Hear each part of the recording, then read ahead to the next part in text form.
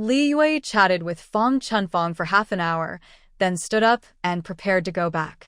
Oh, dear relatives, it's a rare visit for you. Why don't you have dinner before leaving? Fong Chunfong tried to persuade him to stay. No. Xiaomo will come to work in the commune tomorrow, so I have to go back and prepare. Li Wei said. Okay, let's eat next time. Fong Chunfong said with a smile, and then said to Sumo, niece-in-law, when you work in the commune in the future, come back to your aunt's house with Xiaolan for dinner more often. We are all relatives, there is no need to be so polite. Su Emo smiled and nodded, but didn't answer directly. This was also the first time she met Lu Xiaolan's mother-in-law, who seemed quite shrewd. Getting in the car, Li Yue patted Lu Xiaolan's hand and said, come home more often when you have time. With tears in her eyes, Lu Xiaolan knew that her mother had come all the way here to support her, so she nodded quickly. I'll go back next week when I'm on vacation. When the supply and marketing cooperative is not busy, there is one day off a week. After seeing off Li Yue and the others, Fong Chunfong and her daughter returned to their room. The Lu family is likely to rise, as they have produced a group leader. Jingming is a fool with good fortune, as he has married a good family. Fong Chunfong said. Yang Jingming and Lu Xiaolan were in a free love relationship. At the beginning, Fong Chunfong agreed because she saw that Lu Xiaolan's family was not poor and she had a job. She was not dissatisfied with her daughter-in-law except for the fact that she gave birth to a child. Indeed, it was luck. Yang Limin said with a sour tone. It would be great if this was her parents' home, so that she would have more support in her husband's home.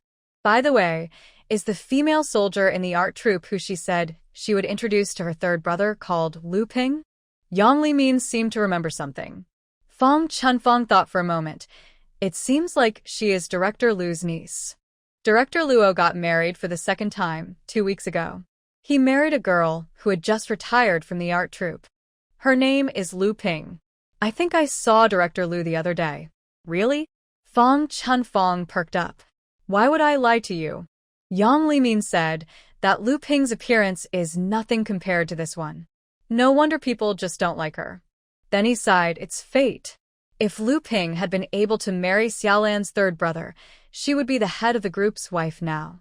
Although the person she is married to now is the director of the Revolutionary Committee, he is also a high-ranking official. But he was almost 50 and his wife had died, so he was remarried. His son got married last year. In terms of appearance, he looked fierce, and he was incomparable to Lu Chongzheng. It's hard for Lu Ping to be willing to do so. If it were her, she wouldn't be willing to do so. So what if she is powerful? The other person can be her father. Don't be fooled by others who flatter her in front of her. They may despise her behind her back. Everyone has their own destiny. If you can't get married, it means you are not destined to be together. Fong Chunfong said, then Lu Ping is probably not a good person either. Who would want to marry a man older than her father as a daughter of a normal family? He is probably also a power-hungry person. Fortunately, they didn't get married, otherwise it would have been difficult for them to take advantage of the situation. On the way back, Li Wei said to Su Emo apologetically, Xiao Emo, I'm really sorry for pulling Secretary Gung's banner just now. Su Emo waved her hand and said, Mom, it's okay. She just boasted a little about their close relationship and didn't do anything else. But Su Emo was a little curious, Mom. Why don't you talk about the long march? Cats go their own way. Dogs go their own way. No one in her family is a soldier, so naturally she would be more concerned about it as she is a cadre. Su Emo smiled and said, even though she doesn't understand officialdom, the life wisdom of ordinary people cannot be ignored. Li Yue sighed. Xiaolan's mother-in-law is quite calculating. At first, I didn't agree with it, but Xiaolan liked it and Jingming was a good kid, so I just let her do it. When I got married, I prepared enough dowry for Xiaolan, for fear that her in-laws would look down on her. Everything was fine at first, and Fong Chunfong was nice to Xiaolan. But then there came a troublemaker sister-in-law who often came back to instigate her mother and sow discord between them, causing Fong Chunfong to act like a mother-in-law. Besides, Xiaolan isn't pregnant yet, and this is why things have turned out like this. She just saw that her daughter was thinner than the last time she saw her, and she felt really distressed. Mother thought that since you guys are promising and have already gone to the commune, you should go and support your sister and give her some advice. Parents are old, and she can only rely on you brothers and sisters-in-law. Mom, don't worry. If anything happens to Xiaolan, we will not ignore her. Su Imo quickly expressed her opinion. A cold light flashed in Lu Changjing's eyes. He really didn't know anything about Lu Xiaolan. It seemed that he had to find time to have a good talk with Yang Jingming. Although Xiaolan grew up in the countryside, she was raised and pampered by her brothers and would not allow others to bully her like this. Arriving at the brigade, they dropped Li Yui off at Lu's house and then went back. Lu Changjing is a good driver. Although the road is not wide, he still drives the car steadily to the side of the yard and parks it. After entering the house, Su Emo saw half a plate of grapes still on the table on the Kong, and her heart skipped a beat. Oops. Su Emo looked at Lu Changjing guiltily, but Lu Changjing seemed not to see her. He simply picked up the 2 large luggage bags that he had thrown on the ground and started packing his things.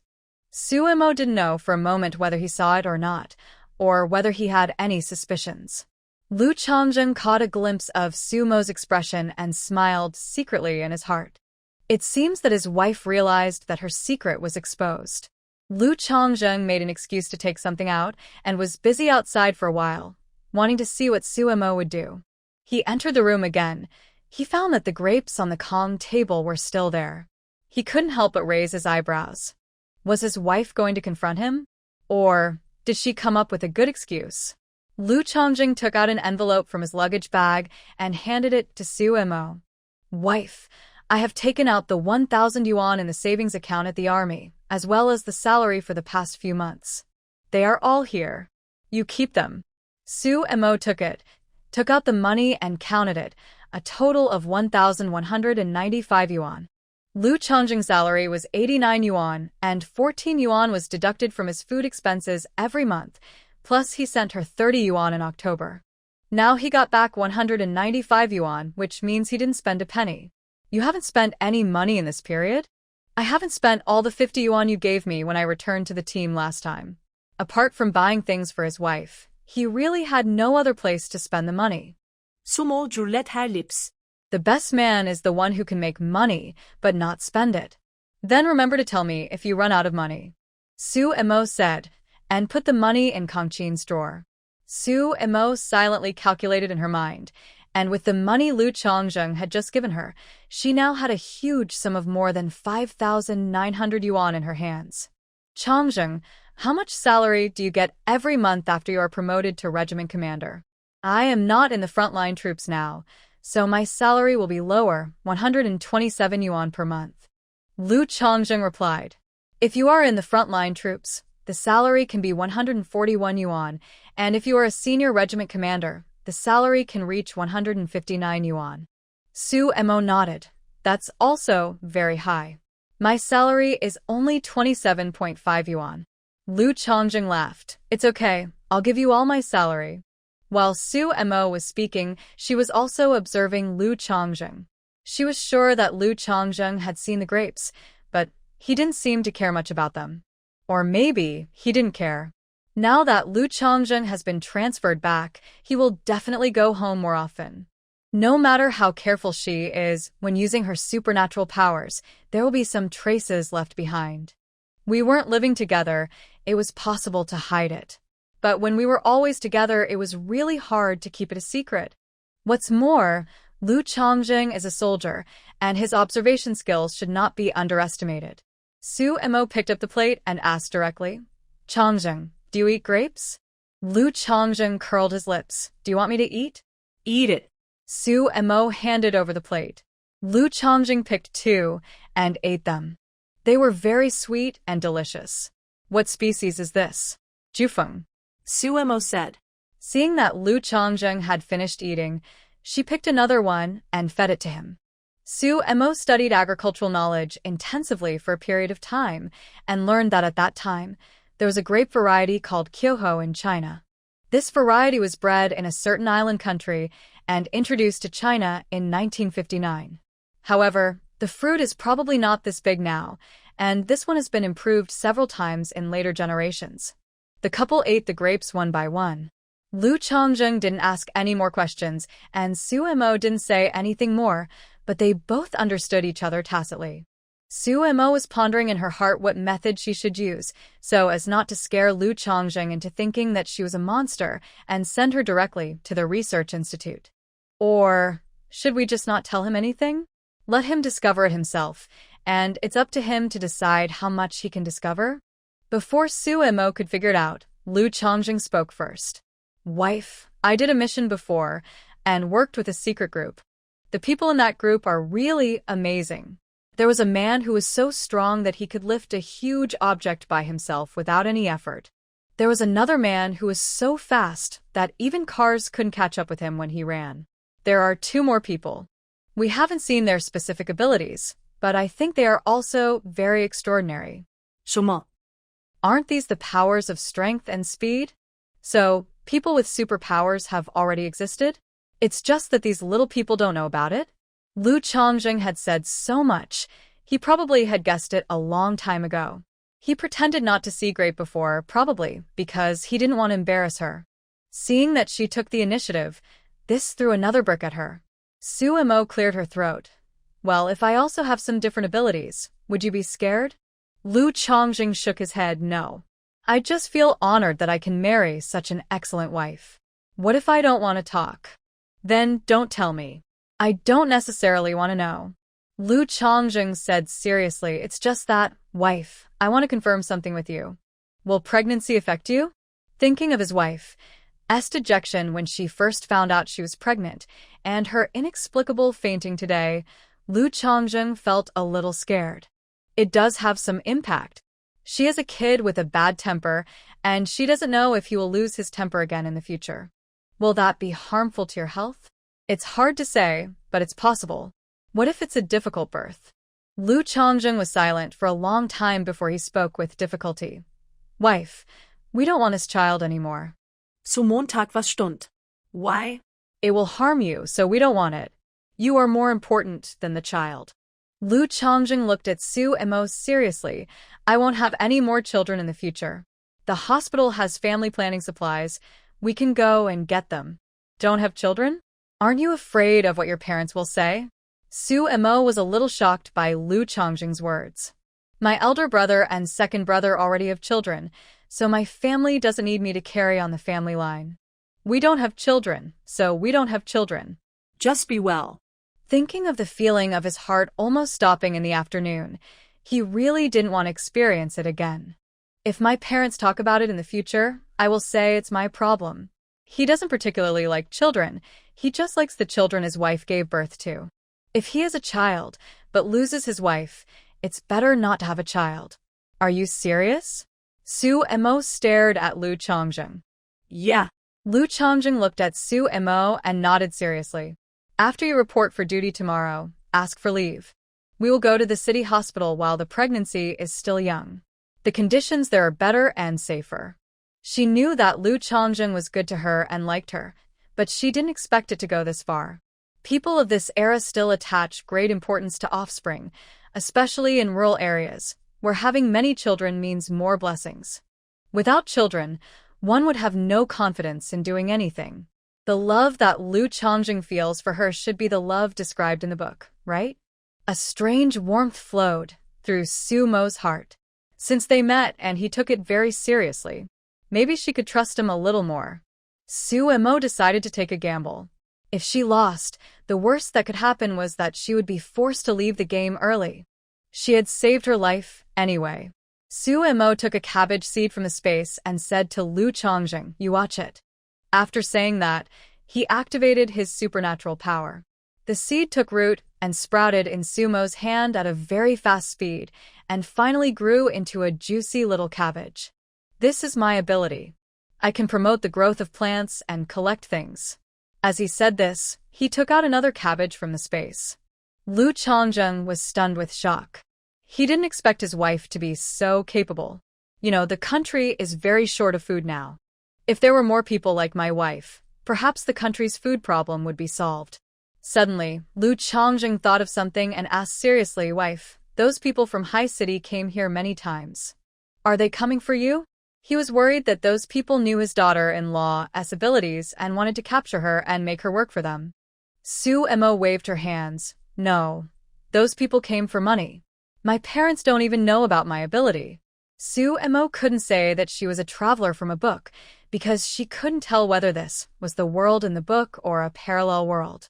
If it's just a book, then the people around her are all alive and well, with flesh and blood, not as simple as paper figures. Suemo made up another excuse. I got this ability after I fell from a building at the beginning of the year and was unconscious for a few days. I only got it after I woke up. Beginning of the year, the original owner did fall from a building and was in a coma for several days. It was only later that I discovered that I had different abilities. I was terrified. I was afraid that others would think I was a monster, so I didn't dare let anyone know. After the founding of the People's Republic of China, animals were no longer allowed to become spirits. I had just figured out some patterns, and before I had time to tell my parents, something happened at home again. Now my parents are in the cowshed, and I dare not tell them, for fear that they will worry. It was only after I heard what you said that I realized there is more than one person like me in this world. Lu Chongzheng digested the information Suemo said and asked, Wife, who else knows about your ability? Besides me, it's you. Lu Chongzheng breathed a sigh of relief and said seriously, Wife, you must keep this ability a secret and don't let anyone know about it. Don't use it outside either. He was afraid that his wife would be careless and accidentally be discovered after hearing from him that there was someone else. It is hard to say what human nature is. Some people may not be able to resist the huge temptation. If this matter is reported to the higher authorities, the daughter-in-law will be in danger. The national situation is so complicated now that people with this kind of ability can easily be targeted by those with ulterior motives. Politics is a gray area, and he doesn't want his wife to be dragged into it and become a bargaining chip in the hands of others. Don't worry, I won't let anyone else know. I told you this because I trust you so much. Men also need to be coaxed occasionally. After hearing this, Lu Chongzheng felt as if his heart was filled with honey. The fact that his wife was willing to tell him such an important secret showed that she already had him in her heart. Lu Chongzheng hugged Suemo and kissed her hard. Don't worry, wife. I will definitely protect you and our parents. He and Gung Chongqing work together, and although they can't be said to be an ironclad team, it's not easy for those people to do anything here. After a short while of being happy, Lu Chongzheng became depressed again when he thought about taking his wife to the hospital tomorrow. Although my wife is more important than my child, it is still a pity that I cannot have a child with my wife. I also feel sad because although the child is not that big yet, it must be very painful to get it out of my stomach. In the evening, Lu Chongzheng cooked again. After that, he boiled a pot of hot water and asked Suemo to take a bath. I'm going to the hospital tomorrow, and I'm afraid I won't be able to touch water for several days. His wife likes cleanliness, so she washed herself in advance. Seeing that there was still some water left, he took the opportunity to wash himself. Looking at Lu Chongzheng sitting on the Kong and wiping his hair with a towel, Suemo suddenly had an urge to get close to him. Those two little guys are very resilient. As long as they move gently, there shouldn't be any impact. Thinking of this, Suemo leaned over, snuggled into his arms, put her arms around his neck, and kissed him. Lu Chongzheng took a deep breath, quickly calmed Suemo, and said in a hoarse voice, Wife, what are you doing? Just sleeping next to her, and now his wife was flirting with him. Was she trying to kill him? Don't you know what I'm doing? Suemo breathed into Lu Chongzheng's ear. Lu Chongzheng felt a surge of anger, and he pushed Suemo away, panting heavily, Wife, stop making trouble. We're going to the hospital tomorrow. Seeing Lu Chongzheng's serious look, Suemo found it funny and actually started to laugh. Under the dim yellow light of the kerosene lamp, Sumo's charming eyes and sweet smile really looked like a fascinating fairy. Lu Chongzheng felt his scalp tingling and quickly looked away. We won't go to the hospital tomorrow, Suemo said. How can that be possible? You can suffer less while the pregnancy is still young. Lu Chongzheng disagreed. No need to go. I'm fine and can give birth to the baby. Wife, stop making trouble. To me, the child is not that important. Don't gamble with your body. Lu Changzheng said seriously. He was afraid that Suemo would ignore her own body for the sake of the child. I'm not making a fuss. I'm serious. I just wanted to see your attitude. I'm fine, and the baby is fine too. If you are really well, why did you faint in the afternoon? Lu Changzheng didn't quite believe it. Suemo leaned over, took Lu Changzheng's hand and placed it on her belly because there is a baby inside. It may have different abilities like me. Suemo roughly explained to him how she used her supernatural powers to nurture the child, which stimulated him, and then accidentally away all her supernatural powers. So, as long as I don't irritate him, it should be fine. Lu Changzheng, I can feel that there are 2 babies in here. Lu Changzheng was stunned. He was surprised at one moment, worried at another. His heart was in turmoil, and his mood went up and down as well. Wife, are you serious? Lu Changzheng asked with trembling lips after a long while. Not everyone can give birth to twins, not to mention that one of them may have different abilities like my wife. The surprise, he felt deeply worried. It's not even 2 months old, yet he already knows how to my wife. I don't know what he will be like if he grows up a little bit more. Wife, are you sure there is no problem? He didn't understand all this. He was afraid that the child would harm his wife when he grew up, but he also secretly hoped that the child could be born. They are his own children. He would never give them up unless it was absolutely necessary. There's probably no problem. I'll always keep an eye on it. Suemo said. These 2 children have never troubled her since she became pregnant, so they must be very well behaved. Okay. Wife, if there is any problem, we won't do it. It's important for you. Although he knew that his wife was not a reckless person, he still gave her such worried advice. Suemo nodded. His heart was relieved. Seeing that Suemo was still sitting, Lu Changzheng said quickly, Wife, don't sit there. Lie down and have a rest. Don't catch a cold. Suemo didn't respond, but just looked at him quietly. Lu Changzheng was a little embarrassed and swallowed his saliva and said, Wife, my mother told me not to do that when you are pregnant. Li Wei was afraid that Lu Changzheng would not take the matter seriously, so she secretly warned him when they were shopping at the supply and marketing cooperative in the afternoon. Fearing that he would be too impetuous, she exaggerated the facts to scare him. Seeing that Lu Changzheng was unmoved, Suemo could only snort and lay down with her back to Lu Changzheng to rest. Lu Changzheng was really miserable.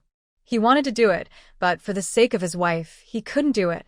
After lying down, Lu Changzheng was afraid of an accidental discharge of the gun, so he stayed an arm's length away from Suemo and did not dare to get too close.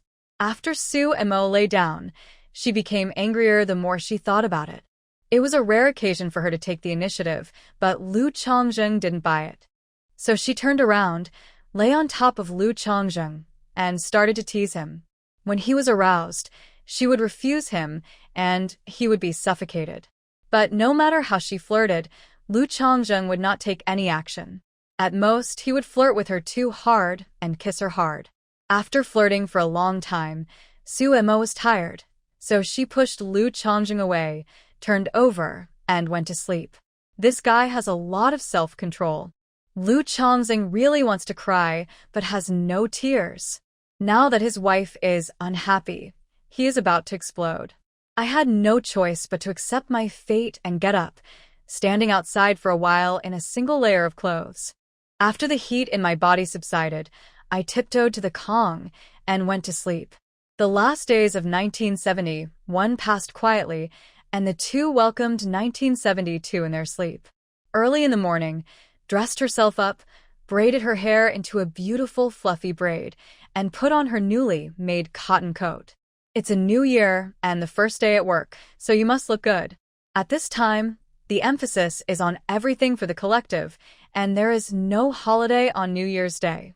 The unit only has 1 day off every Sunday, and there is no rest when it is busy. 2 days off a week, that was a thing after 1995. But Suemo was also lucky. New Year's Day of that year happened to be on Saturday, which meant that she could work for a day and then have a rest. Lu Chongjin got up early in the morning to make breakfast. After finishing, he secretly observed his wife's expression. Seeing that she was not unhappy, he hurried over, hugged her, and kissed her. "Wife, I'm going to ask the doctor today. If it's okay, we can do it tonight." God knows how hard it was for him last night, but his wife slept well. Suemo slapped him away. "You wish. I won't serve you anymore." Lu Chongjing smiled and waited for Suemo to finish her breakfast. Then he drove her to the commune office building and then drove to the city to do his own business. The advance team should arrive today, and the main force will be here in 2 days. Lu Chongjing also has a lot of things to do. Li Hongjun had long been told by Gung Chongqing to take good care of Suemo, so he told the office director Li Yunwang to make sure Suemo was well arranged. Li Yunwang also came early this morning. When Suemo arrived, he enthusiastically took her to the office. Although Sumo's position was not high, she was a special envoy and someone from above took care of her, so the commune actually arranged a separate office for her. The office is on the 2nd floor. Although it is a bit to the side and not very big, it has everything you need, including a desk, chair, filing cabinet, thermos, etc. Researcher Su, this is the office arranged for you. Take a look. If there is anything you need, just tell me and I will arrange it for you. Li Yunwang said with a smile. Her uncle is the county party secretary and her husband is the head of a regiment. She dare not offend such people. Director Li, you are too polite. Just call me Xiao Su. Suemo said quickly. I will take a look later. If there is anything else I need, I will ask you for help. After all, the other party was a clerk at level 22, and she was a small clerk at level 28. She dared not show off in front of others. She still had to give people basic respect. Seeing that the other party was polite, Li Yunwang's smile became more sincere. The office next to yours is occupied by 2 agricultural officials. I wanted to make it easier for you to communicate, so I arranged your office here. Director Li is really thoughtful. Suemo complimented. This is the personnel structure of the commune that I organized. Take a look at it so that you can familiarize yourself with it as soon as possible. Li Yunwang handed the 2 pages of paper in his hand to Suemo, intending to flatter her. Thank you so much, Director Li. Suemo quickly took it with both hands. For her, this was a timely relief. After Li Yunwang left, Suemo went into the office and checked the information he had given her. Hongqi Commune originally had a total of 17 cadres and clerks, and now with her, there are a total of 18 people. Compiled by Li Yunwang, it is roughly divided into 2 systems, similar to the county party secretaries and county governors in later generations. The party committee side, there is 1 secretary, 1 party committee secretary, 1 armed forces minister, 1 armed forces officer, 1 propaganda officer, 1 organizational officer, 1 youth league committee secretary, and 1 women's federation director. On the administrative affairs side, there are the president, office director, civil affairs officer, business management officer, agricultural officer, animal husbandry officer, water conservancy officer, and accountant. Except for the agricultural officer, who is 2 people, the others all have 1 person. Li Yunwang organized it in great detail, clearly describing who holds each position and the general content of the job. Suemo was quite grateful to him. If she had to figure it out on her own, it would have taken her at least a few days. Among these people, Suemo already knew 3 of them. One is the party committee secretary Fu Ming, whom Gung Chongqing had met several times when he was still here. One is Lu Xiaolan's husband, organizational secretary Yang Jingming. There is another one, Li Hongjun, the former president and current secretary. There is no candidate for the new president yet, and I don't know what kind of person the higher-ups will send. Suemo hoped that someone difficult would not be sent. After all, her position was in the Administrative Affairs Department, and the president was her direct supervisor. After reading it, Suemo put away the enamel pot lunchbox she had brought with her, then took the thermos to the commune canteen to get some hot water. The commune canteen is right next to the office building, a fairly large flat floor. The commune's cadres, employees of the commune's collective industries, and employees of other public institutions who don't bring their own meals can all eat here. Suemo asked the lady in the cafeteria how to buy meal tickets so that she wouldn't have problems eating lunch. With the guidance of her elder sister, Suemo found the director of the canteen and bought meal and vegetable tickets for this month. Meal tickets cost 1.5 yuan per pound, and they were all 2 taels each. Sumobo 10 pounds. Vegetable tickets came in 2 types, 5 cents and 10 cents. Suemo bought 20 of each, spending a total of 4.5 yuan. Canteen meal ticket, delete. After the purchase, Suemo hurried back to the office building. After fishing for a while in the office, Fuming came down and called her, saying that Li Hongjun was looking for her. Suemo quickly took her notebook and went upstairs. Still in Gung Chongqing's original office, Li Hongjun first asked Sumo a few questions with concern, and then asked her to write a work plan for the new year. After all, this position did not exist originally. He had asked Gung Chongqing how to arrange Sumo's work. Secretary Gung told him directly to let Sumo write her own work plan. Suemo was naturally happy to do so. She thought it would be best if she could arrange her own work. After returning to the office, she began to write furiously. When it was time for dinner, Suemo quickly took her lunchbox and went to the commune canteen. When we got to the cafeteria, we saw that there were quite a lot of people. Commune canteen, deleted if infringed, Suemo felt a bit like Granny Lu entering the Grand View Garden. She found everything new to her. After all, it was her first time eating in the canteen. Suemo followed the line and ordered her staple food first. Today's staple food was steamed buns, and each ticket cost 2 taels. She saw that female comrades usually ordered 1, but she could eat now, so she ordered 2. Vegetables cost 5 cents a portion, and there were not many vegetables in winter, only Chinese cabbage. It was the first time for Suemo to eat in the cafeteria, so she asked for 1 too. There were 2 meat stir-fried dishes, one with winter melon and meat, and one with carrot and meat.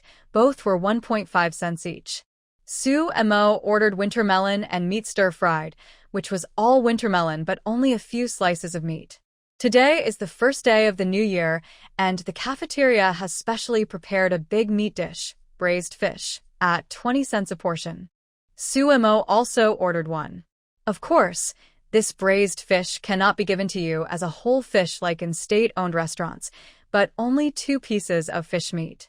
After eating, Suemo secretly sighed that the food in this commune canteen was quite good.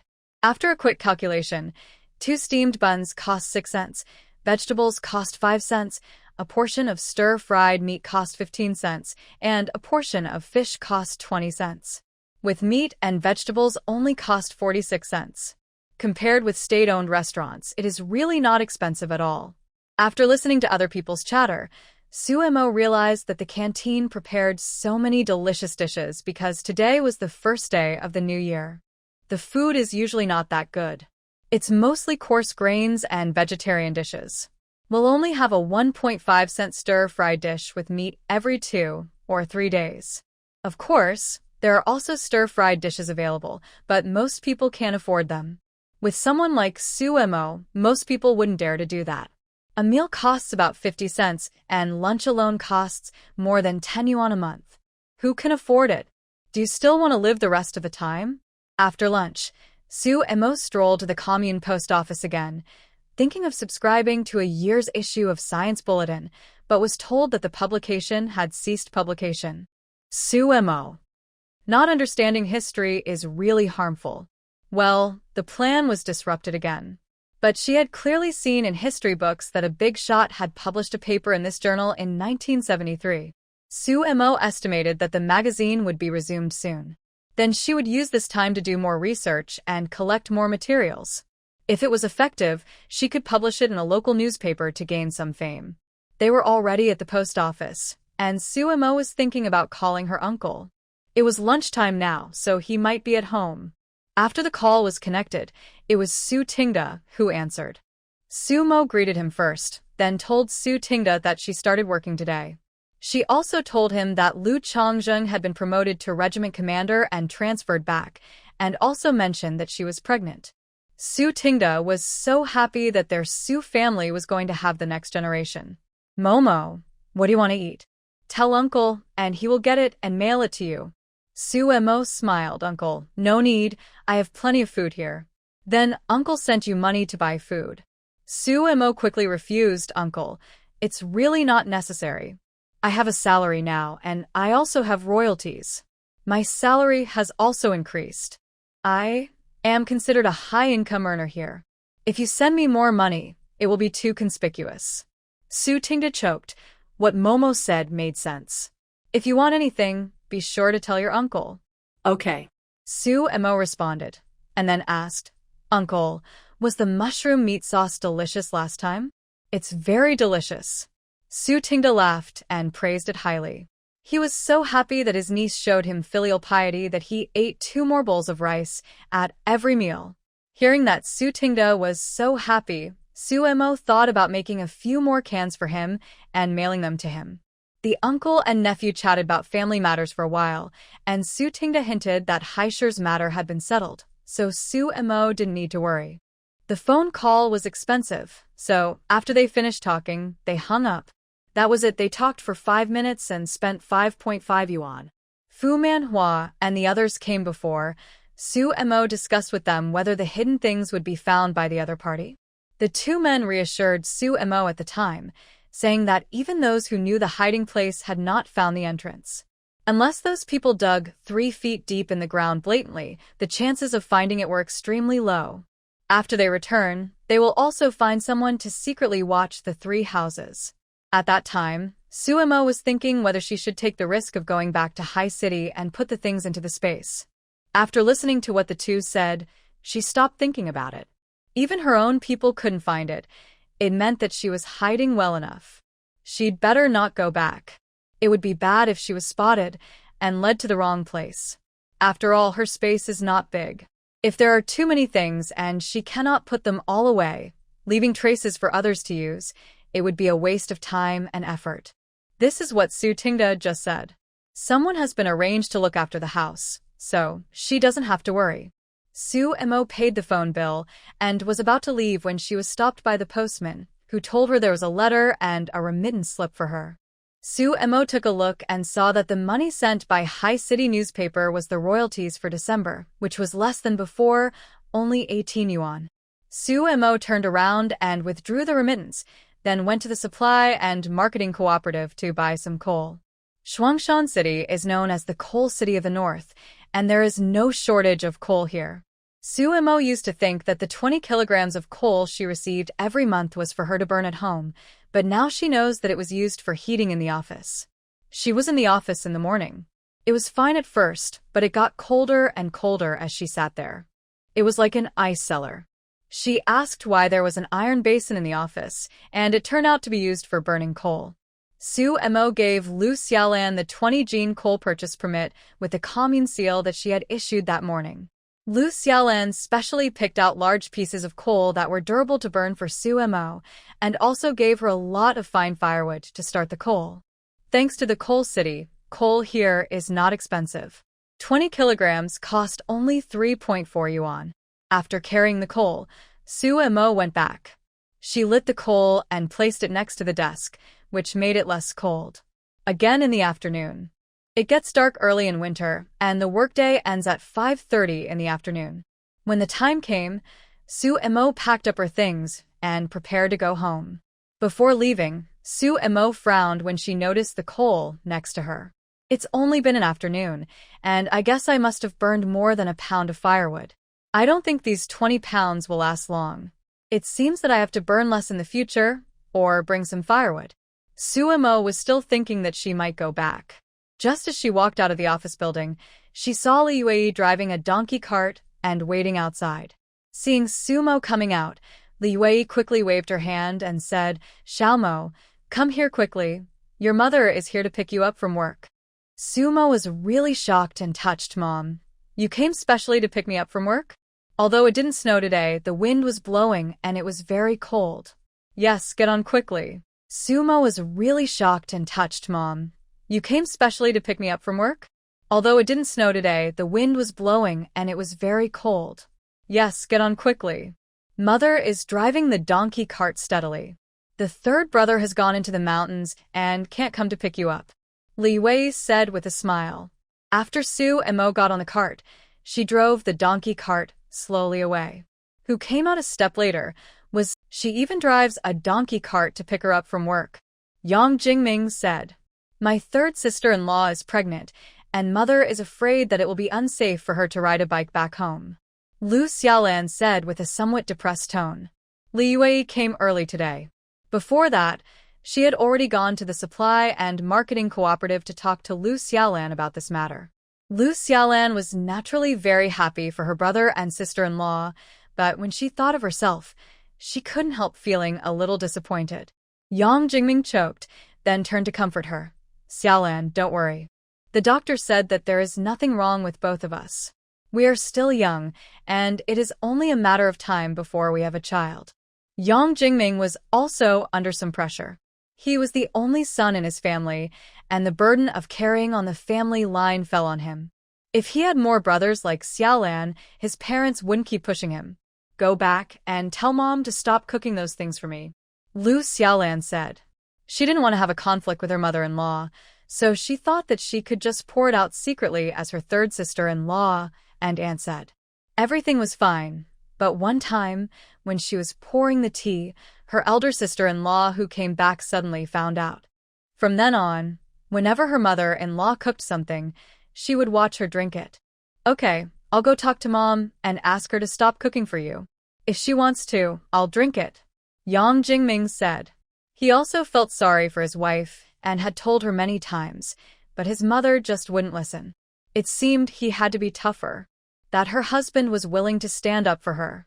"Forget it, your mother-in-law is not your own mother, so how can you expect her to be good to you? As long as your husband understands and cares about you, you can just make do with it." On the way back, Li Wei said to Sumo, "Xiaomo, from now on, when you go to and from work, your mother will drive the donkey cart to take you there." Sumo waved her hands repeatedly. "Mom, no need, I can just ride my bike here, it only takes half an hour. The roads are slippery in snowy weather and it's unsafe to ride a bike, and you're pregnant. Your father and I have discussed it, and it's settled." Li Wei made the final decision. "Mom, it's okay, It's so cold. How can I let an old lady go out in the wind and snow? Xiaoma, if you go there by bike, Mom will be worried at home. It's winter now anyway, and Mom doesn't have much to do." Li Wei waved her hand. Sumo tried to persuade her a few more times, but Li Wei remained unmoved, so Sumo thought of asking Lu Chongjing to talk to her. She really didn't think there was anything wrong with riding a bicycle back and forth. After arriving home, Sumo went into the house and picked a lot of vegetables and asked Li Wei to take them home. The second crop will probably be ready to eat in half a month. The first crop should be destroyed immediately. After having a good lunch, Sumo made a simple dumpling soup for dinner and ate 2 large bowls of it. She put the rest in a bowl and kept it warm in the pot so that Lu Chongjing could have some if he came back. Around 9 o'clock, Lu Chongjing came back, looking exhausted. Sumo quickly brought out the dumpling soup and asked him to eat it. When Lu Chongjing saw that there were tomatoes inside, he raised his eyebrows. It seemed that his wife really had hidden a lot of things. While eating, Lu Chongjing took out a few coupons from his pocket and gave them to Sumo. Sumo took them and saw that they were coal purchase coupons with the seal of Qingxi County. Sumo was delighted. "How do you know I don't have enough coal?" Lu Chongjing coughed awkwardly. "I met Secretary Gung today, and he asked me to give this to you." It seems that he still needs to be nicer to his wife. He is not as good as an uncle. Sumo curled her lips and decided to make some for Uncle Gung while she was making mushroom meat sauce for her uncle. "Wife, if you need anything, just tell me, and I will find a way to get it for you," Lu Chongjing said seriously. He was afraid that he would be too busy and ignore his wife's needs. "Okay, I really have something I want. Can you use your connections to buy me a camera?" Sumo said. Cameras in Qingxi County. They're only available in big cities like Shanghai and Beijing, and maybe in Harbin as well. Sumo wants to write a research report, so she has to record the growth status of crops at all times. It would be convenient to have a camera to take pictures and record. "Okay, I'll get it," Lu Chongjing responded quickly. Sumo took out 200 yuan from the space and handed it to Lu Chongjing. "Take the money. We won't take advantage of others. They didn't have tickets, so they must have to pay more. Actually, the original owner had a camera bought 2 years ago, a Seagull camera for 120 or 125 renminbi. But he was in a hurry when he went to the countryside and didn't bring it with him. After Manhwa and his friends returned to the house, they didn't see it either. It was probably taken away by those people. Although he knew that his wife had different abilities, Lu Changzheng was still very curious when he saw Su Imo conjure money out of thin air. After taking the money and putting it in his pocket, Lu Changzheng asked, "Wife, what is your storage space like? Is it big?" "It's just a box-like space, not big, about 1/3 the size of a living room," Su Imo said.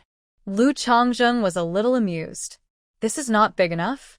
It can hold a lot of things. His wife is quite generous." Having said that, Su Imo thought about packaging things again so that it would be more convenient to take out and use some things from the future in the space in the future. This space seems to have been used by someone before. There are many things in it that I have never seen before. It seems to be from the future. Shumotok nonsense seriously. Look at this. Su Imo drew the curtains, closed the door, took out a rechargeable desk lamp, turned it on, and the bright incandescent light filled most of the room. Lu Changzheng was shocked. He had seen many white fluorescent lamps like this before, as they were installed in many important places in the army, but this was the first time he had seen such a small one. Lu Changzheng didn't even bother to eat and took it to study it. The material and appearance are definitely not what our country has now. They may be available in foreign countries, but the text printed under the base of this lamp is in Chinese. Then, Su Imo took out a professional book titled Research on Breeding Technology of High Quality and High Yield Wheat and Cultivation of New Varieties and handed it to Lu Changzheng. "Look at its publication date." Lu Changzheng was shocked when he took it. This kind of color printing technology was simply beyond the current level of our country. He opened the book and looked at the publication date, which was actually 2011. Afterwards, Su Imo took out a few more books as well as rice flour, shampoo, shower gel, cosmetics, etc., things that were obviously not from this era, and handed them to Lu Changzheng one by one to look at. After Su Imo took out the solar panels and batteries, Lu Changzheng was so shocked that he was speechless. He could easily accept that his wife had different abilities. After all, he had seen people of the same kind before. But he really needs some time to accept this bunch of things from the future. My wife was quite receptive. She kept such a big secret by herself and didn't let any of it leak out. No wonder she wanted a position as an agricultural researcher. She probably wanted to promote these advanced technologies through learning and using her abilities. At night, Lu Changzheng did not sleep either. He turned on the desk lamp and read books from later generations without sleeping or eating.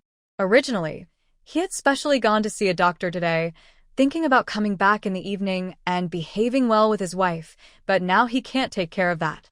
Su Imo didn't have the problem of not being able to sleep with the lights on, so she just let him do it. However, she also told him to go to bed early as she wanted to go to the cowshed early the next morning and asked him to cover for her. Qingxi County, a certain compound. From the dim bedroom, the soft moans of a woman and the heavy breathing of a man were heard. They lasted for a long time before they stopped. After a while, the sound rang out again. This time the woman's moan was no longer gentle, but gradually became painful until it became a shrill and sharp sound. The sound stopped and continued until late at night. After making sure that the man next to her was asleep, Lu Ping secretly got up and ran to the bathroom to retch. This disgusting old pervert has been tormenting her in different ways every day since they got married. Originally, she thought that he was a high-ranking official and a top figure in Qingxi County, so she endured it. However, she actually saw Lu Changzheng today. After asking around, she found out that he had been promoted to regiment leader and came to Qingxi County to be in charge of gold mining. After Lu Changzheng refused to meet her, she was no longer in the mood to look for a partner in Qingxi County. She hurried back to the army, thinking of finding someone else in the army. But before she could find a suitable candidate, the army's discharge notice came, so she had to retire and return to Qingxi County, becoming an ordinary employee. She was unwilling to be stepped on by others, so she tried her best to hook up with Director Luo and successfully got him to marry her. As long as she can stand in a high position, she doesn't care about anything else. Even if there are gossips, so what? People only dare to say it behind her back. Who dares to say it to her face? She was living a good life. Why should she see Lu Chongjing again? If they had been able to meet each other successfully, she would be the captain's wife now. She also doesn't have to marry an old man and endure his disgusting habits every day. Besides, Lu Chongjing is still young and has a bright future ahead of him, while her current husband is already in his twilight years and probably won't live long in his life. Lu Ping's face was distorted, and she was so jealous that her body was breaking apart. It was all that S' fault. She stole everything from her. The next day, Su Mo got up at around 4 o'clock and prepared to go to the cowshed. She hadn't been there for a month.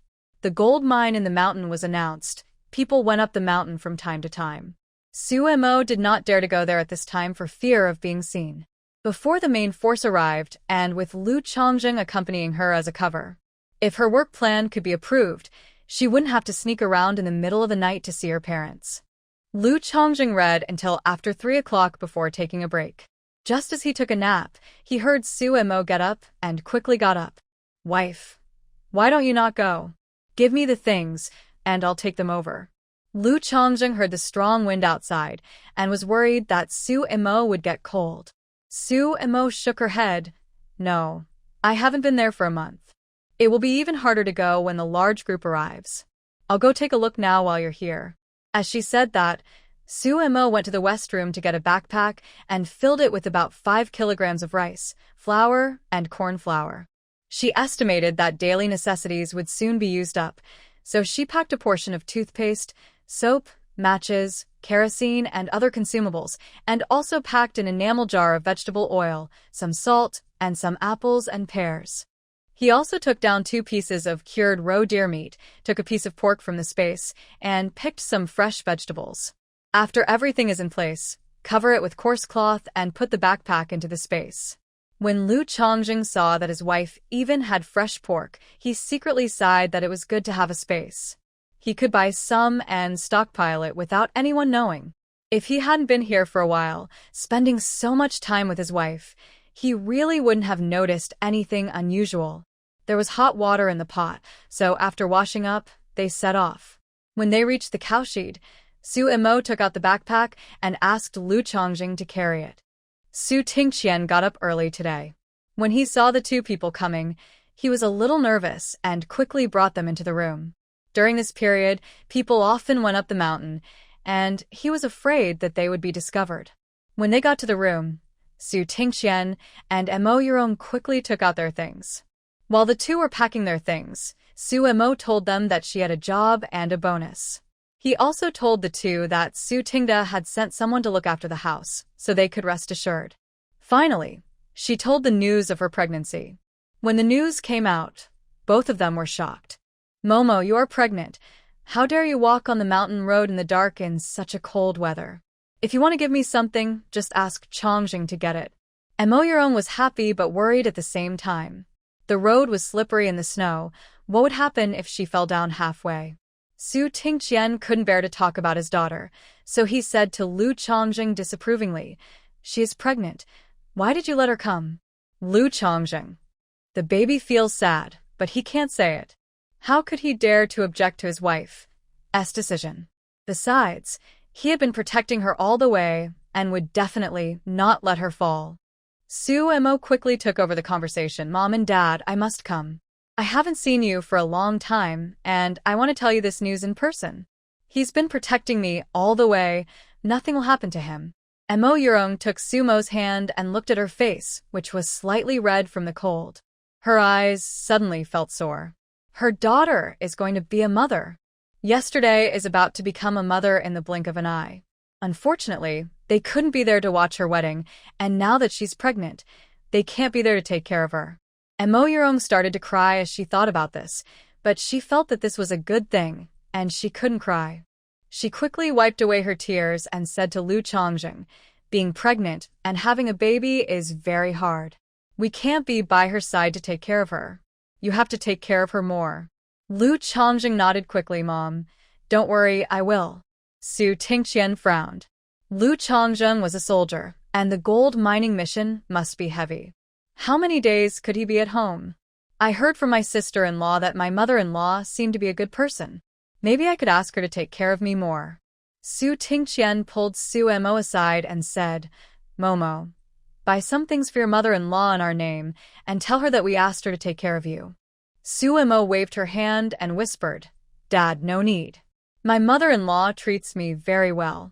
I'm working now, and she's afraid that I'll fall off my bike, so she drives a donkey cart to pick me up every day. Real? Sumo nodded quickly. Su Tingqian breathed a sigh of relief. It seemed that his mother-in-law was a good person. You should buy her a gift for us. She has worked hard to take care of you, so we should be courteous and considerate. Okay. Sumo agreed. Even if someone was nice to her, she couldn't let them work for nothing. It was almost dawn now, and the two of them were afraid that they would run into someone on their way back, so they chatted for a few words and quickly let them go.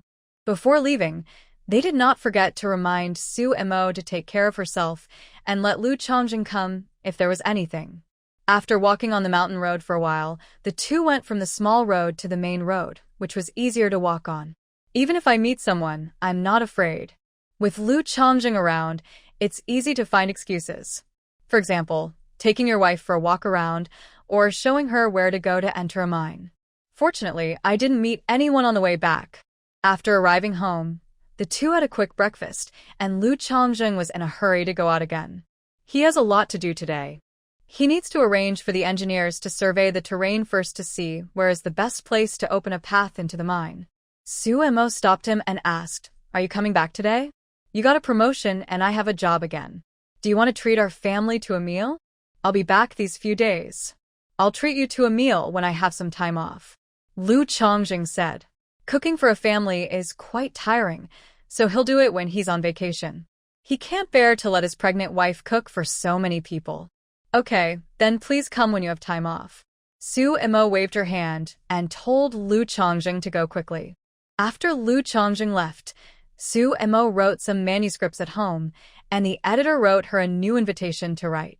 He also told her that the newspaper had been in turmoil recently, so he might not be able to pay her too much recently. After the turmoil was over, he would find a way to make it up to her. Su Mo still trusted this editor. After all, they had worked together for so long. After finishing writing an article, Su Mo took out hazel mushrooms and pork from the space and made 3 large jars of mushroom meat sauce. The jar was taken out of her space, and there was no mark of the later generations. It seems that I have to buy some canned fruits in the future, otherwise I will have no bottles to store things. On the second day, Su Mo still took Lu Chongjing's car to the commune in the morning. In the car, Su Mo told him that Li Yue was going to pick her up from get off work and asked him to persuade her. Unexpectedly, after listening to her, Lu Chongjing agreed very much. Su Montag was speechless. What a great son. A new week, and it's customary to hold a regular meeting. Su Mo finally met all the cadres and workers of the commune. There were 18 people in total, and including her there were only 4 female comrades. The rest were all men. Before the meeting, Li Hongjun introduced Su Mo to everyone. Then, another breaking news was announced. The appointment document for the president has come down. The new president is named Gong Yi. He was transferred from High City and will take up the post within a week. When Su Mo heard this, she was really, the original book come here? There was no time to worry about it, so Su Mo started the meeting seriously. Because there were new people, everyone introduced themselves before reporting on their work, and Su Mo also matched the people with what she had learned yesterday. The 3 female comrades are Lu Guangying, director of the Women's Federation, Lu Shuzhen, a civil affairs officer, and Song Guanghui, an accountant. When Su Mo saw Song Guanghui, she thought he was a gay man, but she didn't expect him to be a woman. She didn't know if it was an illusion, but she always felt that Director Lu's way of looking at her was a little strange, and she had a hunch that this person didn't seem to like her very much. Although she is not worth RMB, she is loved by everyone. But when she just arrived, some old colleagues disliked her, which made her more motivated. There are many twists and turns in the officialdom. As a newcomer, she should always be vigilant to avoid being tripped up by others and affecting her future work. She was very sure that she had never seen this person before and didn't know how she had offended her. Lu Guangying had complicated feelings towards Su Mo. He couldn't say that he resented her, but he just couldn't stand her. If she hadn't interfered at the beginning, her niece would have been able to marry Lu Chongjing smoothly, and she wouldn't have to marry an old man now, and the family wouldn't have been in such a mess. Lu Ping wanted to marry Director Luo, but Lu's father and mother disagreed and fainted several times out of anger. But in the end, they could not change their daughter and the power, so they had to accept it. The two of them stay at home every day and dare not go anywhere for fear of being gossiped about. Even Lu Guangying sometimes felt ashamed. Although others complimented her in person, she didn't know how to interpret it when they turned around. She had heard it several times, not to mention her brother and sister-in-law. Her husband also advised her to have less contact with her parents' family, so as to avoid getting into trouble instead of gaining any benefits. Su Mo is really lucky. In just a few months, she became the wife of the group leader and also got a job. Although insiders knew that the gold mine was discovered by Su Mo, outsiders believed that it was Lu Chongjing who discovered the gold mine, and he took the opportunity to bring his wife and Yu family into the relationship. It is said that rewards should be given according to merit, and Lu Chongjing received the most rewards, which shows that he made the greatest contribution. After the meeting, on the way back to the office, Li Yunwang smiled and said to Su Mo, "This tradition of holding meetings every Monday was left by Secretary Geng. During the agricultural production period, the branch secretaries and team leaders of each brigade also have to report on their work every week. Now that we are in hibernation, they only report once every 2 weeks. This afternoon, cadres from all the teams will come here. If you want to learn about the work of the teams, you can come and listen." "Okay, thank you, Director Li." Su Mo thanked with a sweet smile. She was very grateful for Director Li's kind advice. Returning to the office, Su Mo started to think about it. She remembered that the male protagonist Gong Yi had always been in High City. After the reform and opening up, he became the mayor of High City. After that, he had a smooth career and finally reached the top of the central government. Su Mo also didn't know whether this Gong Yi was the same Gong Yi. But Gong is not a famous surname, and he came from High City, so it is very likely that he is the male protagonist. If the male protagonist comes here, won't Yang soon follow him? Su Mo really wanted to blood. She hoped it couldn't be what she guessed. At noon, Su Mo went to the cafeteria with a lot on her mind, and the dishes were indeed not that rich. The staple food is rice. The vegetarian dishes are fried radish and spicy cabbage, and there are also fried tofu and stewed bones with sauerkraut. Expensive meat dishes include braised pork, which is 30 cents a small plate, not much, just a few plates. Su Mo was rich and pregnant, so she naturally ate well. She ordered 2 tails of staple food, 1 stir-fried tofu, and a dish of braised pork. Fried tofu costs 1 cent, so this meal cost 43 cents. After dinner, Su Mo went to the post office to mail the 2 cans of mushroom meat sauce to Su Tingda. Geng Chongqing had asked Lu Chongjing to take them there this morning. Then I went to the supply and marketing cooperative and bought 3 cans of yellow peaches for 2 yuan each. Now that she didn't go to the county town anymore, she had no excuse to bring out fresh fruit, so she bought canned fruit to send to the old man. She remembered that Lu Xiaolan said that Lu Boming loved to eat canned yellow peaches. In the afternoon, Su Mo took a notebook and went to the conference room to listen to the work reports of the cadres from various teams. I had a better understanding of the overall situation of the entire commune, and my admiration for Geng Chongqing increased silently in my heart. At the meeting, Su Mo also saw another side of Lu Qinggan. She didn't expect that her father-in-law, who usually didn't talk much, was so eloquent. When competing with other brigades for fertilizer quotas, he and Lu Baogua cooperated perfectly. Su Mo felt that it was a pity that these 2 people did not perform crosstalk. In the future, this would be at least the level of a master. In addition to the fertilizer share, the Lujia village brigade also has another mission this time. That is to select a tractor driver and send him to the Agricultural Machinery Institute for training. Of spring, the tractors awarded by the county will be delivered. Other brigades were extremely envious. Hongqi Commune only had 3 tractors, and everyone had to queue up if they wanted to do anything.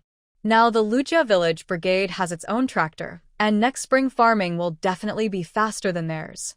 Because there are so many people in the team, by the time it's over it will be almost 5 o'clock in the afternoon. Lu Bagua came out and sat on the donkey cart, waiting for Lu Qinggan to drive the cart. But he found that the old man was smoking a cigarette and didn't move at all. "Why don't you leave? It's going to get dark soon." Lu Qinggan rolled another cigarette and handed it to Lu Bagua. "Wait a minute. Wait until my daughter-in-law gets off work, and then we'll go home together." Lu Bagua. He asked why the old man was so nice today that he didn't ride his bicycle but drove a donkey cart. Could it be that he wanted to pick up his daughter-in-law? "I heard a few days ago that you gave the brigade 2 yuan a month to rent the brigade's donkey cart. Isn't it just for your daughter-in-law to go to work?" Lu Qinggan nodded. Lu Bagua was really shocked. "Doesn't your third sister have a bicycle? Why don't you just let her ride it by herself? Wouldn't it be a hassle for you to catch the bus? And it costs money. This favorite daughter-in-law can't be pampered like this, right? Although the third child is the most promising, if you only favor one child over the other 2 families will surely have complaints after a while. Then the family will be in turmoil, and there will be a lot of headaches. My daughter-in-law is pregnant, and the roads are slippery in the snow. My husband is worried about its safety," Lu Qingyan said. When Lu Bagua heard this, he thought that this made sense.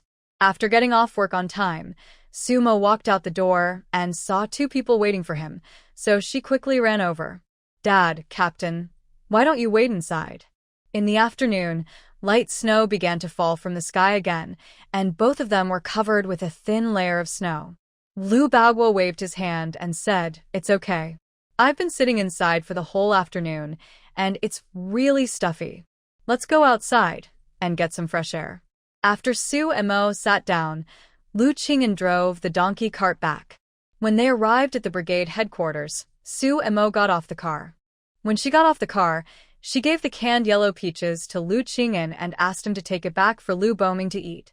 The days passed by, and in the blink of an eye it was Saturday again. The large force arrived 3 days ago. Lu Chongjing has never returned home since then. Sumo is picked up and dropped off by Li Yue on a donkey cart when she goes to and from work. The Hongqi commune is now extremely lively, with a sudden increase in the flow of people. Military vehicles carrying things pass by from time to time, and people in green military uniforms can be seen everywhere. In addition, there are many reporters from other places who come to interview, as well as some salesmen from local companies with a keen sense of smell. Hongqi Commune has a guest house with 5 or 6 rooms, which is usually used to receive staff from various units and outsiders who come to the commune for business. This time it was also borrowed out for important engineers to live in. Even the supply and marketing cooperative transferred a large amount of goods to ensure supply, and Lu Xiaolan became busy again. It was the cafeteria. As more people came, the dishes gradually became more abundant. Su and Mo had a big appetite, and with the good dishes, she would basically spend about 40 cents on lunch every time. I bought tickets for $4.50 last time, and there are only a few left. After dinner, Su and Mo went to buy another 10 yuan meal ticket, all of which were food tickets. Last time, she bought 10 kilograms of food tickets, which was enough for a month. She estimated that she spent 10 yuan a month on lunch alone. 3 meals a day, lunch alone took up 1/3 of her salary. It's a good thing that I don't have to raise a child for the time being. Otherwise, I would probably starve to death if I relied on Sumo's salary. To buy food coupons, you just need to pay, but to buy meal coupons, you have to deduct from your grain book. She has 27 kilograms of grain per month, and she used 10 kilograms to buy meal coupons, so she only has 17 kilograms left. 17 kilograms of food, including breakfast and dinner, and 4 days of rest. In total, each meal is more than 2 taels, which is just enough for one person. However, she has special abilities, and the team has distributed food to her before, so she is not worried even if she still has to take care of the cowshed. It is said that if you take 100 steps after a meal, you will live to be 99. After dinner, Su and Mo strolled to the supply and marketing cooperative again, and happened to see Lu Xiaolan sorting out wool, some of which was red, and the color was quite bright and pretty. She was thinking about what to buy for Li Yue, so she decided to buy some wool and knit her a sweater. She had written her work plan to Li Hongjun 2 days ago, and he agreed with it. But now it was winter, and many of her plans could not be implemented for the time being, so now she was quite free. She saw Lu Shuzhen knitting a sweater in the office 2 days ago. Well, although it is not a good habit to follow the trend, it is okay to knit secretly when you are free. Xiaolan, how much is this wool? Su Mo asked, pointing at the red one. This is a medium coarse blended yarn, 13.94 yuan per pound. sumó nadie. It was much cheaper than the one she bought for Lu Chongzheng, and it didn't seem to make much difference when she touched it. Then give me 2 kilograms of the red one. Su Mo said. Third sister-in-law, do you want to knit a sweater? If you are not in a hurry, you can wait and see if there are any defective threads. Although the color is not as good, the price is half cheaper. Lu Xiaolan said. Every year before the Chinese New Year, their supply and marketing cooperative would receive some defective products, which would be given priority to their internal staff as a New Year benefit. No, I think this color is very nice. I bought it to knit for my mother. This red color is festive to wear during the New Year. Su Mo said with a smile.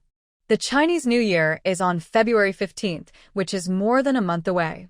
If I finish knitting it, it will be just the right time to wear it during the Chinese New Year. But if there are any defective threads, buy some and knit them for your parents to wear so that they won't have holes. If there are any defective threads, please leave some for me, and I will knit it for your third brother to wear. Lu Xiaolan smiled secretly. It seemed that the third brother's status in the third sister-in-law's heart was not as good as her mother's. Even though he was such a big leader, he could only wear defective lines. Lu Xiaolan gave the wool to Su Mo, and Su Mo took the opportunity to buy 2 enamel pots, saying that they would be placed in the office. Giving the money and the bill to Lu Xiaolan, Su Mo returned with her things, having spent a total of 29.84 yuan and 6 industrial coupons. As they approached the office building, a car slowly stopped at the door. A man in a gray cotton jacket got out of the back seat, stopped, saw Su Mo, and smiled kindly. The man was quite tall, probably about 1.80 meters, and looked quite handsome. Su Mo thought it was another engineer sent to mine gold, so she smiled kindly, nodded, and went into the office building. When she arrived at the office, Su Mo kept one of the enamel pots in the office and kept the other in storage space. She often had to take things to the cowshed, so she had to prepare more of these things that could be stored.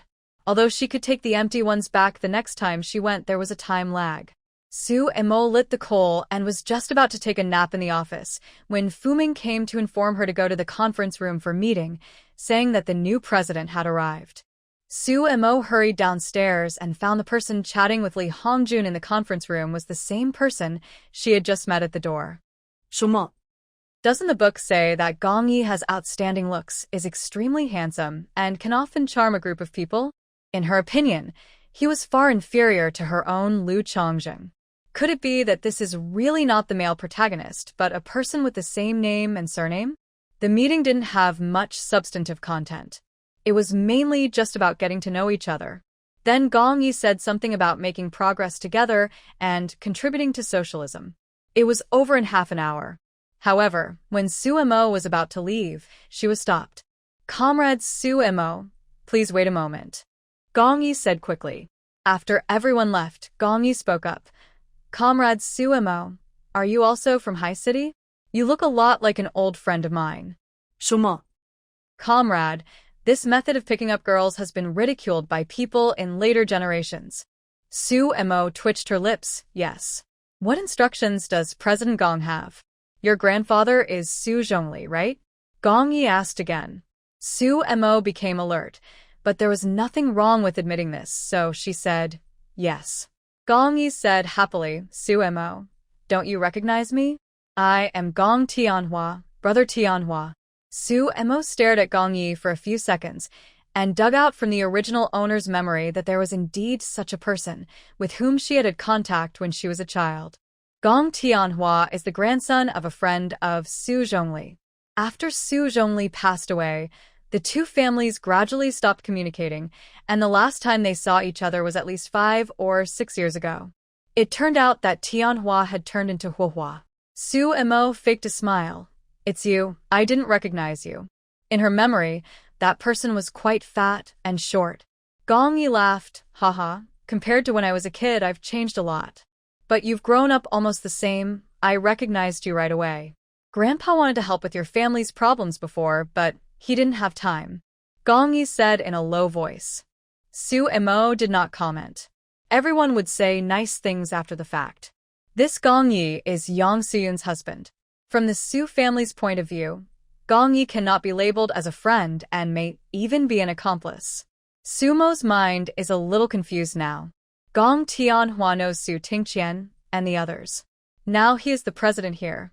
If he goes to the cowshed one day, won't he be able to recognize my parents? I heard that you went to the countryside as an educated youth. I didn't expect that we would meet here by chance.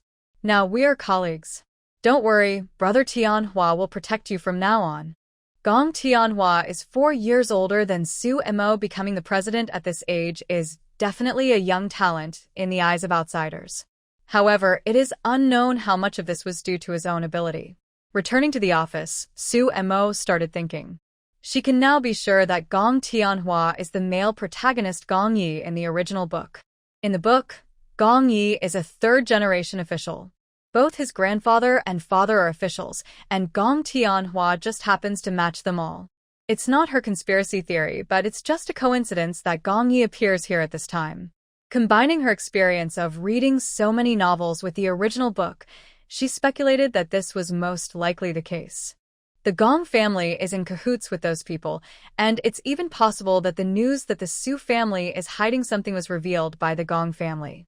After all, when Su Zhongli was still alive, Mr. Gong had a good relationship with him, so it was possible that he accidentally found out something. Original book. It seems that not long after Yang Xun got the things, Gong Yi and she met, then fell in love with each other, and finally got married. They divorced in the early days of reform and opening up. At that time, Yang Xun seemed to have sold the 2 houses where the things were hidden. She looked at it from a god's perspective and thought that Yang Xun was a chess piece in their hands. When they wanted something, they would marry her, and when they got what they wanted, they would kick her away. The main reason for the 2 people's divorce in the book was that they had no children. But after they remarried, Yang Xun was almost 30 years old, but she soon had a child. Although medicine was more advanced at that time, it was still a little tricky. She couldn't get pregnant in the first few years, but she got pregnant after remarrying? As for why it was Yang Xun who came to collect the body of the original owner and thus obtain the inheritance in the original book, it remains an unsolved mystery to this day. The more Su Mo thought about it, the more she felt something was wrong. Looking at Gong Ye's enthusiastic attitude, could it be that he was coming for her? Could it be that he wanted to use the tactics used to deal with Yang Xun in the original book on her? Didn't they know she was married? Or were they so stubborn as to want to destroy the military marriage? Su Mo instinctively felt that she should inform her uncle as soon as possible, lest he have any contact with the Gong family and fall into the trap. Finally getting off work, Su Mo and Li Yue informed each other and then hurried to the post office to call Su Tingda. She didn't know if anyone was home at this time, so she could only try her luck. Fortunately, Su Yichen was at home. Su Mo told him about Gong Ye's appointment as the president here. To avoid being overheard, Su Mo did not dare to say it too clearly and could only hint at it vaguely. When others heard this, they would only think that Su Mo was happy because she had another acquaintance to rely on. Fortunately, Su Yichen understood her hint and said that he knew and would go to congratulate her. He even emphasized the word congratulations. Seeing that her brother understood, Su Mo also breathed a sigh of relief. In the evening, after Su Tingda returned home, Su Yichen told him about this. Not to mention, Su Tingda and the Gong family did occasionally have contact. Although the 2 families no longer had contact in public, they still had contact in private. When Gong Yi went there to take up his post, Mr. Gong even called him and asked Geng Chongqing to give him some advice. In exchange, he also gave him some convenience in High City. I had someone tamper with the address where your uncle and his men were assigned. It's possible that they don't know about it. Su Tingda said in a deep voice, unless he made a special investigation. Brother is not in this circle and Mr. Gong doesn't pay much attention to him and hasn't taken the trouble to investigate. No problem, Xiaoma wouldn't call on the same day. She was the first one to find out about the Yang family's affairs. Su Yichen reminded. After seeing Su Mo's changes, Su Yichen instinctively trusted her. Okay, I understand. I'll pay attention to it. Su Tinde agreed. If this is the case, some plans will have to be adjusted. Since Fu Manhwa came back, the couple worked together and secretly contacted many people and also got in touch with the Southern Marshal. Everything just needs to wait for the deployment from above and the opportunity. He had originally wanted to observe and see if the Gong family was capable. They could also pull them on board. After all, Mr. Gong has a pretty good relationship with his father, and they have occasionally helped each other over the years. In this case, forget it. In extraordinary times, we must be extremely careful. Thinking of this, Su Tingda quickly called Gung Chongqing. At night, Su Mo was sleeping soundly when she suddenly felt a surge of supernatural power, quickly flowing towards her abdomen. Su Mo was startled, thinking that the little guy was going to absorb the supernatural power again. However, when the power reached the lower abdomen, it was not absorbed, but instead circled around the two embryos. After a while, Su Mo also sensed a slight energy fluctuation on the other embryo. Su Mo. Is this going to require two people with special abilities? Before Su Mo could investigate further, the swirling supernatural power was away by the grumpy little guy, but it only lasted for a moment before it fed back an even more powerful energy. With the help of this energy, Su Mo's supernatural power rushed to the late first level and even had a tendency to go to the second level. Su Mo quickly calmed down and tried to stabilize the energy. In the end, the ability stayed at the late first stage but was not far from the second stage. Su Mo didn't expect to have such a gain. In the end times, even with the help of crystal cores, it would take more than half a year to go from level 1 to level 2. Since winter, she has not absorbed the energy of plants and has relied on using her powers more to upgrade them naturally. At the current rate, it will take at least half a year to reach the late stage of the first stage. I didn't expect this little guy to be so powerful. The feedback from a tiny embryo can raise her supernatural power to a small level. Could this be some important person? Having read so many novels and having experienced traveling through books, Su Mo couldn't help but feel a little bit excited. Maybe she was pregnant with some extraordinary person? Although she appeared calm in front of Lu Chongjing, she was actually a little scared inside. After all, she couldn't control this matter. She could only hope that the child was good and prepare for the worst. Now it seems that this child is a good one. Su Mo stroked her belly and whispered, "Thank you." Su Mo clearly felt a slight energy fluctuation, as if the little guy was telling her you're welcome. After that, the little guy seemed to be tired and slowly became quiet. Su Mo quickly used her special powers to warm the two little guys for a while.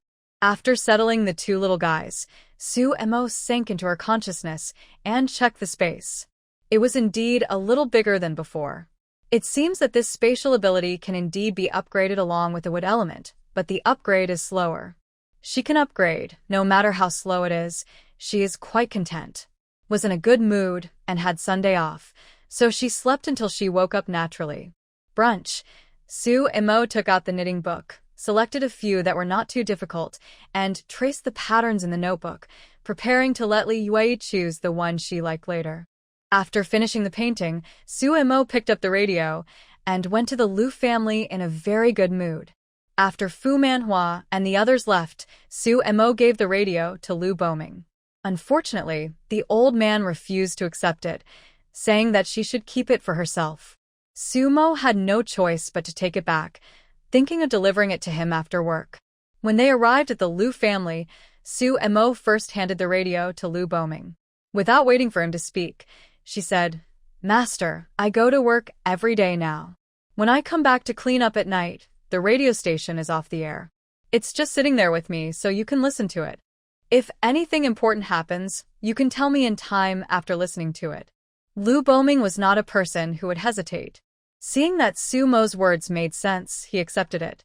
He did not accept it at that time because he thought that Sumo needed to write an article and listen to more current affairs. However, there are very few radio stations that can be listened to in this rural area. Sumo tried for several days, but most of the time, she could only listen to the county and city radio stations. She could only receive the provincial radio station when the weather was very good. She didn't know if it was because of the snow. The county radio station still broadcasts only during the day, and the cities only broadcast the Central People's Broadcasting Station's news report and newspaper summary program at 6:30 in the evening, and then it's over. It's not like what you see in books, with all kinds of storytelling and commentary. I guess it's because of the special period, or it may not be available here. After giving the radio to Lu Boming, Sumo took the pattern to Li Yue and asked her to choose. Li Yue secretly breathed a sigh of relief when she saw that Sumo was in a very good mood. Yesterday, Sumo rushed to call her uncle as soon as she got off work. She still looked worried after the call. Li Yue thought something had happened and was worried all night. Seeing that she is in such a good mood now, I guess the problem has been resolved. And today Xiaoma seemed a little different. She couldn't tell where, but she just felt like she was glowing. The main reason is that Sumo's superpowers have been upgraded, and there are 2 people with superpowers in her belly. The aura of the 3 superpowers is superimposed, so the momentum is naturally not weak. After seeing the patterns, Li Yue was very happy. Xiaoma, can you knit all these patterns? Sumo nodded and said, I used to work in a textile factory and learned from the older sisters in the office. Mom, whichever one you like, I'll knit for you. Yesterday, my daughter told me that Xiaoma bought some wool to knit a sweater for her. She was so happy. It's no wonder that they favor her. It's because people who are loved by others will not take other people's efforts for granted. Is filial, grateful, and knows how to give back. Li Yue looked at it again and finally chose a leaf pattern. After Sumo measured Li Yue's size, she went back to work. At noon, Li Yue started showing off to him. Seeing one listening to the radio and the other asking for a new sweater, Lu Qinggan felt. He was still the one who was ignored. The regular meeting on Monday, Lu Guangying looked at Sumo with even more complicated eyes. Before, Secretary Geng was her uncle, and now there is a new president, who is also her brother. Sumo's background is really not to be messed with. Thinking about how Lu Ping came to her yesterday to ask about Lu Changzheng and Sumo, Lu Guangying frowned. It seems that I need to have a good talk with my brother and sister-in-law and ask them to warn Lu Ping not to cause any trouble. Sumo was very disgusted and wary of Gong Ye's behavior of being very familiar with her. She didn't know what the other party was going to do now, so she could only pretend to be distant and deal with it. I don't know if my uncle and the others can think of a way to get rid of this guy. This is a time bomb. If he dares to hurt her parents, she will definitely find a deserted place and kill him. Then she will collect the space and treat him as a missing person. Because Gong Yi is very talkative, after a regular meeting, it is already time for lunch. During the meal, Gong Yi brought the food over, sat across from Sumo, and ate with her. He was a little surprised to see Sumo eat so much. Xiaoma, you have a good appetite. Sumo pulled the corner of her mouth. It's okay, I'm pregnant, and I get hungry easily. Gong Yi choked on a mouthful of rice and started coughing violently. Sumo was quick to move and picked up the thing, quickly dodged it and glared at him with disgust. There were more than just the 2 of them at the table, and the others who didn't avoid him all looked at Gong Yi unkindly. Gong Yi was new, and no one knew he was the president. After coughing for a long time, Gong Yi finally calmed down. He blushed and apologized first, then asked Sumo in a low voice, How did you get pregnant? I've been married for more than 3 months. Why can't I get pregnant? Didn't your family tell you that I'm married? Sumo tested him unexpectedly. My family doesn't know where you are, so how would they know that you are married? Gong Yi said, not knowing whether he really didn't know or was pretending. Didn't you check the employee files yesterday? Sumo asked. On her first day at work, she told Li Yunwang about her pregnancy. Li Yunwang would give her the information even for a small employee. As the president, Gong Yi would definitely give him the employee files for review. Gong Yi touched his nose awkwardly and said, Since we know each other, I haven't looked at you. He was busy with other things yesterday. Why did you get married suddenly? Did your uncle and his family know about it? Who is the other party? I know. I'm quite satisfied. He's not just a person, just a soldier. After saying that, Suemo finished the rest in a few bites, took the lunchbox, and left. After Suemo left, Gong Yi quickly finished his meal and returned to the office. Taking out Sumo's file and reading it in detail, Gong Ye's eyes became dim and unclear. He never imagined that Sumo's husband was Liu Chongjing. It was so weird and unreasonable that they didn't even receive any news about such a big thing. Suemo is already married. Why is he still coming down here to do anything? This position looks like a good one, but in reality, there is not much merit to be gained. The credit has long been divided up by Geng Chongqing and Liu Chongjing. If he wanted to gild himself, he could go anywhere. Why did he have to come to this remote place? What a... He also had another mission here, which was to win over Liu Chongjing, the person in charge of gold mining, which sent this message. A mission? You ask him to win over others and steal other people's girls. Do you think his life is too long? Gong Yi was so anxious that he wanted to get off work immediately so that he could make a phone call to ask what was going on. He now didn't dare to use the office phone at all and was secretly frightened. They didn't receive any news at all about Sumo's marriage, which was such a big news. Either their informant betrayed them, or someone had firmly controlled this area. Who can achieve this level is Geng Chongqing. He is now staying in the opponent's lair. Gong Yi suddenly felt that eyes were staring at him from all directions, so he dared not act rashly. It's really a changing world. Last time, it was Sumo who waited until after work to rush to make the phone call. This time, it was Gong Ye's turn. When the time came, Gong Yi quickly slipped away, riding his bicycle to the county town. He did not dare to fight in the commune, lest someone would be watching him. Because I was too nervous, I fell on the road and got a mouthful of snow. After finishing his work, Li Hongjun went to Gong Ye's office. Thinking that the newcomer had just arrived, he invited him to his home for a meal so that everyone could get to know each other better. As a result, the place was empty. I asked Fu Ming and found out that he had left as soon as he got off work. Liungjun. I thought he was a young talent since he was able to become the president and spoke very well in the meeting this morning. I didn't expect. He was just a talker. Alas, not everyone is Secretary Geng. This guy is probably a second-generation rich kid who came here to gild himself. It is hard to achieve results in the city, so he came here to make some achievements while the gold mines are being mined, stayed for a year or two, and then transferred back to move up. Li Hongjun sighed, thinking that he would be the only one to suffer from the future. When Gong Yi arrived at the county post office, he first called home. The call was answered by Mr. Gong Ming.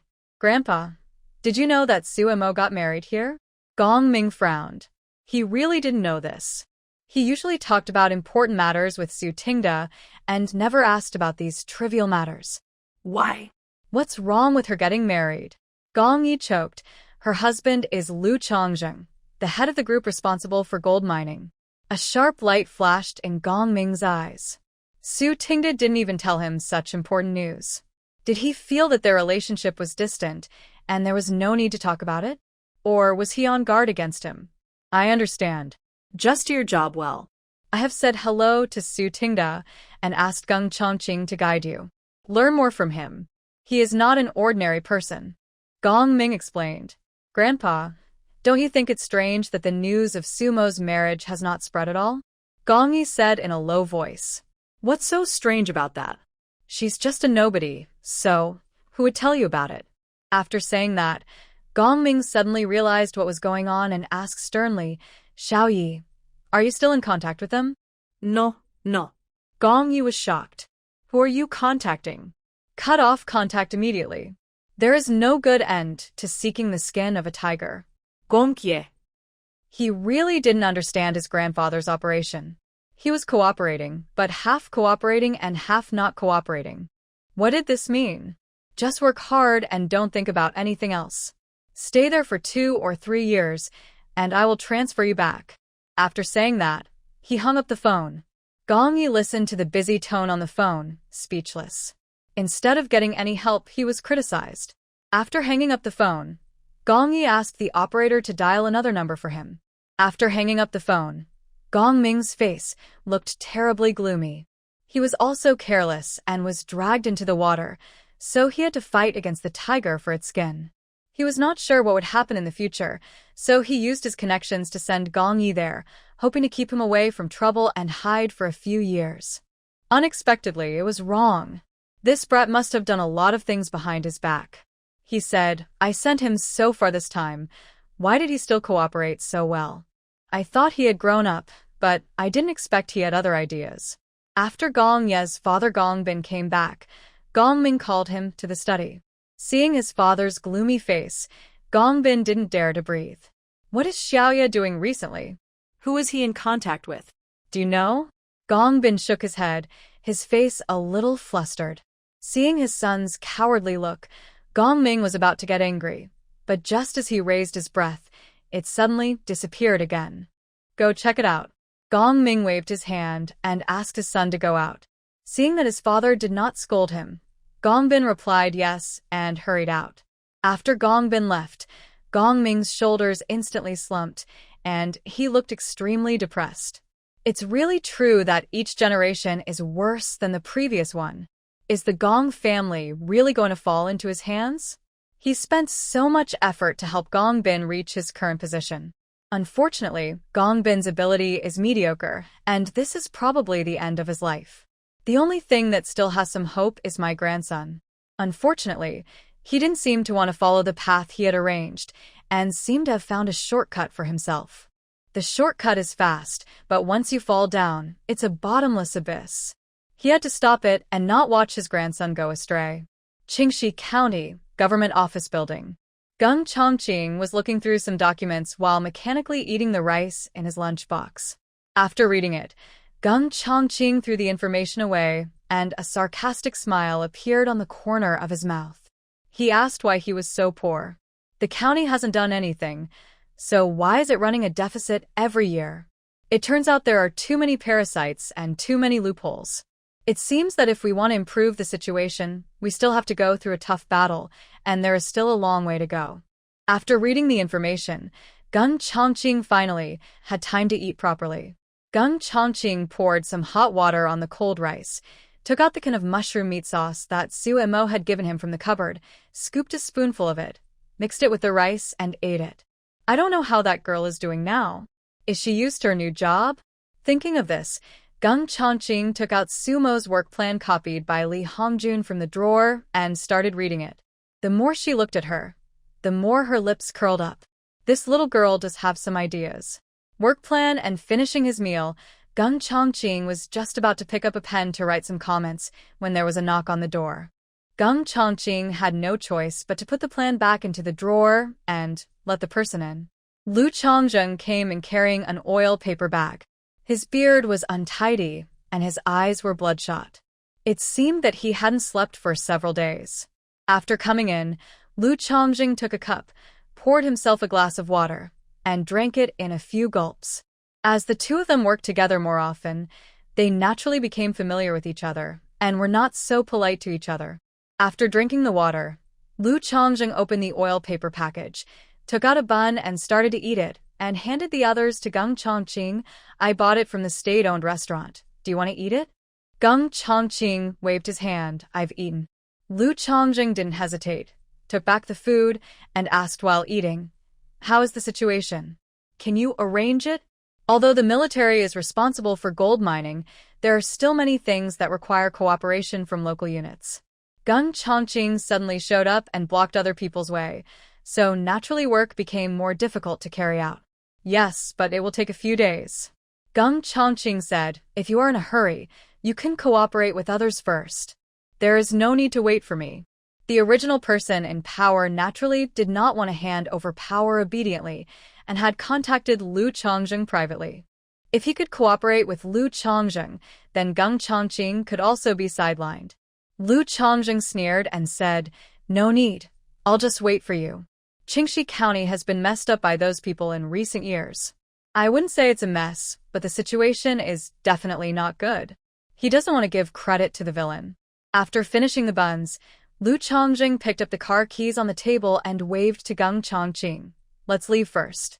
Are you going back to the army or home? Go home. I haven't been home for several days. Lu Chongjing felt very guilty as he had promised to accompany his wife, but he hadn't been home for several days. Seeing his look, Geng Chongqing frowned, took out a bath ticket from the drawer, and handed it over. Go to the bathhouse and wash yourself first. Don't scare her.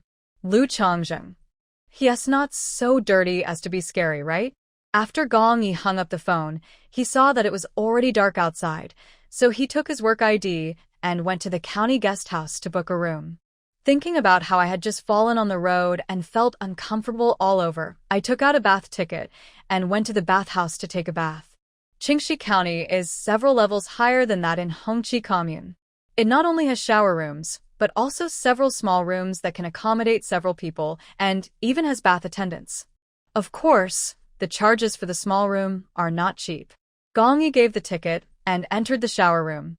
Although he was mentally prepared, he still felt very embarrassed looking at a group of men with buttocks and exposed penises. He quickly ran to a corner and started washing quickly. After Lu Chongjing came out from Geng Chongqing's place, he thought about it and decided to go to the bathhouse. He had been going back and forth in the mountains these days, and he really smelled a bit. It was said that pregnant women could not stand strange smells, so he washed himself before going back, so as not to stink his wife. Luckily, I had some clothes in the car. When he arrived at the shower room, Lu Chongjing also found a seat at the edge. While washing, Lu Chongjing noticed that the man next to him was a little timid, so he couldn't help but take a few more glances at him. This is a special period for gold mining. Someone might come to sabotage it. What's more, the spies have been keeping an eye on the red flag commune, but they still haven't found any clues. Gong Yi always felt like someone was staring at him from time to time, which made him even more depressed. He has lived in High City since he was a child. Occasionally he goes on business, and it is always in the surrounding areas. He has never seen such a scene. If he had known earlier, he would have asked for a separate small room. He doesn't mind the money. Suddenly, the person next to him patted Gong Yi on the shoulder and said, "Brother, can you help me rub my back?" Gong Yi waved his hand and said, "Sorry, I'm in a hurry. I'll leave right after I finish washing." After flushing for a while, he hurried out. The man saw that it took no more than 5 minutes for Gong Yi to come in and go out, and he muttered, "Where did this idiot come from? Can he wash himself clean like this? What a waste of a bath ticket." After saying that, he went to find someone else to rub his back. Lu Chongjing was just suspicious at first, but when he heard the other party speak with a Haisher accent, his eyes became stern again. He also rushed into the water, and Lu Chongjing followed him out. From a distance, Lu Chongjing drove to the Public Security Bureau. The director had not yet left work, so Lu Chongjing reported the situation to him. The Public Security Bureau chief has been worried about finding spies online recently, but he really has no clue at all. Naturally, he doesn't want to miss any chance, so he immediately sent people to the guest house to keep an eye on them. After giving the feedback, Lu Chongjing drove back. Of course, he will not rely entirely on the Public Security Bureau. Tomorrow, he will strengthen the defense of each checkpoint, and any suspicious person who wants to pass through the mountain will be arrested. Living at the foot of the mountain have also been sent to do some political propaganda work in the next 2 days. During the gold mining period, in order to prevent hostile elements from causing sabotage, the people must be alert and report any suspicious persons in a timely manner. When Lu Chongjing returned home, it was already past 8 o'clock. Su Mo was knitting a sweater with the desk lamp on. When she saw it was Lu Chongjing, she didn't put it away. Lu Chongjing first washed his dirty clothes, brushed his teeth, washed his face, and shaved before entering the bedroom. It's nice to have lights on, and doing things doesn't hurt your eyes so much. Mining consumes a lot of electricity, and we had originally planned to use diesel generators, but after evaluation, we decided to lay electric wires. It is estimated that it will start next month. He will talk to his father tomorrow and ask them to go to the commune to apply and take the opportunity to get electricity to the team. Seeing that it was getting late, Lu Chongjing urged Su Mo to rest quickly. Lu Chongjing had indeed not rested for several days. Not long after lying down, he fell into a deep sleep. Su Imo originally wanted to talk to him about Gong Yi, but seeing that he was so tired, she decided to talk about it tomorrow morning. When he woke up the next day, Lu Chongjing found that his wife seemed a little different. She looked more radiant. "Wife, I see that you look much better, and you look a little radiant." Su Imo smiled and said, "My ability seems to have been upgraded. I feel stronger than before. Can this ability be upgraded?" Lu Chongjing sat up straight. "It should be possible. It wasn't that strong at the beginning. Later I tried to absorb the energy of some plants and found that this ability can become stronger.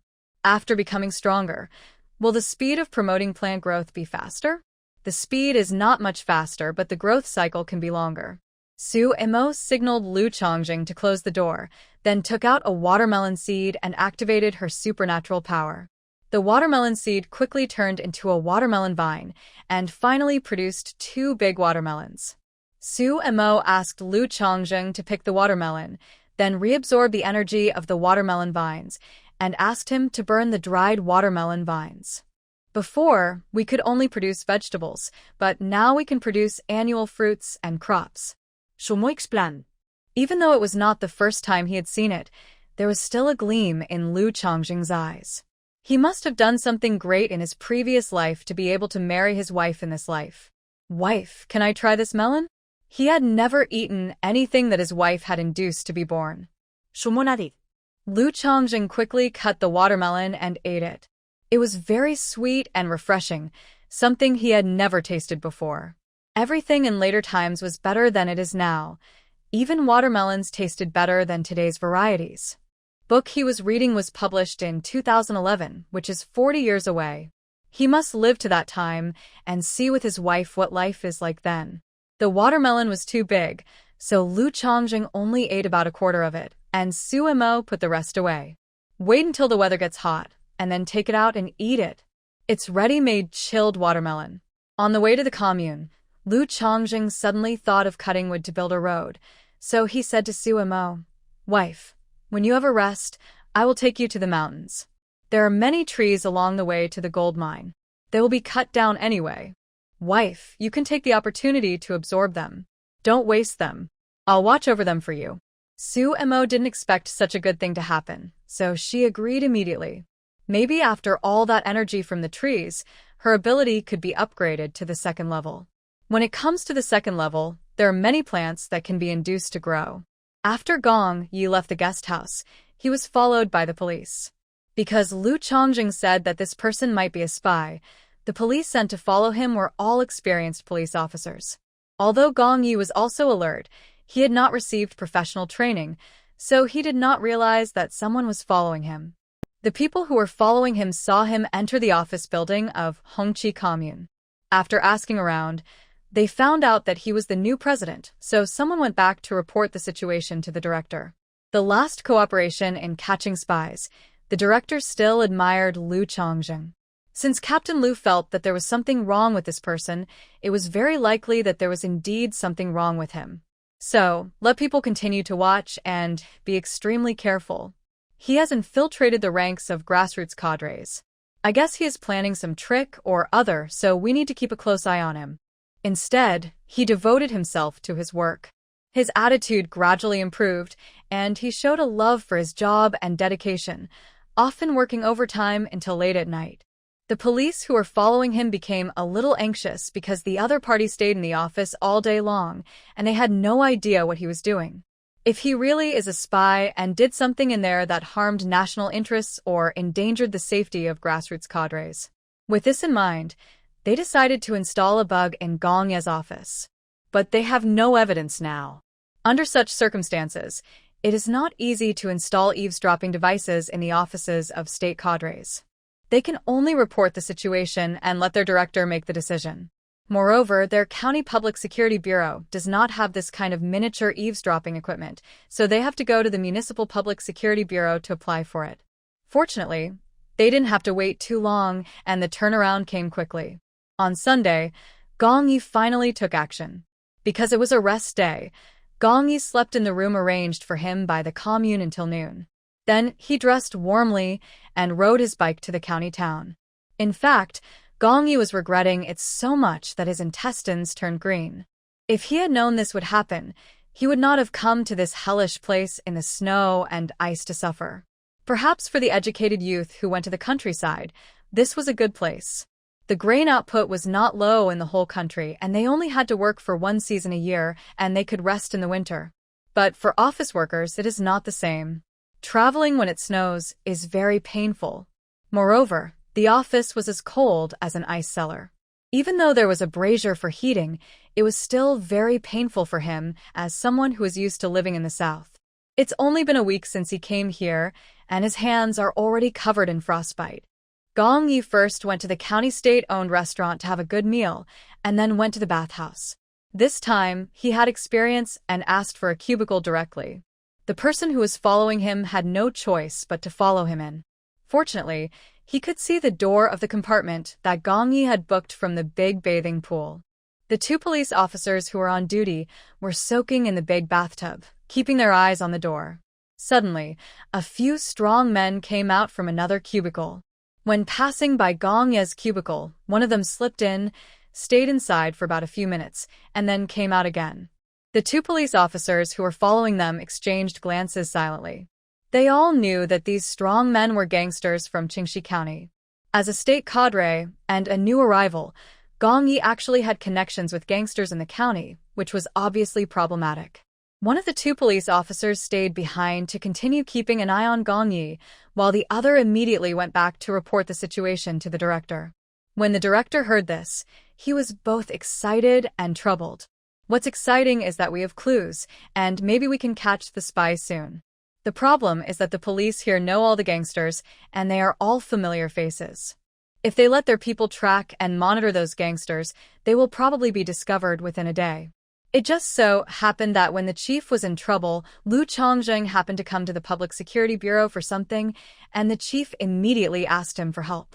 Although Lu Chongjing's current regiment is a logistics regiment, there are also many talented people among them, so he immediately agreed. Su Mo also told him about Gong Yi and thought he was very suspicious. Lu Chongjing discussed with Geng Chongqing yesterday whether there was any way to transfer Gong Yi, but he didn't expect the opportunity to come so soon. Lu Chongjing dispatched a dozen experienced men to take turns keeping an eye on those thugs. Because there have been many new faces in the county recently, and the person they were targeting was different every day, those thugs didn't notice it. After watching for a few days, one day in the middle of the night, the thugs went to the suburbs in warm clothes. The leader realized something was wrong and immediately sent someone back to call for support, while he followed from a distance. The thugs went all the way to the main road, where there were two trucks parked, probably from some city or county transport team. A few people said something to the truck driver, and soon two large wooden boxes were brought down. After the items were unloaded, the truck drove away quickly. Although the leader tried hard to see the license plate number, it was too dark to see it clearly. After the truck drove away, the thugs carried their things to another place. The leader was secretly worried, wondering when the support team would catch up. Team caught up with us soon after. The dozen or so people who were following us had a place to stay in the county town, so they arrived fairly quickly. Everyone gathered, the leader gave an order, and everyone quickly chased after them with weapons in hand and surrounded those thugs. The thugs were caught off guard, and since the other party had guns in their hands, they had no choice but to surrender. After seizing the box, several soldiers opened it and found that it was full of scarce supplies, most of which were cigarettes, but there were also watches, radios, and a lot of fashionable cloth, probably black market goods. Even though those hooligans were caught, they didn't seem to be afraid at all. They shouted that it was not their business as soldiers, and that they should be sent to the Revolutionary Committee. Got so bad that the leader had no choice but to ask people to carry the things and take the thugs to the police station first. Then, he sent someone to quickly notify Lu Chongjing. Not long after the people arrived at the Public Security Bureau, the boss of the black market received the news and immediately called his protector. These days, if you are caught speculating and profiteering, you'll be criticized at the lightest level, put in jail at the worst, or even given peanuts. The degree of punishment depends entirely on how the law enforcement officers judge. If one has someone above him, the matter may be dealt with hastily. If one does not, he may be arrested and made an example of. Amount of money in those 2 boxes was not enough to spend on peanuts. It was definitely worth a lot of money. When Lu Changjing heard the news, he rushed over immediately. When he arrived, the people from the security department of the Revolutionary Committee had already arrived and wanted to take the people away, but they were stopped by the group of soldiers. The 2 sides were about to clash. Seeing Lu Changjing coming, everyone in the Public Security Bureau breathed a sigh of relief.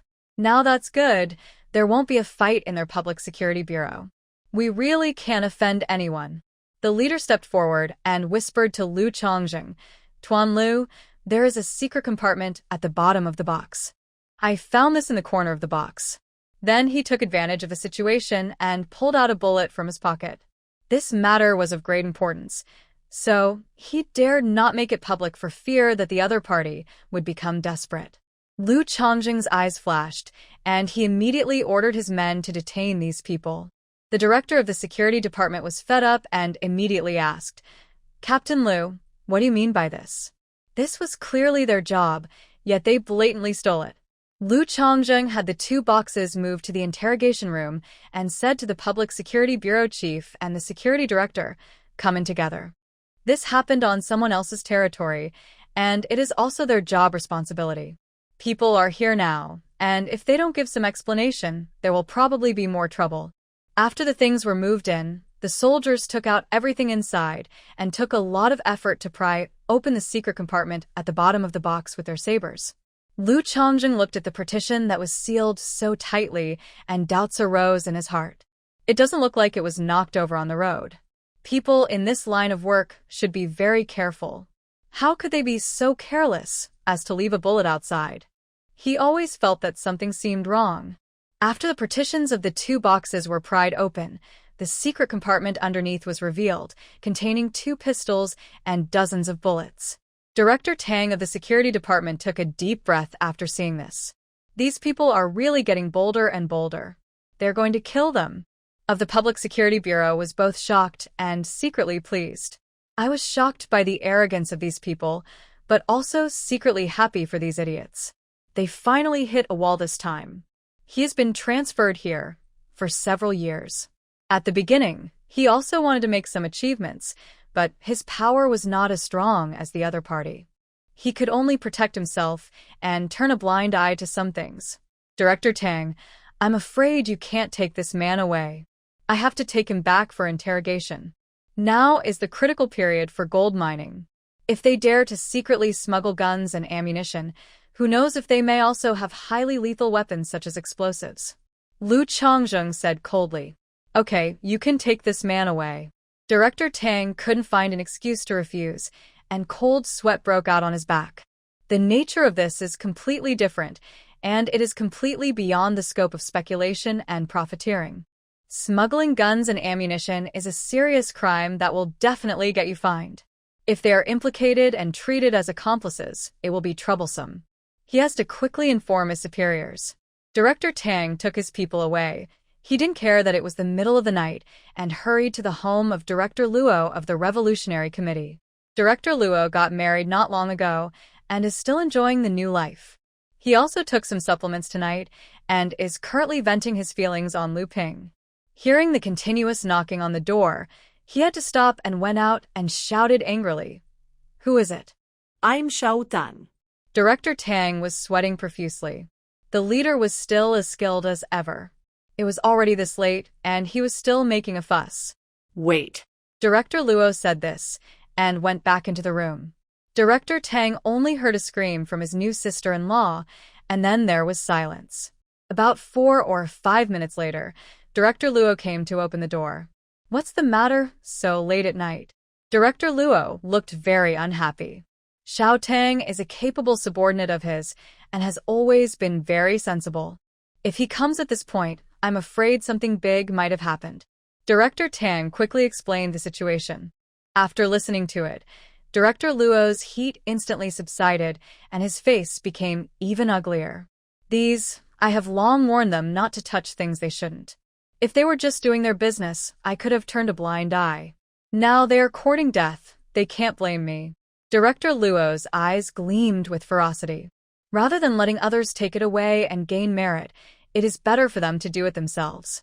Although he thought so, Director Luo still called the black market boss. Catch some small fish and shrimps and let the big ones go first. The main reason is that the two sides are deeply involved. If the big ones are caught, they will also be doomed. The black market boss was shocked when he received the call. He really has always been doing business, even though they do have weapons in their hands. But he would rather pay a high price to have them delivered to him, and would not dare to let his own channels get involved. Which wants to harm him? Thinking of this, he broke out in a cold sweat. Could it be that his channel, right under his nose, had become a bridge for some people to secretly take over? However, he randomly assigned different people to pick up each batch of goods. How did those people do these tricks under his nose?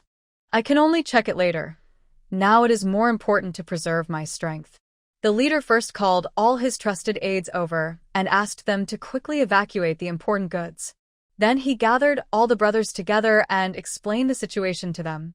Of course, he did not go into details. He only said that the goods had been seized and the Revolutionary Committee would come to clean up soon, and asked who was willing to stay. This happens once or twice every year and they're used to it. After all, others also need political achievements.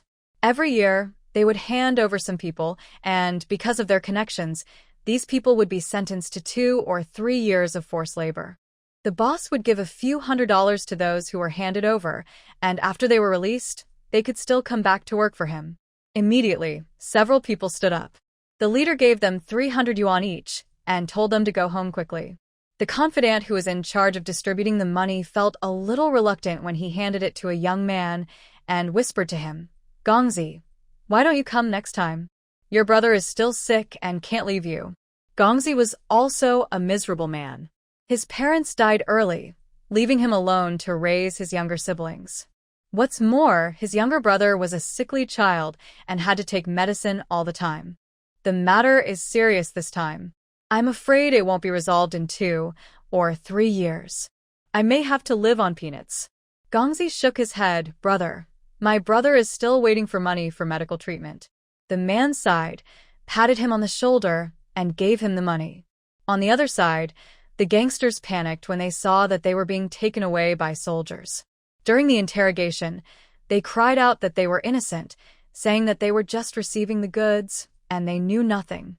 After a rigorous interrogation, they did uncover some black market facts, but these were just small fry, and they only knew the surface. Lu Chongzheng went to interrogate the man who had contact with Gong Yi. The man's initial confession was similar to that of the other gangsters.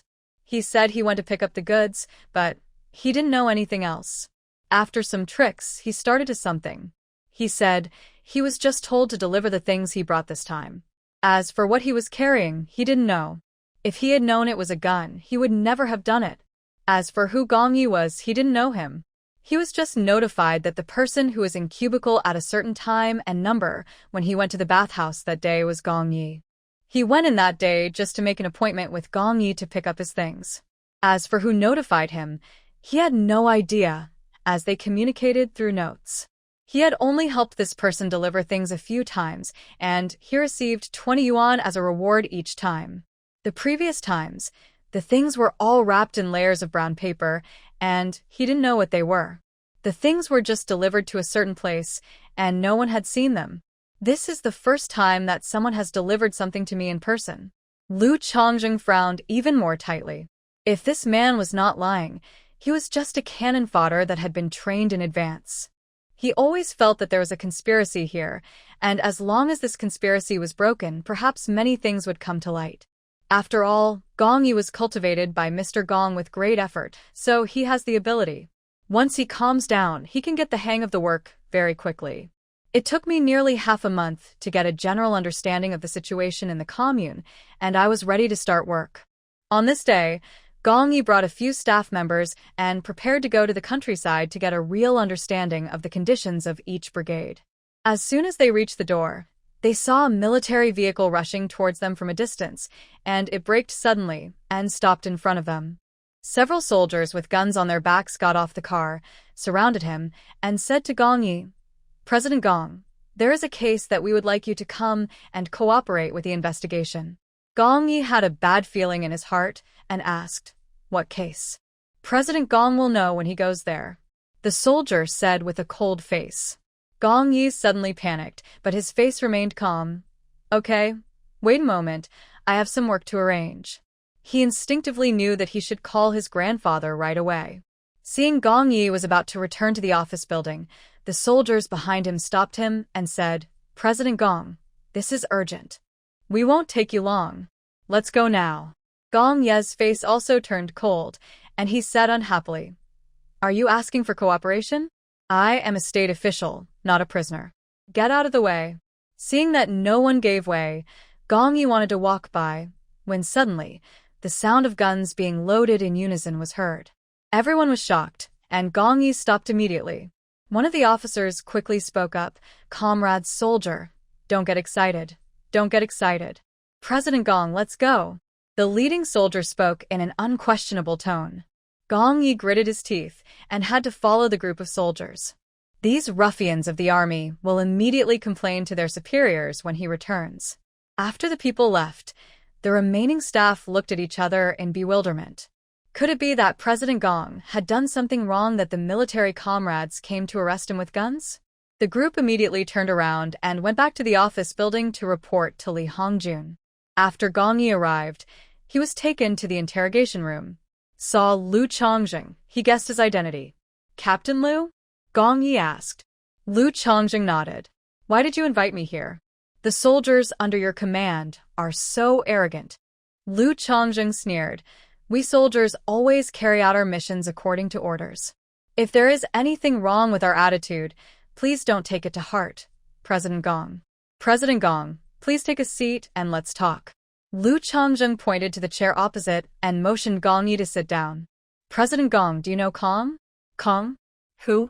"I don't know him. You spoke to him for a few minutes in a cubicle at the county bathhouse at noon on the 16th. Gong Ye's pupils shrank. "Oh, this guy? I don't know him. I was taking a bath and he suddenly came in, chatted with me for a few words, and then left. It's really weird. He would never admit to this even if he was beaten to death." "Really?" Lu Chongjing asked slowly, but Kong said that he was asked by someone to make an appointment with you for the delivery. "The appointment is tomorrow at noon, still in the bathhouse." "Nonsense, he just came in and chatted with me for a few words." Originally, the best approach would be to arrest Gong Yi on the spot when he met the other party and catch him red-handed. But early in the morning, the troublemaker from the security department went to the black market to raid it and arrested many people. This matter caused a lot of uproar in the county. Lu Chongjing's face was as dark as ink. After their commotion, it would be even more difficult to trace the source of these guns and ammunition. His current mission is to mine gold. Before receiving specific orders, he cannot interfere too much in local political affairs.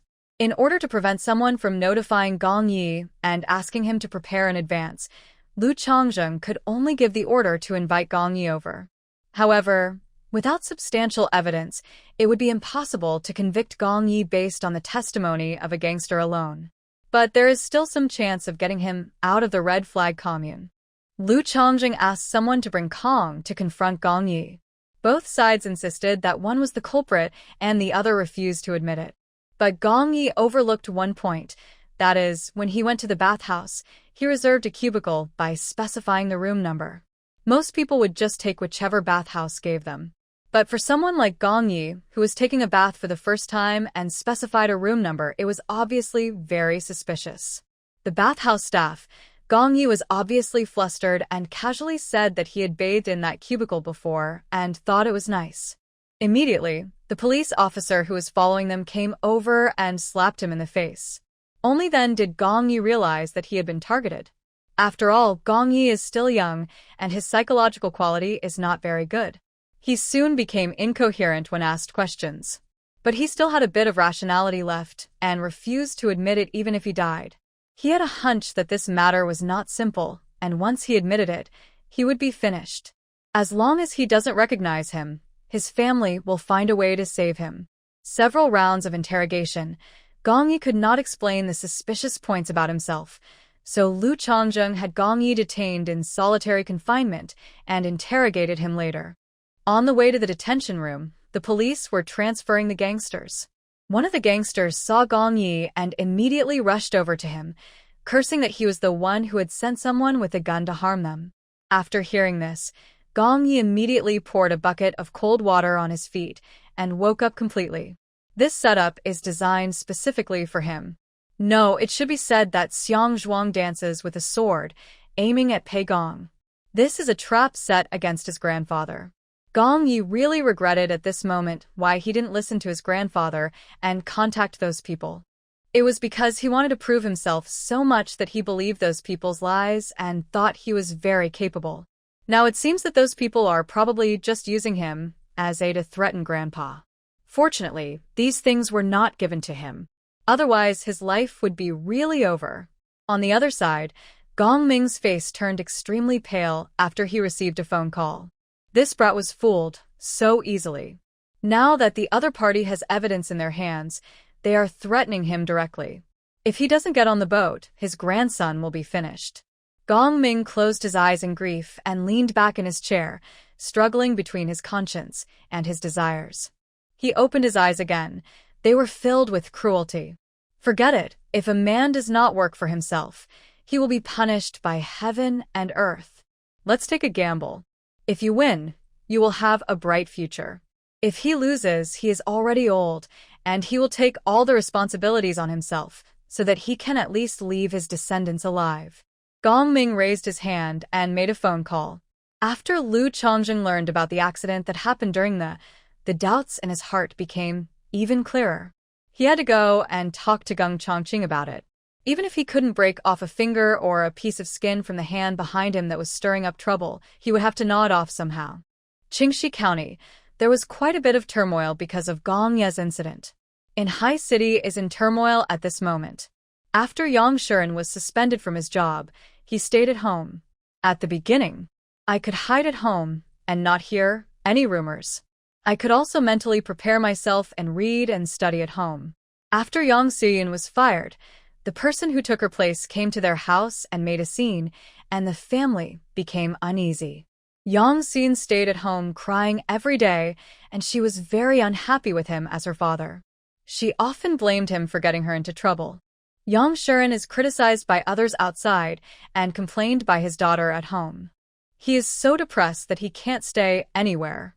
Gradually, he began to drink heavily.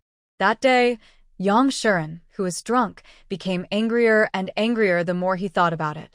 If it weren't for Jiang Zemin's instigation, he would never have reported Su Tingqian.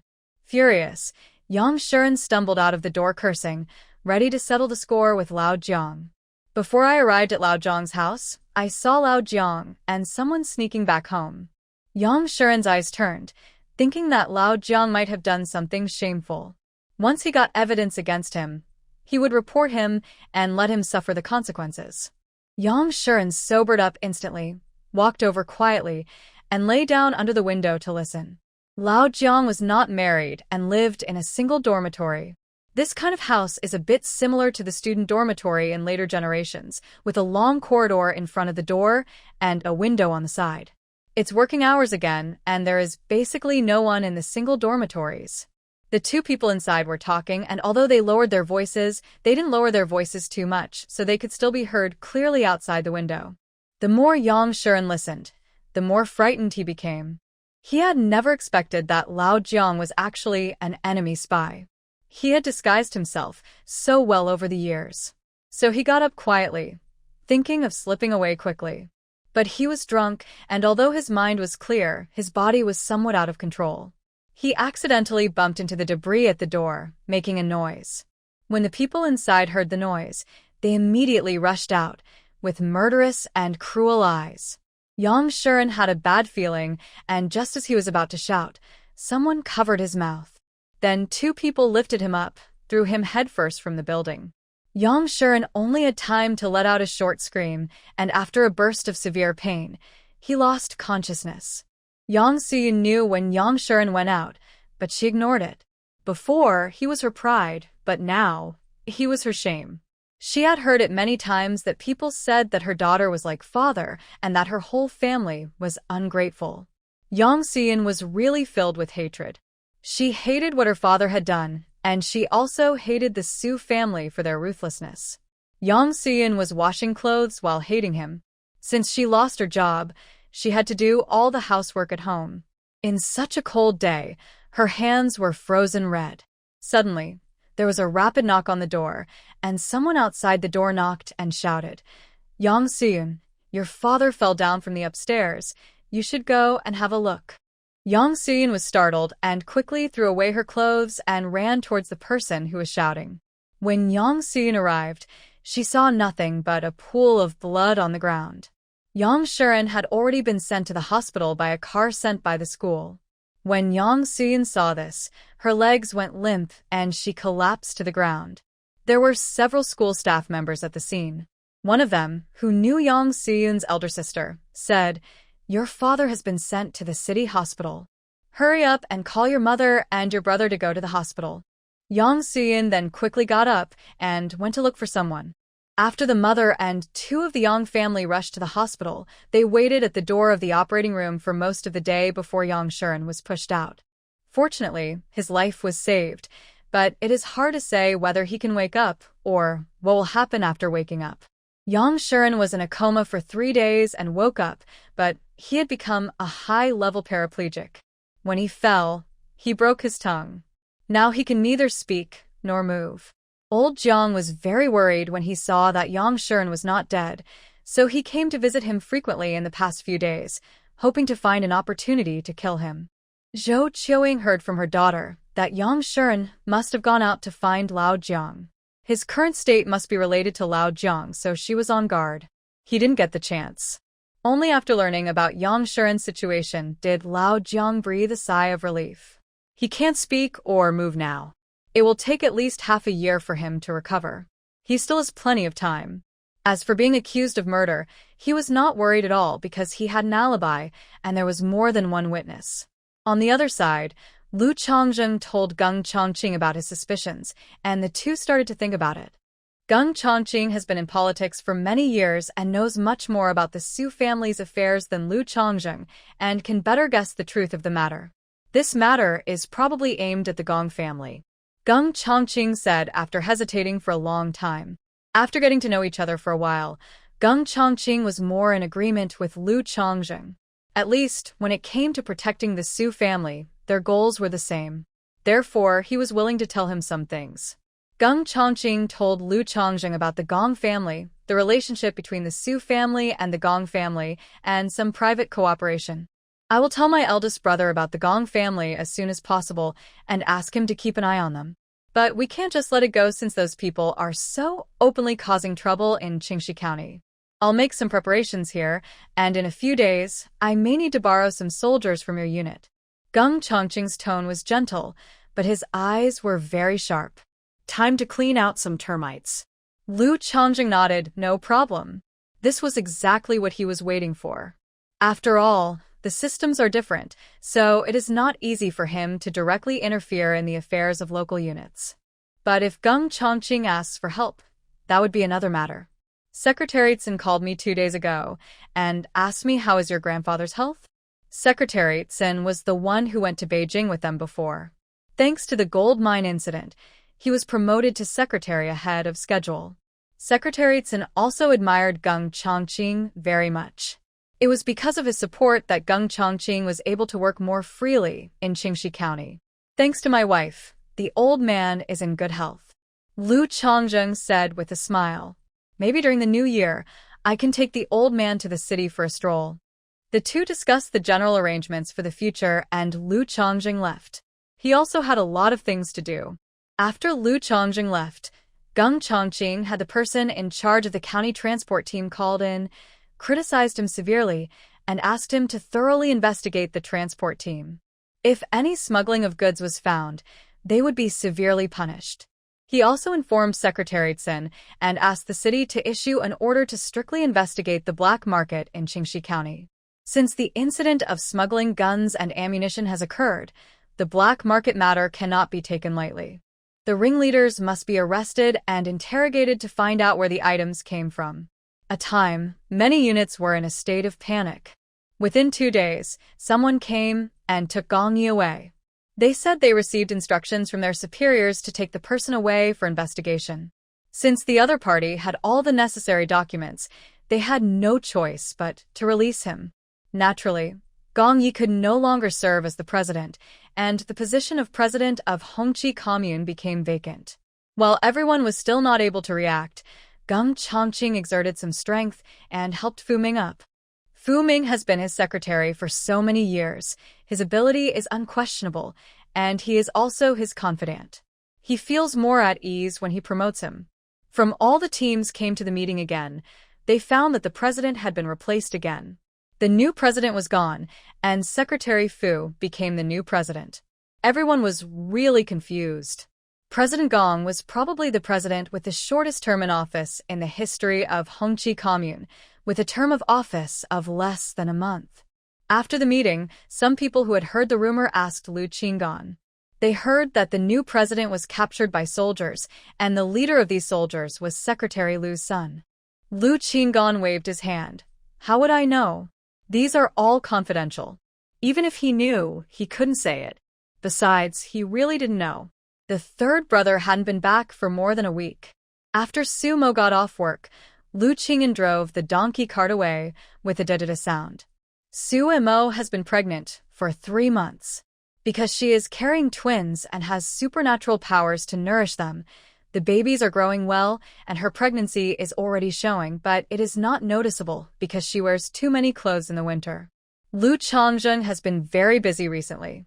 He has to take care of the gold mine and also has to divide his energy to cooperate with Geng Chongqing. He has not slept for several nights. But the result was good. After this swift and severe crackdown, the officialdom in Qingxi County became much more clean. Black market boss was not arrested, but a few small leaders with some influence were arrested, and a group of cadres who accepted bribes and served as protective umbrellas were also implicated. A large number of people from the Revolutionary Committee were pulled down. Director Luo is also a shrewd man. Apart from occasionally contacting the black market boss, the rest of the time it is his subordinates who make the contact. Therefore, there is no direct evidence pointing to him. After pushing a few confidants to be scapegoats, Director Luo cleared himself of any direct involvement and was only accused of not managing his subordinates well. He received a severe punishment and most of his power was taken away. In the first few years, we could secretly put something in his house, then search it out and convict him directly, but that is no longer possible now. Therefore, even though we know that the other party has problems, in the absence of actual evidence, we can only let him go free. Moreover, Director Luo has been doing business in Qingxi County for so many years, and it is almost impossible to bring him down by just putting something in his house. Director Luo was really angry. Most of the power he had built up over the years was taken away in an instant. However, no matter how unwilling he was, he could only endure it for the time being. Geng Chongqing has a stronger backer than him and has military support, so he simply doesn't have the strength to fight him head-on. After all, he was too proud, thinking that most of Qingxi County was under his control and underestimated a secretary who came from the commune. Fortunately, he had been planning for many years and had some backup plans. He could only lie low for now and make plans later. Director Luo has been in a gloomy mood recently, and Lu Ping is trembling with fear, fearing that she has displeased him and would torture him again. She really regrets it now. I haven't enjoyed much of the power, but I am being tortured every day. No wonder this old guy has been single for so long and has never married. I'm afraid that if anyone knew, no one would be willing to marry him. She was stupid. She thought she had gotten a bargain and rushed in head first. When Fang Chunfang heard from her son that Fu Ming had become the new president, her face immediately turned unhappy, and she said with a look of regret, "I told you to visit their home more often, but you didn't go. Look, now that you have the opportunity, people are supporting you and no one else is." "Mom, don't say that. Secretary Fu's ability is known to everyone. He is just the right person to be the president," Yang Jingming said quickly. He knew his own abilities well and didn't really think it was easy to be the president. You can only eat as much as you can afford. Even if he is really pushed to the position of president, he probably won't be able to do it well. It would be better for him to stay in his current position and learn enough skills before moving up. Now that Fu Mingsheng has been promoted, the position of secretary will be vacant. You should go around and try to get the position, Fong Chunfong instructed. If you can't be the president, why not be a secretary? The party committee secretary is at the section level, and her son is just a clerk now. If he can become a secretary and be promoted to section-level clerk, his salary can increase by more than 10 yuan. In the evening, when Lu Xiaolan came home from work and wanted to help with the housework, Fong Chunfong immediately asked her to take a rest with a smile on her face, saying that she had worked hard all day and would eat soon after a break. Lu Xiaolan was shocked. She had just enjoyed this kind of treatment in the first few days after her marriage. Now it was suddenly like this. Could something have happened? During the meal, Fong Chunfong kept picking up food for Lu Xiaolan, which scared her a lot. Mom, don't be like this. If you have anything to say, just tell me directly. She was frightened by this kind of unhelpful kindness. What are you talking about, kid? Can't your mother be nicer to you? Fong Chunfong said with a smile, and then changed the subject. Your third sister-in-law has been working here for a month, right? Have someone come over for lunch tomorrow. We are so close, and relatives should visit each other more often. Lu Xiaolan knew that this probably meant that she needed help from her third brother. Lu Xiaolan glanced at Yang Jingming. Yang Jingming nodded secretly, and Lu Xiaolan agreed. My third sister-in-law works here, and she has wanted to treat everyone to a meal for a long time, but she is not the head of the family, and she can't ask for it unless her mother-in-law invites her. She can only give her some snacks when my third sister-in-law comes over to chat at noon. After dinner, Lu Xiaolan returned to her room and asked Yang Jingming, Is there anything you need help with, Brother San? I have to tell you, if you violate the rules and infringe on public interests, stop it immediately. Don't worry, it won't happen. Even if Fu Mingsheng becomes the new president, the position of the party committee secretary will be vacant. I'm thinking if I can use my connections to get that position. Yang Jingming also had some thoughts on this. He didn't have the ability to be the president, but he could probably take on the secretary position with some effort. However, there are several officials in the commune who have more seniority than him. If there is a fair competition, he may not get his turn. Lu Xiaolan was naturally happy that her husband could move up a level, but this matter didn't seem to be under the jurisdiction of her third brother, right? Can my third brother help me with this matter? Yang Jingming coughed awkwardly. Well, Secretary Geng can take care of it. Lu Xiaolan frowned. This was her third sister-in-law's parents' home, and her Lu family didn't even dare to use it, so her husband's family had their eyes on it. But seeing Yang Jingming's expectant eyes, Lu Xiaolan couldn't say no, so she could only say, He's not my third sister-in-law's uncle, so it may not work out. She suddenly didn't want to invite her third sister-in-law to dinner anymore. The next day, Lu Xiaolan calculated the time and waited at the door of the commune office building. When Li Yue appeared driving a donkey cart, she hurried to meet her. Li Yue was surprised to see Lu Xiaolan. My daughter, what's wrong? She wondered if that old hag had bullied her daughter again. Lu Xiaolan first handed the bag of buns in her hand to Li Yue. Mom, I bought these meat buns. Take them back for Grandpa and the others to eat. The commune canteen is open for 3 meals a day. Now that there are more people, breakfast is also richer. Today there happened to be meat buns, so Lu Xiaolan bought a few and asked Li Yue to take them back. Well, third sister-in-law, come to my house for lunch at noon. Lu Xiaolan said a little unnaturally. Why? Li Yue asked first. Food is precious these days, and unless there is anything else to do, it is rare to invite people to dinner. Jingming's mother asked me to call him that, saying that relatives should visit each other more often. Li Yue thought about it and realized that Fong Chunfong had indeed asked her to go to dinner when she went there that time. But then she thought again. Fong Chunfong was always calculating, and if she suddenly asked her to dinner, she might have something to do. Tell me the truth, is there something wrong? Lu Xiaolan lowered her voice and told Su Mo about the incident. After that, she apologized and said, Third sister-in-law, let's go have a meal. Don't pay attention to them. Don't make things difficult for Secretary Gung. By Lu Boming, Lu Xiaolan is also the type of person who doesn't like to take advantage of others. Li Yue was also in a dilemma. Normally, she shouldn't go to such a dinner with a purpose, but if she said no, she was afraid that her daughter would be scolded by her mother-in-law again. Xiaoma this. Okay, I got it. I'll go there at noon, Su Emo said.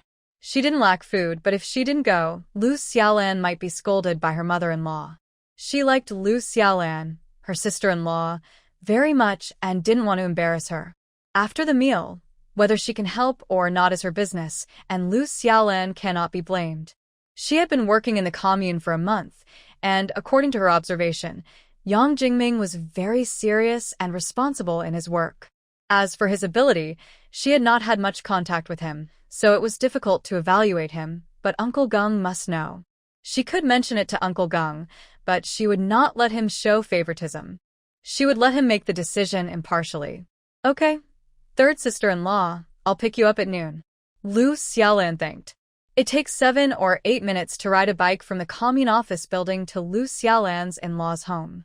Then you have to be careful when riding your bike. Don't shake your sister-in-law. If that doesn't work, get off and push her. Li Yue quickly explained that Xiaoma was pregnant with twins. Lu Xiaolan. She going to fall out of favor? Mom, I am your daughter.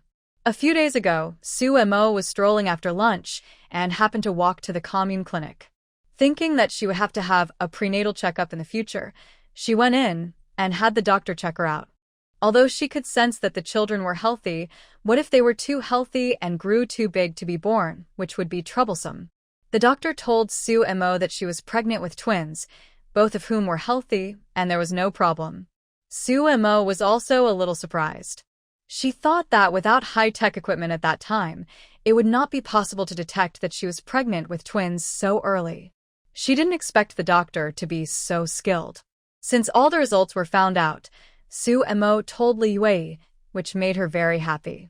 However, the older generation was particular about the rarity of twins and was afraid that the child would be stingy, so they told Su Emo not to tell anyone before the month was 3 months old. Therefore, Lu Xiaolan didn't know that Su Emo was pregnant with twins. At noon, Lu Xiaolan rode her bike and carefully carried Su Emo back, while Yang Jingming walked back by himself. Fong Chunfong smiled brightly when she saw Su Emo coming. The lunch was also very sumptuous, with chicken soup, braised pork and fish, and pure white rice. After the meal, Fong Chunfong cut some apples for us, which was so thoughtful. The corners of Su Mo's mouth twitched when she saw this. Apart from anything else, this man was asking for help, and he really had the attitude of asking for help.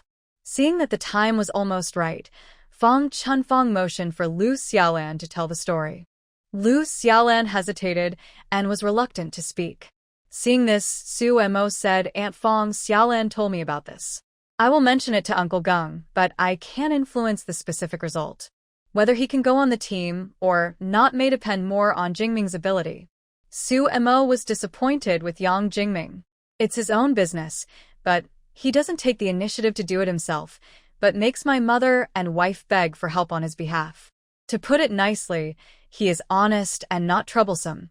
To put it bluntly, he is selfish and irresponsible. If this thing succeeds, he will benefit. If it fails, he hasn't done anything anyway. If you are so timid, you are not suitable to be a secretary. Who among secretaries is not smart and capable of handling things? Okay, niece-in-law, it's all right as long as you're willing to speak up, Fong Chunfong said with a smile. After we say hello here, the old man can then bring Jingming with him to visit Secretary Gung, and the matter will probably be settled. On the way back, Lu Xiaolan thanked Su Emo. Thank you, third sister-in-law. Xiaolan, do you think Jingming is suitable to be the party committee secretary? Su Emo thought about it and asked. I met Fu Ming several times when he was Uncle Gung's secretary. In addition to helping Uncle Gung with work, he was also able to help Uncle Gung in life. I saw that he was very proactive in doing things. Lu Xiaolan was silent. When she was dating someone before, she had a halo around him, her, and she thought that person was good in every way. But after a year of marriage, she also knew that Yang Jingming was not a particularly proactive person. Basically, everything was arranged by others, and he just had to do it seriously. They were almost at the entrance of the office building. Lu Xiaolan replied, "Third sister-in-law. He is not suitable." Third sister-in-law, don't tell Secretary Geng, so as not to embarrass him. Su Mo didn't answer. She had originally planned to say it herself, but after seeing Yang Jingming's performance just now, she didn't plan to speak up. When Lu Changzheng comes back, she will tell him about this. It will be up to him to decide whether to help and how to exchange benefits. Anyway, he has more contact with Geng Chongqing than she does. Su Mo was also preparing to get busy. Geng Chongqing had given her some suggestions for the work plan she had written before, but because of Gong Ye's arrival, Geng Chongqing asked her to put it aside for the time being. Now that Gong Ye was gone, she had to start her work. In the afternoon, Su Mo went to the collective workshop to find Director Qi. She remembered that he helped her to customize the wooden frame for growing vegetables. During the winter, she plans to collect some data on greenhouse vegetable growing. When Lu Changzheng came back last time, he bought her a camera. He didn't have a ticket, so he asked someone to buy one for him. It cost him more than 160 yuan in total. After Director Qi heard Su Mo's purpose, he took her home. His home was nearby, only a few minutes walk away. Researcher Su, you're right, your method is really good. The vegetables have really grown, although not as well as those grown in the fields, and they're a little yellow, Director Qi said. However, it has cost a lot of house and firewood. His wife was afraid that the vegetables would freeze to death, so the firewall burned very frequently. Su Mo went to Director Qi's house and took a few photos. She could only see the general growth of the plants and could not tell the colors. They were all black and white, so she could only describe them in words. The vegetables are turning yellow because of lack of photosynthesis. Just turn on more lights. The commune has electricity, and Director Qi's home also has electric lights. If you want the vegetables to be less yellow, you have to turn on the lights. Director Qi laughed and did not answer. The electricity fee is 2.2 yuan per kilowatt-hour. How much are the vegetables worth? He can't bear to spend them. The relevant information. Su Mo went back. The greenhouse vegetable technology of later generations was not realized at that time, and it was not realistic to promote it vigorously. However, we could follow the example and make a simplified version and grow some special vegetables at designated locations. In the north, there are only radishes and cabbages in winter, and fresh vegetables can still be sold at a high price. Photosynthesis is the first thing to consider. It is not very convenient to grow plants indoors unless they are in small pots that can be moved out to bask in the sun from time to time. However, you can consider building a thatched hut directly on the ground with a movable roof. When the snow stops and the sun comes out, remove the roof to allow plants to photosynthesize. There is nothing wrong with the idea, but whether it can work or not can only be known through practice. After Su Mo returned, she quickly wrote a plan and took it to Fu Ming for approval. The main reason was that she needed some funding to study this. It was impossible for her to do everything by herself, so she thought of finding 2 people from the Lujia village brigade to help her. There were only 2 months left in winter, and she would give each of them 10 yuan as a reward.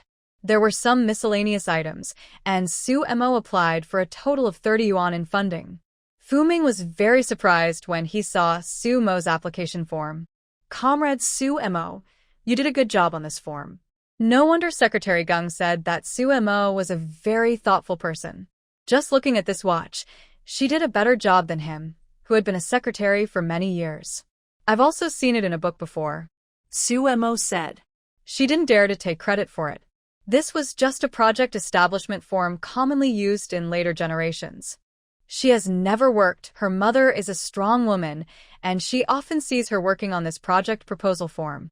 Su Mo wrote down very clearly the reasons for the project, the purpose, the specific duration, the funds required and their uses, the acceptance and assessment of the results, etc. Fu Ming simply signed his name and stamped it in the approval column. Not to mention that Secretary Geng said he would take care of Comrade Su, just based on the project application form she made. It is worth his signature. Comrade Su, after you get the money from Comrade Song, please give me a backup copy of this project proposal form. Fu Mingdao said. He had to show this to Secretary Geng. He didn't dare to say it for the entire Qingxi County, but in the future, all projects in Hongqi Commune that required funding would have to write applications according to this standard. Okay, no problem. Su Mo nodded. Then I won't come to the commune tomorrow. I'll prepare the experimental site in the brigade. Fu Ming nodded. After Su Mo paid the money from accountant Song Guanghui, she went back to make 2 copies of the project proposal and gave them to Fu Ming. In the afternoon, when Li Yue came to pick up Su Mo told her about the plan. If there is any good news, her family must be given priority. Li Yue listened and thought the work was not too tiring and there was a subsidy of 10 yuan, so she would definitely do it. As for who to give the other spot to, Li Yue was a little troubled again. There were 2 daughters-in-law left, and giving it to either of them would easily cause disputes. After thinking about it, she decided not to give it to anyone. Another person asked the captain's wife if she is willing. If she is willing, then we can go together. It was just right, so she could do Lu Baohua a favor. Okay, I'll ask later. Su Mo had no objection to who it was given to, as long as it wasn't someone who was sneaky or cunning. Returning to the brigade, Su Mo took the approval note given by the commune and went to Lu Bao's house first. We have to talk to the team leader about this batch of land. Seeing that Su Mo didn't want much land and would not need it for long, and it would not affect spring plowing, Lu Baohua directly approved the most fertile piece of land in the middle of the brigade for her. Afterwards, Su Mo told him that it would take 2 people to cooperate. My mother asked for 1 quota, and I want to ask if you are willing to take the other quota. There is a work subsidy of 10 yuan. Su Mo explained the general content of the work. Lu Baohua quickly called his wife, He Laning, over. When He Laning heard about such a good thing, she immediately agreed. I'm just sitting at home doing nothing during the winter, so what's wrong with earning $10? Her work, Su Mo went home. Just as she finished cooking dinner, Lu Changzhen came back. Seeing him like this, Su Mo knew that he had been working hard for several days, so she quickly served him the meal. Hurry up and eat. After you finish eating, I have boiled some hot water in the pot. Hurry up and take a rest. Lu Changzhen nodded and looked at Su Mo with a guilty look. He was busy every day, and his wife was pregnant, but he couldn't take care of her at all. Wife, I went to my parents' place 2 days ago and brought them some meat. They're all doing well. Don't worry, they still have a lot of food. Now there are more people coming and going on the road every day, so it is not convenient for Su Mo to go, so Lu Changzhen can only go to see her occasionally.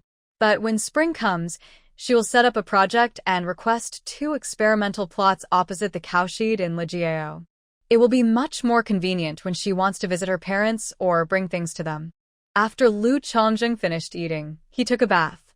When he entered the room, he saw Su Mo sitting on the Kong reading a book, so he went over and hugged her in his arms. Wife, the power supply station will start pulling wires tomorrow. We will probably have electricity before the new year. Lu Changzhen said, You like to read at night. I will get a fluorescent tube and install it in our room to make it brighter. The light bulbs sold in the supply and marketing cooperatives now are all 15-watt ones, which are very dim. Okay. Su Mo leaned in Lu Changzhen's arms and continued reading. How is the child? Did he bother you? No, I'm very well behaved. Su Mo answered and then asked, How are things going on your end? It's okay. We've pulled a group of people down. But there's no evidence against the biggest one. Secretary Geng can only find evidence against him later. Although it's a pity, there's nothing we can do. We have to take 1 step at a time. Seeing that Lu Changzhen had no intention of sleeping, Su Mo told him about Yang Jingming. Xiao Lan and I both feel that with his current abilities, he is not suitable for that position. But if it doesn't work out, I guess Xiao Lan's mother-in-law will blame Xiao Lan to some extent. Think about it yourself and decide whether you want to help. But don't make it too difficult for Uncle Geng. After listening to this, Lu Changzhen's eyes flashed with sternness. It seemed that what he talked about with Yang Jingming last time was too light. Don't you have any idea of your own abilities? Okay, I get it. Don't worry about my wife. I'll talk to him. He even set his sights on his wife. The next day, after breakfast, Su and Mo took 2 kilograms of brown sugar and 1 kilogram of eggs and went to Lu Guoping's house. Long Xiumei gave birth 2 days ago, and it was said that she gave birth to a big fat boy. Su and Mo originally wanted to wait for someone to take care of the baby for a few days before going to see him, but since she had something to do with him now, she went with him. Su and Mo originally wanted to ask Lu Xingjuan for help, but Lu Chongjing said that his brother had been an accountant for many years and was not very good at his job, so he asked her to go find Lu Guoping. Su and Mo went to see Long Xiumei and the baby first. She couldn't help but notice that they looked exactly like Lu Guoping, almost like exact copies of him. Chen Chao looked at Su Mo's shock and said with a smile, "It's the same in my family. Guoping looks a lot like his father." Su and Mo secretly marveled at the power of genes, wondering if her child would look like her in the future. After coming out of the room, Su and Mo told Lu Guoping that she wanted him to find a few young men to help build the greenhouse. Find 3 or 4 people.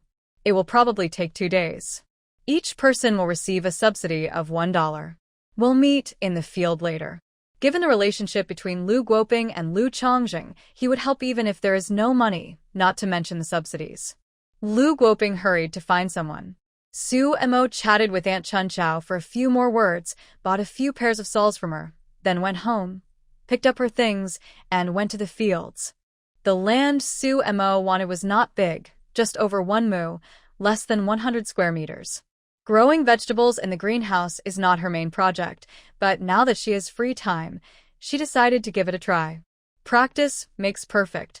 Through experiments, perhaps the domestic greenhouse cultivation technology can be advanced by several years.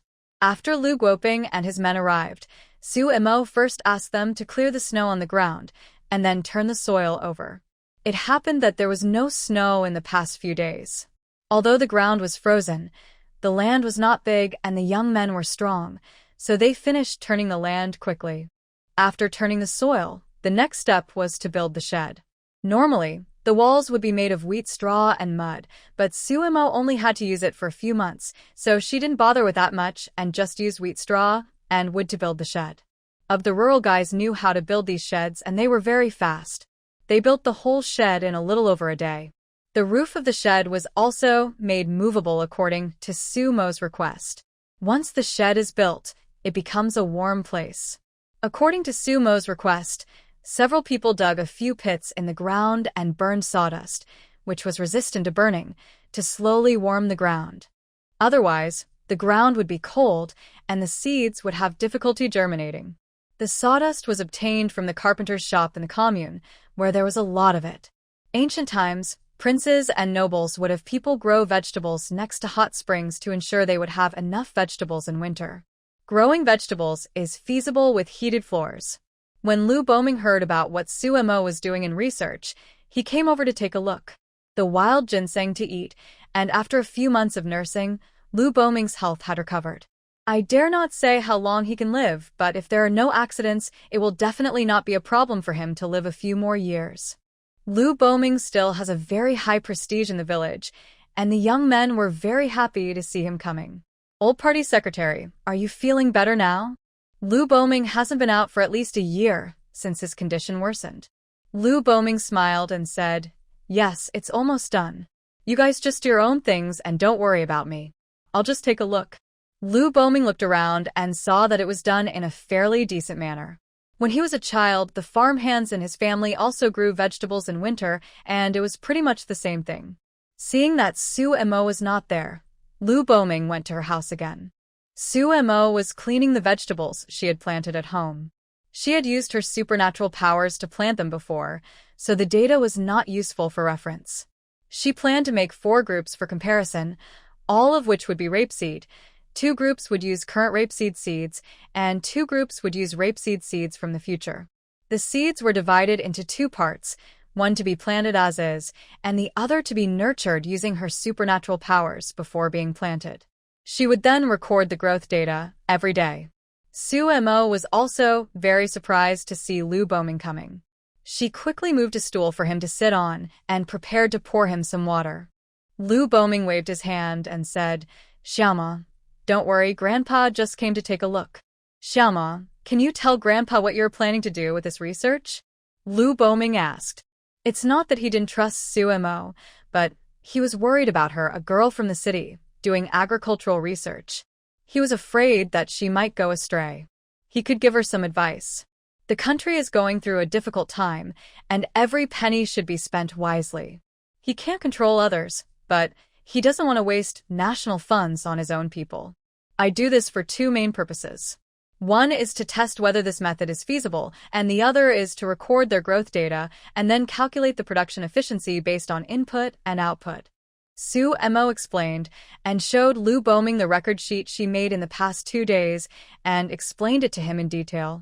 Although this method of growing vegetables is more expensive, our lives are slowly getting better. When life gets better, people will definitely have higher demands besides satisfying their basic needs. If we can find a way to grow vegetables in winter without too much cost, even if the price is a little higher, people with money will be willing to spend a little more to eat better in winter. Lu Boming felt relieved when he saw that Su Mo was very well prepared, and it was not something she did on impulse. Okay, Xiaoma, you study it carefully. I can move now. If there is any use for my old bones, just tell me. Lu Boming said. Only those who have experienced it know what it's like to eat only cabbage and radishes in winter. Who wouldn't want to eat better? No one is born to suffer. This winter, Su Mo grew some vegetables and sent some over from time to time. Lu Boming felt that the meals tasted much better. Seeing that he was going back, Su Mo quickly filled a basket with the vegetables she had just picked and asked Lu Boming to take them back. These vegetables were all grown by her using her supernatural powers, and they were good for Lu Boming's health. When the floor heating was almost ready, Su Mo called Li Wei and He Laning and asked them to divide the land into 4 plots and plant leeks and rapeseed respectively. It is still divided into 2 groups. One group is the original seeds, and the other group is the seeds nurtured with supernatural powers. She will then record the growth data every day. Leeks and rapeseed were chosen because both are cold-resistant crops and can safely survive the winter at -2 to 3 degrees Celsius. After planting, Su Mo explained to them the precautions, such as how to irrigate, how to warm the soil, to open the shed in time to let the vegetables in the sun at noon when it is not snowing, to cover the vegetables with more wheat straw when it is snowing heavily, etc. Both of them were old farmers, so they understood what Su Mo said. Su Mo spent 3 days in the brigade to deal with all matters concerning the experimental site, and only went back to the commune on the 5th. As soon as I got back, I got the news that the former propaganda officer Deng Heng had become the secretary of the party committee. It seems that Lu Chongzheng did not help Yang Jingming.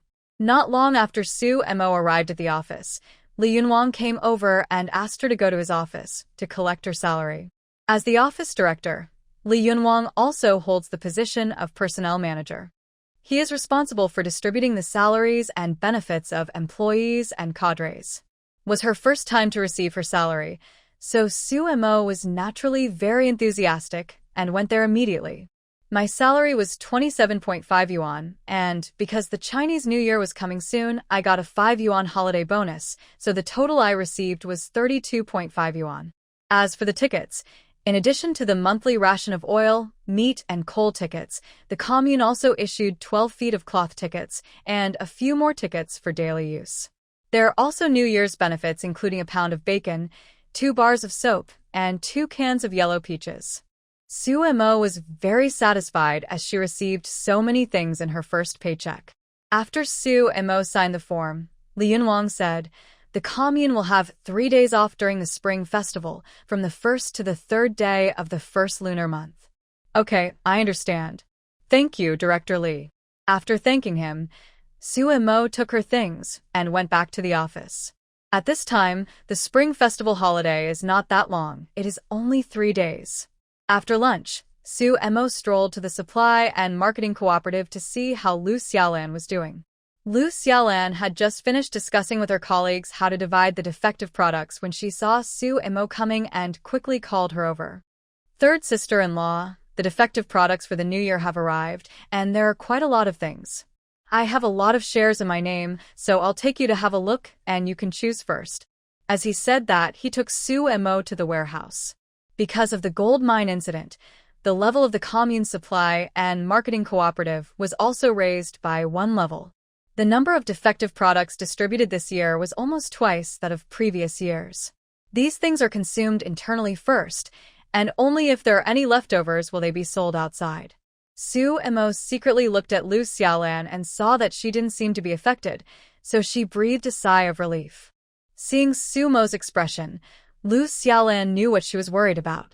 She smiled and whispered, "Don't worry, my mother-in-law didn't make things difficult for me." Third brother came over to talk to Jingming. Although he didn't become the party secretary, he was promoted to a higher position. Yang Jingming was previously at level 26 with a salary of 33 yuan. This time, Lu Chongjing made some arrangements for him and promoted him to level 25 with a salary of 38 yuan. After all, Lu Xiaolan still has to be there, and Lu Chongjing can't completely ignore her. Although he can't transfer her to another position, he can still make some arrangements to promote her to a higher level. Yang Jingming has also been working for several years and is quite diligent at work, so he meets the requirements for promotion. Third sister-in-law, don't worry. I have figured it out during this period of time. You don't have to worry about me in the future, Lu Xiaolan said. Before, out of consideration for her husband, but in the past few months, she realized that Yang Jingming was not as good as she thought. If everyone can get along normally, then life will be bearable.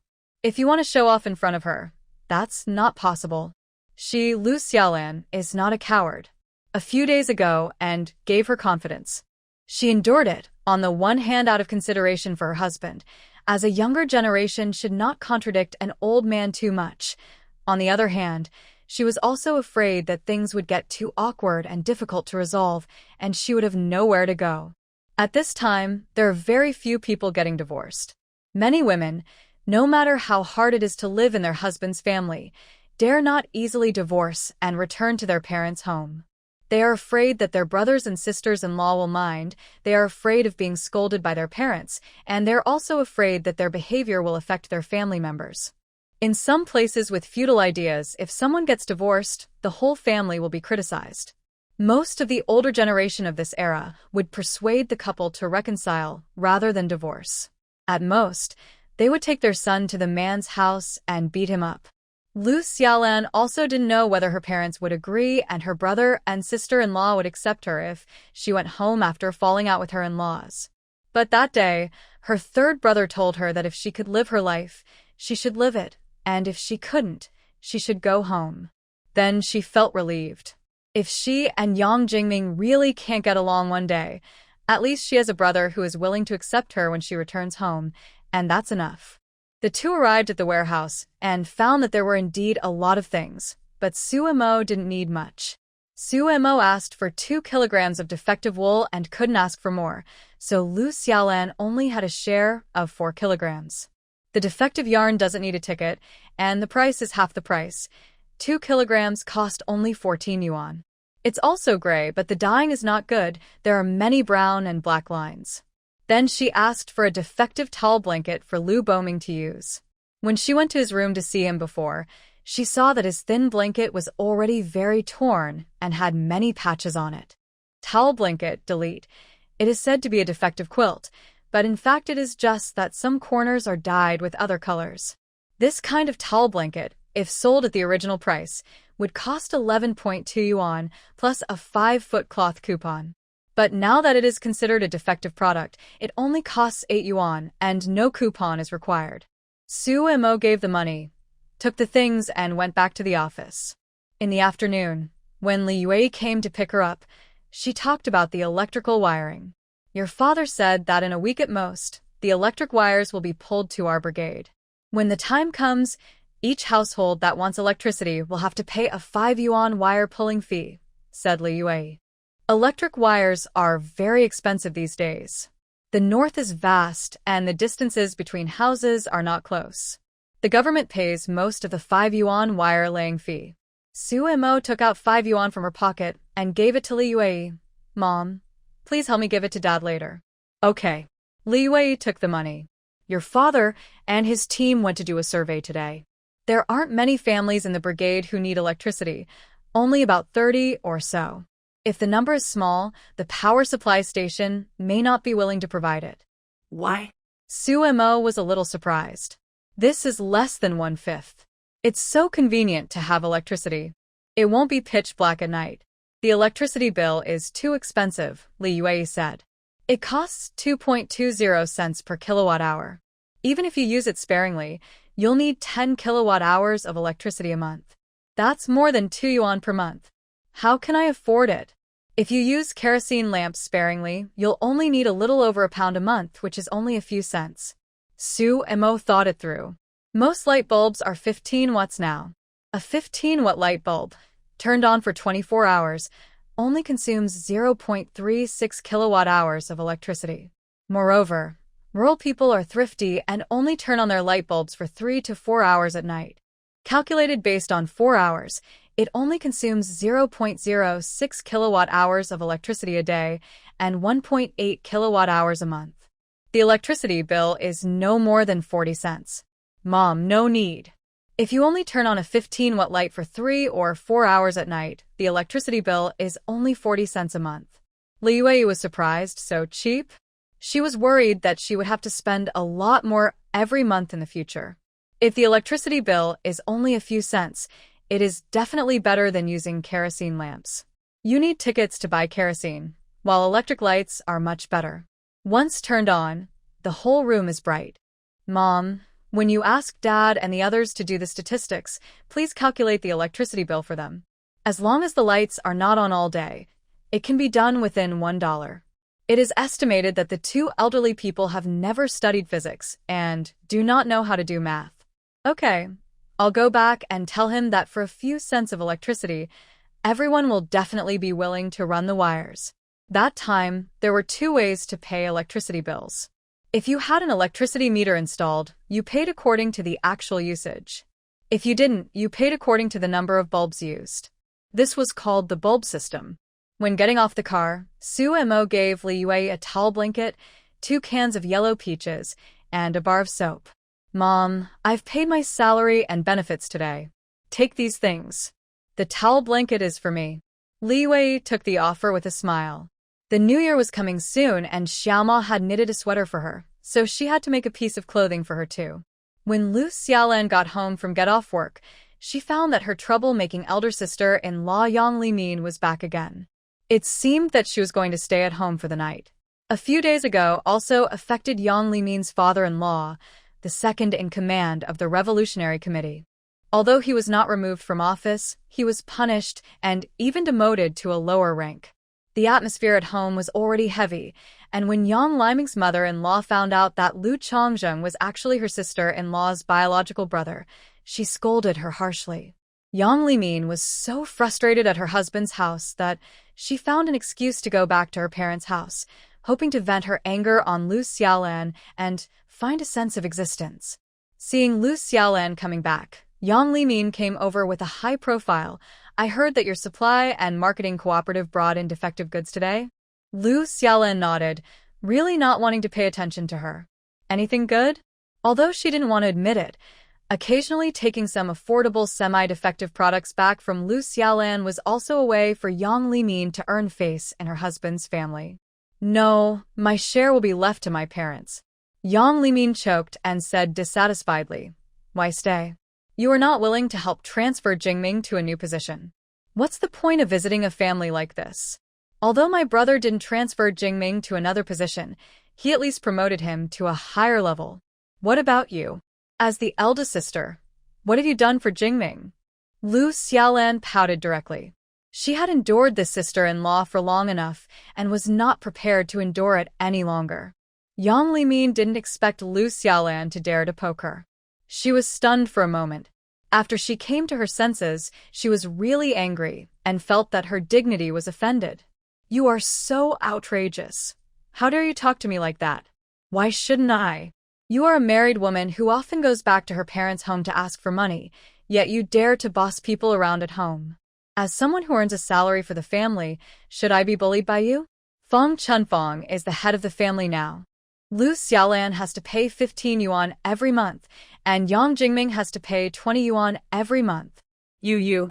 Yang Limin pointed at Lu Xiaolan and trembled with anger. You are a hen that doesn't lay eggs. You really have no manners at all. Jingming is so unlucky to marry you. Lu Xiaolan slapped Yang Limin's hand away. Who don't lay eggs? I'm in good health. There's nothing wrong with me. You are well-mannered? You are well-mannered, but you always come back to your parents' home to cause trouble? You don't feel accomplished if you don't make your parents' home in chaos? Or is it unlucky to marry me? I think Jingming is unlucky to have a sister like you. I think you just can't stand others doing well.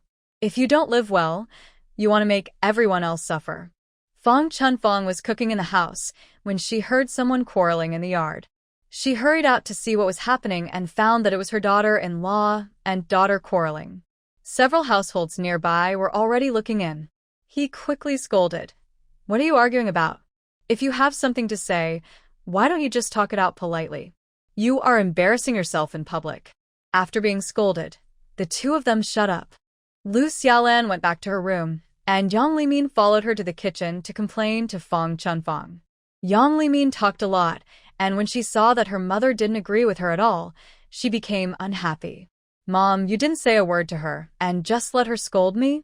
I have never seen a sister-in-law dare to scold her elder sister-in-law like this. There's so many people like this. You haven't seen them. That's because you don't have experience. Fong Chunfong said calmly. Besides, she's not wrong.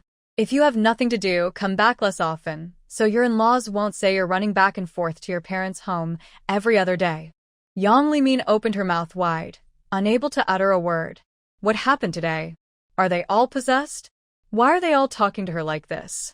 Qingxi County is very small, and Fong Chunfong and his wife had already heard about Yang Limin's in-laws' affairs a long time ago. They have been trying to curry favor with their in-laws for so many years, but they haven't actually gained much benefit. They are even worse off than their daughter-in-law's brother. Although he didn't get a transfer, at least he was promoted to a higher level. Moreover, judging from the vigorous and resolute actions in the county, it can be seen that these two people have great potential in the future. Both of them are typical profit-oriented people. They will support whoever is willing to give them benefits and whoever they can follow for more benefits. One relative is on the decline, while the other is in his prime with a bright future, so they naturally support the one with better prospects. Therefore, during this period of time, Fong Chunfong no longer forced Lu Xiaolan to take medicine. Anyway, the doctors said that there was nothing wrong with my body, and I would wait and see. Some people are born with a late birth, so there is no need to rush. After Yang's father Yang Yuping and Yang Jingming came back, Fong Chunfong started preparing dinner. Fong Chunfong criticized Yang Limin in front of Lu Xiaolan. Yang Yuping also said something to Yang Limin, asking her to come home less often and take good care of the children and her parents-in-law at her husband's house. Yang Limin was so moved that she burst into tears. She went back to her room, without finishing her meal. Lu Xiaolan looked at her in-laws who were so enthusiastic about her, but she was not moved at all. She just felt a chill in her heart. She had seen how enthusiastic the couple was towards Yang Limin before, and they would let her take any good things from home to her husband's family. Now, seeing that something happened to her husband's family, they suddenly turned their backs on her. If even his own daughter is treated like this, how much treatment can she, a daughter-in-law and an outsider, receive? Unless the third brother can continue to rise steadily and help their family from time to time, I'm afraid they will fall out immediately. How blind was she to think this family was pretty good? Is a son raised by such parents really worth relying on? Lu Xiaolan was very confused. She finished her meal hastily and went back to her room. After a while, Yang Jingming also came in.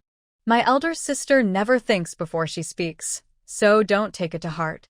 Jingming, don't you think that your elder sister is actually very pitiful?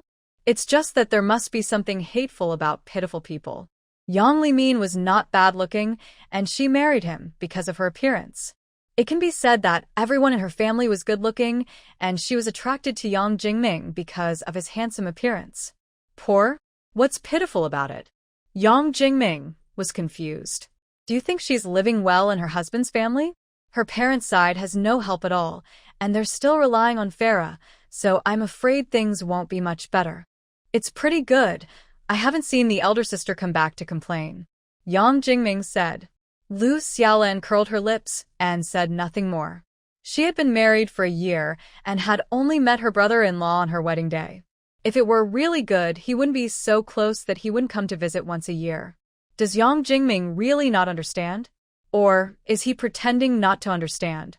The weekend, Lu Chongjing hurried back, picked up Su Mo, and left quickly again.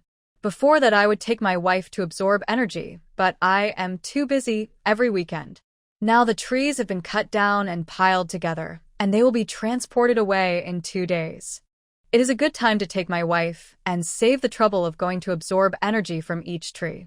Leading to the gold mine has been opened, and the entrance is just past Legiao. This is also Sumo's first time here. Took less than a month. I have to say that no matter what time it is, China's speed is really amazing. But the road is new and hasn't been repaired yet, so it's quite bumpy. This road still needs to be consolidated and repaired. In a couple of days, we will ask the young and strong men from the nearby brigade to come and help, and we will give them some subsidies, Lu Chongjing said. He applied for a subsidy of 50 cents a day. The two soon arrived at the first pile of trees.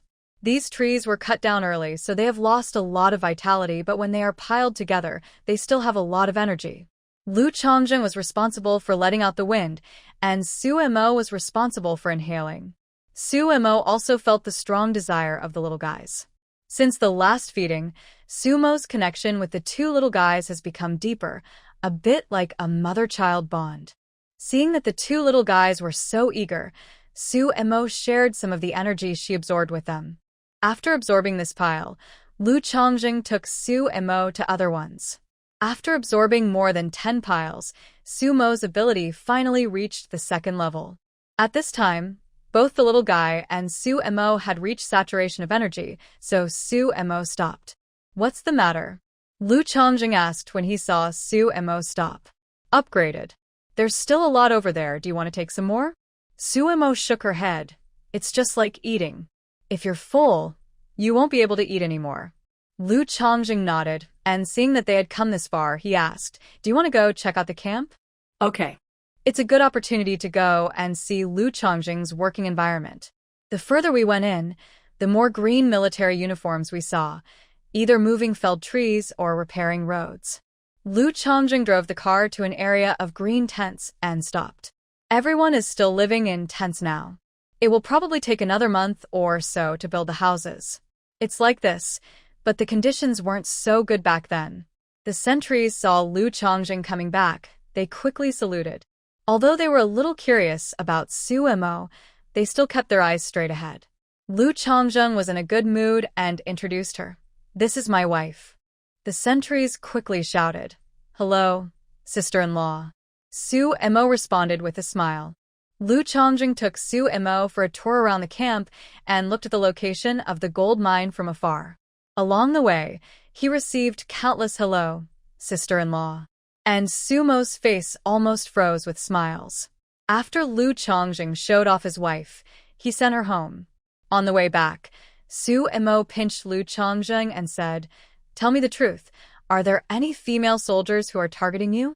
She had noticed that several female soldiers had obviously unhappy expressions when they saw her. This Lu Chongjing is the regiment commander at such a young age, and he is handsome, which really attracts people's attention. No, I didn't pay attention. In my opinion, there are no male or female soldiers, they are all soldiers. Lu Chongjing was shocked. There were indeed a few female soldiers who would run in front of him from time to time, which was quite an eyesore. He brought his wife here today to show that he is married. He has only been in this group for a short time, so not many people probably know that he is married. Su Mo gave him an ambiguous look. Wife, don't worry, my heart is with you. In my eyes, those people are not even as good as your toes. Lu Chongjing quickly expressed his loyalty. Today, everyone knows that I have a wife who is so pretty and outstanding. No one will dare to have any ideas about her anymore. She still had some confidence in Lu Chongjing, but she felt unhappy that someone else was thinking about her man. Seeing that Su Mo didn't say anything, Lu Chongjing hurriedly said, we have almost finished all the important matters. I will rectify the atmosphere right now. If there are still those who don't know how to live or die, they will be transferred away. Lu Changzheng also wiped his sweat. He was in the front-line troops before, where there were basically no female comrades. He really didn't pay attention to these things at first, as everyone was working and coordinating normally. He only recently realized something was wrong. So, he quickly brought his wife here to show off and let those outsiders stay away from him. Within 2 days, the electric wires were pulled to the Lujia village brigade, and it was a foregone conclusion that electricity would be available before the new year. After some mobilization by Lu Qing'an and Lu Baogua in the following days, more than 80 households in the brigade were to have electricity, while the others would wait and see, and only apply for installation after they were sure that the electricity bill was really not expensive. Along with the electrical wires came telephone lines. The telephones awarded by the Commune were also installed before the new year, and the brigade members were very happy. From now on, it will be convenient to contact you if anything happens. Su Mo was also very happy. Although she still had to go to the post office to make a long-distance call, she could still receive the call. Su Mo asked for the number and thought about calling Guangxi province tomorrow to tell them the number. Pulled, someone had to be at home, so Su Mo took a day off. More than 80 households, which is not a small number. Many people from the power supply station also came and soon arrived at Sumo's place. After the power supply station staff pulled the line to Sumo's house, they said, "Comrade, the electricity meter we applied for hasn't come out yet. For the first 2 months, we'll use the package lighting charging method. How many lights do you want to install in your home?" The electricity supplied to the Lujia village brigade was only approved not long ago. The power supply station did not apply for electricity meters in advance, so it can only adopt the package lighting system charging method commonly used in the 1950s. Su Mo was confused. What is the package light system? It's a monthly charge for light bulbs. 15 watts for 15 watts, 25 watts for 25 watts, and 40 watts for 40 watts. After the meter is installed, the charge will be based on the actual usage. We have entrusted your brigade to help collect the electricity bill, and you can pay directly at the brigade headquarters. 주문하디. And the money for the light bulbs. A 40-watt bulb is 38 cents, and a 25-watt bulb is 30 cents. Su Mo quickly gave the 98 cents for the light bulb. The people at the power supply station were very efficient, and by mid-afternoon, they had completed the installation for more than 80 households. That night, after the electricity was installed, the house became lively. Normally people go to bed early, but that night, many people kept the lights on in their homes until 11 or 12 o'clock. The next day at noon, when Su Mo was eating in the cafeteria, she met a postman delivering mail. The man saw Su Mo and stepped forward and said, "Su Jiqing, there's a package from Comrade Lu Boming at the post office. Go pick it up when you get off work." If the package was not big, he could take it with him when he delivered the letter, but the package was not small, and it was not convenient for him to ride a bike. It happened that he had seen Su Mo riding a donkey cart to work several times, so he asked her to pick it up. "And your letter and remittance advice." The postman took out Su Mo's letter and remittance advice and gave them to her. The remittance slip is for the royalties for January, which is only 15 yuan. It seems that the struggle is still fierce, and the royalties are less than last month. She sincerely hoped that her editor-in-chief would achieve ultimate victory. After all, the leader of a certain country was about to visit China, and she was thinking of getting some manuscripts to translate by then. Afraid that the people at the post office would have gone off work, Su Mo went there a little earlier to pick up the remittance and package. Li Yue came to pick up Su Mo. She saw that she was holding a large package, so she quickly came down to help her put it in the car. "Is this something your aunt sent to you? How many things must have been sent here?" "No, this is my package," Su Mo said. Li Yue was stunned. It should be sent by that leader. This year's package is more than twice as big as in previous years. She thought that the third brother used his connections and wouldn't send it this year, as it always arrived early in previous years. Li Yue returned. The children saw her holding a big package and came out from their homes to watch. They also know that this is sent to the great-grandfather. It is given every year and contains so many delicious foods. Seeing the children blinking their eyes at him, Lu Boming asked Lu Qing'an to open the package.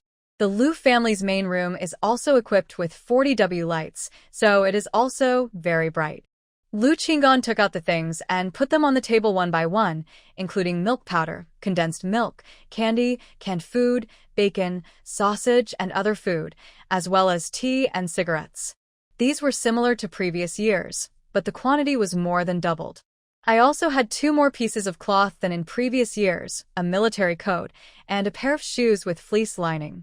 Lu Qing'an took out the letter tucked into his military coat and handed it to Lu Boming with confusion in his eyes. Why are there suddenly so many more than in previous years? What does this mean? After reading the letter, Lu Boming smiled and patted Lu Qing'an, saying, "It's okay, keep it. You gave birth to a good son." The leader originally sent his trusted secretary, Sin, to Shuangshan City in the hope of taking control of the area, but over the years, there has not been much success. The gold mine incident gave Secretary Sin a push, and the joint efforts of Lu Chongzheng and Geng Chongqing to rectify Qingxi County gave Secretary Sin a lot of help, allowing him to seize the opportunity and take control in one fell swoop. The leader sent so many things this time to express his gratitude to Lu Chongzheng and others for their great help. Lu Qing'an finally breathed a sigh of relief, as long as the relationship wasn't going to end. Although they didn't intend to trouble the leaders, it was always good to have such a relationship. Having a backer behind them would always make them feel more at ease. Lu Boming asked Li Yue to open the bag of candy and share it among his 5 great-grandchildren. After sending the child away, Lu Boming said to Li Yue, "Keep the milk powder and condensed milk. Give them to Xiaoma when she gives birth. There are 2 of them, and she can't feed them all by herself. They must be fed with milk powder. Keep these tea and cigarettes. They will be useful when you need to establish connections. As for the rest of the food, divide it into 4 portions, 1 for each family. Give this military coat to Chongzheng. He gave this year's coat to Xiaoma. I think he is still wearing an old one himself. 2 pieces of cloth, 1 for you and 1 for Qing'an. The woolen shoes are men's style, for Qing'an to wear." Lu Qing'an waved his hand. "Dad, I have shoes. These shoes are warm. You can wear them. I don't go out often, so I'm afraid your cotton shoes are no longer warm. Wear them." Lu Qing'an was a little tearful. His father cared about him and noticed that his cotton shoes were no longer warm, divided the things according to Lu Boming's request, and sent them to each household. When Lu Weigua saw Li Yue taking the military coat and going to the 3rd brother's house, he felt a little envious. He rides a bicycle to work every day. It's okay when it's not windy, but it's really cold when it's windy. He actually wants a military coat. The 3rd child had sent back 2 pieces before, 1 for Grandpa and 1 for Dad. He was also thinking that when he got the new one, he would ask them for the old one to replace. Now it seems that it is not possible. Su Mo is currently processing wild ginseng at home. Of the 3 roots she dug out before, the remaining one has been stimulated by her supernatural powers over this period of time. I'm afraid that the age of this one is not worse than the one she gave to Lu Boming. She planned to process this wild ginseng and give it to Geng Chongqing as a gift. Hearing Li Yue coming, Su Mo quickly put the things into the space. "Mom, why did you bring so many things?" Su Mo was a little surprised to see her bringing so many things. "Your grandfather told me to do this, and I'm doing what he told me to do." Li Yue said, "This military coat is for the 3rd brother." Li Yue put the food on the table and took out a plaid dress from her military coat, saying, "Xiaoma, this is the dress your mother made for you. Try it on and see if it fits you." "Mom, I have so many clothes. Why are you making them for me? You can keep them for yourself." Li Yue glared at her and said, "You are allowed to knit sweaters for me, but I am not allowed to make you a piece of clothing. Try it on and see if it fits you." Su Mo took off her cotton jacket and tried it on. This is a coat imitating the style of Lenin's suit. Every detail is handled very well. It fits Su Mo very well, and it looks simple and generous. "Mom, it fits me well and looks great, thank you," Su Mo said. "This dress is really nice. It looks simple, but it is actually cut very smoothly. I have to say that Li Wei is worthy of being the daughter of a tailor. As long as you like it. Li Wei was also satisfied. It had been a long time since she had made a piece of clothing so seriously. Such good clothes can only look good when worn by good-looking people. By the way, Xiaoma, the team will slaughter the New Year pig tomorrow. If you want to buy something, I'll ask your father to buy it. Li Wei said. The brigade kept 6 big fat pigs for the New Year this year. Everyone got a lot of money this year, and if there was any meat left after the distribution, everyone would definitely buy some. Xiaoma has to go back to work. By the time she comes back, I'm afraid there won't be any bones left. If she sent her there would be no good meat left when she came back. Let the old man go, after all, he is the secretary of the branch, so he can buy some good meat. Su Mo directly took out 10 yuan and gave it to Li Wei, saying, "Let Dad decide what to buy. If there are good ones, buy the good ones. If there are not good ones, buy some pork ribs. Speaking of pigs, there are 2 big wild boars in my space. I have to find a time to let Lu Chongjing kill them. I will then put the meat in the space and eat it slowly." Li Wei went back and told Lu Qing'an about Sumo's needs. Just as Lu Qing'an was about to agree, Lu Boming spoke first. "I'll buy it for her tomorrow." Li Wei was happy. With her father's prestige in the brigade, he would definitely be able to buy good meat. The next day, when the brigade notified people to distribute the meat, Lu Boming put on his clothes and went. Sumo had too few work points and was not eligible for a share of the meat. When Lu Boming arrived, he just watched from the side. There were a lot of people gathered at the brigade headquarters at this moment. They were very surprised to see Lu Boming coming over and came over to greet him. After the meat was divided, the remaining meat could be sold to the members. Those waiting to buy meat all let Lu Boming choose first. Since Lu Boming had already planned to buy meat for Su Mo, he would not be modest. This year during the Spring Festival, we not only slaughtered 6 New Year pigs, but also 6 sheep. Each of the New Year pigs was first-rate pig weighing about 160 pounds, so there was a lot of meat left over. Lu Boming ordered 5 kilograms of pork, 2 kilograms of mutton, and 4 kilograms of spare ribs, spending a total of 7 yuan and 12 cents.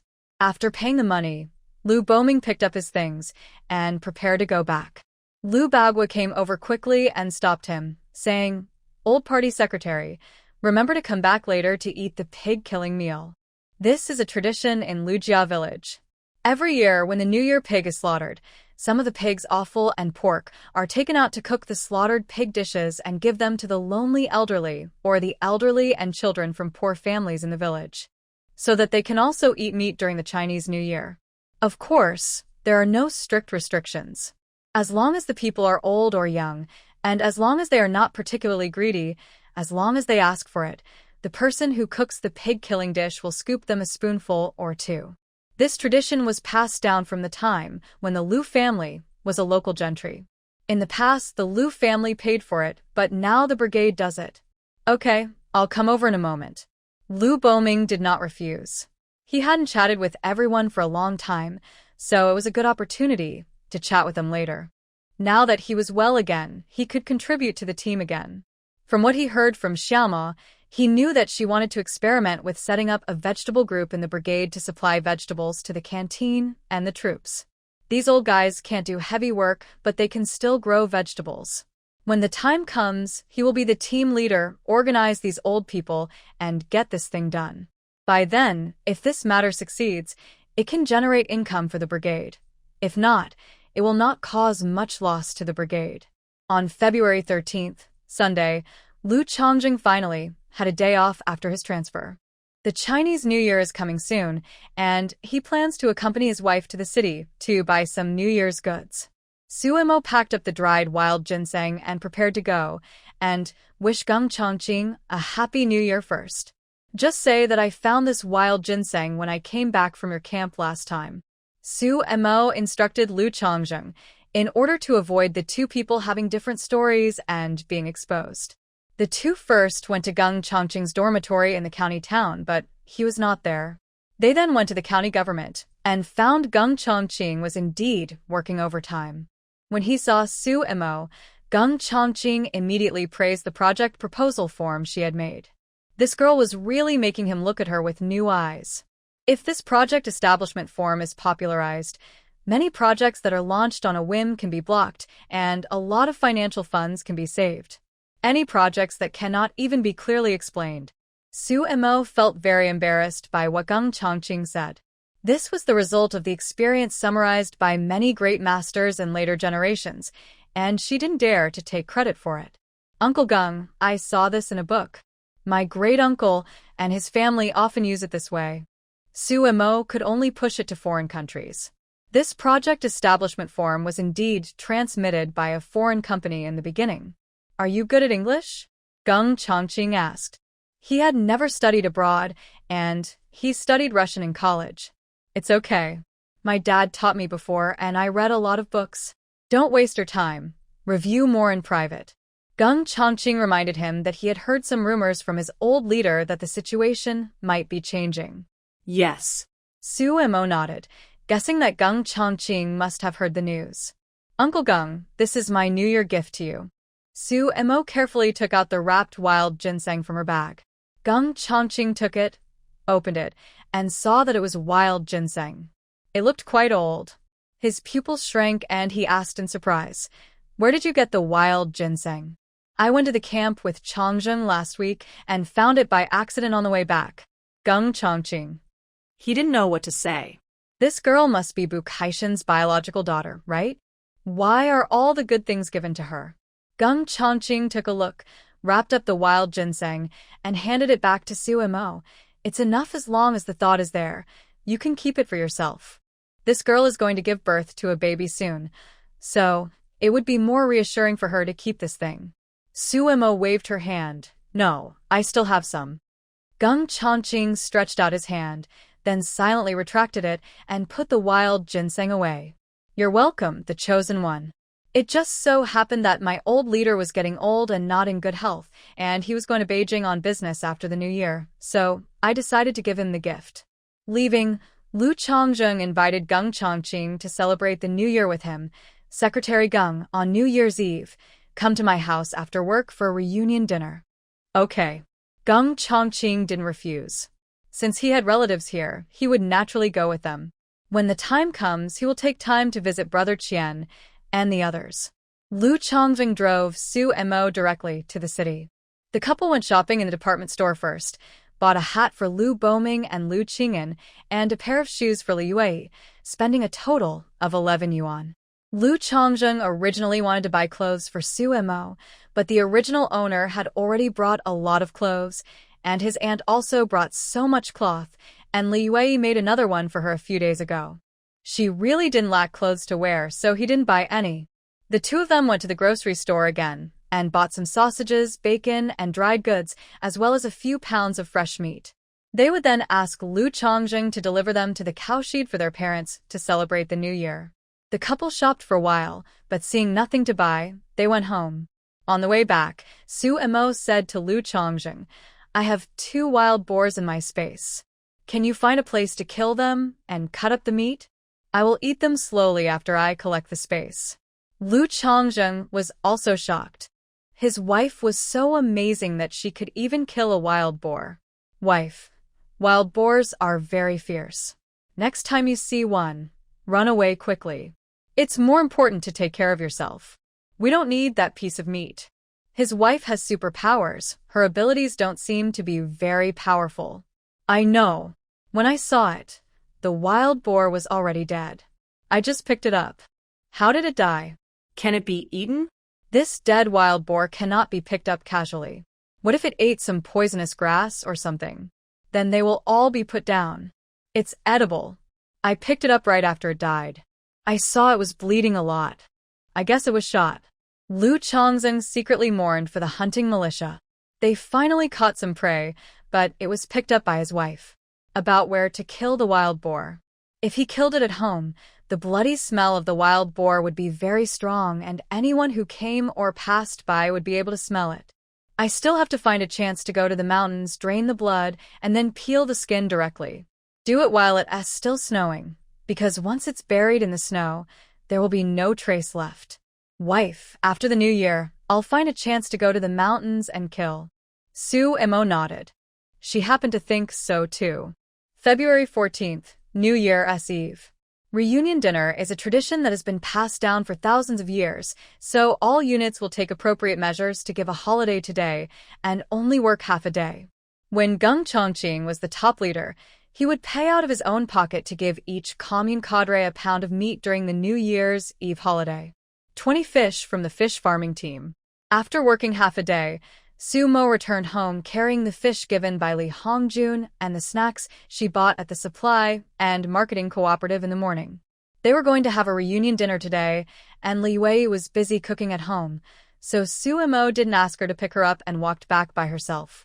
Halfway through the journey, they happened to meet a vehicle carrying supplies to the army. The cook who was following the vehicle had also seen Su Mo that day, so he quickly asked the driver to stop the vehicle. The young cook jumped out of the car and shouted to Su Mo, "Sister-in-law, are you going to see the head of the group?" Su Mo had some impression of this cook, so she smiled and waved her hand. "No, I'm going home, just in front of the Lujia village brigade." The young soldier scratched his head in embarrassment. He had heard that the new commander was a local, but he didn't expect him to be so local. The village was almost right at the entrance of the camp. "Then, sister-in-law, we'll give you a ride." "Okay, thank you." Su Mo did not refuse. It might take a few minutes to drive there, but it would take her more than half an hour to walk there. The young soldier asked Su Mo to sit in the passenger seat, and he went into the truck bed. In the car, Su Mo chatted with the two people and learned their names. The cook was called Wu, and the driver was called Qin Gang. I also know that the two of them went to pick up the supplies for the new year. During the new year, we have to give the soldiers some meat. Lu Chongzheng also said yesterday that he would be back late today and would have a reunion dinner with the soldiers in the army first, so they didn't have to wait for him to eat. The two soldiers sent Su Mo to the brigade headquarters. Before getting off the car, Su Mo gave each of them 2 pieces of cake. The two did not dare to take them, so Su Mo forced them to take them. After arriving home, Su Mo took out the steamed buns from the space and had a simple lunch. Then I lit a fire and fried the chestnuts and pine nuts. If anyone comes to visit during the new year, I can use them to entertain them. After frying, Su Mo started to seal the red envelopes again. On New Year's Eve, people had to give out lucky money. Lu Chongjing handed in his salary for last month yesterday. It was 127 yuan. After deducting 14 yuan for food expenses, he kept 3 yuan for pocket money and gave the remaining 110 yuan to Su Mo how much money to give, so she could only give according to the ratio of money her father gave to his parents during the Spring Festival in the future. Her father used to take half a month's salary and give it to the elders. Lu Chongjing's half-month salary was more than 60 yuan, so the envelopes Su Mo gave to the 3 elders were 20 yuan each. For the 5 children, they gave each one 2 yuan. After all, Lu Chongjing was a regiment leader with a salary of more than 100 yuan, and he only gave out red envelopes once during the Chinese New Year, so there was no need to be too stingy. In the afternoon, Gung Chongqing came and brought a lot of things. There were at least 20 to 30 kilograms of rice and flour alone, and he also bought fresh pork and mutton, as well as wine and cigarettes. Gung Chongqing basically ate in the cafeteria. He didn't eat much himself, and he had 45 kilograms of food every month, so he saved a lot and gave it all to Su Mo this time. "Have you sent the New Year gifts to your parents?" Gung Chongqing asked after putting the gifts away. "Yes, Chongjing took it early this morning." Gung Chongqing nodded and said, "Just send it." Seeing that there was no New Year atmosphere at home, Gung Chongqing helped Su Mo cut window flowers and red paper and paste them. As for Spring Festival couplets and New Year pictures, there are none. Su Mo is a typical Southerner. On New Year's Eve, she would go back to her hometown to worship her ancestors in the ancestral temple. But here, she didn't seem to have seen the ancestral temple. It might be that it was demolished because of the special period. After finishing everything here, Su Mo and Gung Chongqing carried their things and went to Lu's house. The Lu family was very lively, with a whole family gathered in the main room, with a fire burning warmly, making dumplings and chatting together. Even Lu Hohot, who hadn't been seen for a long time, was there. Although she looked haggard, she at least had a smile on her face. Seeing Gung Changqing coming with cigarettes, alcohol, and meat in his hands, Lu Qinggan quickly stood up and took them. Hey, Secretary Gung. It's good that you're here. Why are you carrying so many things? Gung Changqing waved his hand. Brother, I am here today as a relative. Just call me Changqing. Lu Qinggan laughed. He had called him Secretary Gung for so many years and was used to it. He couldn't change his way of speaking for the moment, so he quickly went to meet Gung Changqing and went to the side to drink tea and chat. Su Mo also took out the things she brought. In addition to snacks, she also took a fish and about 2 kilograms of ribs. Giving the snacks to the children, Su Mo helped make dumplings. After that, they went to the kitchen to help cook.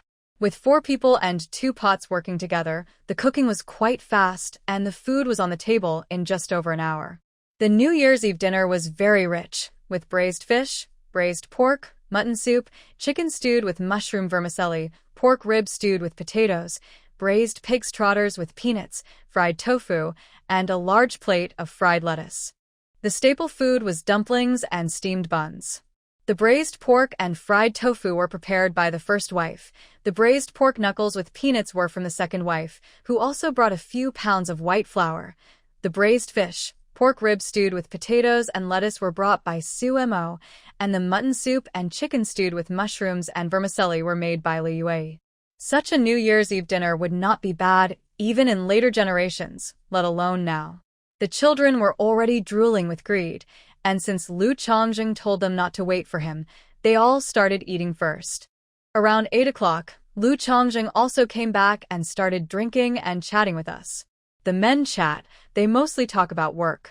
During the conversation, Gung Changqing revealed a piece of news, that is, the credit union plans to set up credit stations in several large brigades of Hongqi Commune after the new year to assist them in cash management at the grassroots level. As an advanced brigade, Lujia Village Brigade will definitely have it. It was also mentioned that the staff of the credit station are generally part-time people from the brigade. In addition to enjoying the average annual work points of the entire labor force of the production team, they also receive a subsidy of 6 yuan per month and a bonus of several dozen yuan at the end of the year. This bonus is related to the amount of money the mobilizer has saved. The more money saved, the greater the bonus. If you do a good enough job, it may be possible to get a job at a credit union in the future. Gung Changqing had already mentioned this, so Lu Xingjuan understood it very well. He immediately toasted Gung Changqing and said that he would prepare well and pass the exam when the credit station recruited people. He has been working as an accountant for many years and has frequent dealings with credit unions. If he prepares early, he will still be very confident in himself. As long as he passed the exam, he would be a salaried person in the future. Otherwise, he would be the only one in the family without a salary, which would make him feel very uncomfortable. As expected, it is better to have someone at home to know the news early and prepare early. Once this news gets out, there will definitely be a scramble for it. All the educated youth from the city would want such a job. The men talked about men's things, the women talked about women's things, and the mothers-in-law and daughters-in-law also talked about family matters. When they learned that Su Mo was pregnant with twins, Lu Yuji and Lu Hohot were surprised and envious. These 3 brothers and sisters are so lucky. She had a good family background, married a good man, and was even better at giving birth to children than others, giving birth to 2 at once. It would be even more serious if both of them were men. Now that my mother-in-law has spoiled me like this, who knows what will happen in the future? After dinner, everyone packed up and it was time for the younger generation to pay New Year's greetings. Before the New Year's greetings, Lu Boming made a summary. A lot has happened in our family over the past year. Xiaolan and Changjing have both gotten married, and you brothers and sisters have all started your own families. Your parents have completed their mission. Now that we have separated, it is normal for a tree to branch out. We don't have to eat together to be considered a family. It is more important than anything else for you families to live in harmony. This year has been smooth for our family. There have been no big happy events, but there have been no disasters either. That's how life is. A simple and ordinary life is a blessing. Something happened in the second brother's family and his wife's family. No one can say that their life will be smooth sailing. As long as you can be clear-headed and stand firm, your life will gradually get better. Now that the two boys are growing up, you two have to work harder. The third child's family has the most happy events this year. He has started a family, got promoted and transferred back, and Xiaoma is pregnant. The third child has a heavier task and must work harder to make more contributions to your small family and the motherland. In the new year, I have no more requirements for you. I just hope that you young people will be safe and healthy, united and help each other, and live in harmony.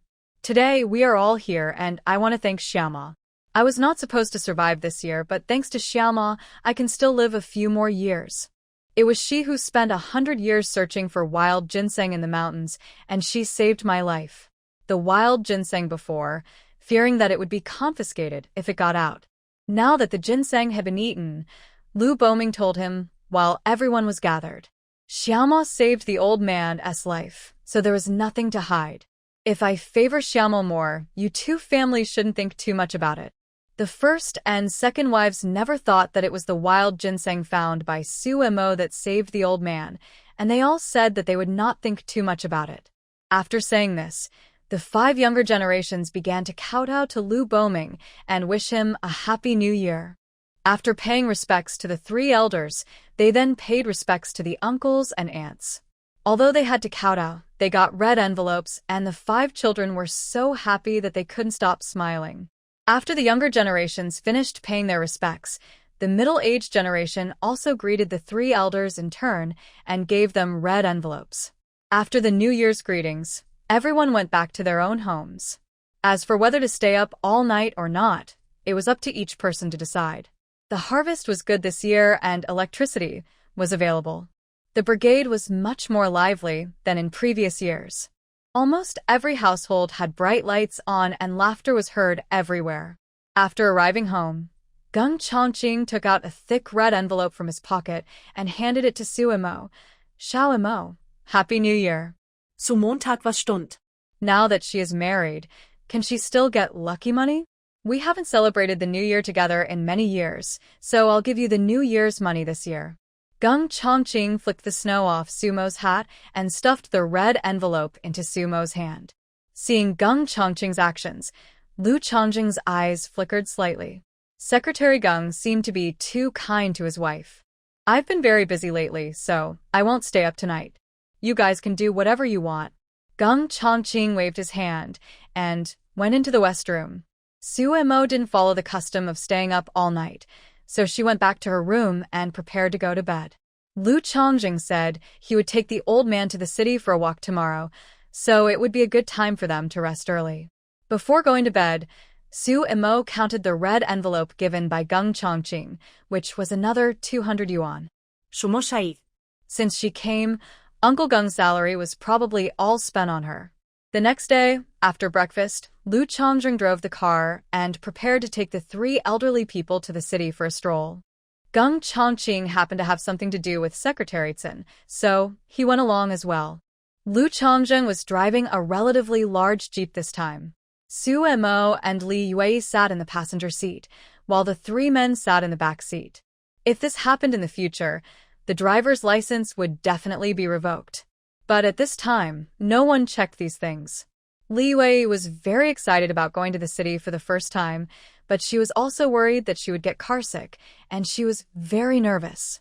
Fortunately, Lu Chongjing drove steadily this time, and Li Yue did not get carsick during the more than 2-hour drive as she enjoyed the scenery outside along the way. When they arrived in the city, Lu Chongjing first sent Gung Chongqing to Secretary Tsin. Upon learning that Lu Boming was also there, Secretary Tsin hurried out and invited them in to sit for a while. Secretary Tsin is from Beijing. He is busy with work and has no time to go back to reunite with his parents during these 3 days of vacation. So he asked his wife to take the children back. During the Chinese New Year, he was alone at home. Lu Chongjing knew that they had something to talk about, so after sitting for a while, he left with his family. After coming out, Su Mo first went to the post office to call Su Tingda to wish him a happy new year. Lu Chongjing also said a few words. Su Mo didn't hear clearly what he said, but Lu Chongjing looked serious and kept saying yes, yes, yes. After the phone call, I went shopping in the department store. Shuangshan City is a coal city with good economic development and a large number of employees. Although the department stores here cannot be compared with the 4 major department stores in Beijing, they are also the most impressive in Shuangshan City. Not all companies will give the 3-day Spring Festival holiday. Basically, all industries with a service nature have to go to work. There were people on duty in the commune, but they were all leaders, not small clerks like Su Mo. And it was only in the past 2 years that the atmosphere became more relaxed, and they started to have holidays. In the first few years of the movement, old customs were broken, and there were no holidays during the Spring Festival. In order to promote revolution and production, it was advocated that the war should not stop on the 30th, and work should continue on the first day of the new year. All holidays were cancelled.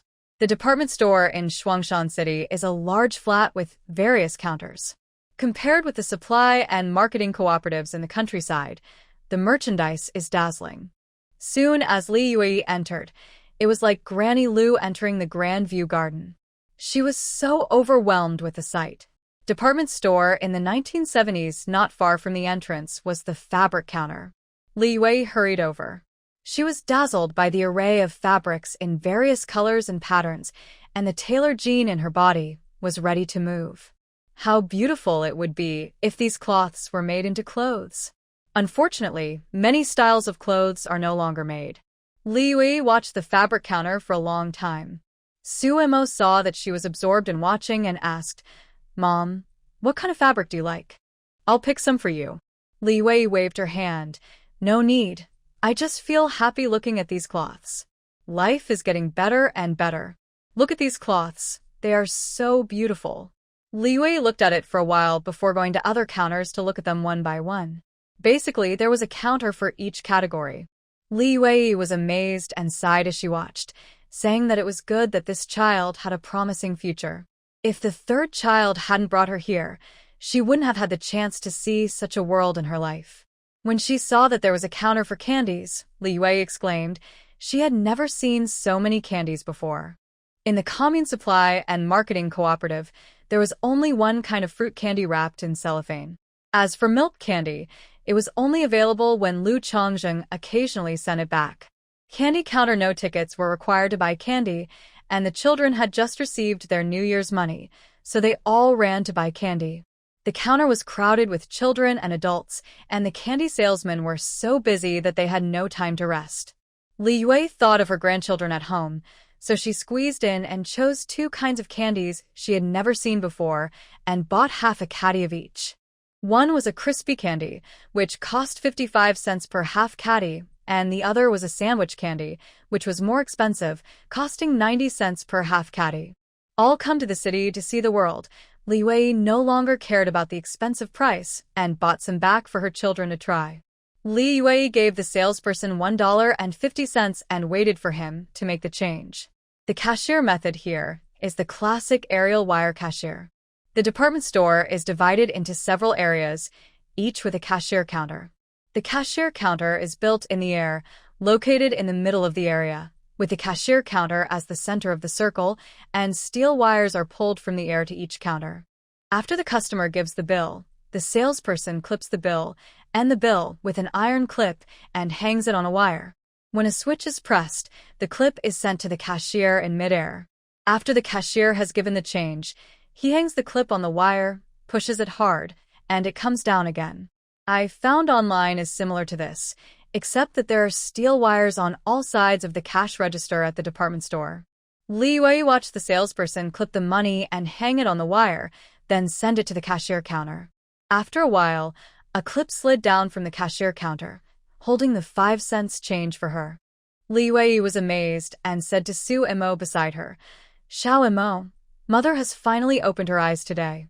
Su Mo smiled secretly. Not only did she open her eyes, she also opened her eyes. When she came last time, she also stared at it intently. "Shoma, what if it falls down? Wouldn't the money be picked up by someone?" Li Yui asked the question in her mind.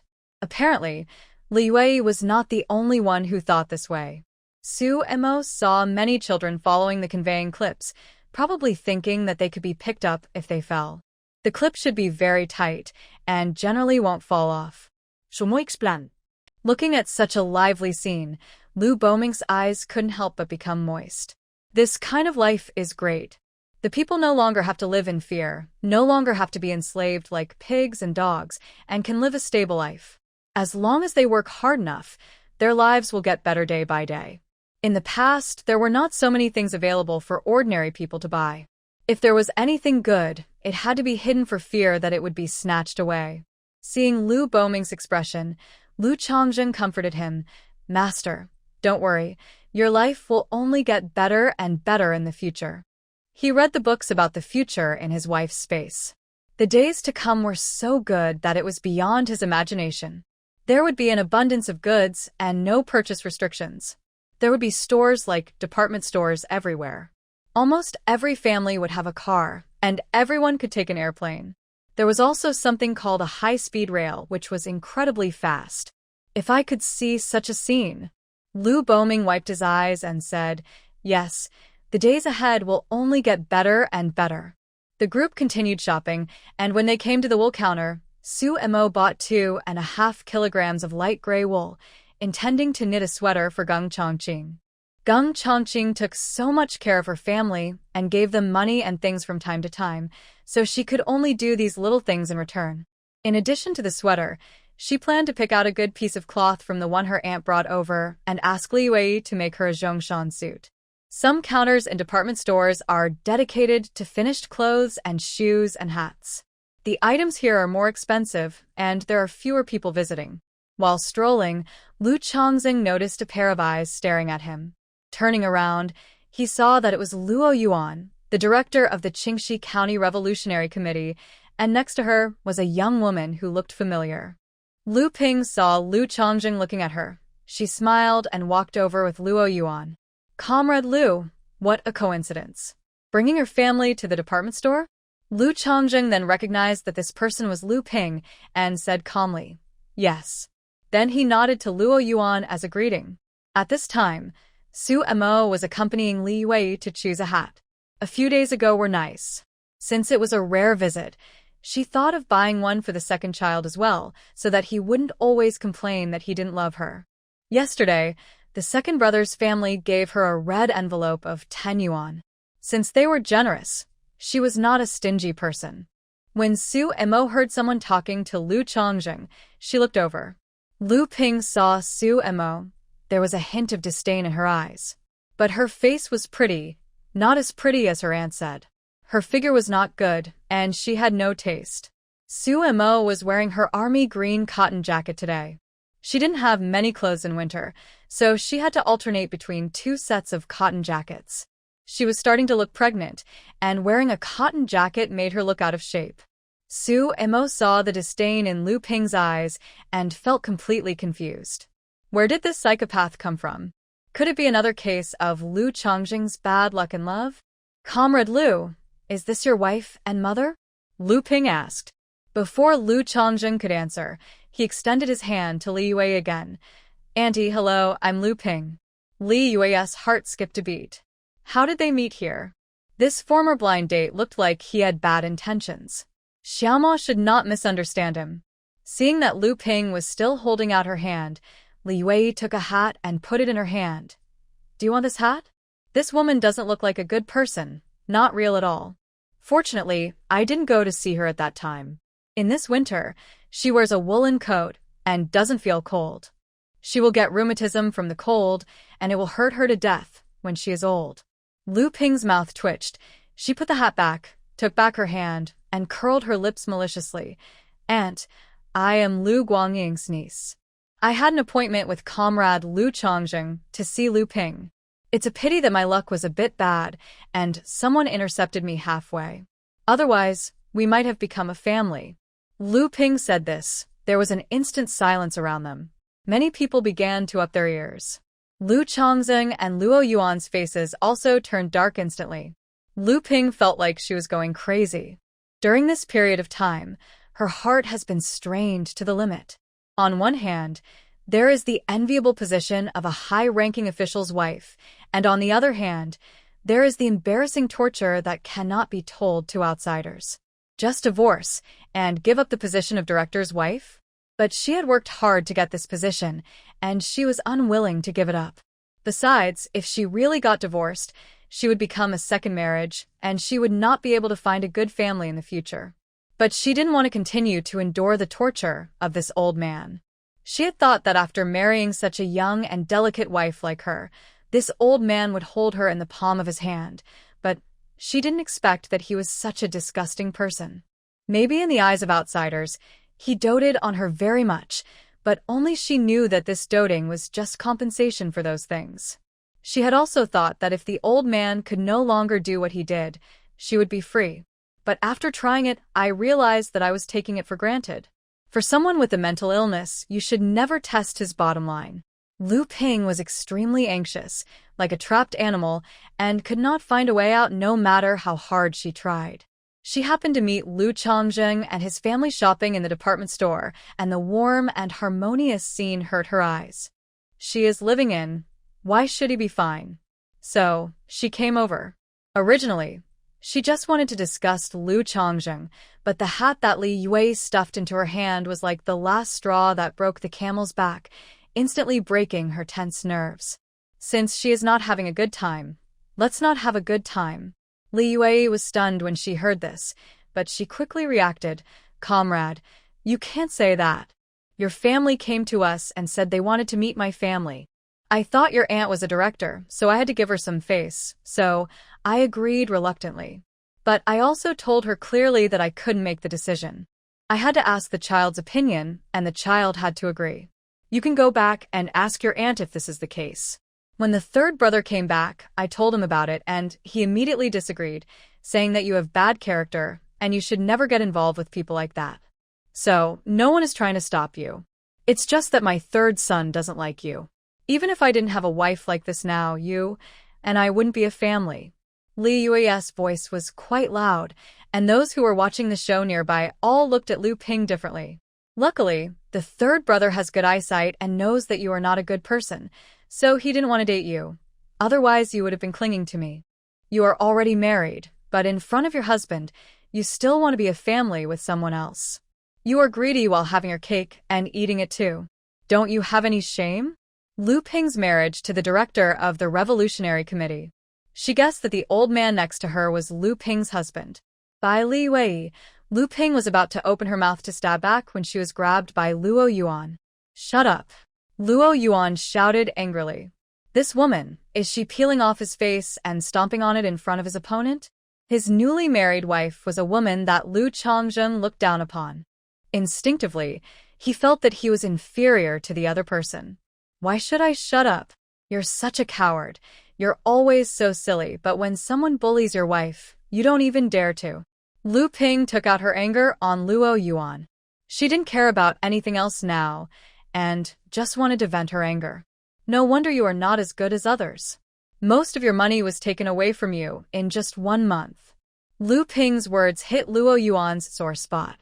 Luo Yuan's eyes were bloodshot, and he yelled, "Shut up." Lu Ping wanted to talk back, but Luo Yuan covered her mouth and dragged her out very roughly. After Lu Ping's disturbance, I naturally couldn't buy anything. Li Wei was so angry. She had brought the things to Director Lu to apologize. If she had known they were such a bunch of, it should be the Lu family who should apologize to them. Fearing that Su Mo might misunderstand, Li Wei quickly explained, "Xiao Mo, this is not the fault of the third brother. It's my fault. When I heard Lu Guangying say that her niece was in the art troupe, I thought she was a good girl. I didn't expect her to be such a... It wasn't finalized at the time. We just said that if the child agreed, we could go and see each other. The third child has a very sharp eye. He would definitely not like a girl like her. You are the only one who can make the third brother take notice." That day, when he just came back from the hospital, he told me that he wanted to marry you and asked me to prepare quickly. Fearing that Lu Ping's words would affect the couple's relationship. Seeing Li Yue so anxious, Su Mo waved her hands and said, "It's okay, Mom. He told me about this before we started dating. I know about it." She asked why Lu Guangying was hostile to her, and it turned out that Lu Changzheng's previous blind date was her niece. Li Yue finally breathed a sigh of relief. Fortunately, The third brother had said this before. Otherwise, it would be bad if Xiaoma misunderstood that the third brother had problems with his behavior. After this commotion, the group was no longer in the mood to go shopping in the department store, so they went to the state-owned hotel for lunch. 5 people ate for 6 yuan. Lu Boming paid for it, saying that he was in a good mood today, and he had to pay for it. After dinner, we went to the farmer's market. The 3 elders were very excited when they saw the abundant meat, vegetables, and other foods in the market. They had all survived hard times, and seeing so much food made them feel extremely satisfied. Because of the Chinese New Year, the agricultural and sideline products market specially transferred a batch of vegetables from other places.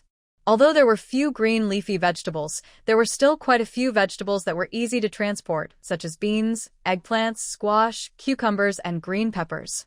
Although the price is higher than usual, there are still many people buying it during the New Year. Li Yue bought 2 kilograms of pickled mustard tuber and 2 kilograms of kelp as souvenirs and shared them with everyone after returning home. Lu Boming also bought a few pounds of dried shrimps and prepared to take them back to share with everyone. In the afternoon, the few of them picked up Gung Chongqing, filled up the car with gas, and then went home. After all, it's already good enough to be able to borrow the car, and we can't let the government pay for the gas. Shuangshan City only has 1 gas station in the urban area. To refuel at this time, you also need a gasoline ticket. The price of number 70 gasoline is 1.1 cents per liter, and I filled up 30 liters. Gasoline tickets, more than 2 hours of driving. It was already dark when they got back. Before getting off the bus, Li Wei gave Su Mo a portion of the things she bought. Gung Chongqing also came along, preparing to go to the cowshed early tomorrow morning. Thinking of taking some to the cowshed tomorrow, Su Mo prepared dinner. She stewed mutton soup, pork ribs stewed with sauerkraut and vermicelli, and the staple food was a circle of corn cakes. After dinner, Su Mo took a ruler and prepared to measure Gung Chongqing's size. Gung Chongqing learned that Su Mo wanted to knit a sweater for him. He cooperated very well and measured the pieces, which made Lu Chongqing's mouth twitch. After dinner, the 3 of them went to bed early. At around 4 o'clock in the morning of the next day, Lu Chongqing drove the car and set off with the 2 of them. During this period, whenever Lu Chongqing came back, he would usually leave at this time, so there was nothing suspicious about it. Newly opened road into the mining area has a section not far from the cowshed, and there is a small road nearby that can lead down. Whenever Lu Chongqing delivered things, he would park the car nearby early in the morning and go down from there. At his speed, it would only take a few minutes to go down there and less than 15 minutes for a round trip. Parking the car, Lu Chongqing took the 2 of them down a shortcut. In just 10 minutes, they arrived at the cowshed. Gung Chongqing came this time mainly to discuss something with Zhang Zhen and Su Tingqian. The 3 of them went to Zhang Zhen's room to discuss something, and Comrade Xiaoding came out to Su Tingqian and the other's room. Maybe because he had been eating better during this period, Comrade Xiaoding was in much better condition than when Su Mo first met him. Xiaoding was very grateful to Su Mo's family. Fortunately, they had their help, otherwise their days in the cowshed would have been difficult. After Mo Yurong put her things in place, she began to care about Su Mo's pregnancy. She had already learned from Lu Chongqing that her daughter was pregnant with twins. Mo Yurong was finally relieved after learning that Su Mo had no adverse reactions and was able to eat and sleep well. She was pregnant with Momo. She vomited for several months. Fortunately, Momo did not follow her. Otherwise, she would have been pregnant with 2 children, and her life would have been very difficult. Child, your mother told you not to come during your pregnancy. Why didn't you listen? Although she also missed her daughter, nothing was more important than her safety. Mom, today is the 2nd day of the Chinese New Year, the day to go back to my parents' home. Su Mo said, the road is open now. Chongqing can drive here, and it will only take me 10 minutes to walk here. Mo Yurong was moved to tears by Su Mo's words. What kind of home is this? She didn't know when they could leave here. While there was still time, Mo Yurong reminded her of some precautions regarding pregnancy. After Gung Chongqing and the others finished their discussion, they left in a hurry. Lu Chongqing really had to go back to the camp today to take a look, so he continued to drive inside, and Su Mo and Gung Chongqing followed him. When they arrived at the camp, Lu Chongjing parked the car at the entrance and went in. Su Mo and Gung Chongqing waited in the car. Xiaoma, don't worry, it will be soon, 2 years at most. Gung Chongqing spoke during the waiting period. Any news from Uncle? Su Mo was excited. Well, following the Gong family's lead, I found out a little bit. Once the higher-ups get involved, I think things will turn around soon. Although we can't move those people for the time being, we can still let your parents and Zhang Lao return to the city. My eldest brother meant that we should send them directly to Yangcheng instead of returning to Haisher. They have already established contact with the Southern Marshal, so it should be no problem to protect a few people in Yangcheng. In addition, the Su family has its own businesses in Yangcheng, so it would not be as if they were left with nothing when they got there. 주문하리. Guangzhou was also good. It was a pioneer in reform and opening up. In a few years, it would be the first to get the upper hand. Lu Chongjing just came over to take a look today. In less than an hour, he had finished his work and came out again. Today, so he has to go and wind up Yang Jingming. Several people went back home first. Gung Chongqing had other things to do, so he didn't stay here any longer and rode his bike back to the county. The couple rested for a while and were about to go to Lu's place when Lu Xiaolan and Yang Jingming came over carrying large and small bags of things. The corner of Su Mo's mouth twitched. He brought so many things. Could he be asking for something again? But traditional kung fu still needs to be performed. Jingming, Xiaolan, come in and sit down. Why are you carrying so many things? Su Mo welcomed them to the Kong in the West Room, brought them some snacks to eat first, and asked Lu Chongjing to make some brown sugar water. Lu Xiaolan waved her hands quickly. Third brother and sister-in-law. Don't worry, we'll be there in a while. This thing was brought to my third brother by my father-in-law and mother-in-law. Lu Xiaolan felt very uncomfortable. Her eldest and second brothers had nothing, but her third brother took a bunch of things. It was so obvious, and no one was a fool. She was so scared that she didn't even dare to go home, so she went to her third brother's place first to deliver the things. Seeing that there were cigarettes and alcohol, Lu Chongjing was afraid that there was not enough for his parents, so he said calmly, I don't need these things, take them to my parents. Third brother, this was given to you by my parents. Yang Jingming didn't particularly agree. Seeing Yang Jingming like this, Lu Chongjing's fist was about to move, and anger rose in his heart, but thinking that it was New Year's Day, he suppressed it. I accept your kindness, but I don't need the cigarettes and alcohol, so just take them to my parents. Lu Chongjing doesn't smoke or drink, but Lu Qinggan does smoke and occasionally drinks. Seeing that Lu Chongjing insisted, Yang Jingming had no choice but to take 2 packs of cigarettes and 2 bottles of wine and go to Lu's house with Lu Xiaolan first. After the two left, Lu Chongjing sighed. At the beginning, I don't know who introduced this family to Xiaolan, and I don't even know their personalities. The way this family eats is really anxious and ugly. The father is greedy, the mother is calculating, and the son is weak and unpromising. Xiaolan married into their family, it was really... Su Mo looked at the remaining things. There was a pack of milk powder, 2 cans of yellow peaches, a piece of bacon, and a large pack of cakes, probably about 2 kilograms. Adding the cigarettes and alcohol that were just taken away, the things that were given were really a lot. How should I return the gift? Su Mo asked. Lu Chongjing waved his hand. Never mind, no need to reply. Jingming's father works at the commune's grain station, and these were probably given to him by others. Grain stations have always been lucrative jobs since ancient times. Today, it is not known whether Lu Weiguo will go there or not. Worried that there would be only 3 elderly people left at home, Su Mo put her things away, and the couple went over. After Yang Jingming and Lu Xiaolan arrived at the Lu family, Lu Qingyan was delighted to see that her brother-in-law had brought a lot of things, including cigarettes and alcohol. It seems that this son-in-law is a good guy, buying so many cigarettes and alcohol to honor him. Lu Xiaolan got married at the beginning of the year, and it was her first time going back to her parents' home, so she had no reference from previous years. After they chatted for a while in the main room, Lu Xiaolan went to the kitchen to help Li Yue. Mom, have my second brother and his wife also returned to their parents' home? Lu Xiaolan asked.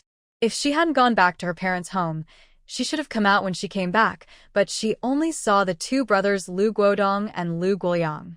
Yes, they said that Lu Fubao is the only one at home, and the other sisters may not come.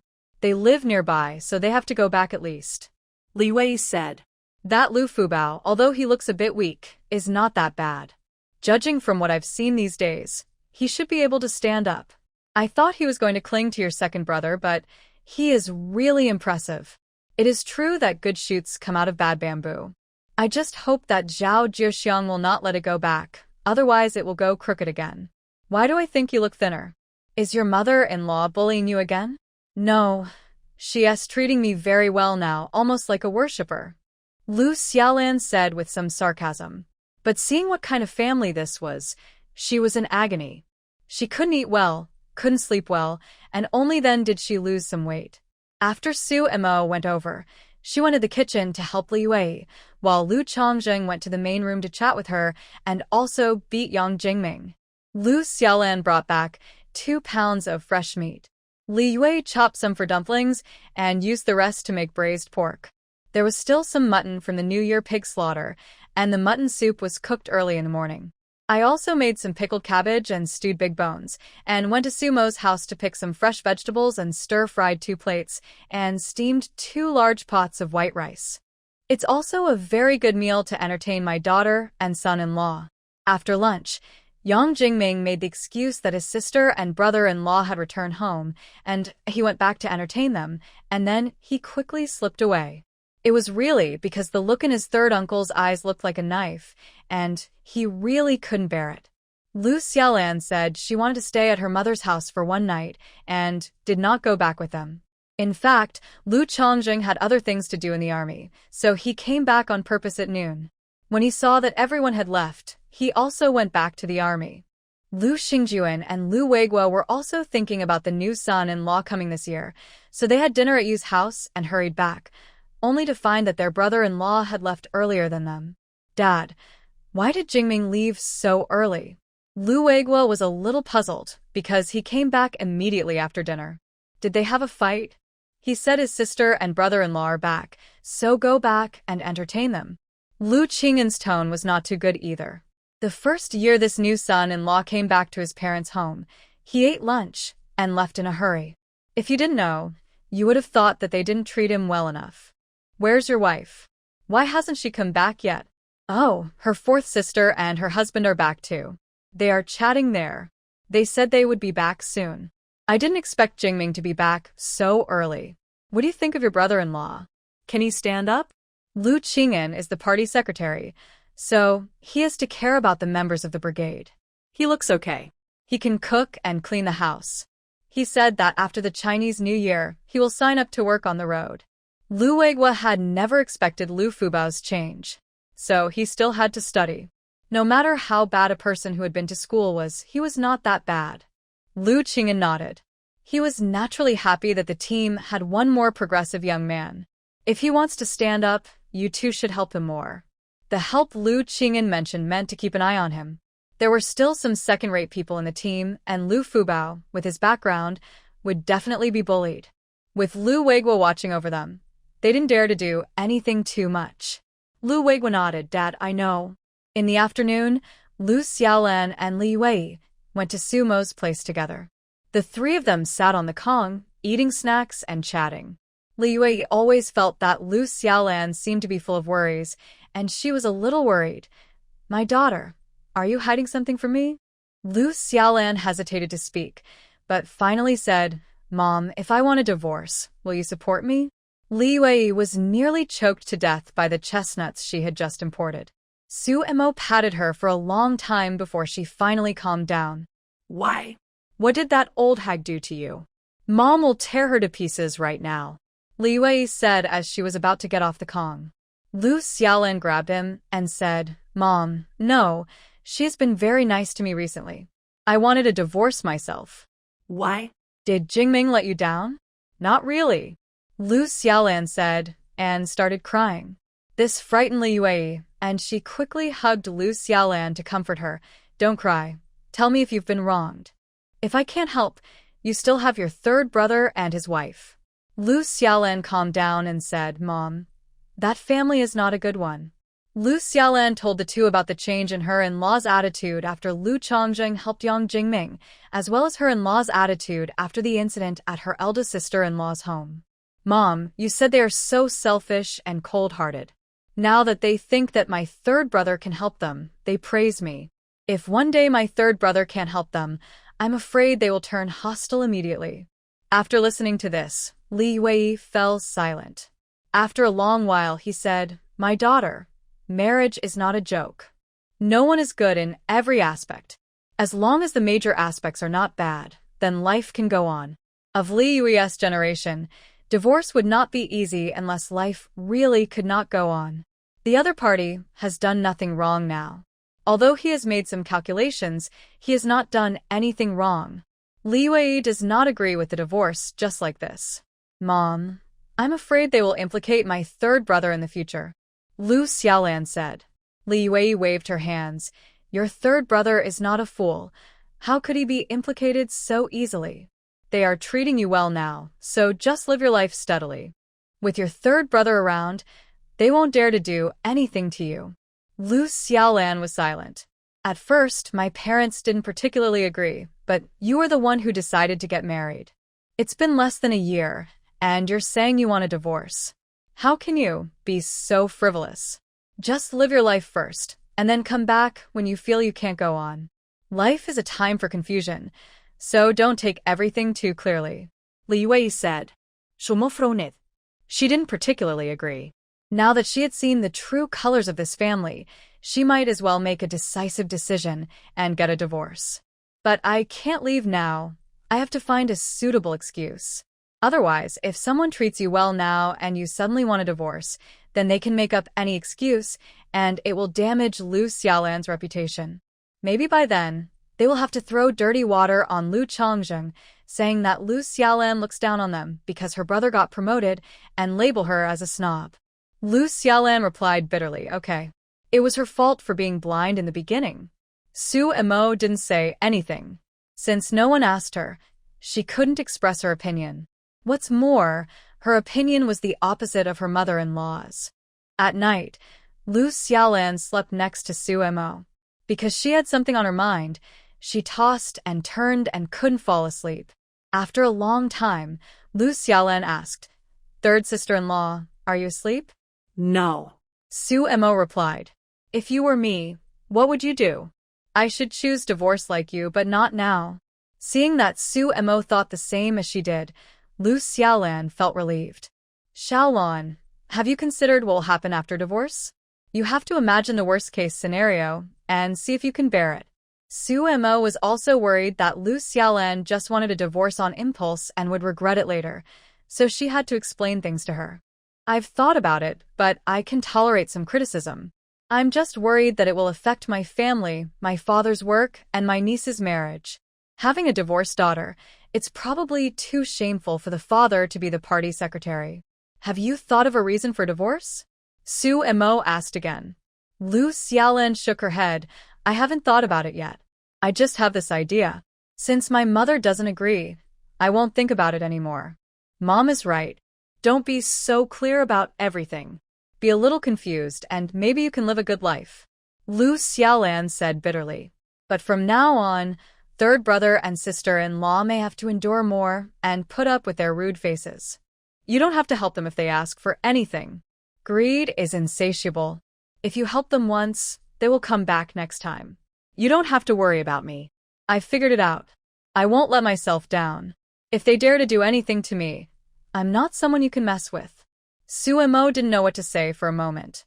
After all, this was her first time experiencing marriage. This time is not like later times, where you can still divorce on the grounds of a breakdown in the relationship between husband and wife, or just live apart for 2 years and then sue.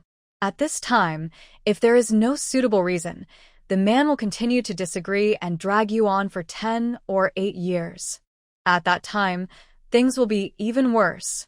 Although she suspected that Yang Jingming had azoospermia, the medical conditions at the time made it impossible to detect it, and it seemed impossible to divorce on this ground. According to the calculations of the Yang family, they would not easily let Xiaolan divorce before she found a new backer. If she wanted to divorce, she would have to bleed a lot. So, we still have to wait until we find a reason to get out of this situation.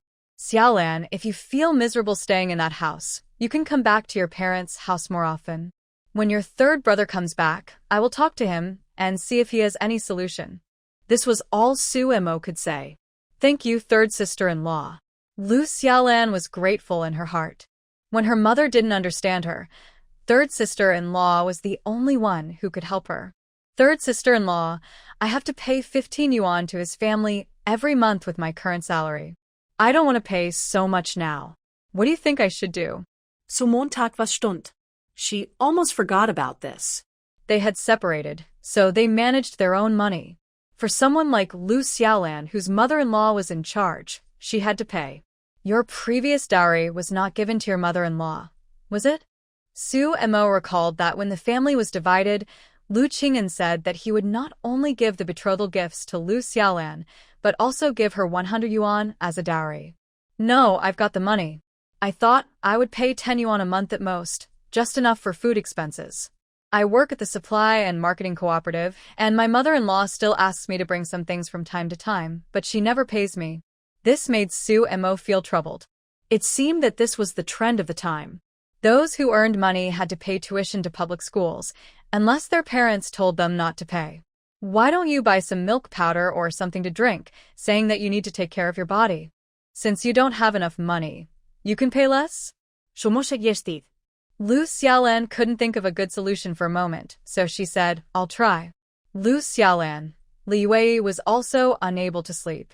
Seeing her tossing and turning, Lu Qing'an asked, What's wrong? Li Wei thought about it and said, It's okay.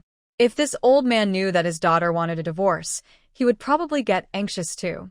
Are you walking around here and there? Are you treating him like a fool? He doesn't look like everything is fine. I told you it's okay. Li Wei yelled. Lu Qing'an was startled and instantly became silent, like a quail. He shouldn't have asked. Lu Qing'an turned over, out of sight, out of mind, and continued to sleep. Early in the morning on the third day of the Chinese New Year, Lu Xiaolan went back to the commune to work after breakfast, while Su Mo stayed at home and started knitting a sweater for Geng Chongqing. At noon, Ma Xiaowan came to visit as expected and told Su Mo some things about the Educated Youth Center. For example, Lin Xia went home for a successful blind date and wrote a letter back. When spring comes, she will come back to get married in the city. For example, there was a male educated youth in the same batch as them whose elder in the family turned out to be a high-ranking official. This made Ma Xiaowan sigh, saying that the Educated Youth site was really amazing. The 3-day holiday passed quickly, and it was back to work in the blink of an eye. On the 4th day of the new year, the young men from various teams who had signed up to build roads also started to work on the roads. People of this generation are really enthusiastic about their work. Early every morning, you can see young men carrying tools to work.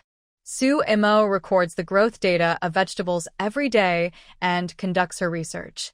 At the end of February, 2 important news items were published in the newspapers, indicating that the relationship between China and a certain country began to move from confrontation to normalization. Who work in the news industry are all shrewd people. They immediately sensed something was wrong, and Haisher newspaper office was even more active. A week later, they began serializing a translated novel from country M in a remote area to test the waters. Su Mo also wrote a letter to the editor of Haisher newspaper in March, saying that if translation was needed, she could help with it. The editor did not disappoint her and sent her 2 novellas for translation. Su Mo spent 2 days translating and polishing them very well and sent them back. Half a month later, she received the translated manuscript of a novel and a remittance slip for 30 yuan. That novel became extremely famous in later generations.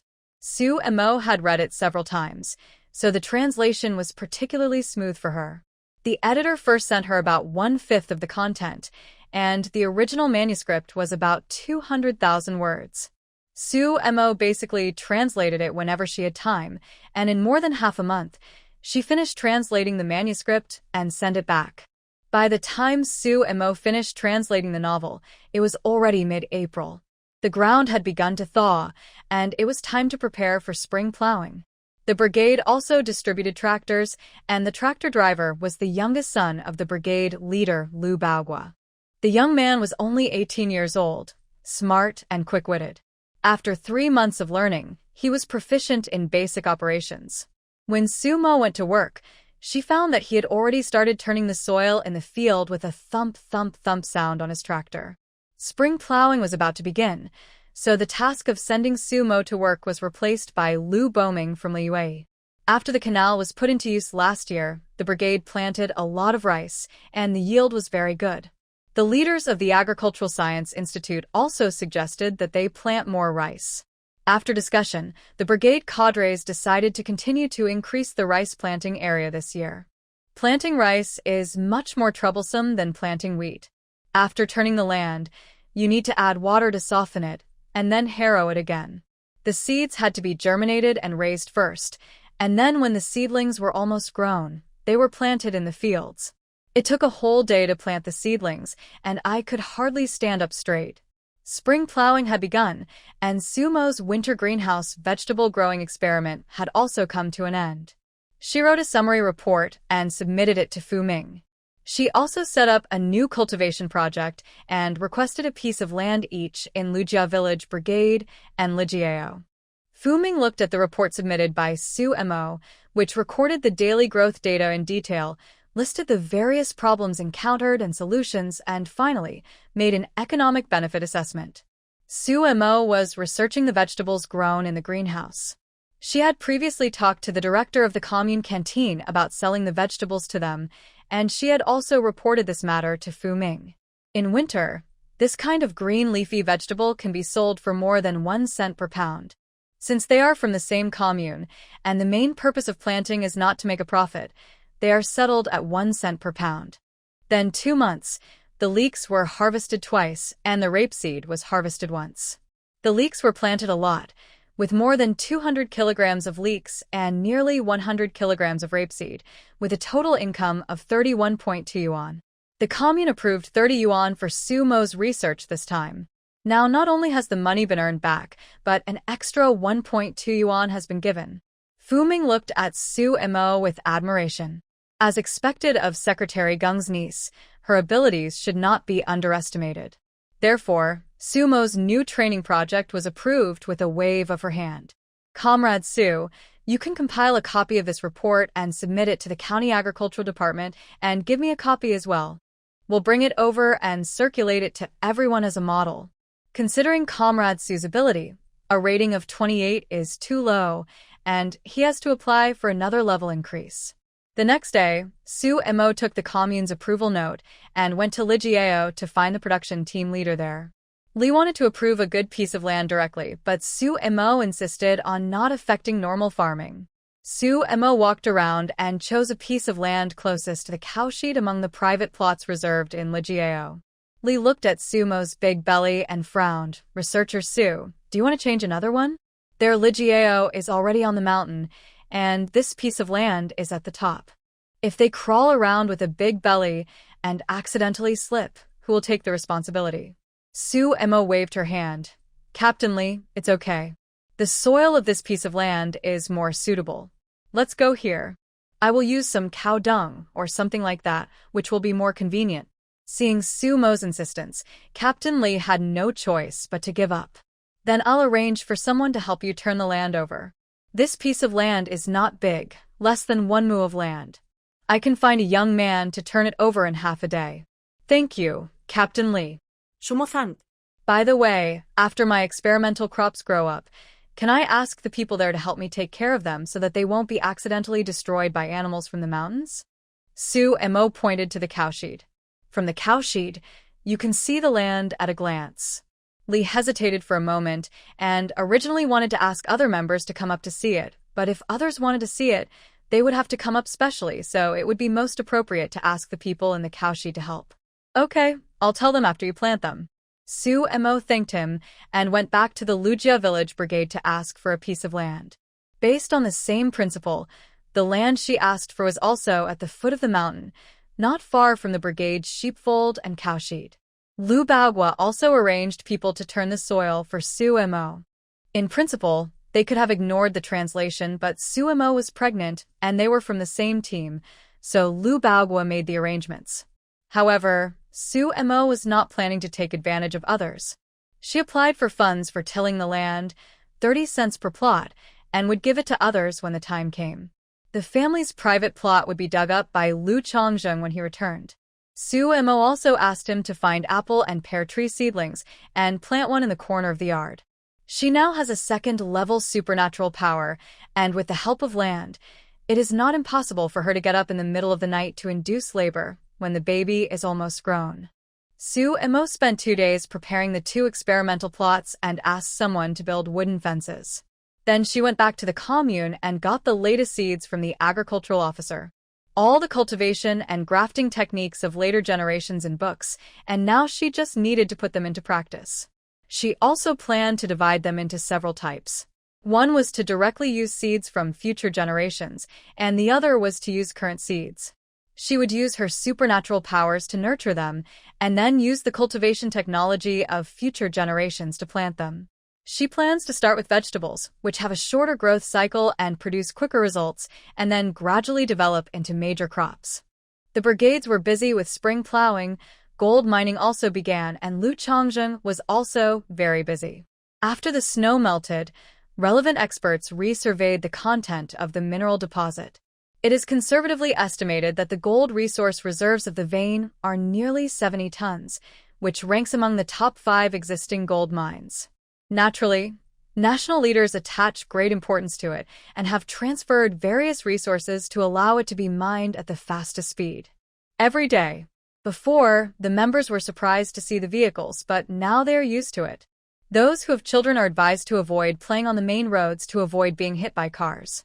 When Su Tingqian and Mo Yurong found Su Mo wielding a and planting vegetables under the cowshed, their eyes almost popped out of their heads. But it was broad daylight and there were other outsiders around, so they didn't dare to recognize him and just looked at him a few more times. On the other hand, greeted them very naturally. "Hello everyone, I am Su Mo, an agricultural researcher at the commune. This is my experimental plot for growing vegetables. At night, please help look after it occasionally to prevent any animals from coming down from the mountain and destroying the crops." Okay. Several people nodded in response, then followed the cattle herding members back to the cowshed. Su Mo stayed here until noon on purpose, just to see her parents. It was the first time for Su Tingqian and Mo Yurong to go to the fields. When they arrived last year, the autumn harvest had already been completed. After just a while of not seeing each other, everyone has lost a lot of weight. The weight they had gained in the winter was gone again. The people in the cowshed do the hardest work and are sent to turn the hardest ground. All day, not only could I not lift my hands, but they were also covered with blisters. When the blisters burst, my palms were rubbed and bleeding. Su Mo continued to plant the rest of the land in her experimental garden. After the members who drove the cattle left, Su Mo carried the basket on her back and went to the cowshed. Spring planting is no easier than autumn harvesting, and she still has to keep up with the food. In the backpack is a piece of wild boar meat that she just took out from the space. As soon as they arrived at the entrance of the cowshed, Su Mo deliberately spoke loudly to ask them to help keep an eye on the experimental site so that if anyone saw them, they would not suspect anything. Su Tiqian and Mo Yurong were washing their hands carefully at the door of the room. When they heard Su Mo's voice, it was too late to wrap the cloth around their hands again. When Su Mo saw the bloody hands of the 2 men, tears came to her eyes. Su Tingqian saw his daughter crying and quickly waved his hands. "It's like this the first time you do farm work. Your mother and I are inexperienced and forgot to wrap the cloth around it. Wait a few days and the calluses will form and it will be fine." Mo Yurong also said, "It just looks a little scary but it doesn't hurt that much." Su Mo quickly wiped her tears and took out the meat from the backpack. "Mom and Dad, you can cook this meat for lunch. I will bring you some medicine tomorrow. I will come here every 1 or 2 days. If you need anything, just tell me." Mo Yurong looked at Su Mo's belly and said worriedly, "Xiao Mo, your belly is so big. Why are you still doing this research? Logically, She should take a rest. Sue Mo waved her hands. It's okay. The doctor said that I need to move more so that I can have a better baby in the future. I'm taking care of myself. Don't worry. Because of her special powers, she has a deep connection with the children and can always tell whether they are doing well or not. I won't stay any longer. You guys hurry up and make lunch. Sue Mo left after saying this. Normally, she would only need to say a few words to explain things, so it would not be good to stay too long. The nature of her work, spring planting, had begun, and Sumo spent more time in the experimental field. She no longer had to go to the office every day and could go back once or twice a week. Even other office-based cadres had to go to the countryside at this time, participate in labor as appropriate, check the farming progress of each team, coordinate the use of agricultural machinery, and guide production. On May 1st, Monday, Sue Mo arrived at the office early. There was a regular meeting on Monday, and everyone had to come unless there were special circumstances. The meeting, Fu Ming praised Sue Mo right at the beginning, saying that her research on greenhouse vegetable cultivation had been recognized by the Ministry of Agriculture, and that her research report was written in a very rigorous and standardized manner, which had won unanimous praise from leaders of various counties. After research and decision by the County Party Committee, Sue Mo was promoted one level, from level 28 to level 27, and her salary was also increased from 27.5 yuan to 30 yuan, and other welfare benefits were also increased as appropriate. Sue Mo was very happy. She was promoted to a higher level after working for only 4 months, which showed that she was doing a good job.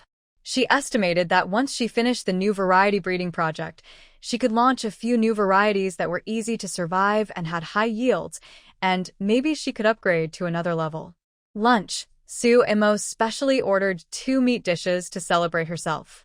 While eating, Sue Mo saw several female employees from the post office looking at her from time to time with strange eyes. Sue Mo thought that her clothes were not worn properly or something, so she checked but didn't find anything wrong. She asked the people next to her, but they didn't say there was something on their face. After dinner, Sue Mo went over and asked, "Comrade Sue, there is a large remittance slip for you at the post office. Please go and pick it up later." A female comrade cleared up Sue Mo's confusion. The commune was so small that even if everyone had never spoken to each other, they all knew each other. Sue Mo is also a little famous in the post office because she often receives letters and remittance slips. They also know that Sue Mo contributes articles to the newspaper.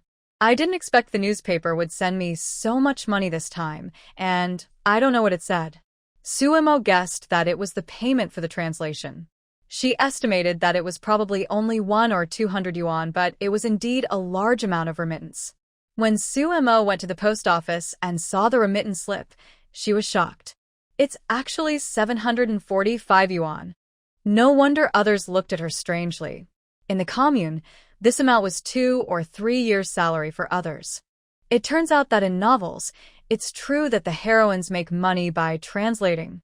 Along with the remittance slip came a letter. Sue Mo quickly received the remittance and took the letter back to the office to read. It turned out that after reading Sue Mo's translation, the editors of the newspaper unanimously agreed that her translation was excellent and finally gave her an extremely high translation fee of 4 yuan per 1,000 words. Sue Mo couldn't help but sigh that Haisher newspaper was truly a conscientious newspaper and didn't deduct any of her translation fees. However, whether to continue translating depends on the response after publication. If the response is good, the editor will send the rest of the manuscript to Sue Mo for translation. In the afternoon, the news that Sue Mo received so much royalties spread. Even Lu Xiaolan, when she was not busy, secretly came to the office to ask Sue Mo, third sister-in-law, "Did you really receive more than 700 yuan in royalties?" Sue Mo nodded. "It's not royalties, it's translation fees. I helped the newspaper translate some books." "Third sister-in-law, you are amazing," Lu Xiaolan praised. This was more than 2 years' salary for her. She used to think that studying was useless, but now it seems that it is still very useful. Now the opportunity has come, and she can make a lot of money in no time. Now, she wants to pick up the book and read it again. "Third sister-in-law, are all translators paid this much?" Not really, it's mainly because there are too few people in our country who know how to translate, so this is a little higher. Suemo said. During this period of time, Lu Xiaolan seemed to be cheerful again, not knowing whether she had figured it out or had a plan in mind. So, has your mother-in-law agreed with you to pay less money? Suemo asked. She didn't agree at first, but when she saw me asking her son for money, she agreed. Lu Xiaolan said. She completely understood that people should be nicer to themselves. She has bought herself a lot of things in the past 2 months, and she is in a really good mood. Eat when you should, spend when you should. Why save money? When Lu Xiaolan was about to leave, Su Mo asked her to save a few pounds of cake so that she could take it back and share it with the Lu family. She received so much royalties had spread throughout the commune, and it was estimated that the Lujia village brigade would know about it soon. So they would buy some food in advance and share it among everyone. When they had time, they would buy some meat and take it to the elders for a meal together. In the afternoon, each team came together to discuss and report on production progress, and the cadres of each team were still arguing fiercely over tractors. 12 strong men could not turn over as much land as a tractor in a day. So, if the tractor stayed in the team for one more day, it would save a lot of trouble. Other teams were fighting. Lu Qing'an and Lu Baoguo were watching from the sidelines. It's good that this brigade has a tractor. In previous years, they were also among those who argued fiercely. In the evening, when the Yang family was having dinner, Yang Jingming mentioned that Su Mo had been promoted to a higher level. Fang Chunfang added, "You see, this is the benefit of having someone above you. She has only been working for 4 months, and she has already been promoted to the next level. I think she will probably be promoted to the next level by the end of the year. Her son has been working for several years, but has only been promoted 3 times in total." Lu Xiaolan immediately retorted, "This is also because my third sister-in-law has achieved results. She did a research without spending a penny, but she made money. Didn't Jingming just say that the report she wrote was praised by the leaders of a whole county?" Fang Chunfang curled her lips. This county party secretary is already a big shot. If he says it's good, how dare others say it's bad? The county party secretary is not the only one who has the final say. Secretary Geng is a good official who is honest and upright. He would not abuse his power for personal gain. Fang Chunfang was choked by Lu Xiaolan's words, but she didn't dare to say anything bad about Geng Chongqing. After all, whether her son could be promoted in the future depended on him.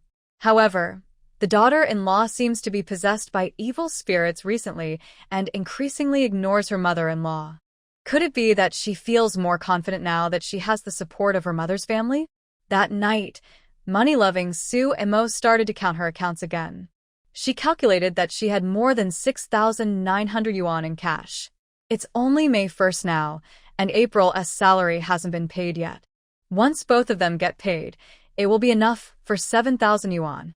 If I can continue to do translation, I will probably become a millionaire soon. However, Su Mo felt that it would not be that easy. Although the atmosphere was somewhat relaxed now, the overall environment was still not very good. It would probably take another 2 years for it to be more relaxed. Sure enough, in mid-May, Su Mo received another letter and translation manuscript from the editor. The letter said that the novel would not be translated for the time being and asked Su Mo to translate other works first. Su Mo took a look and found that they were 2 academic research papers on production industrialization. Su Mo thinks that publishing this is a good idea, as it will allow Chinese people to better understand the current state of foreign industries, see the gap between the 2 sides clearly, and perhaps provide some impetus to our industry.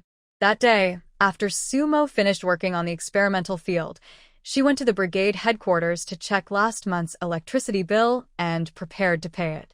At the beginning of April, the electricity meters applied for by the power supply station came down, and they came to install the meters for everyone. This was the first time that charges were based on actual usage.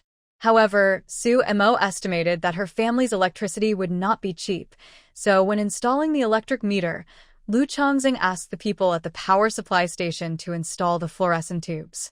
Moreover, she often stayed up late to translate last month, and the lights were on until 11 or 12 o'clock.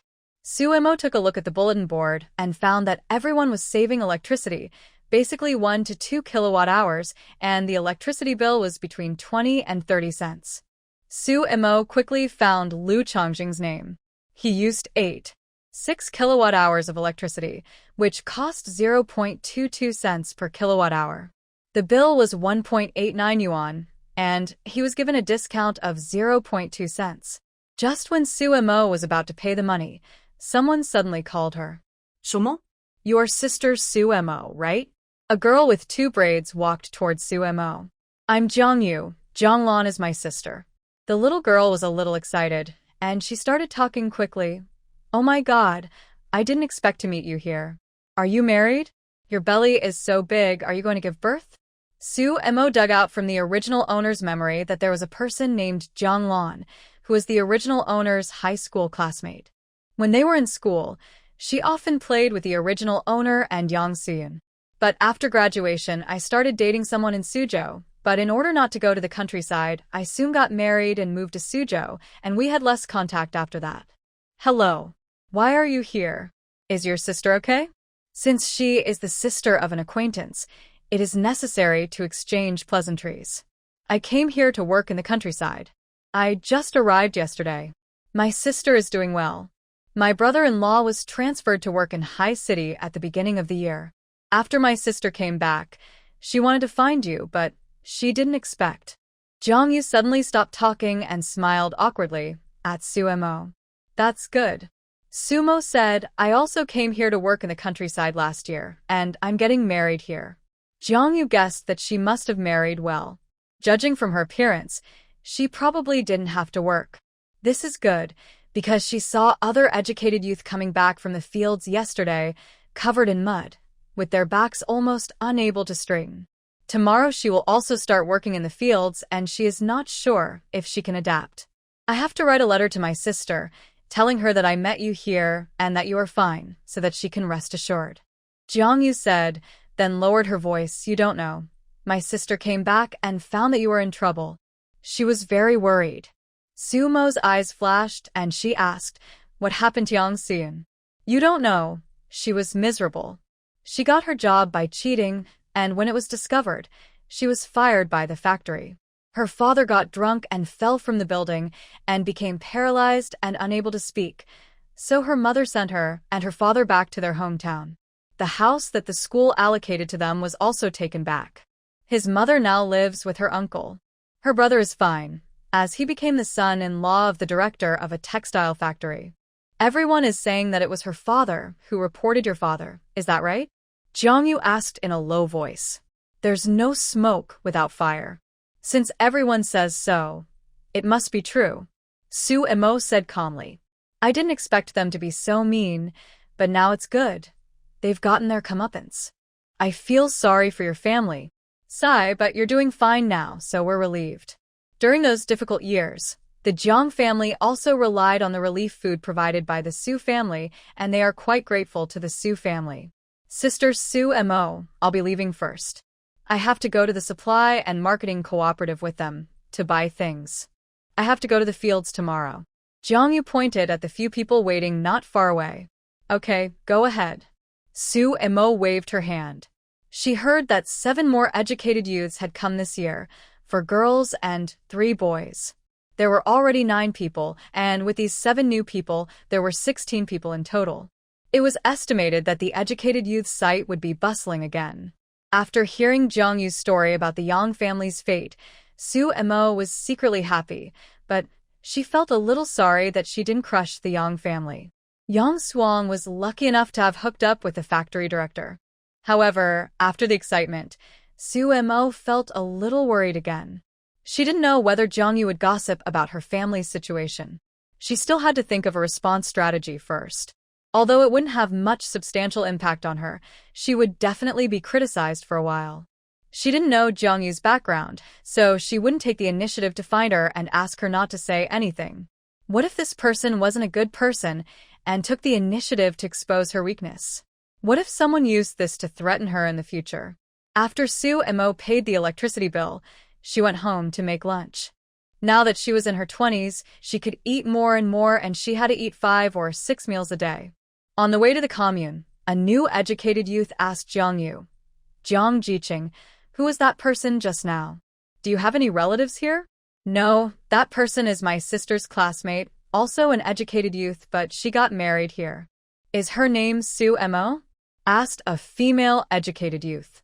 She and another female educated youth slept in the same room with Zheng Kaiping, and she heard her talk about some things in the past last night. "How do you know?" Jiangyu was surprised. "I heard from Zheng Jiqing that she is a celebrity among the educated youths. After being here for more than half a month, she married the son of the brigade secretary, who is an officer. The previous commune secretary was her uncle. A few years ago, she discovered a gold mine. When she reported it to the state, she was rewarded 500 yuan and arranged a job for herself. Her husband was promoted to head of the group and has now been transferred back to be in charge of gold mining. It is said that she is pregnant with twins. Before, her mother-in-law drove her to and from work in a donkey cart. It was really enviable." The female educated youth became more and more envious the more she spoke. "Who wouldn't want such a life? What does her family do? Are her parents also cadres?" Someone asked. "Yes, her grandfather is very powerful and has been received by senior national leaders." Jiangyu did not want to say more and passed it over vaguely. Several people were shocked when they heard this, but they felt a little more balanced in their hearts. Such powerful people have come to the countryside, and they don't seem to have anything to complain about. May of 1972 was a very lively month for the 3 northern provinces, with foreign guests coming to pay friendly visits, which was a great honor for the people at that time. The Northern Daily published corresponding reports every day. From the photos published, we can see that the road was filled with people lining up to welcome the event. The welcoming formation composed of workers, farmers, government officials, and students was also dotted with singing groups, drum bands, and dance troupes. The news specifically pointed out that the welcoming procession lined up on both sides of the road from the station where they got off the train to the hotel where they were staying, and along the way, singing, cheering, and the sound of gongs and drums filled the sky. Some places even rehearse several days in advance, striving to make the singing, dancing, and cheering reach the most perfect state. Some places even allocate funds to repair the buildings on both sides of the road, as if this is a sacred task. For people like Su Mo who came from the future, they don't quite agree with this idea, thinking it is too wasteful and costly. Su Mo originally thought that this matter would only be seen in the newspaper and had little to do with her. Unexpectedly, after hearing that a large gold mine had been discovered here, the foreign guest decided to come for a visit. This made the leaders of Shuangshan City very anxious. They immediately rushed to Qingxi County and called all the troops and cadres of the Red Flag Commune to a meeting. When Su Mo heard this, the corners of her mouth twitched. All the members of the brigade are busy planting. If they put down their work to welcome the harvest, delaying for a few days and missing the farming season, resulting in a reduction in grain production, who will take the responsibility? Originally, this matter had little to do with Su Mo herself. As a pregnant woman about to give birth, it was not her turn to go. But since her uncle was the county chief and her husband was the army chief, this matter had a lot to do with her. So, even in the corner, Su Mo listened attentively the whole time. The leaders were divided into 2 factions. One faction believed that the standards of other cities should be followed. The other faction believed that if they went their own way, their county's hardware conditions would not be as good as those of other big cities, no matter how hard they tried. The leaders argued endlessly, and finally the people sent by Shuangshan City and the province to assist decided together that they would not follow the standards of other cities, but must do their best based on the existing conditions. We can't lose the face of Shuangshan City. We can't lose the face of the country. After the meeting, tasks were immediately assigned. First, the road leading to the gold mine had to be leveled and paved with small gravel to make the road surface cleaner. The labor force was naturally drawn from various communes in Qingxi County, and it was compulsory labor, without work points. Su Mo thought that everyone would be unhappy about delaying the spring planting. Unexpectedly, everyone was so enthusiastic that even without work points, a lot of people signed up. Each brigade screened and sent some strong and capable young men. It was a pity for those who were not selected.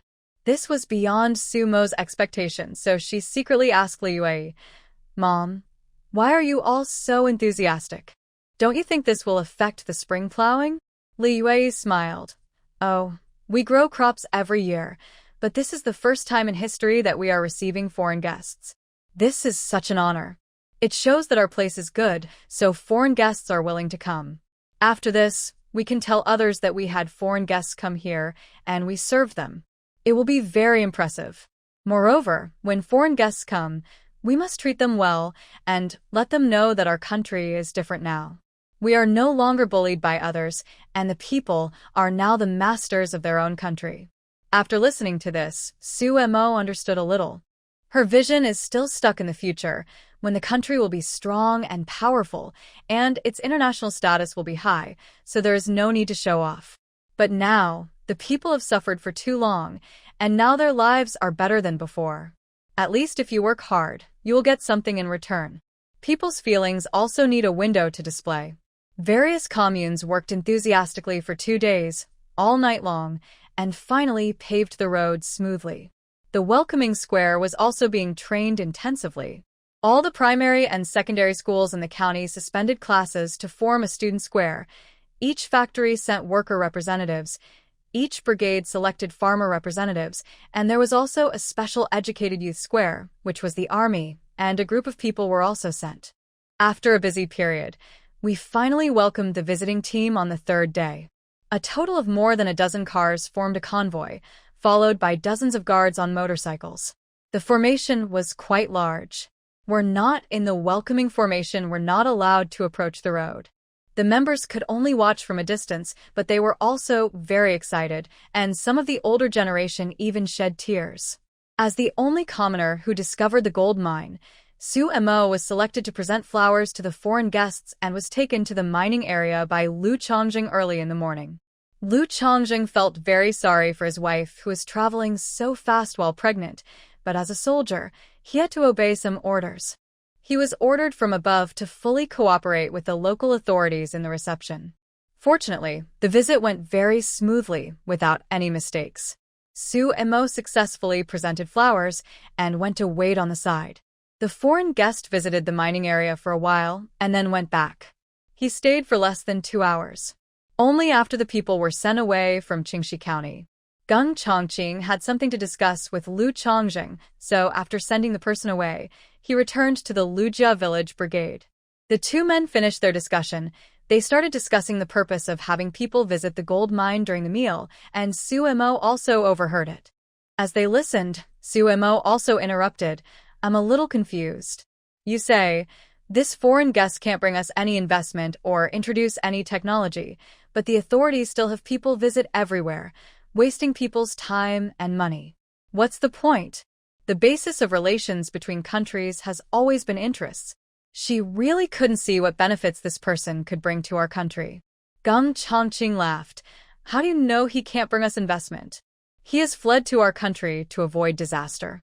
What can he bring to us?" Sumo said. She read the history books and felt that this man did not bring any benefits to the country in the end. Instead, our country paid a lot. Gung Chongqing was really shocked this time. "How do you know he is hiding here?" Sumo's heart skipped a beat, and she almost got caught. She quickly said, "I read in the newspaper that he often visits other countries and stays in other countries every day. He must be unable to stay in his own country, so he ran to other countries." Gung Chongqing looked at Sumo in surprise. He didn't expect that this girl had some political sensitivity, so he began to explain to her. "Our country's current international status is rather awkward. We are also experiencing some friction with country S. There are not many countries in the world that have established diplomatic relations with our country. We must demonstrate our attitude of being friendly and respectful to our allies. Although it won't bring us any economic benefits, it can bring political benefits and help promote our diplomatic relations with other countries." In fact, this person was also sent here by country S, but diplomatic relations cannot be explained in just a few words. The 3 of them chatted about this for a while, And then Geng Chongqing changed the subject. The higher-ups have already started planning, and it will be done very quickly, within half a year at most. Really? Zu Montag was exkittet. Su Tingqian and Mo Yurong were really not cut out for farm work. After the entire spring planting season, they had become extremely thin.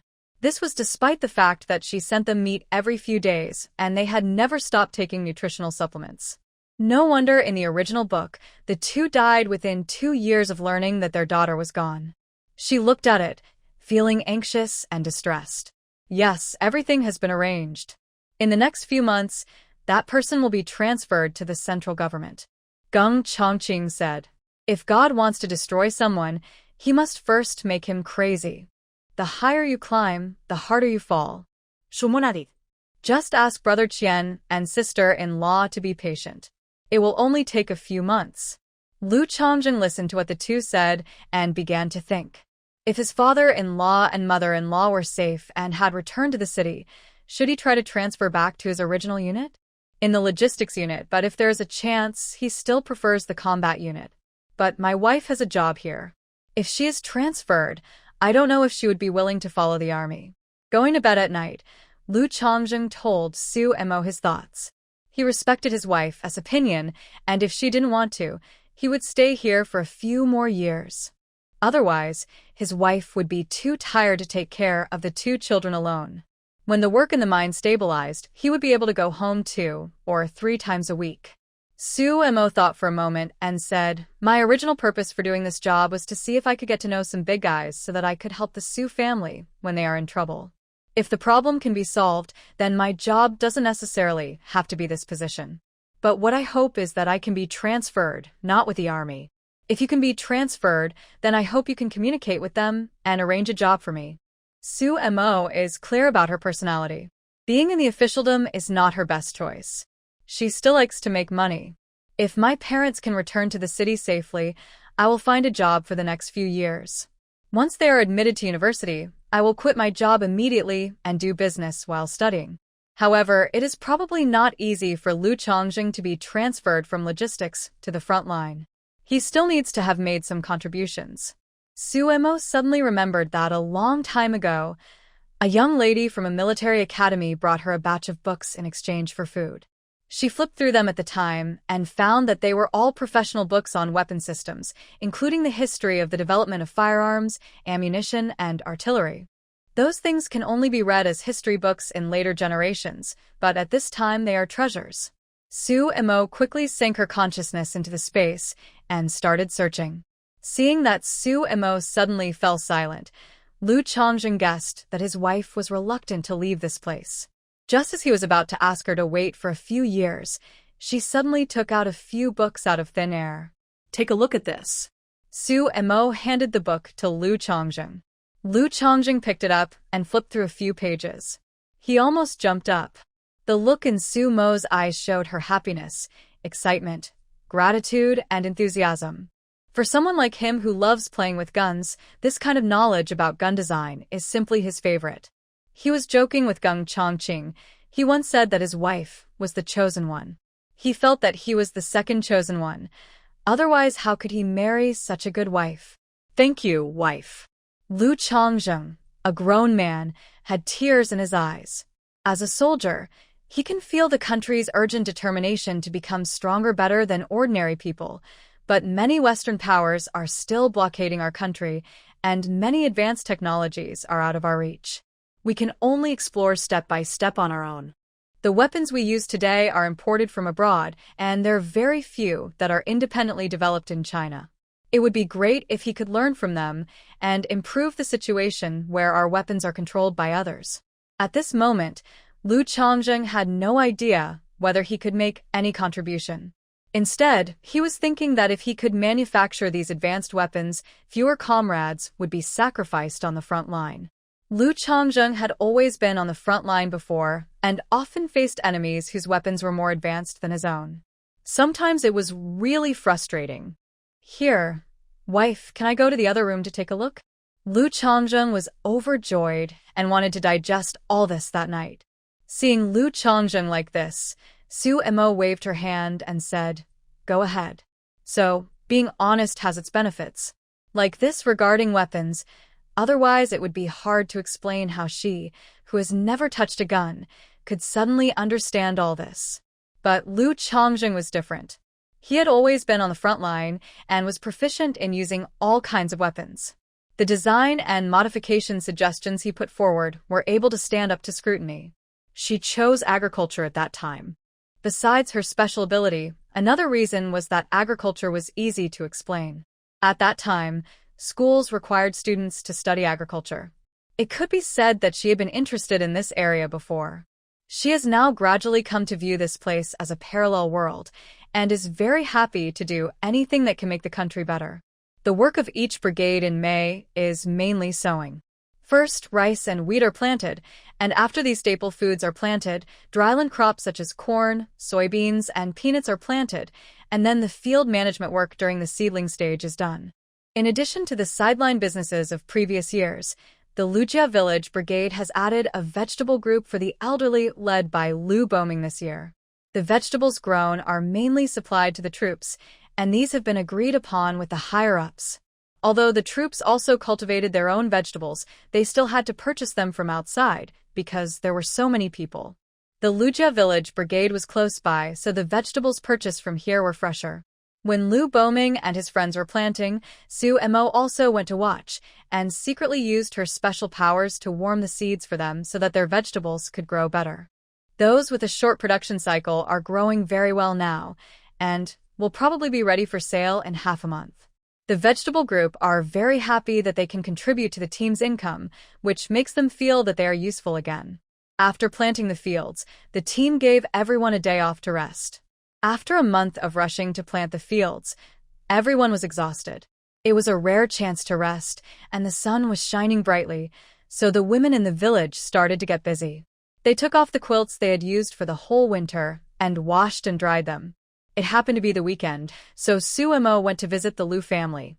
Li Yue saw Su Mo coming over. She asked, "Xiao Mo, have you taken apart and washed the quilts?" Her belly was so big, if she hadn't, she would have gone over to help. "It has been taken apart and washed," Su Mo said. The last time Lu Chongjing was resting, she asked him to take apart and wash it and also dried everything that needed to be dried while no one was around. "Is it pulped?" Su Mo didn't understand. After washing, the quilt needs to be starched. This way the quilt will be straight and smooth, the quilt cover will be strong, stain-resistant, not easy to get dusty, and easy to wash without getting damaged. Is there such a saying? I've never heard of it. Su Mo had never seen or heard of it, and was very curious. "Mom will starch it in a moment, just watch. If you think it's a good idea, I'll come and help you with it." Li Yue knew that Su Mo had never seen it before, as it seemed that people in big cities rarely starched quilts. These starched clothes and quilt covers are very durable and not easily damaged. "Okay." Su Mo nodded and sat next to Li Yue to chat with her. The quilt cover was about 70% dry. Li Yue started to work. First boil a pot of hot water, then add the starch and hot water into the pot to cook the paste. When it is almost done, take an enamel basin to scoop it up. The paste was not too thick. Su Mo thought it was slightly thicker than the dumpling soup. After putting the quilt cover on the Kong and spreading it out, Li Yue brought in the starch and rolled the quilt cover up, starching it little by little until the whole quilt cover was starched. After starching, it had to be beaten repeatedly to make the starch the fabric. Then they took it out to dry in the sun. When it was almost done, Li Yue called Lu Yuji over to help. The two of them grabbed one side of the quilt and pulled hard to make it flat. After stretching, Su Mo took a look at it and found it was indeed quite straight, almost like it had been ironed with an iron in later generations. It was a little cool to the touch and was indeed quite smooth. Su Mo also learned a lot. When she read ancient novels before, they always talked about starching and washing clothes. She thought that if you just wash clothes, you just wash them. Why do you have to use starch to wash them? It turns out that this is starch. How is it? Do you want me to help with the ones over there? Li Yue asked. Third brother's wife, you'd better starch it. When your child is born, the bedding will get dirty very quickly. It will be easier to wash after starching. Lu Yuji said with a smile. Lu Xingjuan passed the exam to work at a credit station last month. A person who can receive a salary is a big customer for her family. The more deposits she attracts, the higher her husband's year-end bonus will be. After his mind was opened, the relationship between the first and second wives also eased a lot. Lu Weiguo also saved 100 yuan to support his eldest brother. Sumo also saved 500 yuan to support Dafeng's work. When she leaves in the future, she can withdraw all the money. Sumo found it very novel and thought it would be okay to try it out. If she was not used to covering it with it, she could just wash it off. Thank you for your hard work, mother. It's not that hard. Li Yue happily went over to help Sumo. While the paste was being cooked, Lu Chongzheng came back. Seeing his mother cooking the paste, he asked what she was going to do with it. When he heard that she was going to make a quilt, he quickly objected. Wife, don't starch it. The quilt will be too stiff after starching. Not only will it be cold when you cover yourself with it, but it won't cover you tightly either. In the summer, but it's really drafty in the winter. I finally got the quilt soft, but it's time to take it apart and wash it in the summer. Li Wei was so angry that she raised a spoon and wanted to hit Lu Chongzheng with a hammer. Starched quilt covers are more durable and resistant to dirt. Otherwise, if you wash them every 2 or 3 days, the quilt covers will be ruined. This wasteful thing, cloth coupons are so hard to come by these days. If it's broken, just sew it up. If you starch it like this, the blanket won't be breathable in summer and will leak air from top to bottom in winter. Lu Chongzheng firmly disagreed with starching. His wife had never seen it before, and she probably thought it looked good after starching, but it was actually uncomfortable to cover. Life was hard before, and his family was not so poor that they could not afford to replace the quilt when it was damaged. In the end, the quilt was not starched, and some sugar was added to the paste, which Li Wei took back to feed the children. Time flies, and it is June. The main farm work in June is to apply tillering fertilizer to rice, irrigate with shallow water, and dry the fields at appropriate times. There are also deep plowing and top dressing as well as weeding for dryland crops such as wheat, corn, and soybeans. And then there is insect catching and weeding. This is the off-season for farmers.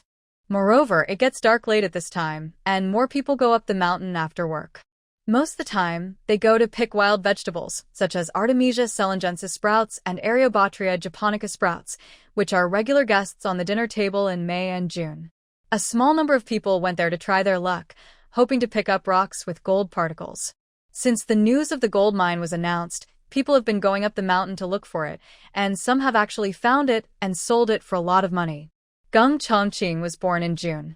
On his birthday, he received a call from Su Tingda. The two brothers first exchanged information in secret language, and then Su Tingda changed the subject. Chongqing, you are already 31 years old. It's time to consider your personal problems. This younger brother is good in every way except that he doesn't want to get married. He even suspects that he has been hurt in love before. Since he was 25, but there has been no result. Was in high city before, he could still use his connections to make introductions, but in the north, he had no connections there and was of no use at all. Geng Chongqing's scalp tightened. It was that time of year when people were urged to get married. Brother, things haven't been resolved yet, so I won't consider personal issues for now.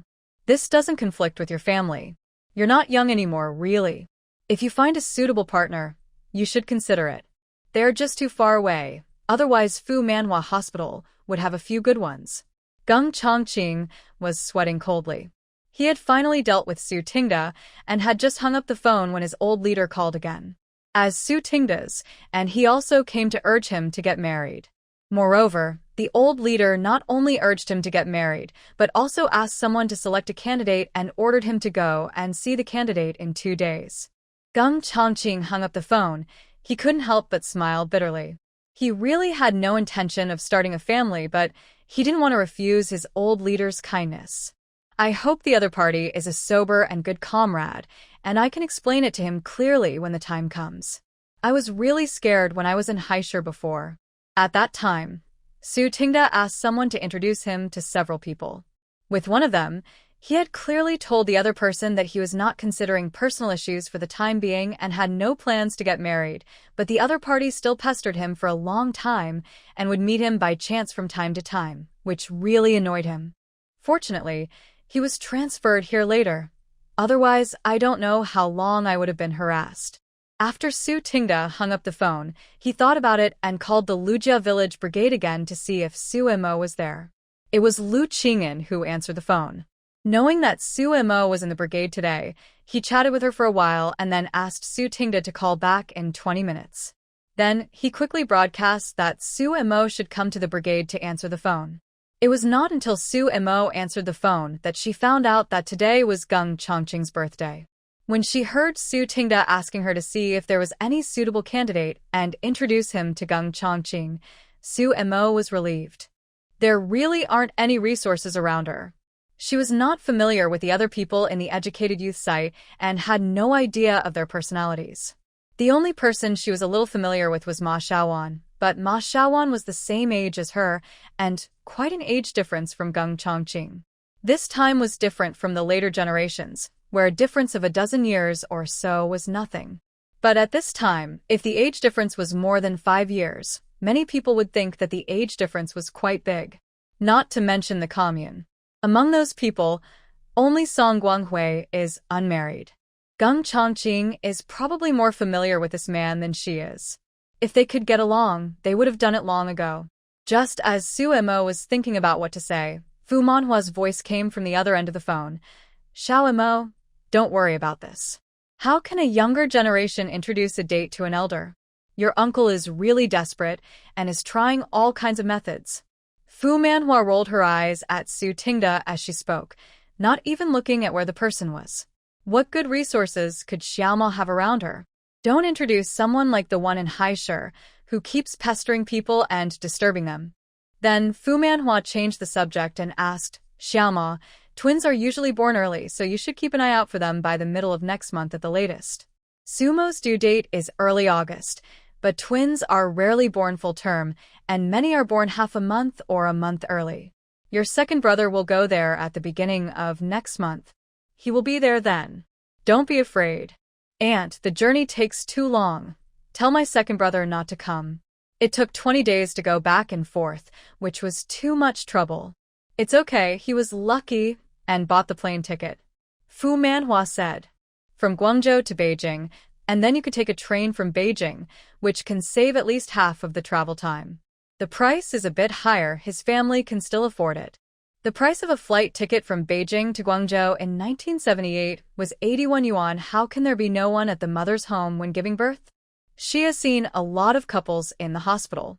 Many of them look very loving at ordinary times, but choose to save the child at critical moments. Xiaomo has a small frame and her first child is twins, so it is probably not easy to give birth, so it is better to have someone present. She originally wanted to go by herself, but she couldn't get time off. The second child seems unreliable at ordinary times. He is still helpful at critical moments. Fu Manhua gave Su Mo a few more instructions and then hung up the phone. Then he said to Su Tingda, do and bother introducing Chongqing. I talked to him last time I went there. He should have someone in his heart. As the eldest sister-in-law, she naturally cared about Geng Chongqing's marriage, but after talking with him last time, she felt that there was no need to force him. A person who has someone in his heart will probably not be happy even if he finally forces himself to marry someone else. It is better to let him be free. Su Tingda was shocked. Who is it? Chongqing is handsome and elegant and very capable. When he was in school, many female classmates admired him. How should I know? Maybe he is a classmate of his. Actually, she had some guesses in her mind, but she just couldn't say it out loud. Su Tingda slapped his thigh. Why don't you pursue her? This boy, gay men should take the initiative. My classmates said that, at this age, he must have children. What a pity. After Su Mo hung up the phone, she thought for a moment and called the army to ask Lu Chongjing to come back tonight. She also called Geng Chongqing and asked him to come over for dinner tonight. She thought that Uncle Geng had worked hard for her family, and today was his birthday, so she had to celebrate it for him. After paying the phone bill, Sue and Mo hurried home to get busy. Local calls are still very cheap, only 4 cents a call. Sue and Mo originally wanted to make a cake, but it seemed that people at this time usually eat longevity noodles on their birthdays, so she thought she would just wait until the person arrived and then make a bowl of noodles. I took out a large piece of wild boar meat, chopped it up, and made a large pot of mushroom meat sauce, which I filled with 4 cans of yellow peaches. This will be a birthday gift for Uncle Gung. She had discovered before that Gung Chongqing seemed to like eating chestnuts very much, so she took out a lot of chestnuts from the space, cooked and crushed them, added milk powder and sugar and some water, and mashed them into a paste. Then put it in the pan, add some oil, stir-fry over low heat until it doesn't stick to the spatula and can be kneaded into a ball. Then divide it into small and use mooncake molds to press out flower shapes. The beautiful and delicious chestnut cakes are ready. After the chestnut cakes had cooled, Sue and Mo took another box and put one in it. Good things come in pairs, so she gave them to Uncle Gung as a birthday present. For the meat, Sue and Mo braised a lot yesterday, so she just needed to cut a plate of it tonight. Then she went to the brigade and bought an old hen that didn't lay eggs very often and killed it to make a stew with mushroom vermicelli. In the evening, Lu Chongzheng came back and felt a little jealous when he saw that Sue and Mo had prepared so many things. "Wife, please make this chestnut cake for me on my birthday. This chestnut cake looks so good and tastes so good. You can tell at a glance that a lot of thought went into making it." "Okay, when is your birthday?" Sue and Mo asked. There were no ID cards in that era, so she really didn't know when Lu Chongzheng was born. "October 1st. Lu Chongzheng said. Sue and Mo glanced at Lu Chongzheng with a half-smile. Isn't this the day they are having their wedding? No wonder Lu Chongzheng wanted to have the wedding on that day and said something about the festive national day. It turns out he has his own little thoughts. "Okay, then I'll make you not only chestnut cake but also cake." Lu Chongzheng felt relieved. As long as he was important to his wife, that was enough. After a while, Gung Chongqing came. Sue and Mo quickly put in a whole stick of longevity noodles and fried 2 golden eggs. A whole bowl of longevity noodles. Gung Chongqing felt warm in his heart. Since it was a birthday, it would naturally be lively with many people, so the 3 elders of the Lu family were also invited to come and eat together. Gung Chongqing was happy and drank a lot of wine. Since coming here, he has been living alone. At most, Fu Ming would accompany him for a meal occasionally.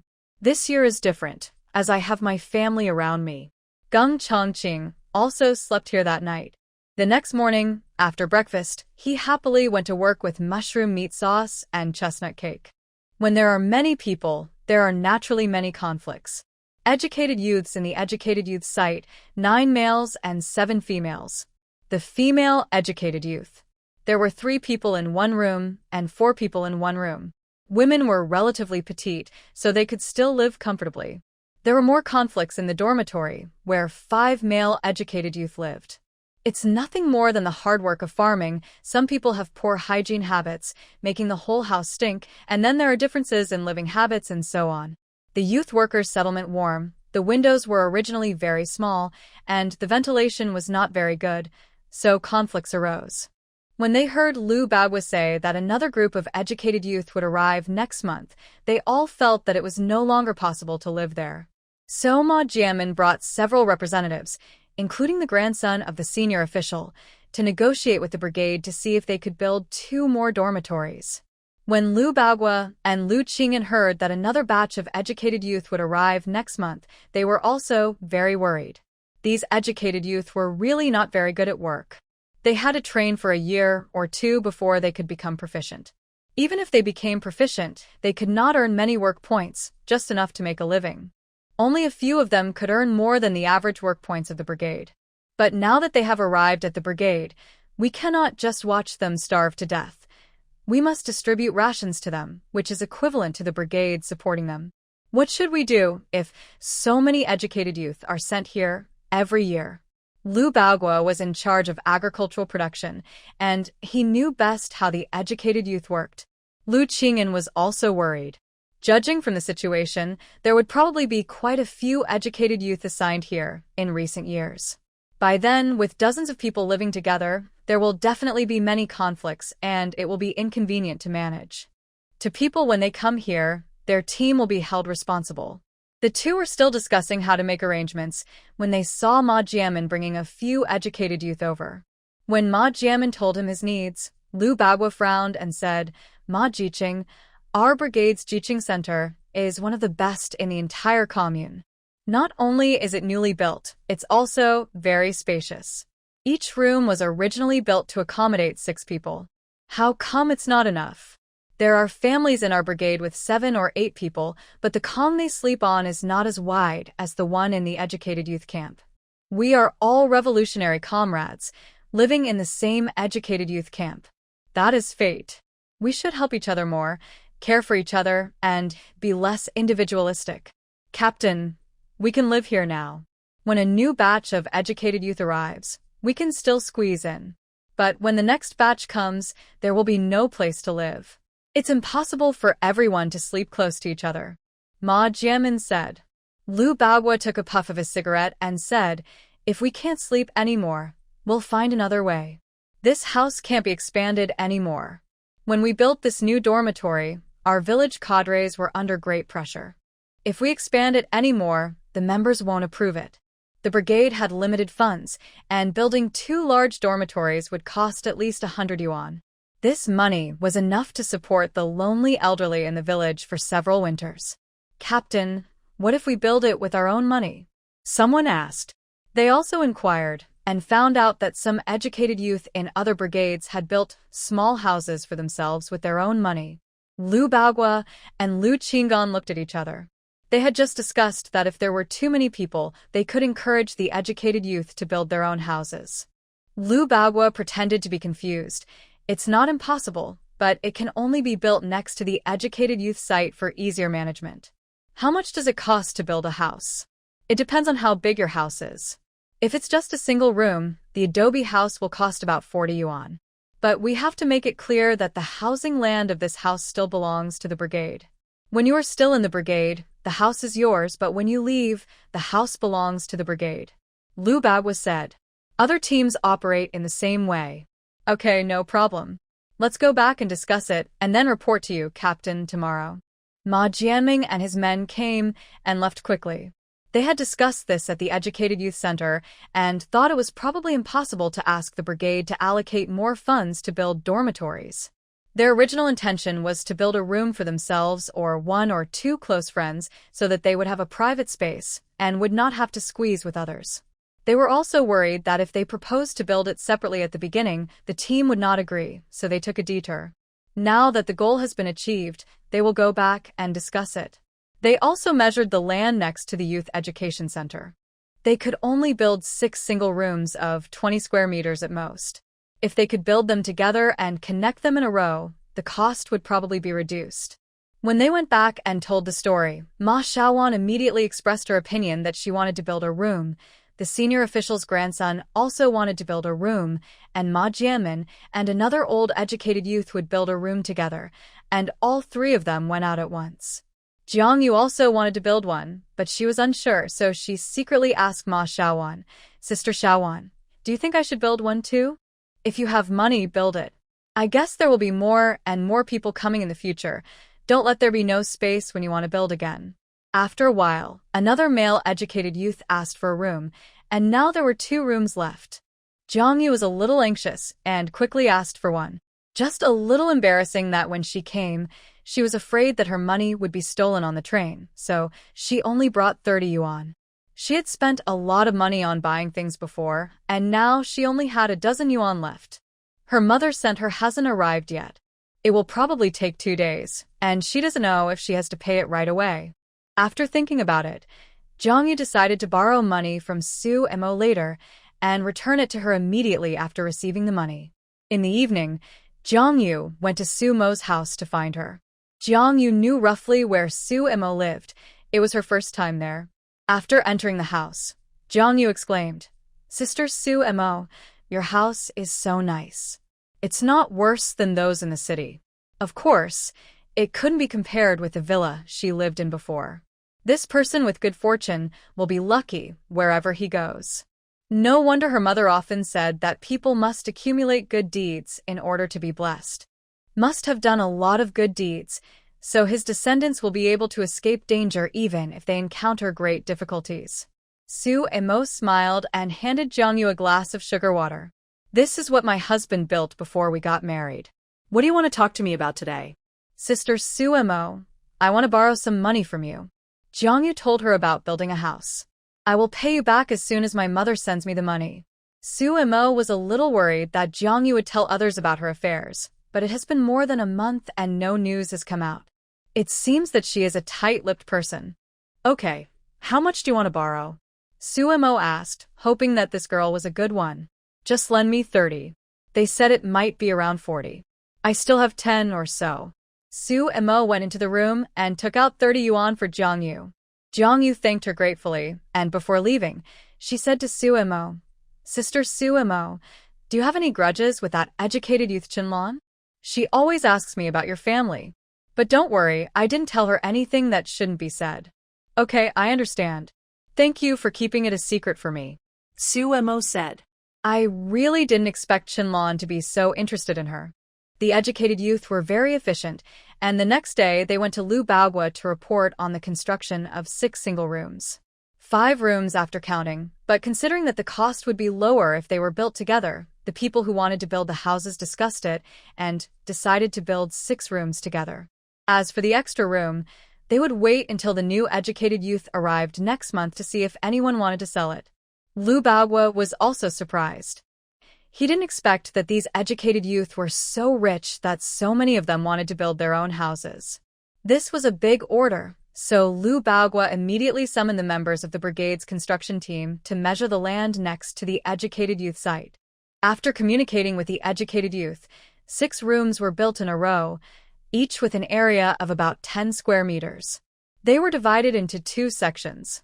The back section with a kong was used as a bedroom, and the front section was used as a kitchen, and each had a small stove. All in all, the cost of materials and labor for a house is 33 yuan. The educated youth paid the money. They started construction the next day during the slack season.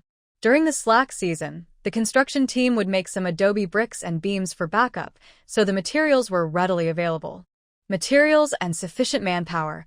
The house can be built in as little as 20 days or as much as 1 month.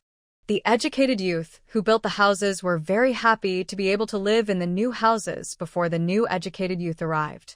From now on, they will have their own private space, and they won't have to sneak around like thieves when eating something delicious. A week later, Jiangyu received a remittance of 50 yuan from her mother. She took half a day off that day, went to the commune to withdraw the money, and then returned the money to Suemo. Chenlon saw Jiangyu on her way home from work and walked up to her and asked with a smile, Jiang Jiqing, you're back from getting the money? Are you going to pay Su Jiqing back? I'll go with you. Jiangyu was telling Ma Xiaowan about borrowing money from Suemo. Chenlon accidentally heard it. At that time, Chenlon decided to go with Jiangyu to pay back the money. Chenlon had always wanted to get in touch with Suemo and had always urged Ma Xiaowan to go and play with Suemo, but Ma Xiaowan didn't listen to her. Later, maybe because she said too much, Ma Xiaowan not only stopped going to play with Suemo, but also became distant from her. But she didn't dare to go alone. Now that someone who knew Suemo had come, she naturally had to establish a good relationship with her and then use her to get closer to Suemo. Jiangyu didn't know what Chenlon was going to do to Suemo, so she naturally wouldn't let her get close to her. Sister Sumo is working in the commune today. I've already paid back the money. Chenlon was a little disappointed and said, Well, next time you go to see Suemo, ask me to come with you. I haven't talked to her for a long time. We went to the countryside together and lived in the same room before. Jiangyu nodded. Okay, I'll call you if I need to go. But Sister Suemo is about to give birth, so she may not be able to make time. Jiangyu was very annoyed with Chenlon. Although they both had the character Lon in their names, there was a huge difference between Chenlon and her sister. Her sister knew that Suemo was here, and she wrote to her, reminding her not to disclose Sumo's family affairs. Although her parents had cut off ties with Suemo in the newspaper, there were still many people who could not tell right from wrong. Her mother also told her that their family had received kindness from the Su family, and even if they could not repay the favor, they could not be like the Yang family and be ungrateful. Jiang Yu has a simple personality. When someone asked her about Su Mo before, she would reveal a little bit. But ever since she was reminded, she has kept her mouth shut. Especially people like Chunlon, who asked her from time to time and obviously wanted to get close to Su Mo, were treated as suspicious elements and were on guard against by her. By the end of June, Su Mo felt that her body had become much heavier and the baby's movements were becoming more frequent. She instinctively knew that the birth was imminent. This was her first time experiencing childbirth, and to be honest, she was still a little nervous. Su Mo took a wild ginseng, cut it into a few slices, wrapped it in a cloth, and prepared to carry it with her when she went to the hospital. If she felt exhausted, she would hold a slice in her mouth. Her power was upgraded to the second level. She transferred all her power once, which was equivalent to the growth energy of the plant for 2 years. In the past 4 months, she raised 1 wild ginseng every month and basically harvested it when it was about 50 years old. So far, she has accumulated 4 wild ginsengs. 100-year-old wild ginseng is too rare. If there are too many of them, it will easily arouse suspicion. Those that are 40 or 50 years old are much easier to sell. But she is not planning to sell them now, so she is saving them for the future after the reform and opening up. People at this time are reluctant to spend their money because they cannot afford the price. Afterwards, Su Mo packed up the small clothes, quilts, and diapers she had prepared for the child. She put in everything the baby and she needed and made a delivery bag. If you still need something, just go to the department store and buy it. The medical conditions at the city hospital were better, so she and Lu Changzheng unanimously decided to give birth at the city hospital. After that, Su Mo went to the brigade headquarters to call Lu Changzheng and asked him to come back and take her to the hospital. Lu Changzheng was busy at the time, and the call was answered by his clerk. After the clerk found him and reported the matter to him, Lu Changzheng was so scared that he almost passed out. It's still such a long time before the due date. How come she's suddenly going to give birth? Maybe something has happened. Lu Changzheng was so anxious that he took the car keys and rushed out. Seeing him like this, the political commissar didn't dare to let him drive by himself and quickly called 2 orderlies to follow him. Lu Changzheng drove all the way back home, and as soon as he parked the car, he rushed home immediately. The 2 orderly soldiers who followed also rushed out of the car and ran to the side of the road too. This car speeding technique was amazing, and they couldn't bear it. Lu Changzheng rushed into the house in a hurry and saw his wife sitting on a stool eating leisurely. He finally felt relieved. "What's wrong? Why are you so anxious?" Su Mo asked. Lu Changzheng was also convinced. "The clerk said you were about to give birth. I was so scared." That boy didn't even ask about the matter clearly, which scared him. "I told him that I might be giving birth in the next few days and asked you to come back and take me to the hospital." I guess the call quality was not good, so he misheard. The telephone line at that time was like a black iron wire, and the call quality was quite poor. "You will accompany me to the commune to ask for leave later. I will call my aunt. My second brother will be coming over in the next 2 days." Lu Changzheng nodded, went out, and asked 2 orderlies to wait for passing cars at the intersection to return to the camp, and then drove Su Mo to the commune. Although most holidays have been cancelled at this time, maternity leave is still available for a total of 40 days.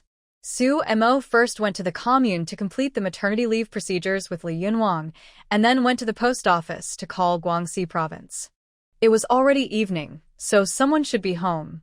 Sure enough, it was Fu Manhwa who answered the call. Heard Su Mo say that she felt she was about to give birth, she was a little worried. After all, it was quite early. However, she still calmly reminded Su Mo of various precautions. On the other side, Su Yuan had just packed his bags and was preparing to take the train to Yangqing tonight and fly to Beijing tomorrow. Suddenly, he heard Su Mo say that she was about to give birth. He was so anxious that he wanted to grab the phone to talk to her, but his mother wouldn't let him. He could only shout at the top of his voice, "Little sister, brother will be here soon.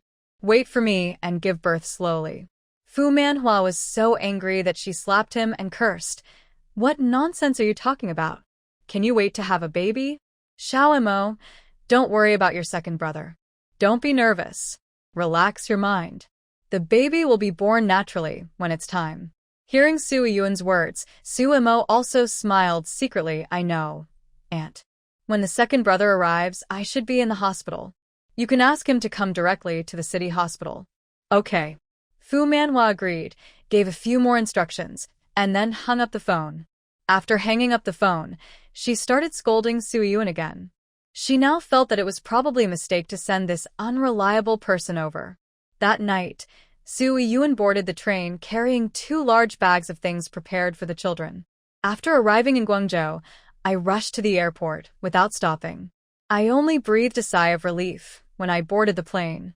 I hope my little sister can give birth slowly, otherwise she won't have her family around when she gives birth. What if something happens? Although my eldest brother said that the man surnamed Liu is good, can he be better than him as his brother? Man proposes, God disposes. He has already arrived a few days earlier than originally planned. Is it still too late? The next day, Lu Chongjing sent Su Mo and Li Wei to the municipal hospital together. Su Mo is a civil servant now, so medical treatment is free. She only needs to pay a registration fee of 10 cents. After paying the other expenses, she can get reimbursement from the commune by presenting the receipts. She first wore it. She spent more than $10 just for a fever. No wonder people in this era want to have a job. Just the fact that they can see a doctor for free is attractive enough. Some large factories in High City have their own hospitals, so they don't even have to pay for it. Seeing that Su Mo was still so far from her due date, the doctor originally did not plan to admit her to the hospital. However, seeing how big her belly was and that she was carrying twins, he reluctantly admitted her. But they also said that if the baby is not born within 2 days, she will be discharged from the hospital and sent back when there is movement, so as not to waste national resources. Su Mo stayed in the hospital in a triple room with 2 pregnant women about to give birth. At that time, you couldn't live in a single room just because you had money. Only high-ranking cadres could enjoy a single room. Lu Chongjing came back in a hurry yesterday because there were still some things in the army that had not been arranged. He had to go back again today to arrange everything before he could come to the hospital to concentrate on accompanying his wife. Settling the people down, Lu Chongjing hurried back to the army to finish his work as soon as possible and come here earlier. The 2 women originally in labor in the ward were both close to their due dates. One of them was already crying in pain and would give birth soon. After Su Mo and the others settled down, the aunt in the bed next to her asked Li Yue, "Sister, was that officer your son?" "Yes, big sister." Li Yue replied. "Oh, we are so blessed that our son and daughter-in-law are so good-looking and promising." The aunt praised. "Your daughter-in-law's belly is really big. It must be a big fat boy." Li Yue smiled and said, "As for twins, it doesn't matter if they are boys or not, as long as they are healthy. I personally prefer girls, like my daughter-in-law, who will be loved by everyone." The aunt clapped her hands and came over to watch curiously. "Oh, twins. That's very rare. Is this your first child too?" "Yes, the first child." "How about yours, elder sister?" "It's also my first child. I'm worried about my daughter, so I have to come and look after her myself." The aunt said, "I gave birth to 3 sons to get this one daughter. I must treasure her." Li Yue smiled even more. "What a coincidence. I also have 3 sons and 1 daughter. Oh, my sister, this is really a fate for us." The aunt held Li Yue's hand and her smile became much more genuine. The 2 women started chatting about this. "To be honest, sister, my son-in-law is also a soldier. His family members cannot accompany him if his rank is not high enough, so he can only leave his wife at home. Marrying a soldier is an honor, but it's also hard. That girl is stubborn. Fortunately, our 2 families live close, so I can take care of her from time to time." "What's your son's rank? Can his family accompany him in the army?" "My 3rd son is now the head of a regiment, and he can follow the army. But now he has been transferred here, so he can come back home from time to time." The aunt gave a thumbs up and said, "Sister, your son is really this kind of person. He is so young, and he has become the leader of a group. It's also his luck that he married a good wife. Li Yue said with a smile. Sister, it's rare to find a mother-in-law who loves her daughter-in-law as much as you do nowadays. The aunt said. They are both mothers of military officers, so why are her in-laws so annoying? My wife is good and deserves my love. There are other annoying people at home. The two women chatted about family matters again, and Su Mo and the aunt's daughter sat on the hospital bed and listened with great interest. Suddenly, my aunt's daughter screamed and quickly got out of bed. Mom, please get me a pair of pants quickly. I have peed again. As he said this, he walked out, ready to change his pants. With her for the past 2 months, but she would leak whenever she sneezed or moved a little bit. As a young woman, she had to wet her pants like a child, which was really embarrassing. The aunt saw that her daughter's pants were wet in a large area and that they were about to get wet further, so she quickly grabbed her and said, "Oh, your water has broken. Go back to bed and lie down. I'll go call a doctor. But I don't have any stomachache. Someone's water broke first. Girl, lie down quickly." Li Wei also went to help and helped the pregnant woman lie down. The aunt quickly went to find a nurse. After the examination, the nurse said that her water had broken and asked her to call her when she had stomach pain. The aunt was in no mood to chat. She was so worried about her daughter. In less than half an hour, the pregnant woman's stomach began to hurt, and soon she started crying and screaming. The aunt quickly called a nurse, who took one look and said the baby was about to be born, so she quickly pushed the baby to the delivery room. It took less than 2 hours. This is a blessed child. He gave birth quickly, so his mother didn't have to suffer for too long. He came to repay his parents. Li Yue said to Su Mo. After that, he said to Su Mo's belly, "You too? Be good, and don't let your mother suffer too much." Li Yue finished speaking. Su Mo's belly was kicked, as if in response to their grandmother's words. Oh my, Li Yue was overjoyed. It must be a smart baby. It can understand what I say even when it's still in the belly. At this time, the pregnant woman who had been crying out in pain when they first came started to cry out in pain again. However, they had been here for half the morning and no family member of the pregnant woman had come to accompany her. Li Yue couldn't bear to see this, so she went over and asked, "My girl, where are your family members? What's your condition now? Do you want me to call a doctor for you? We are all women who have given birth to children, and we all understand this pain. My husband will be here soon. Aunt, please call a doctor for me. I think I will be ready soon." The pregnant woman paused for a while before speaking to Li Yue. Li Yue hurried out to call the nurse. The nurse came over and checked and said that it was only 3 fingers dilated and asked her to wait a little longer. The pregnant woman almost collapsed, "But I've been in pain for a whole day. Why is it still not working? Will the baby be okay?" The nurse comforted me. "Don't worry. This is normal. Everyone's situation is different. Some people develop faster, and some develop slower. You have already dilated 3 fingers, which is pretty fast. Just bear with it. Where are your family members? Ask them to get you some food to replenish your energy, otherwise you won't have the strength to give birth." "Okay, thank you, doctor," the pregnant woman replied weakly. After the nurse left, Li Yue also said a few words of comfort. "My daughter, don't be too nervous. This is your first birth, and some people take a long time. When I gave birth to my first child, I was in pain for 2 days before I gave birth. This is also a miserable life. Giving birth to a child is like going through the gates of, and there is not even anyone to accompany you." When Li Yue and Su Mo came back from the hospital cafeteria after getting their lunch, they saw a man running towards them in a hurry, sweating profusely, holding a lunchbox and an enamel pot. "Wife, how are you? Are you still in pain?" The pregnant woman was no longer in pain at this time. She leaned back on the hospital bed, looking a little listless. "Wife, are you hungry?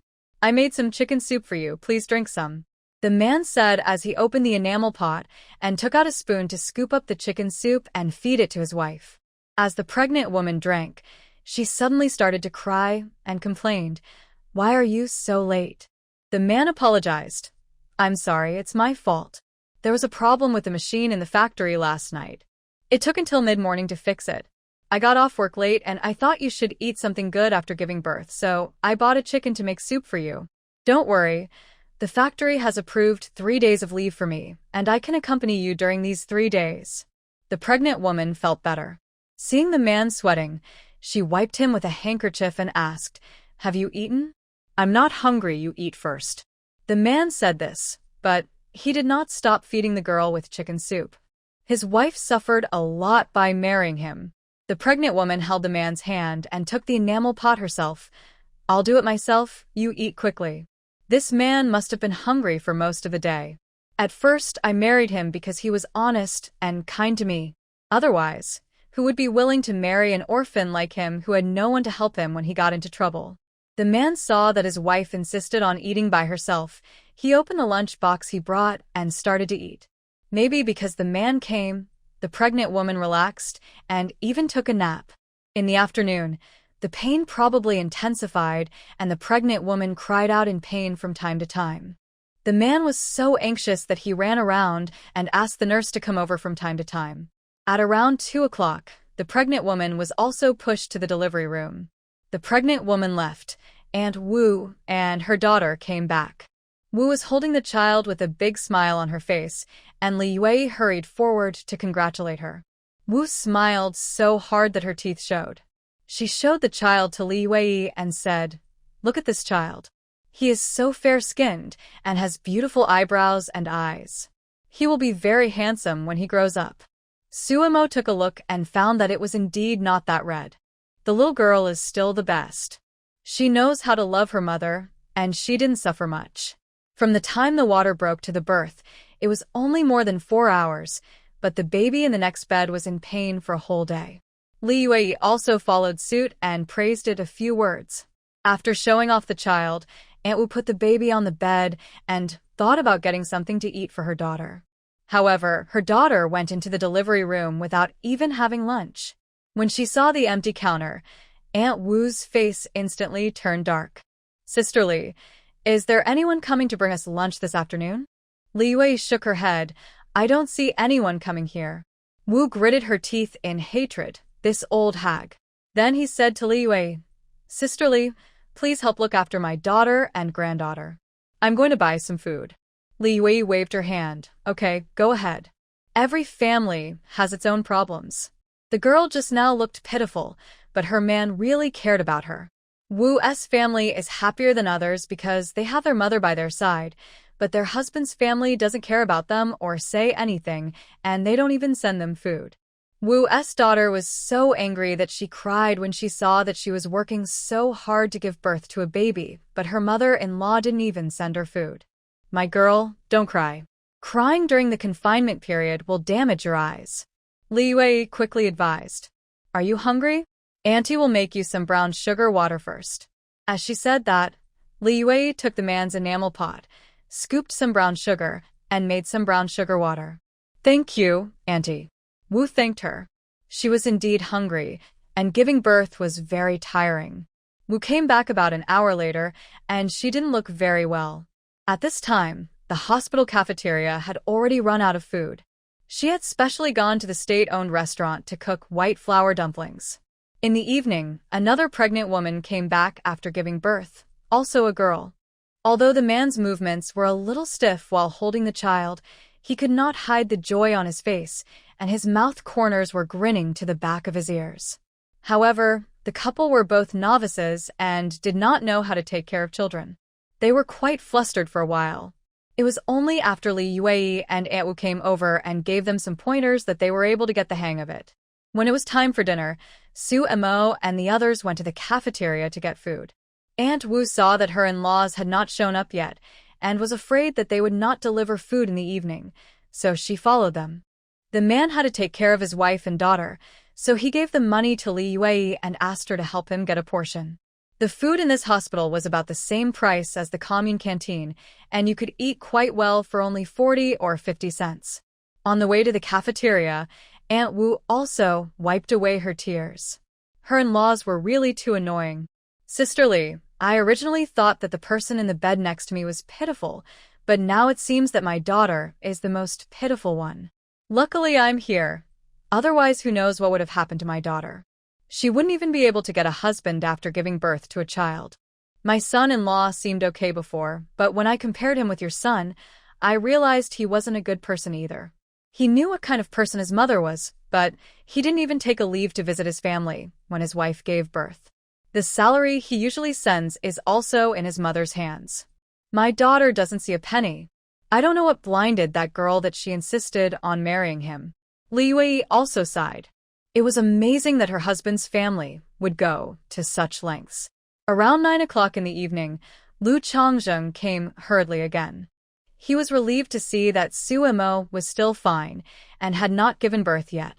He was really worried today, fearing that his wife would give birth during this period and he would not be around. Wu saw Lu Changzheng coming. Her eyes were filled with envy. It is true that if you compare yourself to others, you will die. If you compare goods, you will throw them away. Her in-laws haven't sent her any food yet.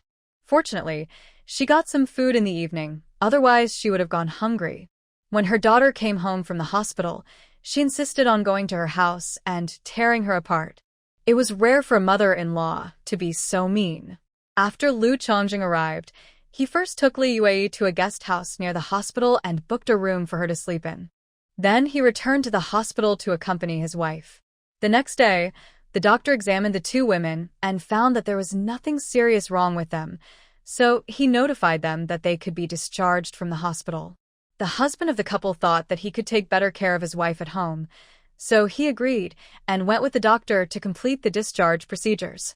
Wu was so angry that she said she would stay in the hospital for another day.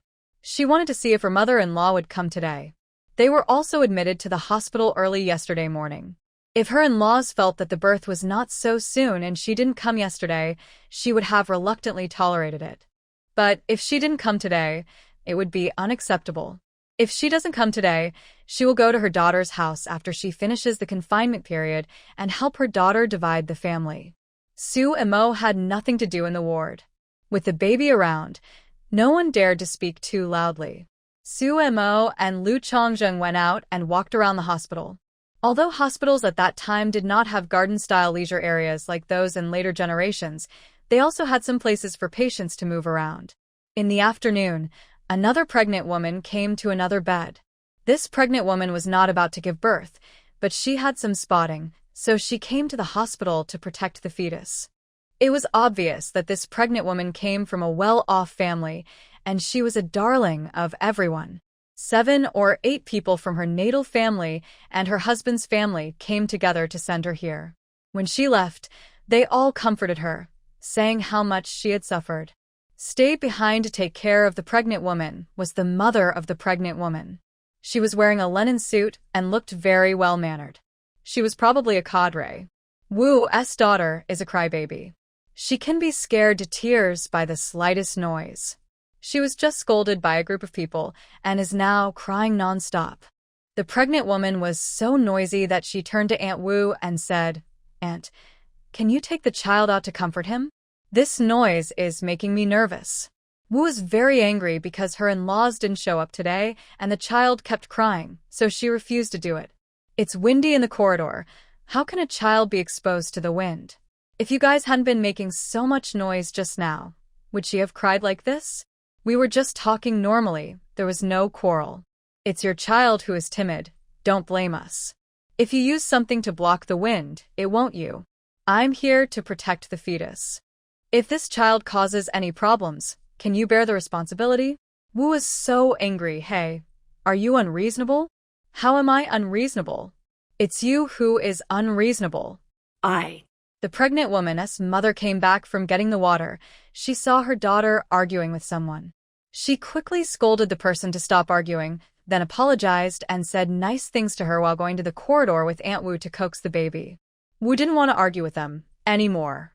She was mainly angry, and now that she had a way out, she naturally backed down.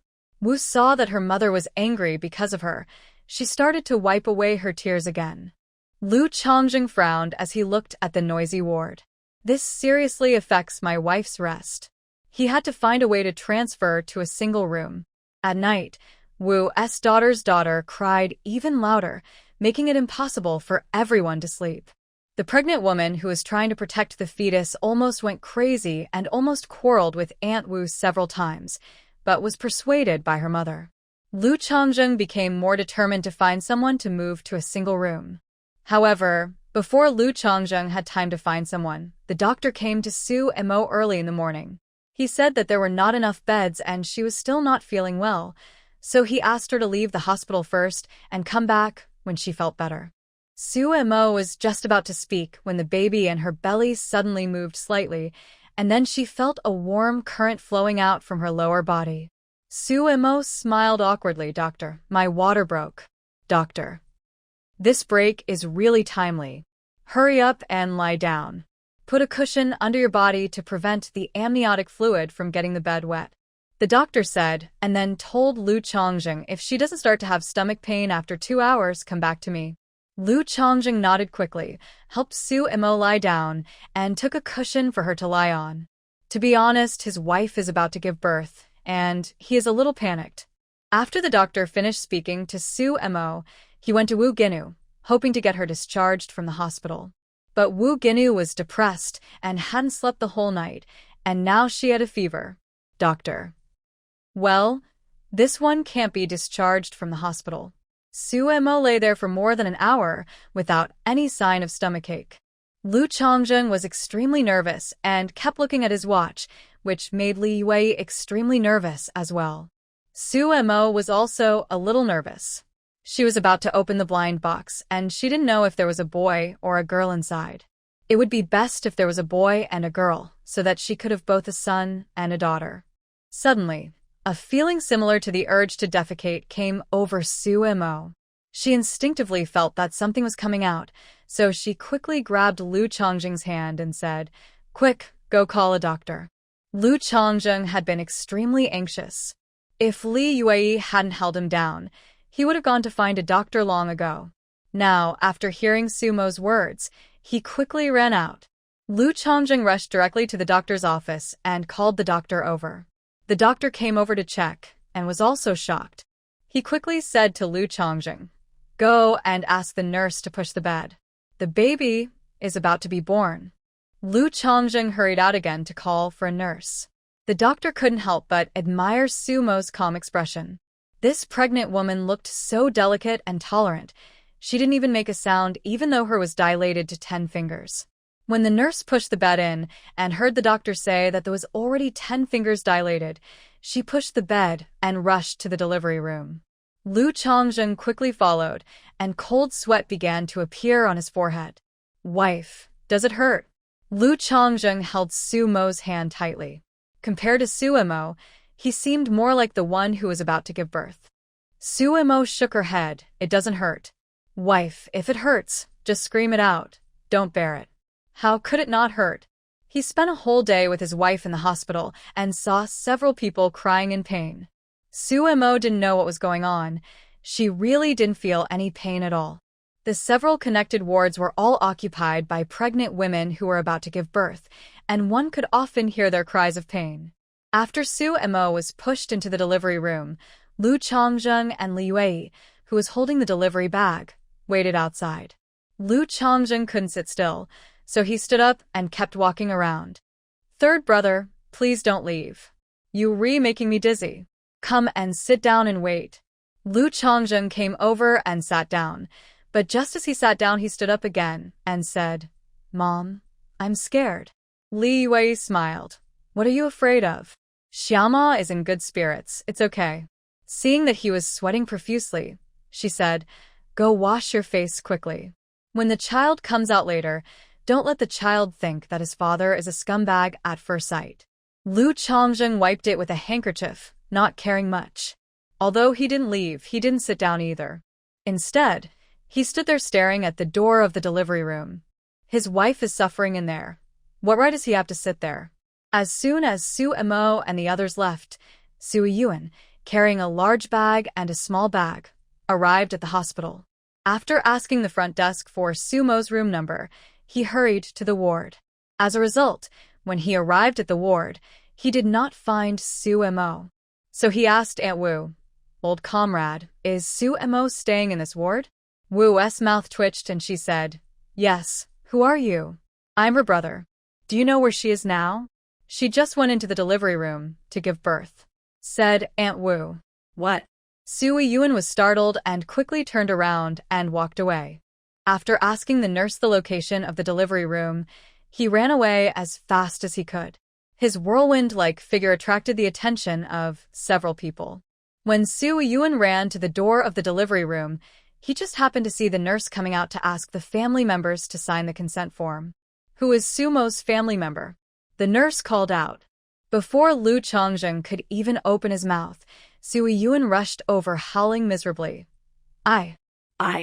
Doctor, save the doctor. Save the doctor. When the nurse heard Sui Yuen's words, the corners of her mouth twitched. But seeing that he was a soldier and he looked exhausted and was carrying a lot of things, he probably just got here. Just as I was about to explain, I saw another tall and handsome soldier walking towards me quickly. Comrade nurse, I am Sumo's relative. I am her lover. May I ask what happened to my wife? The nurse's eyes lit up with gossip, and she had a feeling that something was wrong. She looked between the two of them. Which one of you is the family member? I'm her brother. I am her lover. The two said in unison. The nurse's heart instantly sank. Fortunately, it was not a problem of work style. The mother is healthy and in good spirits. There won't be any problems. Family members don't need to worry too much. This is the informed consent form. Come, husband, sign it. After the nurse finished speaking, she gave the consent form to Lu Chongjing to sign. Lu Chongjing signed it quickly. At this moment, a shrill scream suddenly came from the delivery room, scaring both of them. Lu Chongjing threw his pen away and wanted to rush in, shouting wife. The nurse was quick to grab him and yelled, What are you doing? What are you doing? This is the delivery room. How can you enter? Lu Chongjing's face turned pale, and he asked, Was that my wife screaming just now? Was she in pain? It's not your wife. She's fine. She'll probably give birth soon. It was the first time she had seen someone so calm after entering the delivery room. She had seen many people who could endure the pain, but most people would break out in cold sweats and have veins popping out. However, this person seemed like nothing was wrong. Either his pain nerves are slow, or he is a capable person. Where are the child's clothes? Bring them in for me, asked the nurse. Li Yue quickly gave the prepared small clothes to the nurse, all of which were made of newly torn floral cotton cloth. The nurse took the things and was about to go in, but was stopped by Sui Yuen. Comrade nurse, tell my sister not to be afraid. Tell her that her brother is here. Okay. After the nurse came in, Lu Chongjing greeted Sui Yuen, second brother. Sui Yuen snorted coldly and glanced at Lu Chongjing. He really looked like a human. Lu Chongjing was also observing Sui Yuen. This second brother looked really like his wife, like real siblings. Sui Yuen and Su Mo both look like their grandmother, and they are 40% similar in appearance.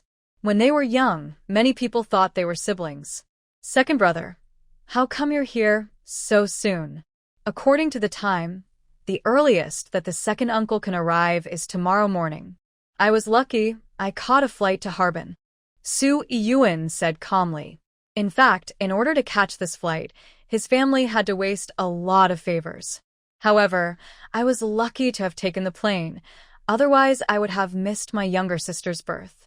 Seeing Li Yue beside Lu Chongjing, Sui Yuen quickly smiled and greeted her. Is this Aunt Lu? My mother misses you so much, so she asked me to say hello for her. You can treat your brother-in-law coldly, but try not to offend your in-laws. I'm Fine. How about your mother? Is she in good health too? Li Yue quickly started the greeting. She's very nice. She also said that if there's a chance in the future, she'll let you go to Guangxi province and show you around. Okay, when the children grow up, I will go with them to visit great-grandmother. Li Yue said with a smile. I was wondering, there was no movement after 2 days in the hospital. How come it suddenly started? It turns out that the children knew that the second uncle was coming, so they hurried out to see him. Li Yue is also a good talker. Sui Yuen was overjoyed when he heard this. It seemed that his nephews really liked him as an uncle. His worried heart was also relieved a lot. After Su Mo entered the delivery room, She soon felt that the baby was about to come out stronger. She quickly called the doctor, who told her that she was about to give birth. The nurse went out to ask for signature. Sumo was already on the delivery bed. There was no need for the doctor to give any instructions. Not long after she was on the delivery bed, the baby's head started to come out on its own. In less than 10 minutes, the first baby was born. It's a girl. The doctor was also stunned when she saw the baby. In all her years of medical practice, this was the first time she had seen such a beautiful baby. Other babies are red and wrinkled when they are born, but this child is not only fair and tender, but also has very delicate features, especially her eyes, which are big and bright. As soon as she was born, she knew to open her eyes and look at her. This baby is so cute, the midwife also exclaimed. The midwife's voice woke the doctor, who quickly cut the umbilical cord and handed the baby to the midwife to clean. There's one more, try harder, the doctor said to Sumo. Yeah, okay. In fact, she didn't know how to use all the strength. She felt that the baby came out on its own. While Sumo was pushing hard as the doctor instructed, she was also trying to communicate with the person inside through her thoughts, telling him that it was his turn and that it was time to come out. Sure enough, after a while, the feeling of giving birth came back. The doctor also said that we had seen the end, and we should keep trying. This production experience is probably unprecedented and will never be repeated. After a while, the child came out too. It's a boy. She is still as pretty as a girl, delicate and beautiful. Congratulations, you have a boy and a girl, twins. Both children are very healthy. The girl is the eldest, and the boy is the second. Okay, thank you, doctor. You've worked hard. Sumo thanked him. The doctor waved his hand. You're welcome. Such a harmonious and quiet delivery. He was not quite used to it, and always felt that something was missing. Suddenly, the doctor's eyes widened. The child didn't cry. Oh my God, such a cute pair of children. Could they be mute? The doctor rushed over and said to the midwife, Quick, spank them and make them cry. As she said this, she picked up the cleaned girl and was about to spank her. But as soon as she raised her hand, the girl howled perfunctorily. The boy saw his sister howling. He also howled a few times. Doctor, aren't these two kids so smart? She had heard from an old doctor before that some children are born with memories of their past lives, but they gradually forget them as they grow older.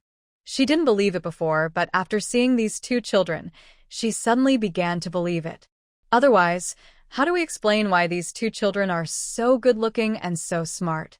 Washing the child and dressing him, the nurse took the child out. Seeing a child being carried out, several families waiting at the door all stood up, hoping that it was their own child. Sumo's family, the baby was born, a boy and a girl, a sister and a brother. The three of them hurried forward. When the other family members heard that it was twins, they all looked at them with envy. At the same time, they also sighed that the birth was so fast. This family was the last to be pushed in, so it was probably less than an hour. Seeing that Sumo hadn't come out, Lu Chongjin quickly asked the nurse, Comrade nurse, where's my wife? The woman in labor needs to wait a moment. Come, take the baby away. Li Yue smiled until her eyes narrowed into slits. Oh, my grandson, my granddaughter. How can she be so pretty? As he said that, he quickly reached out and hugged one of them. The first time Sui Yuan saw the child, his heart melted. He quickly threw the luggage in his hand to Lu Chongzheng and reached out to hug the other one. Lu Chongzheng glanced at the child and was very happy, but his wife was more important.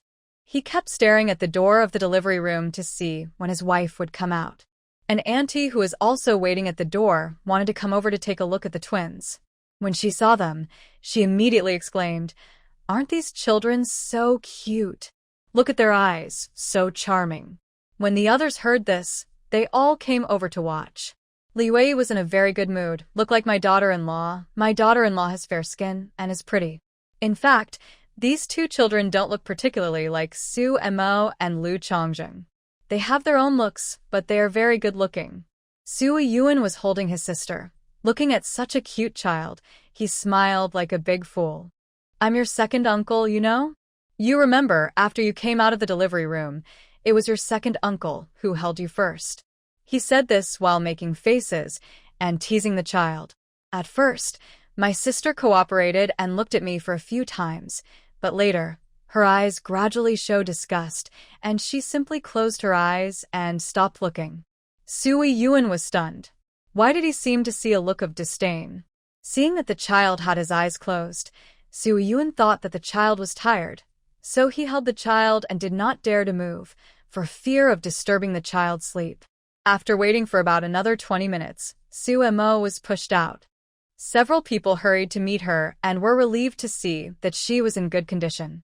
When they returned to the ward, Aunt Wu was envious when she saw that Sue Mo had given birth to twins, a boy and a girl. Seeing how cute the children were, and then looking at her own monkey-like granddaughter, she realized that the saying compare the goods and throw them away still applies. This sister Li is so blessed. This pair of grandchildren looks like the fairy children under the seat of Guanyin. They will definitely have a bright future. After settling down, Li Wei quickly took a small bowl filled with warm boiled water and fed the two babies a little water to clean their mouths. The two children had just gotten to know the new world and now seemed tired. They closed their eyes and fell asleep quickly. Sue Mo looked at the two children lying side by side beside her, stretched out her fingers, and carefully touched their cheeks. Little guys, we finally meet. Brother, how come you're here so fast? I thought you wouldn't arrive until tomorrow. Sue Mo saw that there was darkness under his eyes and was afraid that he had been traveling these days. I was lucky. I saw a flight from Beijing to Harbin, so I took it. Sue Yuan said. He looked at Sue Mo, feeling a lot of emotions in his heart. The youngest princess in the family had grown up and was now a mother. Changzheng, I'm fine for now. Take my second brother to the guest house and get a room, so he can rest for a while. Seeing that the ward was so small and couldn't accommodate too many people, Sue Yuan left with Lu Changzheng. As for the things, they were also taken to the guest house first and taken out when they got home. Sue Mo and the others had already prepared the things needed for the hospital. It was almost time for lunch. Li Wei finally met Aunt Wu's in-laws, who looked a little arrogant, with a shrewd and mercenary look. Seeing Aunt Wu holding a baby, he looked very surprised and started to blame her. Oh, relative, when did the baby come out? Why didn't you send us a message when it was born? Guangping called last night to ask if the baby was born, and I told him that it wasn't. If I hadn't come to see it, he wouldn't have known. Wu was furious. After putting the child down, she whispered angrily, Are you talking nonsense? Your daughter-in-law gave birth to a child, and you ignored her for 3 days. Didn't you say before that if I took care of her, you would be responsible for delivering meals? My dear, you can't say that. I have to go to work. Besides, I have you as my biological mother to take care of me, so I have no reason to worry. The hospital has a cafeteria, and the food there is better than what I cook. I want you to eat in the cafeteria. Let us eat in the cafeteria. Did you pay? Guangping's salary is all in your hands. Did you pay a penny for his wife's childbirth? My dear relatives, it's my fault. I was in a hurry that day and forgot to give the money. As he said this, he took out 50 yuan and put it in Aunt Wu's hand. Then he looked at the baby and asked, Is it a boy or a girl? Girl. Aunt Wu said unhappily. It was really inconvenient to argue with her in public. My daughter is so good. She is my mother's little cotton padded jacket. After seeing the child, the relative did not hug the child. He turned around and said, Oh, I have to call Guangping and tell him that his wife has given birth. I have to go to work in the afternoon, so I'll trouble you to take care of her. After saying that, he patted his and left. Wu was so angry that she couldn't speak, and Li Wei was also stunned. But for some reason, she seemed to see the shadow of Fong Chunfong in that person. Fong Chunfong is the same. She is good at saying nice things, but what she does is very unkind. Seeing what happened to Aunt Wu's daughter, Li Wei gradually fell silent. Perhaps she shouldn't object to her daughter's divorce. People like this may not seem to have any major problems, but they are very annoying, just like a frog boiled in warm water. It won't hurt at first, but it will slowly grind you to death. In the evening, Aunt Wu's in-laws brought over food and even made chicken soup. His attitude wasn't bad at all, and he spoke nicely, but he just didn't do anything. His granddaughter just teased him and then patted him on the and left. Maybe she could relate to the situation, but Li Yue felt very uncomfortable watching it. Wu helped her daughter and granddaughter to sleep. She took Li Yue outside to complain. You said, it's a bit like a rolling knife meat. You said something nice to her, but what she did was not authentic. It really hurts my heart. If the family had been divided, I would have tolerated it if she hadn't helped. But the point is that the family hadn't been divided, and she took all the money my son sent back. When my daughter-in-law got pregnant and had a baby, she only said a few nice words occasionally and didn't care about anything else. Don't think that she took the money very quickly yesterday. She gave 50 yuan at the beginning. My brother-in-law sends me 40 yuan every month. My uncle is the second child. He has an older brother and 2 younger sisters. She uses the money my uncle sends back to support the older one. My mother-in-law is a very snobbish person. This eldest son is not as good as my uncle in every way, but he is very capable and married the daughter of a high-ranking official. My mother-in-law thought that she had married a high-ranking official, so she would almost grant any request from the eldest wife. The gifts prepared for the new year were so much that 4 hands were not enough to carry them, but my family only had 2 kilograms of meat and 2 cans of fruit. After my daughter finishes her confinement, I will go and talk to her. Even if we can't divide the family property, half of the 40 yuan must go to my daughter. Otherwise, it will all go into the mouths of the eldest wife's family.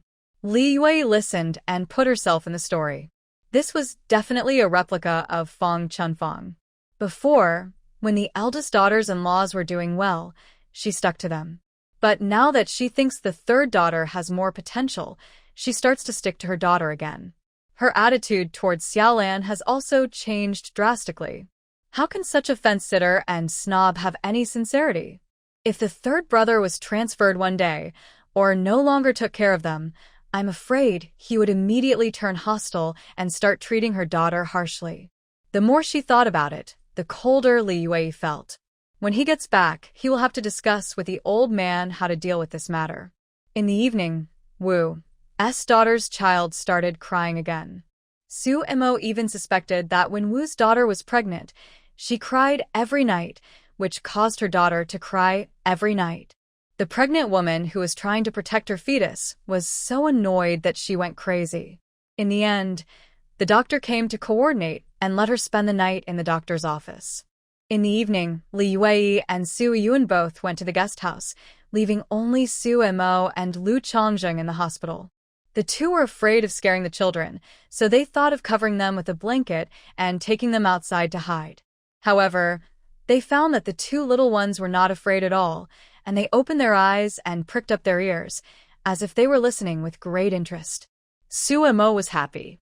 This kid with special powers was different. He was smart and brave. Lu Chongjing was also happy. As expected of his father, he had been brave since childhood. Su Mo was also very curious about what abilities the 2 kids had. However, the children were still young, and they could not communicate with each other. They could only observe carefully to see if there were any abnormalities in the children's growth process. Su Mo and her 2 children were in excellent condition. After the doctor's examination, he allowed Su Mo to be discharged from the hospital. Then he wrote down the hospital bill and asked Lu Chongjing to pay it. Su Mo stayed in the hospital for 3 days. The hospitalization fee was 90 cents, the needle and medicine fee was 88 cents, the delivery fee was 2 yuan, and the treatment fee was 1.2 yuan, a total of 4.98 yuan. The cost of normal delivery in a hospital in 1978 compared to the high-priced medical care in later generations. The hospital charges in this era were very cheap. Wu's daughter was also discharged from the hospital today. She actually still had a little fever, but her daughter was too fond of crying and would easily disturb others at night, so they decided to let her go home to recuperate. Who came to pick her up from the hospital were her father and older brother. They were both wearing blue work clothes and looked simple and honest. Before leaving, Lu Chongjing first called the brigade to tell his family that they were going back now and asked them to prepare lunch at noon as his second uncle was coming. In fact, when Lu Chongjing took Su Yuan to the guest house yesterday, both Lu Chongjing and Su Yuan called home to report the good news. When Lu Qing'an learned that she had given birth to twins, he was overjoyed and immediately went to the chicken farm to buy a few pounds of eggs for Su Mo to eat during her confinement. In the evening, he and Lu Boming had a few drinks. Su Tingda was also very happy and told Su Yuan to take more photos of the child and bring them back to him. Su Yuan brought a camera with him this time. Because he had a child with him, Lu Chongjing drove slowly along the way, and it took him about 3 hours to return to the Lujia village brigade. Several people went home first to settle Su Mo and the child down. In this era, people with the means still attach great importance to confinement. When she was still in the hospital, Li Yue wrapped Su Mo with a headscarf. The two children woke up as soon as they got out of the car. They seemed to know that this was the home they would live in the future. Their eyes rolled around, as if they were looking around. Li Yue's heart melted when she saw him, and she called him her big baby. Lu Yuji had been keeping an eye out at home. When she heard a car passing by, she quickly picked up the pig's trotters stewed with soybeans that she had been stewing for the whole morning, put them in a basket, and carried them over there. Her younger sister-in-law had given birth to a child, so as the eldest sister-in-law, she had to show some appreciation. When she heard the news yesterday, she asked Lu Xiaolan to save a pig's trotter for her. This morning, she rode her bike to the supply and marketing cooperative to buy some and stewed it, waiting for Su Mo to come back. Lu Yuji entered the house and saw Li Yue and said, "Mom, my third brother's family has a new baby. As the eldest aunt, I don't have much good food, so I bought a pig's trotter and stewed some soybeans to nourish my third brother and his wife and help them produce milk." Li Yue took it with a smile. "You are so thoughtful as an aunt." Seeing that the children can get along harmoniously, Li Yue is very happy. This is how a family should be. You help me, I help you, and only in this way can the family prosper. Compared to other families, hers is pretty good. Although there are some bad things, overall it is still harmonious. It was absolutely correct to make the decision to split the family at that time. Lu Chongjing was making the Kong for Sui Yuan in the West Room. When he heard Lu Yuji coming to deliver something, they both came out, one to greet her and the other to thank her. Chatted for a few words in the living room, then went into the room to see Su Mo and the child. Seeing the child, Lu Yuji was both fond of and envious. Such a handsome man would give birth to children that were prettier than others. Lu Yuji went back after reading it and asked Lu Chongjing and the others to come over for dinner later, saying that the food was ready at home. Li Yue scooped up some pig's trotters for Su Mo to eat, and then the three of them prepared to go over to eat. Li Yue saw Su Yuan carrying a bunch of things and hurriedly said, "His second uncle, this is not possible. Why are you carrying so many things?" Now that she has a child, Li Yue calls her in-laws the same way as her child does. Su Yuan smiled and said, "Aunt, there's nothing much, just some specialties from the south. My mother asked me to bring them over for everyone to try." What Su Yuan brought over were some southern specialties, including dried bamboo shoots, dried longans, dried mangoes, and dried bananas. Fu Manhwa had divided them up in advance, giving each family a small bag of each, so that everyone could try them. Su Yuan arrived at the Lu family, distributed the gifts to each family, and introduced them by the way. These things are not available in the north, and they have only seen them in books or newspapers, but have never seen the real thing, let alone eat it. Even the dried fruits were very precious. I'm afraid that in the entire Hongqi commune, the number of people who had eaten this kind of dried fruit from the southernmost part of the country could be counted on one hand. After dinner, Wilson and Su chatted for a while at Lu's house, and then came over. Only then did they have time and space to take out the things Fu Manhwa had prepared for Su Mo and the children. First came a large bag of small clothes of various colors, 2 sets each for spring, summer, autumn, and winter. Some of these clothes were made by Fu Manhwa, who asked skilled craftsmen in the family quarters, and some were bought at the friendship store. Milk powder and condensed milk, all of which are top domestic brands. I think they will be enough for the children to drink for 1 or 2 months. A lot of medicines and supplements were also prepared for Su Mo to help her recover after childbirth. Su Mo looked at the gifts that almost filled half of the Kong and felt deeply touched. Regardless of the things, she should remember the friendship that came from thousands of miles away. Su Mo really wished that the reform and opening up would come immediately so that she could have the opportunity to repay their friendship. In the afternoon, Lu Boming, Lu Qing'an, and several other children also came to see the child. There were too many people, so they didn't go into the room for fear of attracting the wind. Lu Chongzheng carried the child to the living room to show the two elders, who were so happy that they couldn't stop smiling. In the evening, Lu Hohot also came over with 2 fish, saying that her brother caught them from the river and asked Su Mo to stew them to increase milk production. As for breastfeeding, Su Mo did not insist on breastfeeding because she felt that her sister seemed unwilling to drink. She tried to breastfeed last night and this afternoon, but each time her sister closed her eyes with a look of resistance, unwilling to open her mouth. However, she drank the milk powder happily. The younger brother was not as resistant as his older sister, but Su Mo had just given birth and did not have much milk. The younger brother took 2 sips, but probably because he was not satisfied with drinking from the bottle, he was not willing to drink any more and preferred to drink milk powder. If they don't want to drink it, Su Mo will be happy to have some free time and just let them drink milk powder.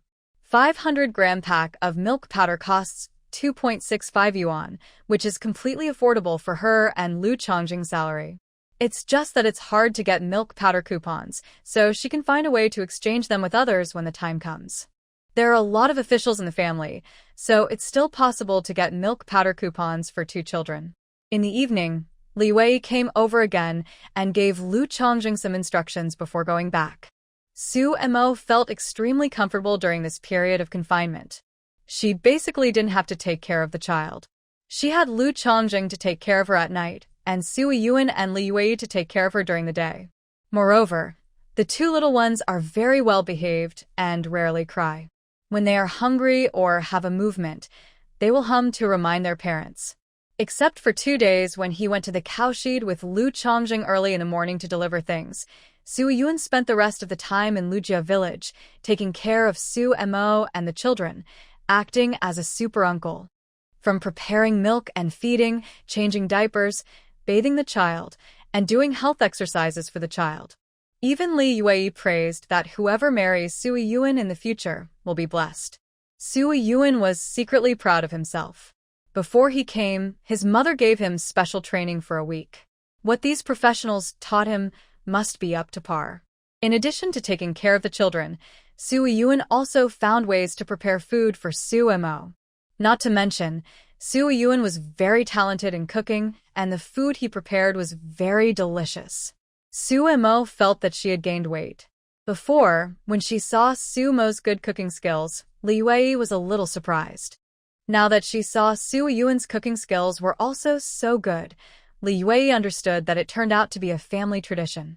Seeing that Su Yuan was good at everything, Li Yue would often remind Lu Chongqing to learn more, take good care of his wife, and not rely on his second uncle for everything. Li Yue could also understand Fu Manhwa's feelings. If her daughter married so far away, she would also be hard to feel at ease. No matter how good the in-laws were, it was still more reassuring to have one's own family. Xiama's aunt is really a very good person. Since she couldn't come herself, she taught her son to come. She didn't dare to say how good she was, but she tried her best, and she had to show her attitude to reassure Xiama's family. Lu Chongqing also felt aggrieved. He was a novice and had been trying very hard to learn, but his second uncle had received professional training and was no match for him. He was so professional that people who didn't know him would think he had 8 or 9 children. He was also very fast, and he would rush over immediately if the children made any movement. Lu Chongqing was very grateful to Su Yuan because he was very busy at the mining area during this period. He had to go back to the army during the day and could only come back at night. With Su Yuan around, he felt at ease. Although when he is not around, his mother will help at home. But the old lady is busy with work and will not focus on his wife, and she is definitely not as careful as Su Yuan. Therefore, even if Su Yun teased him from time to time, he would happily agree. Then, under his guidance, he learned how to take care of infants and young children scientifically. With the help of her special powers, Sumo's body had almost recovered in 3 or 4 days. But with Li Yue and Su Yun restraining her, Su Mo had no choice but to stay in the room and recuperate after giving birth. In rural areas of this era, children are named rather casually. When they are young, they are given nicknames that are easy to raise, such as Dinyo, Gosheng, Luzi, etc. Only when they are about to go to school will they be given a full name. The Lu family is quite particular. Usually, they will give their children a name after they are 1 month old. Lu Qing'an thought that since Sumo's parents lived far away and it was rare for her to come, he might as well name the child during the confinement period, so he went to discuss it with Lu Boming. Dad, I was thinking about naming these 2 children while my second uncle Chongzheng is still here. Do you think they should follow their cousins' names? Lu Boming thought for a moment and waved his hand. No, they are twins, a boy and a girl, so they can name them individually. Although feudal superstition is not practiced nowadays, Lu Boming has known countless people. When he first saw the 2 children, he felt that they were not ordinary people. The names of the children of the first and second wives were both a bit ordinary, and he felt that following the same name was not particularly suitable for the 2 children. We won't name these 2 children. Let Xiaoma's parents choose them. This isn't it a bit bad? Lu Qing'an hesitated. There's nothing wrong with that. You already have so many grandchildren, and you've already enjoyed the fun of naming them. Xiaoma is an only child, and she's the only one of her parents. Let their grandfather or great-uncle name these 2 children. When they have more children in the future, you can name them. When Lu Qing'an heard this, he thought it was true, so he went to tell Su Yun. When Su Yun heard this, he was immediately happy. He had thought of many names these days. He immediately got on his bicycle, called his father, and suggested the names he had thought of. Although Su Tingda was also happy, he would not interfere and let Su Yun ask the child's biological grandfather to take it away. However, after hanging up the phone, he started looking up the dictionary.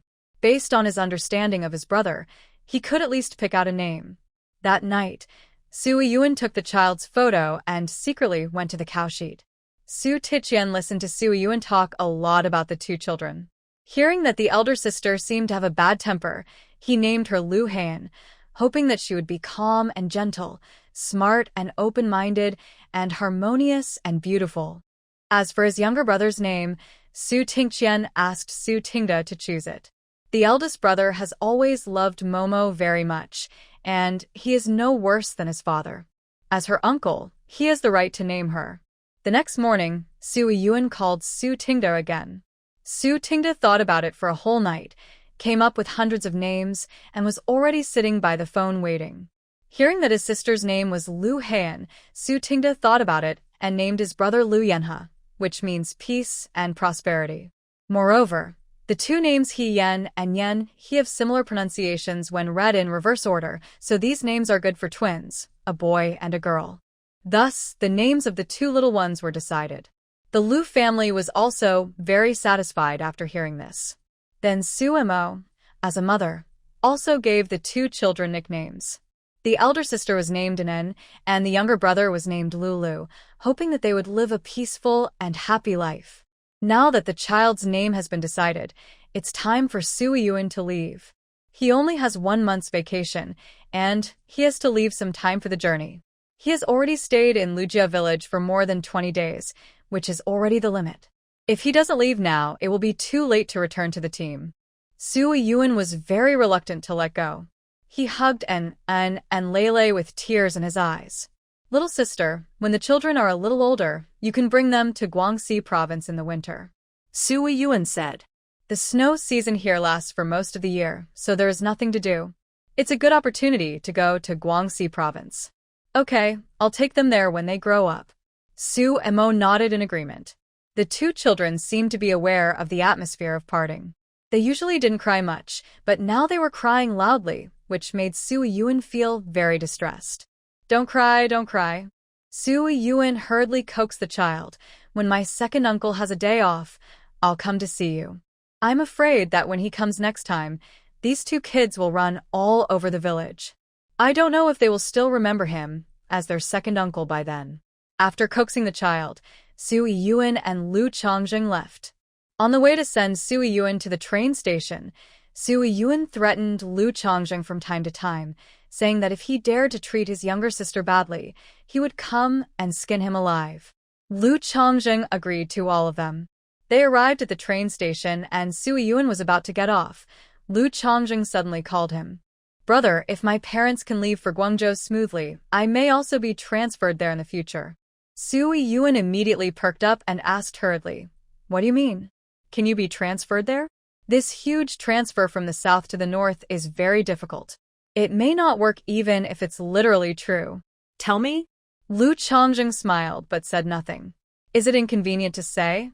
Lu Chongjing nodded. It was not that it was inconvenient to say it, and his second uncle had been threatening him all the way, so he just whetted his appetite a little as a revenge. I went back and told my dad that if he needed any connections in the south, he could just call us and not be afraid of causing trouble. If this person could get through, their family would be reunited without having to travel so far apart.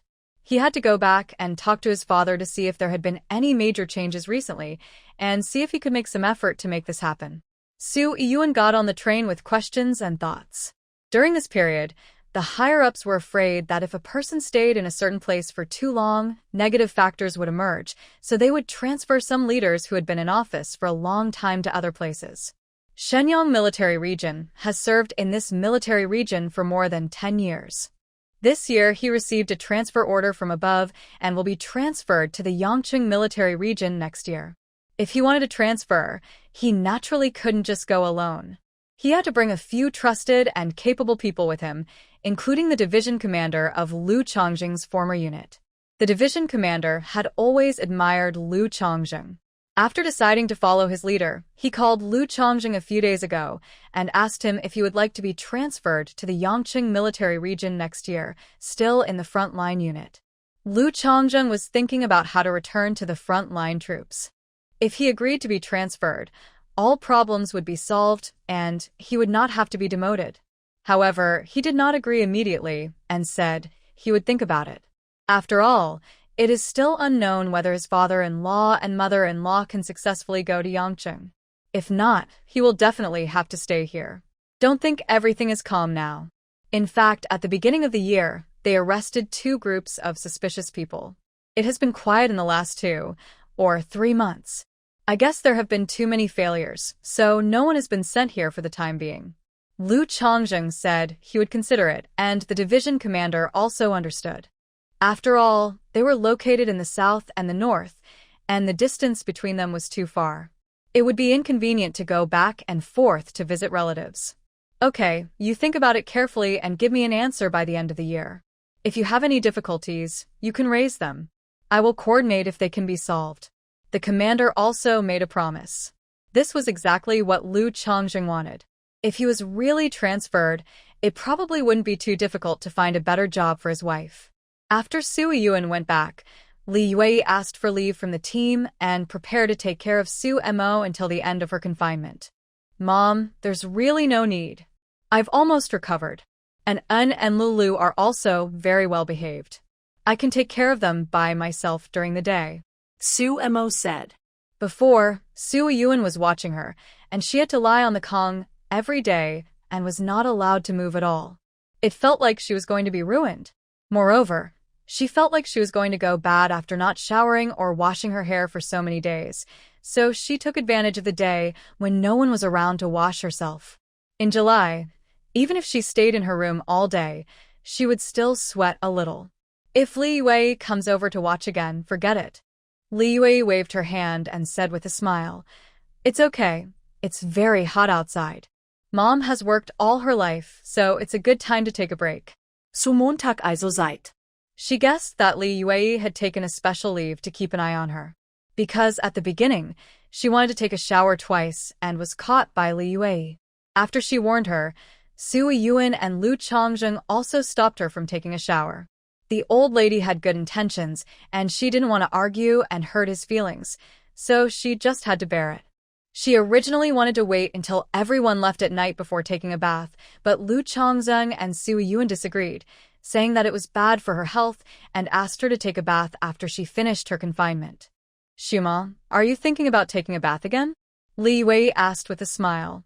Su Emo smiled awkwardly. "No, I don't want to wash. Listen to your mother. There are only a few days left. Be patient and don't get sick from the confinement period. It won't be noticeable when you are young, but you will suffer when you are older. Your Aunt Chunfeng took a bath during her confinement. Now that she's old, when it gets cold and windy, she gets a terrible headache and has to wear a headscarf and a hat early on. Mom knows that the weather is hot now and you feel uncomfortable, so just apply it a few more times when you wipe your body." "Okay, I understand." ¿Cómo responder? "Well, just lie down. It doesn't matter if it's dirty. It won't be long." The baby was 1 month old. Su Emo also came out of confinement. Early in the morning, Su Emo got up, boiled 2 large pots of water, and washed herself thoroughly. "After washing, I felt like my body was lighter."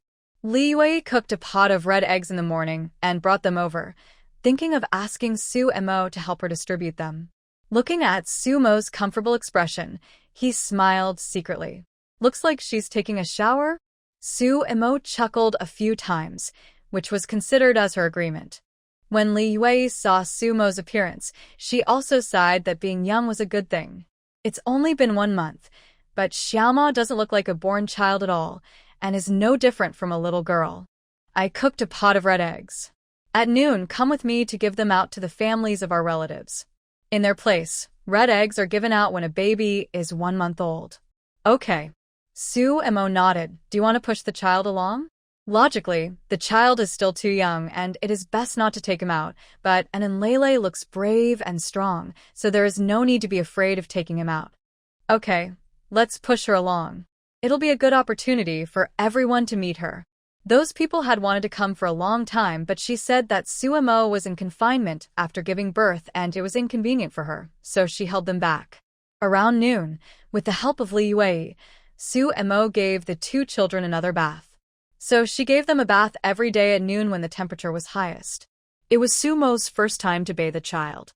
Thinking that boys were a little rougher, she decided to experiment with her younger brother first. At this time, the bathtub for children to bathe does not have a bath rack or anything like that. It is just a basin that has to be held by hand. Following Li Yui's instructions, Su Emo first washed Lele's hair with clean water and then took off her clothes and washed her body. Both children are taken care of very well. When they were born, they weighed only about 4 kilograms. After 1 month of raising them, they probably weigh 7 or 8 kilograms now. They are chubby and plump, with joints on their hands and feet. Therefore, when washing your body in addition to the surface, you should also pay special attention to the cracks in the flesh that are squeezed out by too much flesh. Lele seemed to particularly like water. He danced with joy while washing.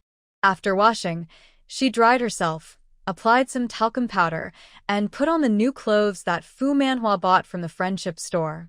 She looked prettier than the dolls in the New Year pictures. When I was washing things were not so smooth. The girl moved around and didn't cooperate very well. Li Wei laughed and said, "And may be afraid of water. She always has a strange expression when taking a bath." Su Emo almost burst out laughing when she saw it. This wasn't a weird expression, it was an expression of despair. Having read so many novels, Su Emo is very accepting.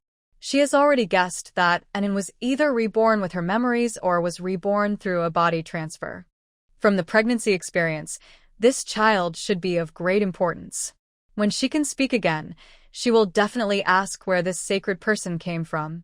After bathing the 2 children, Sumo put the children in the stroller that Lu Chongjing had customized in the Commune workshop and pushed it out with Li Wei. It was the first time for the 2 little ones to come out. Lele was very excited and babbled a lot.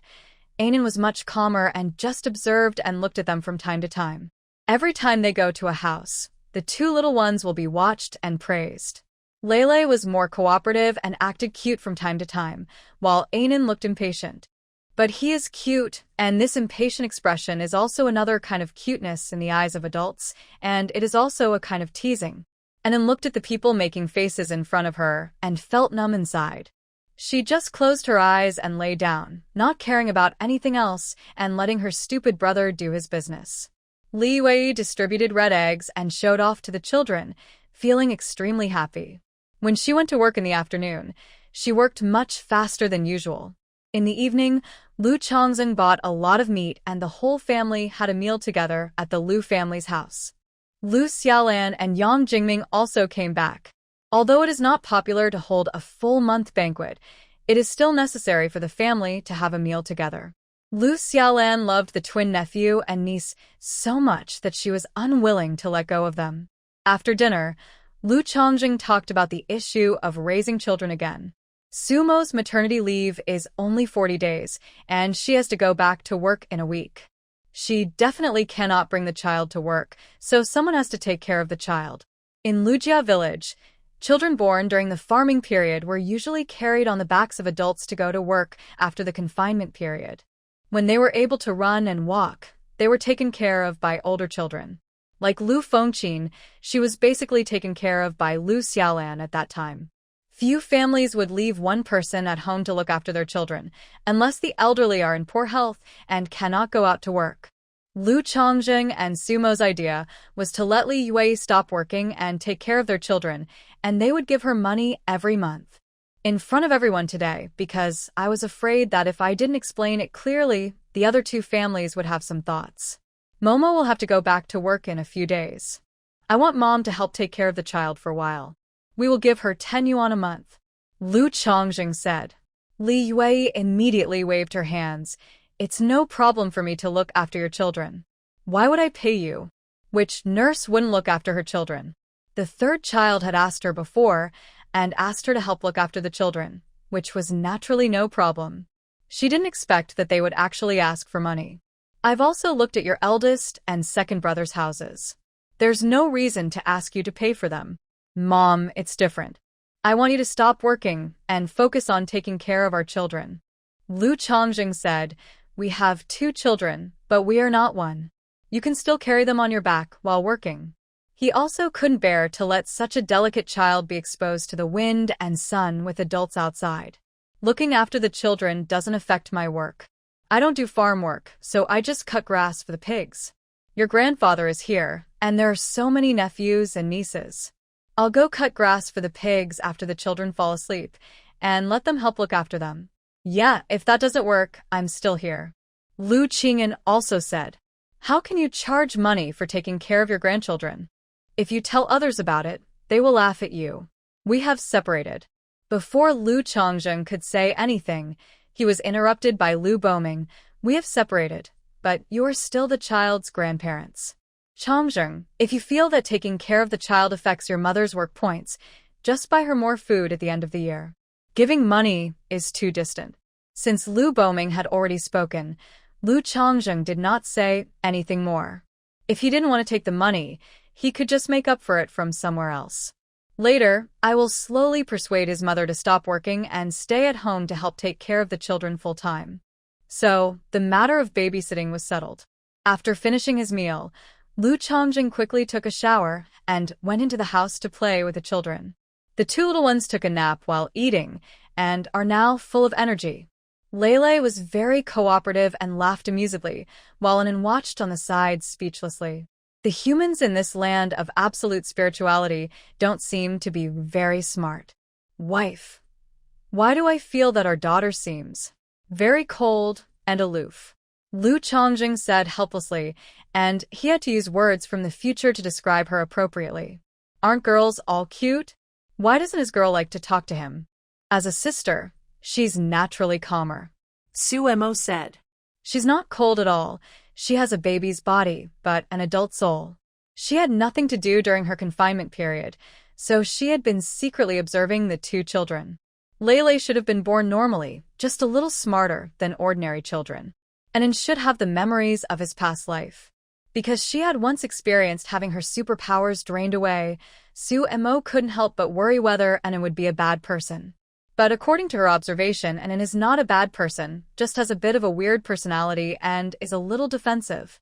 He looks very cold and impatient from time to time, but he is actually very patient with Lele.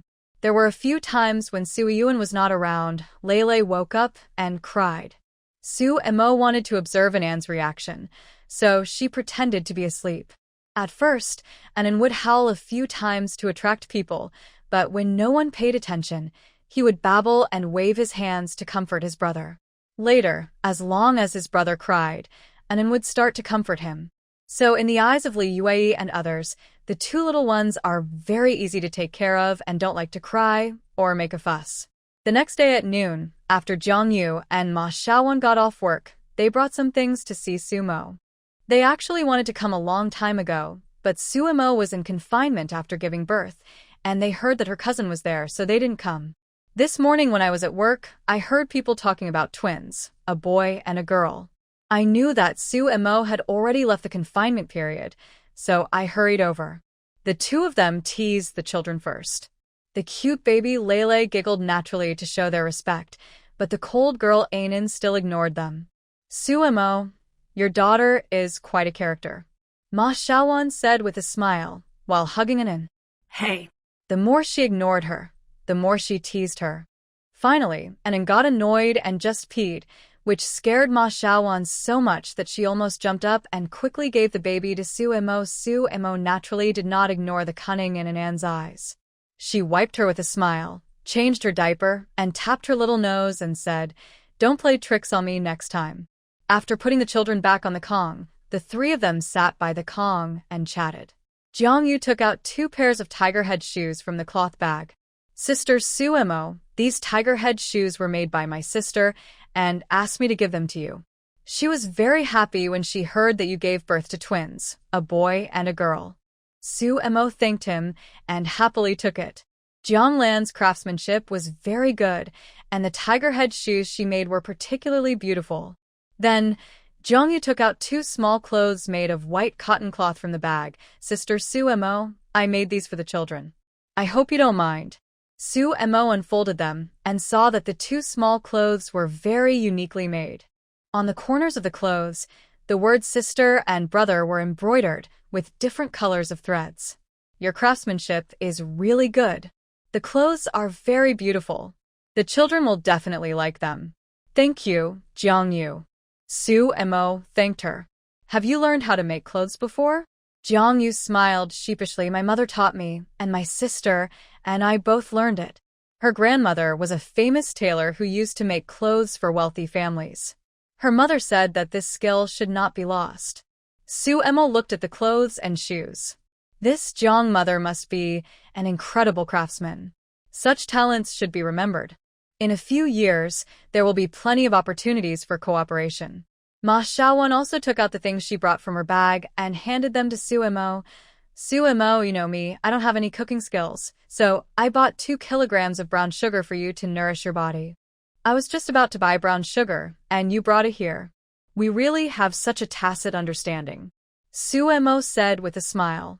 Really? At least you can use it. Ma Xiaowan breathed a sigh of relief. She was afraid that the gift she gave was too small. How can a good thing like brown sugar not be used? Su Emo put away all her things, and the 3 of them chatted for a while. Finally, Su Emo reminded, I heard from my wife that the primary schools in the brigade and the commune will recruit more teachers next semester. You should prepare quickly. I think the news will be announced in a few days. Lu Chongjing told her this news a few days ago. The mining area is now stable, and some cadres and engineers' families will come here one after another. Naturally, there will be more children, so another class must be opened. The 2 heard this. Their eyes lit up. If they can pass the exam to become teachers, they won't have to work in the fields and can enjoy the average work points of the brigade, as well as a subsidy of a few yuan per month. Okay, we'll all go back and prepare. They all have their own rooms now, so they don't have to worry about others knowing what they do in them. To Su Emo, the 2 hurried back. 2 more days passed. Gung Chongqing, who has been busy for more than a month, finally found time to come and have a look. Gung Chongqing came here in a small car from the county, and he had to leave soon. When the car arrived at the brigade headquarters, Su Emo and Li Wei were also walking their children there. Seeing Gung Chongqing, Li Yue smiled and said to the children, "And Lulu, your uncle is here to see you." Gung Chongqing's mouth twitched, but he managed to hold back and not break his defense. Behind Gung Chongqing couldn't help but burst out laughing. "Secretary Gung, you are of a very high generation, you're even an uncle," the woman said as she walked towards him with a smile. This was the first time Su Imo saw a woman traveling with Gung Chongqing, and she was a little curious. Considering that her uncle asked her to introduce a girl to Uncle Gung some time ago, Su Imo guessed, could this be Uncle Gung's girl? Gung Chongqing looked at Su Mo's eyes and introduced helplessly, "This is reporter Chiu from Daily. He said he wanted to write an interview with me, so he has been following me. He thought it was just an interview in the office, so he agreed to it. If he had known that he would have to follow his leader to understand his daily life, he would definitely not agree. But now that he has agreed, and the other party uses the reason of normal work, he has no choice but to cooperate. And now he has sensed something was wrong. He probably saw that he rejected other people introduced to him, so he found another way and came in another way." Gung Chongqing just felt that his head was very bald. Chiu Xiaoyu exclaimed when she saw the two children, picked up the camera hanging on her chest, and said to Suemo, "The children are so cute. Can I take a picture of them?" Suemo looked at Gung Chongqing and saw him shaking his head slightly, so she said, "I'm sorry. The children are still young and have never seen a camera. I'm afraid they will be scared. So let's not take pictures. Now is a critical moment as to whether my parents can return to the city, so we have to be cautious about some things." Chiu Xiuyu felt a little sorry but didn't say anything and instead took pictures of the scenery of the brigade headquarters. After the photo shoot, I saw Gung Chongqing and his friends pushing their children away, so I hurried to follow them but was stopped by Gung Chongqing's secretary. "Reporter Chiu, Secretary Gung is here to visit his niece. This is a private matter, so don't follow him." The secretary was already a little annoyed with this reporter who had no sense of boundaries. "It was just an interview." "I followed him all day except when he was asleep. This didn't feel like an interview at all. It looked more like surveillance than anything else. To write a good personal interview, you have to know something about both public and private matters," Chiu Xiuyu said as he pushed the secretary away and tried to follow. She has been following Gung Chongqing for 2 days. He has been dealing with official business. It is rare for him to deal with personal matters, so she has to catch up with him.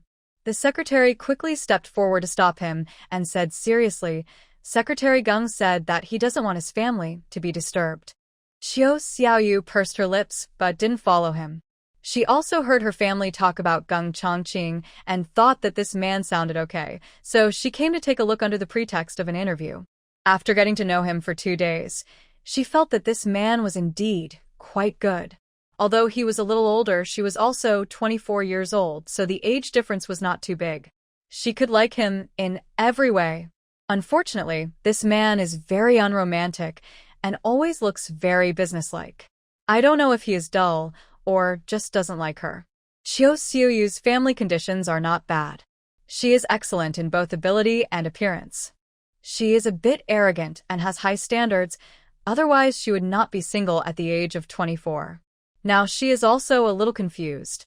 On the one hand, her pride did not allow her to be too proactive, as men had always been the ones to flatter and coax her before. On the other hand, I also had a desire to win, and felt that it would be something to be proud of if I could defeat this man. After arriving home, Gung Chongqing put down the things he brought, which were milk powder, condensed milk, and brown sugar. These days, the variety of materials is not so rich, and there are only these kinds of nutritional supplements. This is already a very good thing. Then, Gung Chongqing looked at the child again, but he did not hug or praise the child like the others did. He was still a little afraid of such fragile things, so he didn't touch them easily. But these two children do look much better than the other children. They're not timid at all, and their eyes look bright. "Xiaoma, I have something else to do later, so I won't stay any longer. I came here for 2 main reasons. One is to see you and the child, and the other is that the matter is almost done. Ask Brother Qian and Mr. Zhang to write the letter and wait for my notification at any time." They were playing with the time difference when the man was transferred to Jing City and Hai City had to rearrange the chaos, so they had to be quick. Otherwise, it would not be so easy to wait for the man to be free. Okay. Shumonadit salimli. After explaining the matter, Gung Chongqing left in a hurry. He had been very busy during this period. The next day, Sumo handed the child to Li Wei and went to work early. Since both children don't drink milk, she doesn't need to breastfeed them. She just needs to buy enough milk powder. Sumo first gave each of her colleagues 2 red eggs as a token of appreciation for the birth of a child. Then she went to Director Li and reported the birth expenses. Only then did she find 2 agricultural officers to take over her work.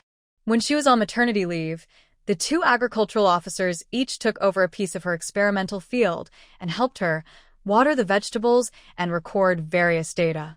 After finishing these things in the morning, Sumo rode her bike to visit her experimental site in the afternoon.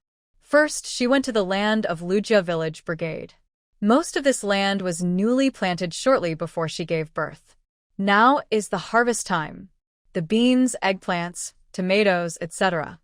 she cultivated using modern seedling technology have a yield at least 30% higher than those directly sown. Sumo took photos one by one for comparison and picked the ripe ones, preparing to take them to the commune tomorrow to see whether the leader would distribute them to colleagues or directly to the canteen. When Sumo finished picking the fruits and was about to leave, she saw Lu Boming carrying half a bag of things and going into the cowshed. He came out after a while. Sumo didn't know whether she should go out for a moment, so she hid back in the bean shed and waited for Lu Boming to leave before coming out. However, before she could make up her mind, Lu Boming had already discovered her. Xiaomo, didn't you go to work? Lu Boming didn't expect Sumo to be here.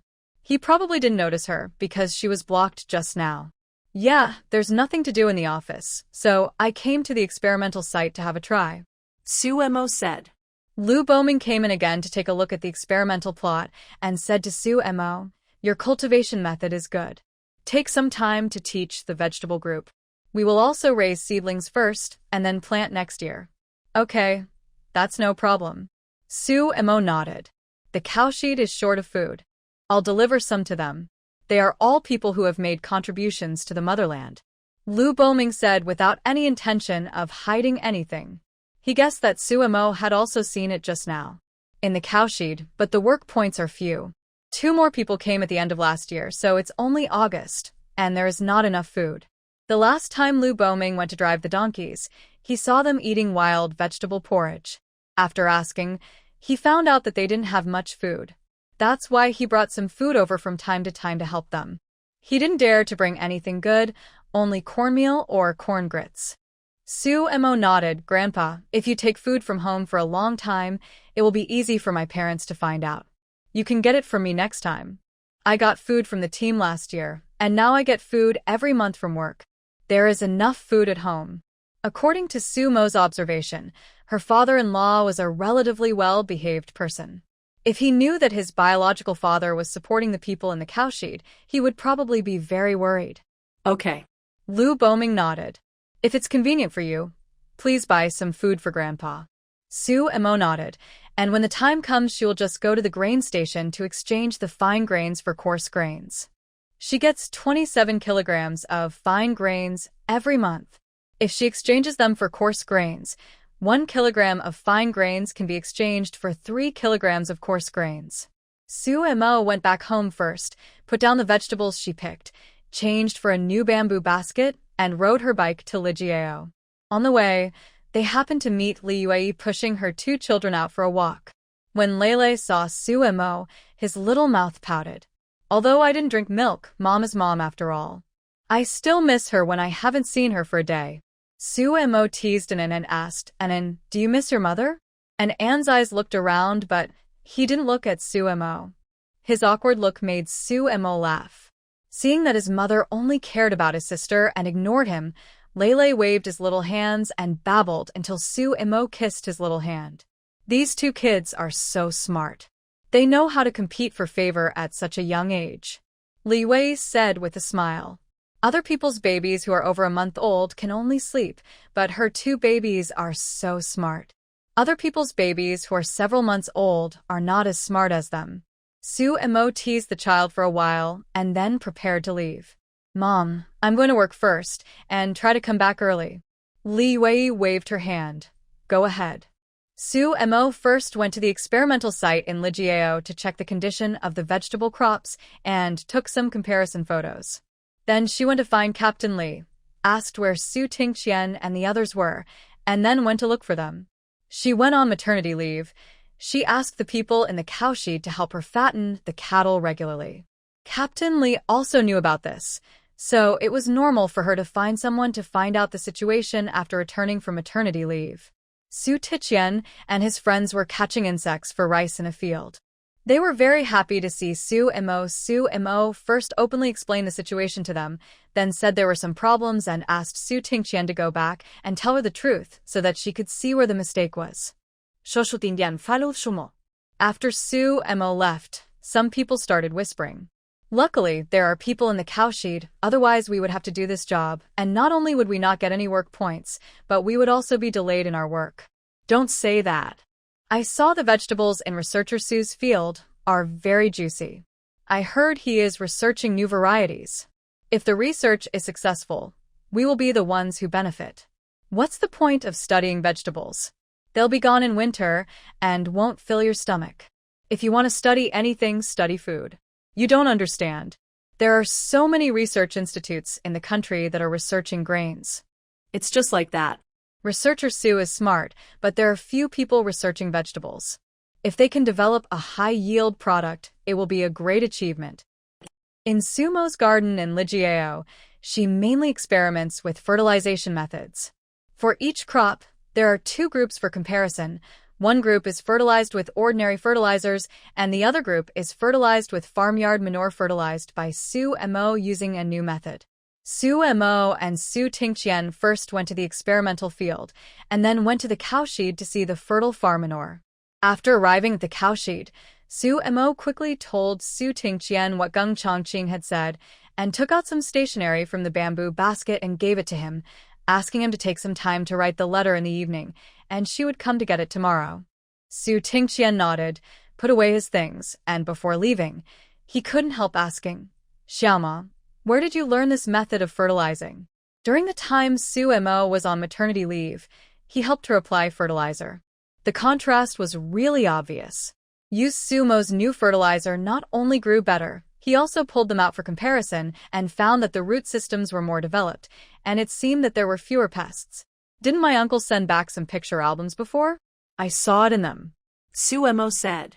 This is a common method of fertilizing in later generations for rooting and preventing diseases, using yeast plus brown sugar.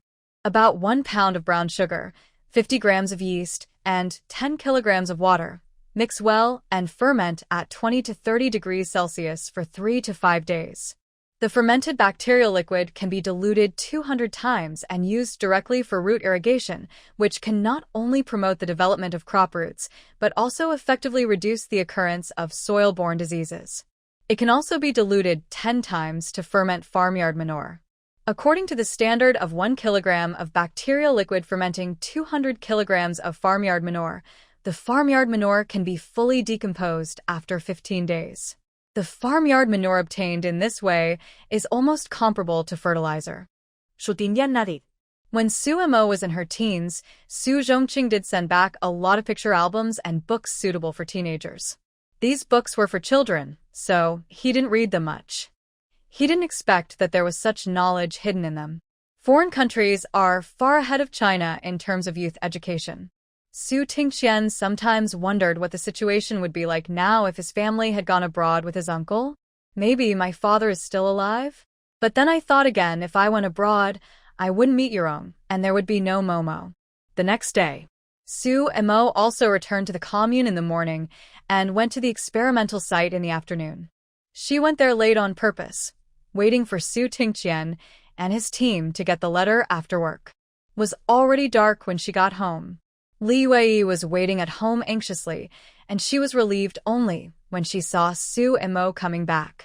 If you don't come back, I'll ask your eldest brother and the others to go look for you. Mom, I'm sorry. I was so busy that I forgot the time. I will pay attention next time. 조모에 빨리 야이셔 quickly. Li Yue waved her hands and said, Mom is not saying anything to you. I'm just worried that something might happen to you on the road. There are a lot of cars on the road now.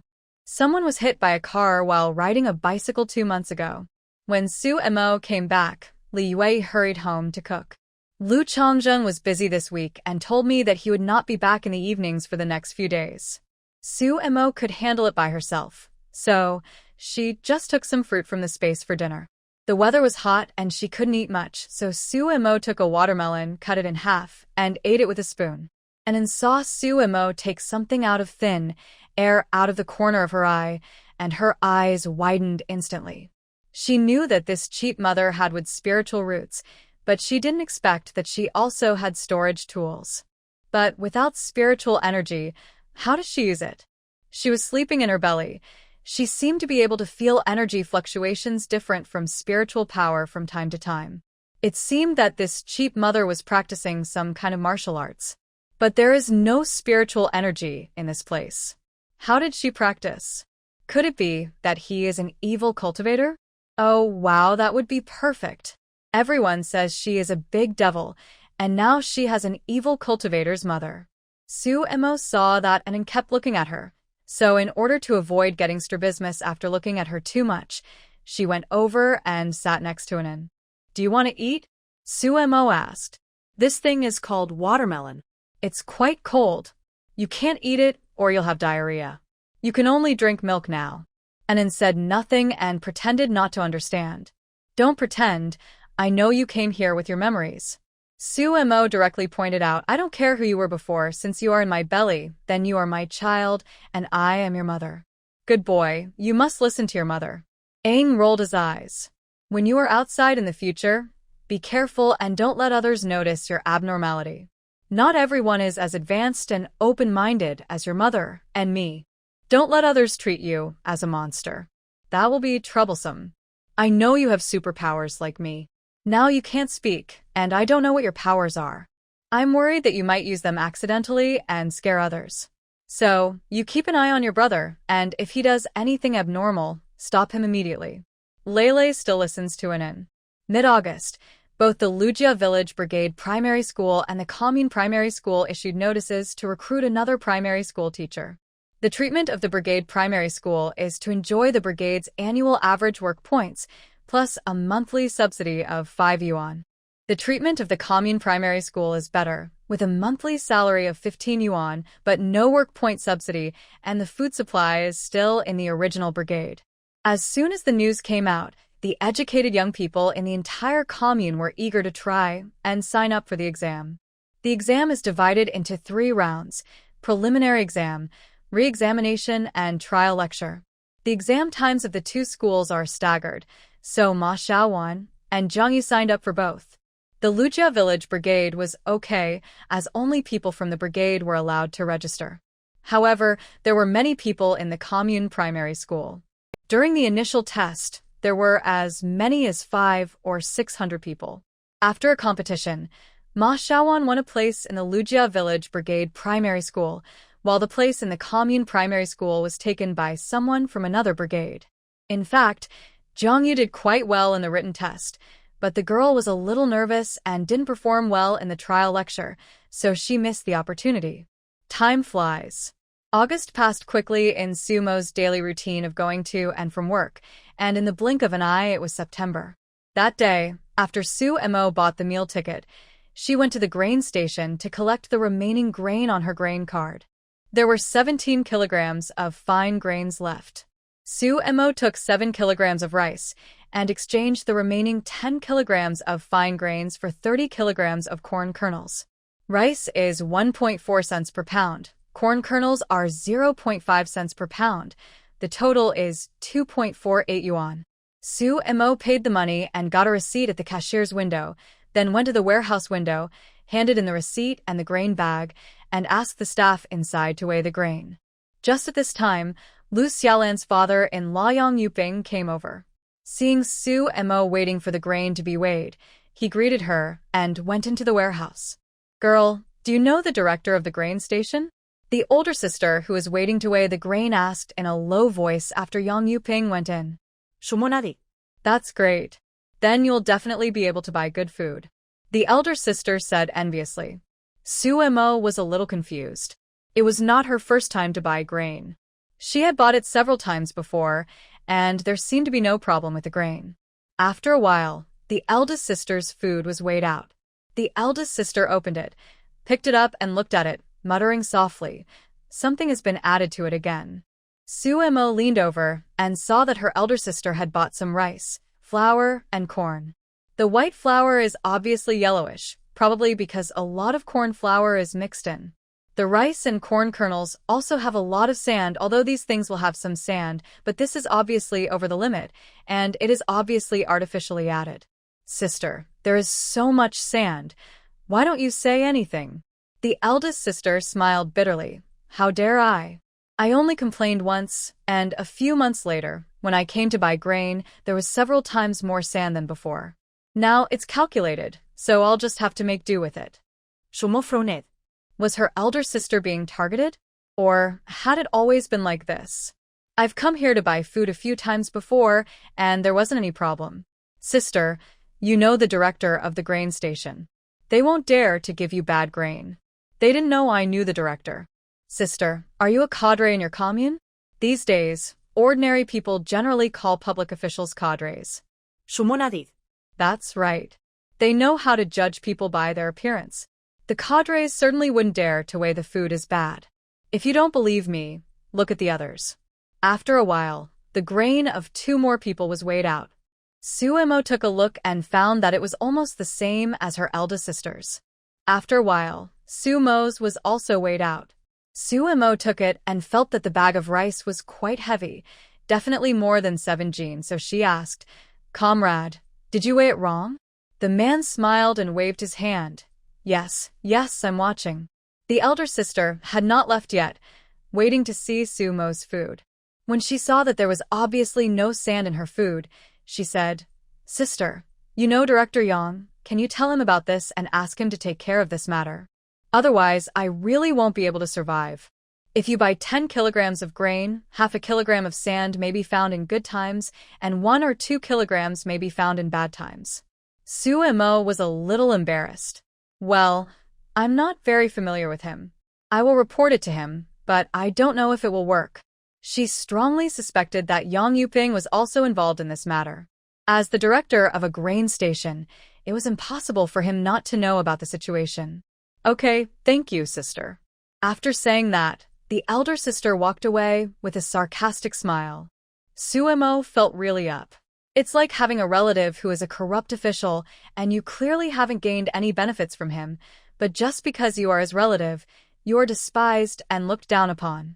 Oh, it can't be said that there is no benefit. The rice just now must be more than 7 kilograms, but she doesn't have a scale now. After returning to the brigade, Suemo immediately borrowed a scale from the brigade headquarters. After weighing it, she found that the 7 kilograms of rice actually weighed more than 9 kilograms. The 30 kilograms of corn also weighed about 33 kilograms. Seeing Sumo's unhappy expression, Lu Qing'an asked, "What's wrong? Are you short of weight?"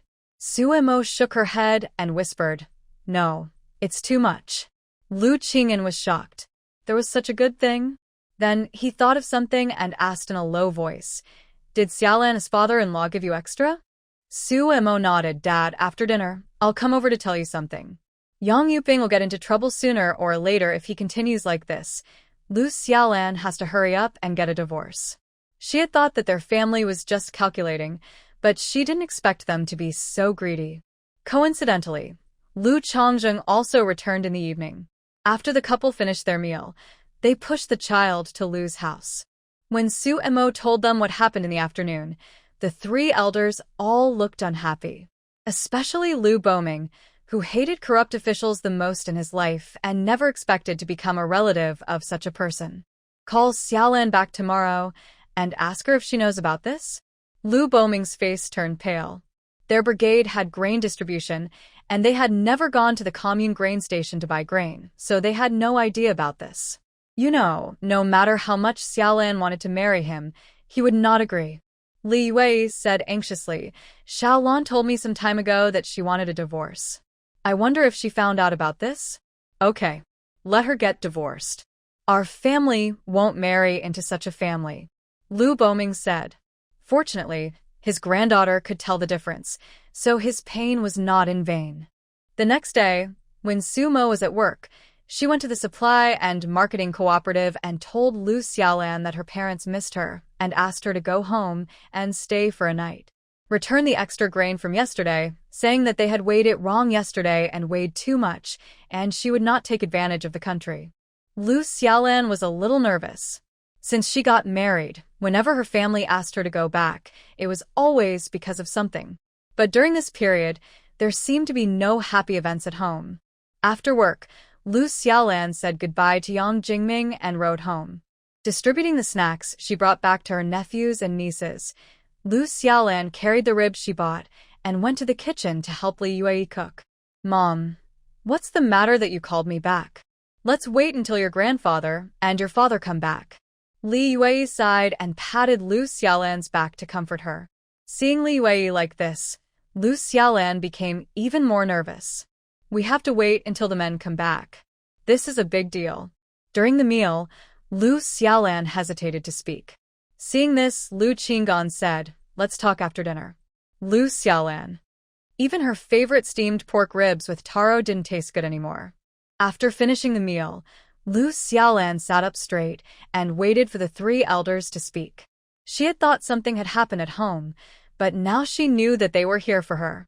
Last month, her mother talked to her about divorce again, and she guessed that her mother had told her grandfather and father, and now she was asked to come back to find out. Do you know about the things at the grain station? Lu Boming asked. Lu Xiaolan was stunned and asked, what's the matter? It's about the grain we bought, and something was mixed in it.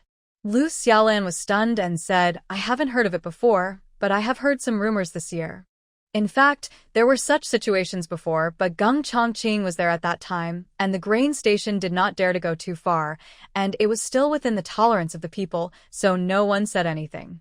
After Geng Chongqing was transferred this year, the situation became much more serious, and this is why the news leaked out. Does your father-in-law know about this? Lu Boming asked again.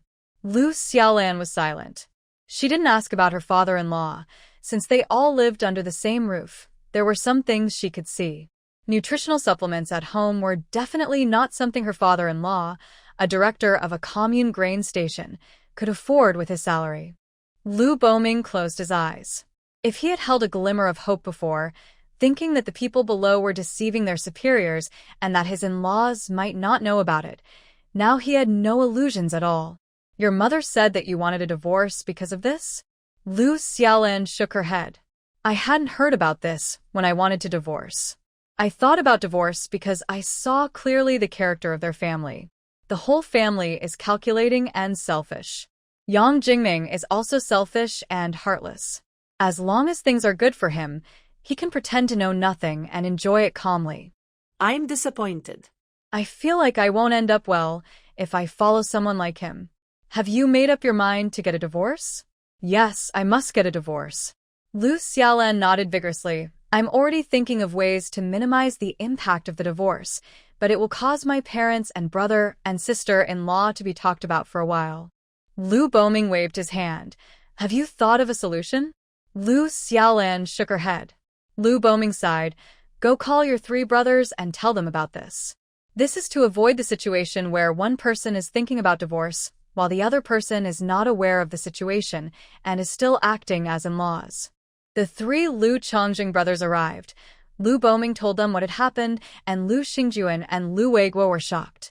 This Jingming is a good person. It's not to the point of getting a divorce, right? Lu Weiguo was a little confused. They're living a good life. Why do they want to get a divorce? Even if Yang Jingming's father did some bad things, he is still his father. What does it have to do with Yang Jingming? Lu Weiguo worked in the commune and would run into Yang Jingming from time to time. Yang Jingming was not a stingy person and often invited Lu Weiguo to the commune canteen for meals, so Lu Weiguo and Yang Jingming had the best relationship among the three brothers. Whether it's good or not, how would you, an outsider, know? Xiaolin lives with him. How could she not know? Liu retorted. No, mother. You let Xiaolan be so willful? In all these years in our village, have you ever seen any girl get divorced? Lu Weiguo said. Anyway, he did not agree to divorce. In Lu Weiguo's opinion, Yang Jingming is an excellent brother-in-law. Jingming is good at his job, has a mild temper, is handsome, has no bad habits, is very kind to Xiaolan, and respects our family. How many people can't find such a son-in-law even with a lantern? With a person like this, Xiaolan, instead of living a good life, you want a divorce. You are really too noisy. Lu Weiguo said a little angrily. Xiaolan is really spoiled. She was the one who talked to the guy in the first place, and now she wants a divorce. When Lu Xiaolan heard Lu Weiguo say this, she remained silent, but tears welled up in her eyes. Although she had thought before that her brother might not agree, she was still very sad when she actually heard it. Their family tradition is not good. Xiaolan wants to divorce, and I agree. Lu Boming glanced at Lu Weiguo and said. Lu Weiguo choked. Master, why are you also? What will Xiaolan do after the divorce? Yang Jingming can find another one quickly, but what about Xiaolan? What kind of good family can she find for a second marriage? I'm afraid it will be far worse than Yang Jingming's. If she is not satisfied with her life, will she divorce again? Hearing the sound of Lu Weiguo shooting the knife, Li Wei was really furious. She slapped him and said, Shut up. I know it's not nice to hear, but I'm telling the truth. Have you ever thought about this, Xiaolan? Brother, I've thought about it. I won't get married in the future. I'll just stay at home and take care of my parents. I have a job, so it won't be a problem for me to support myself. Lu Weiguo choked again. There is no divorce in our village. If you come back, can you bear the gossip in the village? There's nothing to be unbearable. My second sister-in-law's mother committed adultery and gave birth to an adulterous child. She should live her life the same way. I'm just getting a divorce. I haven't done anything bad. Why can't I stand it?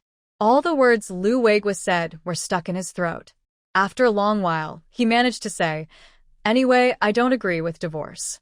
Whether you agree or not, the marriage is over. Asked you to come here just to tell you. Don't ruin it accidentally.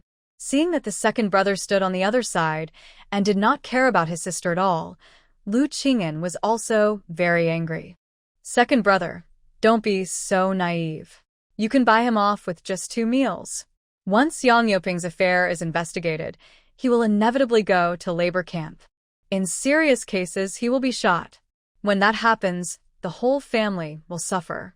Have you ever thought about what kind of life your sister would have to live through at that time? She would be scolded by others. The more Lu Qing'an thought about it, the angrier he became.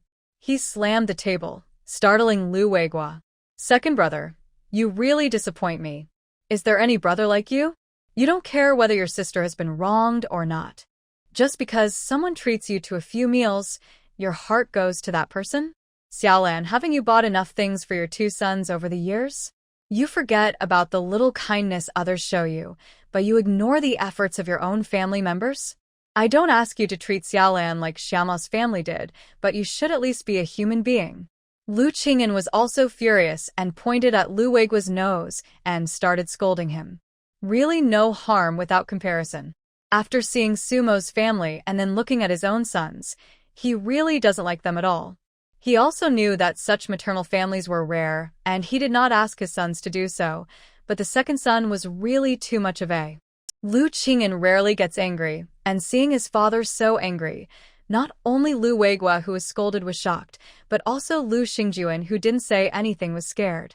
Fortunately, before he could even open his mouth, the second brother stepped forward to block the bullet.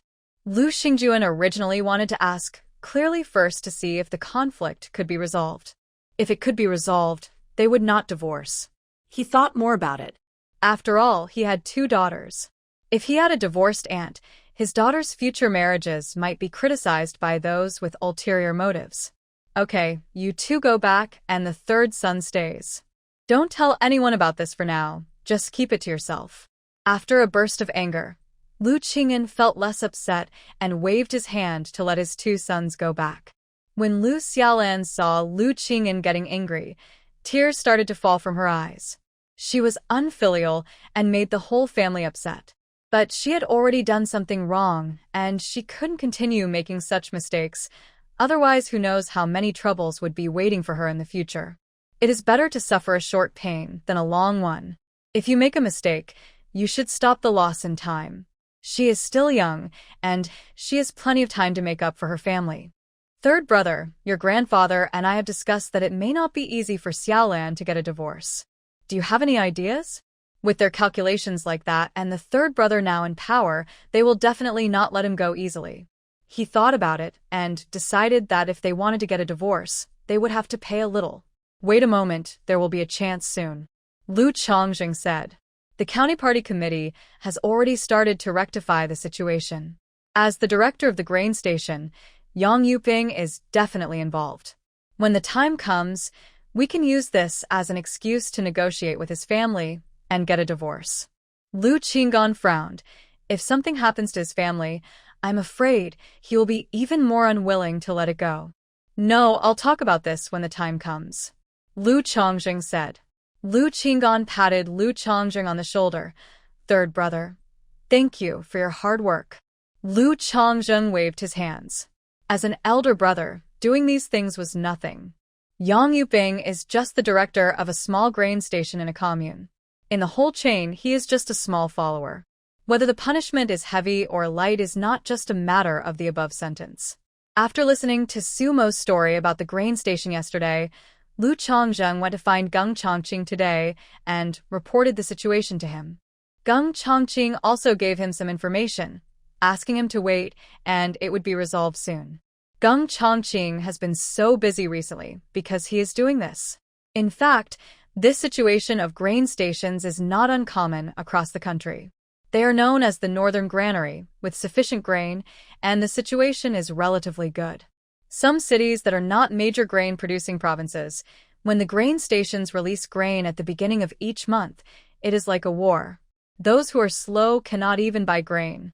No one cares about the quality of the grain, they are lucky enough to be able to buy it. Otherwise, you have to buy expensive grain on the black market.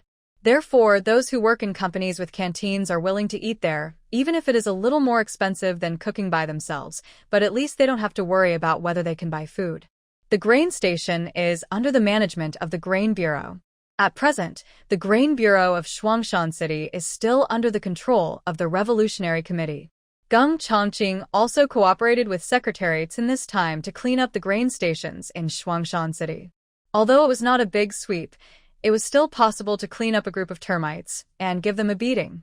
In this way, they would be more restrained and then slowly plot later. After being scolded, Lu Weiguo returned to the house angrily. When Lu Hohot asked what happened, Lu Weiguo told her what happened. Only you know how life is and outsiders can't understand it. Xiaolan and Jingming are in love freely, and she has thought about divorce, which means she really can't live like this anymore. I don't think you should object. Lu Weiguo was stunned.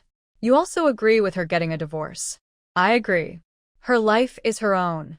If she feels that she can't live like this anymore, then she can just get a divorce. Lu Weiguo was stunned. He felt a little dazed and began to doubt himself.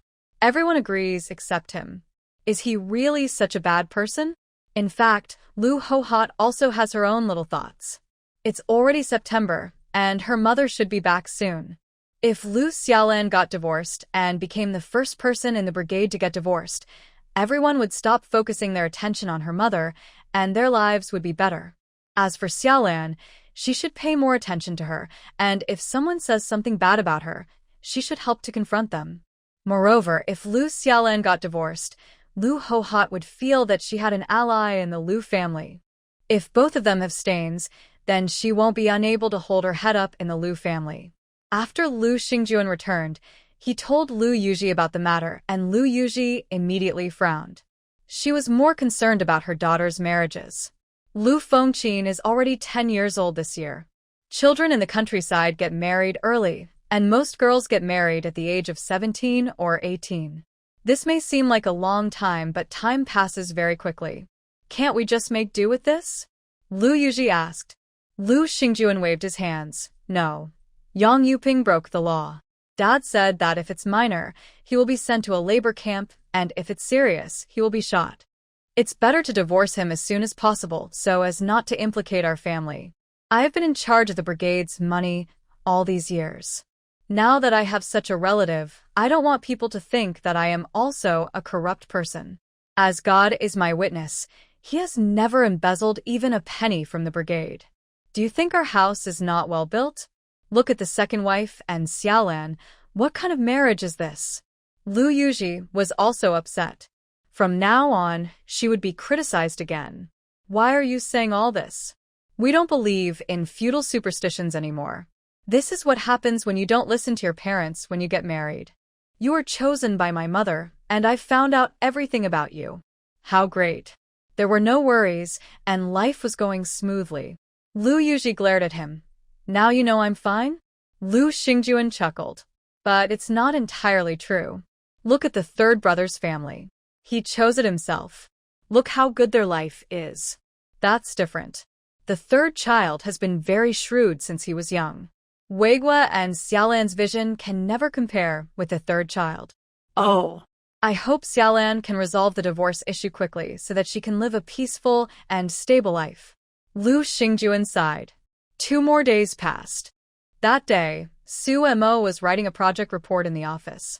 Secretary Deng Heng came down to find her and asked her to go to Fu Ming's office to answer the phone. The call was from Geng Chongqing, who said he had something to discuss with her and asked her to come over. When Su Mo heard this, she understood and immediately rode her bike to the county and gave the letter written by Su Tingqian and Zhang Zhen to Geng Chongqing, asking him to make the arrangements. Geng Chongqing didn't expect Su Mo to come so quickly.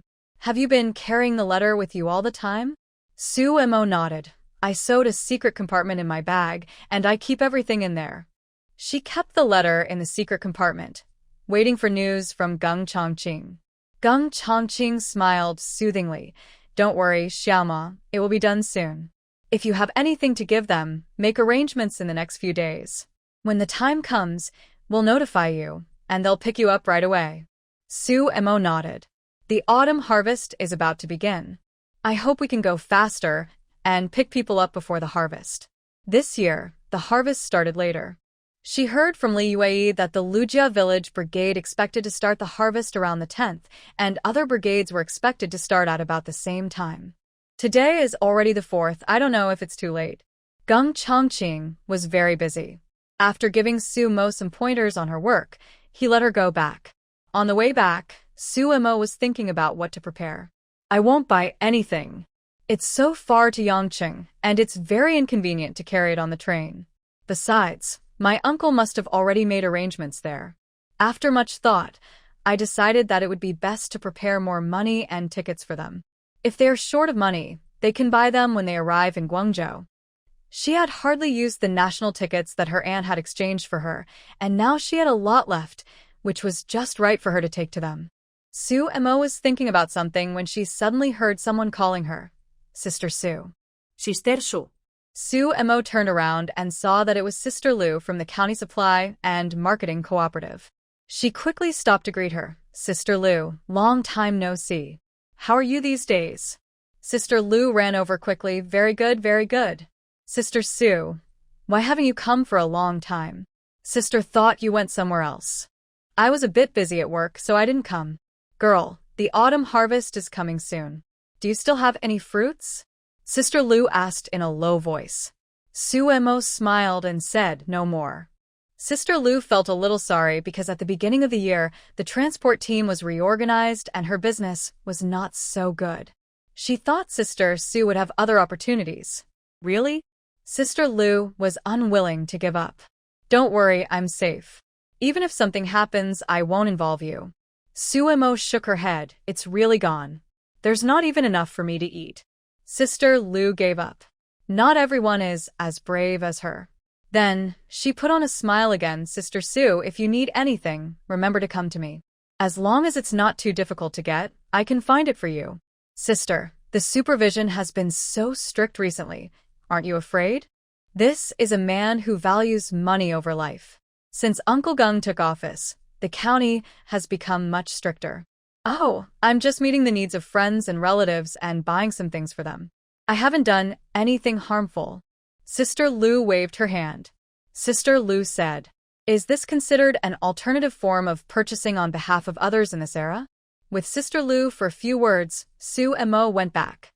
The next day, Su Mo prepared the money and went to the experimental field in Lijiao in the afternoon. She had already harvested most of the vegetables in the experimental field, and the rest were used to keep seeds. She would come to check on them occasionally. Because the autumn harvest was almost around the corner, the production team wanted everyone to get enough rest, so they finished work early in the afternoon. Su Mo found an excuse and went to the cowshed. Seeing that there was no one around, she quickly slipped into the room and handed the prepared banknotes and passbook to Su Tingqian. "Mom and Dad, Uncle Gung sent out the letter yesterday. I think someone will come to pick you up in a few days. Here are the money notes I prepared for you. They will be useful when you get to Yangcheng. I didn't take too much because I was worried about the safety on the road. I will send it to you after you settle down in Yangcheng." Su Mo prepared 200 yuan in cash and various tickets for daily use for her parents and Zhang Zhen respectively. "These 2 passbooks were given to me by you. Take them with you. My uncle has someone in High City. You can ask him to ask someone to withdraw them when the time comes." Su Tingqian took the passbook with 3,000 yuan and handed the one with 80,000 yuan back to Su Momo. "Take this passbook. When you can return to High City in the future, you can take it out. Dad originally wanted to leave this money for you as a dowry." So Montag war Stund. "Shouldn't I give half of this to my uncle? Your uncle has it, and this was distributed to our family. Now Dad will give it to you." Su Tingqian said. "Okay, then I'll keep it. "Thank you, Dad. I will use it as capital when the time comes and give shares to my parents when I have a company. Mom and Dad, when you get to Yangcheng and settle down, please call me." I wrote the brigade's phone number in the envelope containing the money. Su Tingqian nodded and looked at Su Mo with reluctance. He didn't know how long it would take for him to see his daughter again. "Momo, when Enin and Lele grow up, bring them to Guangzhou to visit their parents." Mo Yurong already had tears in her eyes. "Mom and Dad, Changjing said that he will most likely be transferred to the Yangcheng military region next year. If he succeeds in the transfer, I will follow him there." Su Mo hurriedly talked about this. "Really?" Both of them showed joy in their eyes. Su Mo nodded. "You must take good care of yourselves. We will be reunited soon. I won't come over these few days if I have nothing to do. At this critical moment, it's better to be cautious." Su Mo hugged the 2 of them and hurried out. Before leaving, she went to the fertile area to take a look around. 5 days later, the Qingxi County Revolutionary Committee received a telegram regarding the rehabilitation of Su Tingqian and 3 others.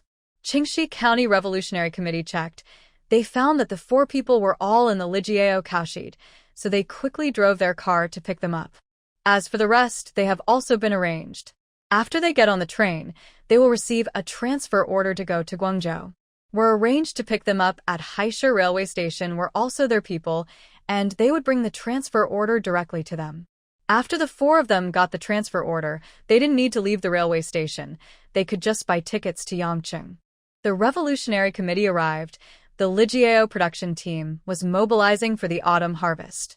The harvest was to begin tomorrow, so the members had to be mobilized. Seeing a car coming, which seemed to be a county cadre, Captain Li hurried to greet it. Upon learning that they were there to pick up several comrades from the cowshed, Captain Li quickly called the people from the cowshed and asked them to go back and pack up first. Fortunately, Secretary Gung had reminded him of this at the beginning, and he restrained the villagers and did not do anything to the people in the cowshed. Seeing that the people in the cowshed were about to be taken away, the members of Lijiao had different thoughts. Some of those who had secretly oppressed them began to panic. They heard that these people were high-ranking officials before they came down, and now they were going back. They didn't know whether they would retaliate against them. The Revolutionary Committee official who came to pick them up was very nice. He told them to go back and pack up slowly and not to rush, and to come down after they had finished packing. Those who can be rehabilitated all have people behind them, and they cannot afford to offend them. Few days, and they only took clothes and daily necessities. They gave the remaining food and bedding to Teacher Gu and his wife, leaving them for the people who came to the cowshed later. Only those who have been in the cowshed can understand the hardships of the cowshed. If you leave more things, perhaps more people will survive. Old Gu, we are leaving now. Take care of yourselves. Su Tingqian's eyes were a little moist. Make sure you hide the food well. Don't be reluctant to eat. Your health is important. Teacher Gu had also studied abroad, and he got along very well with Su Tingqian. He often helped and protected the couple. After nearly a year of getting along, the two had formed a deep friendship in times of trouble.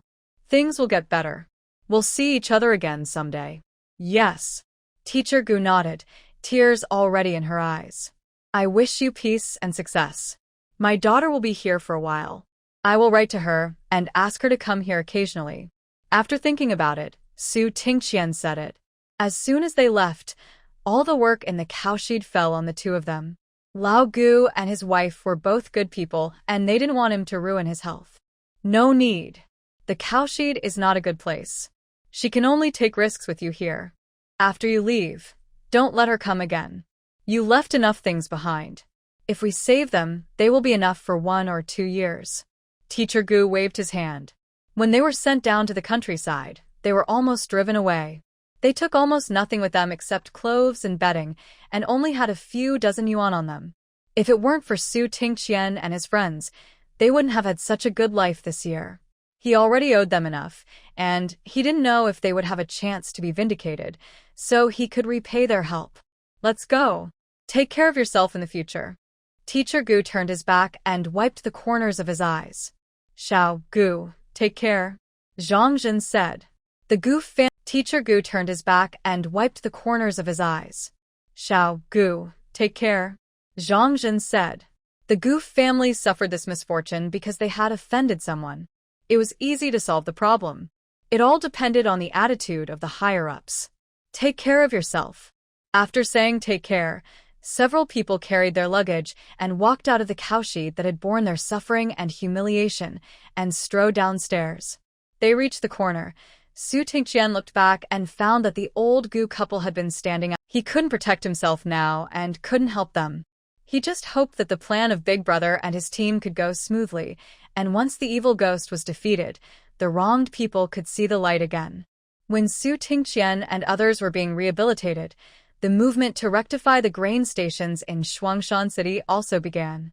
Piles of detailed evidence were placed in front of those people. The entire Revolutionary Committee of Shuangshan City became a little chaotic, especially the Revolutionary Committee of Qingxi County, which was in a complete mess. This is exactly the effect Geng Chongqing wants. No matter if the other party has spies here or not, once chaos breaks out, he won't have time to notify the other side in time. This time difference is what he wants. Other party received the notice and made arrangements. He had already sent the person away. The other party did indeed bribe a spy in Qingxi County, but because of the grain station incident, he only heard the news the next day. It was too late to stop him. Su Tingqian and his companions had already boarded the train, so he had to quickly call High City.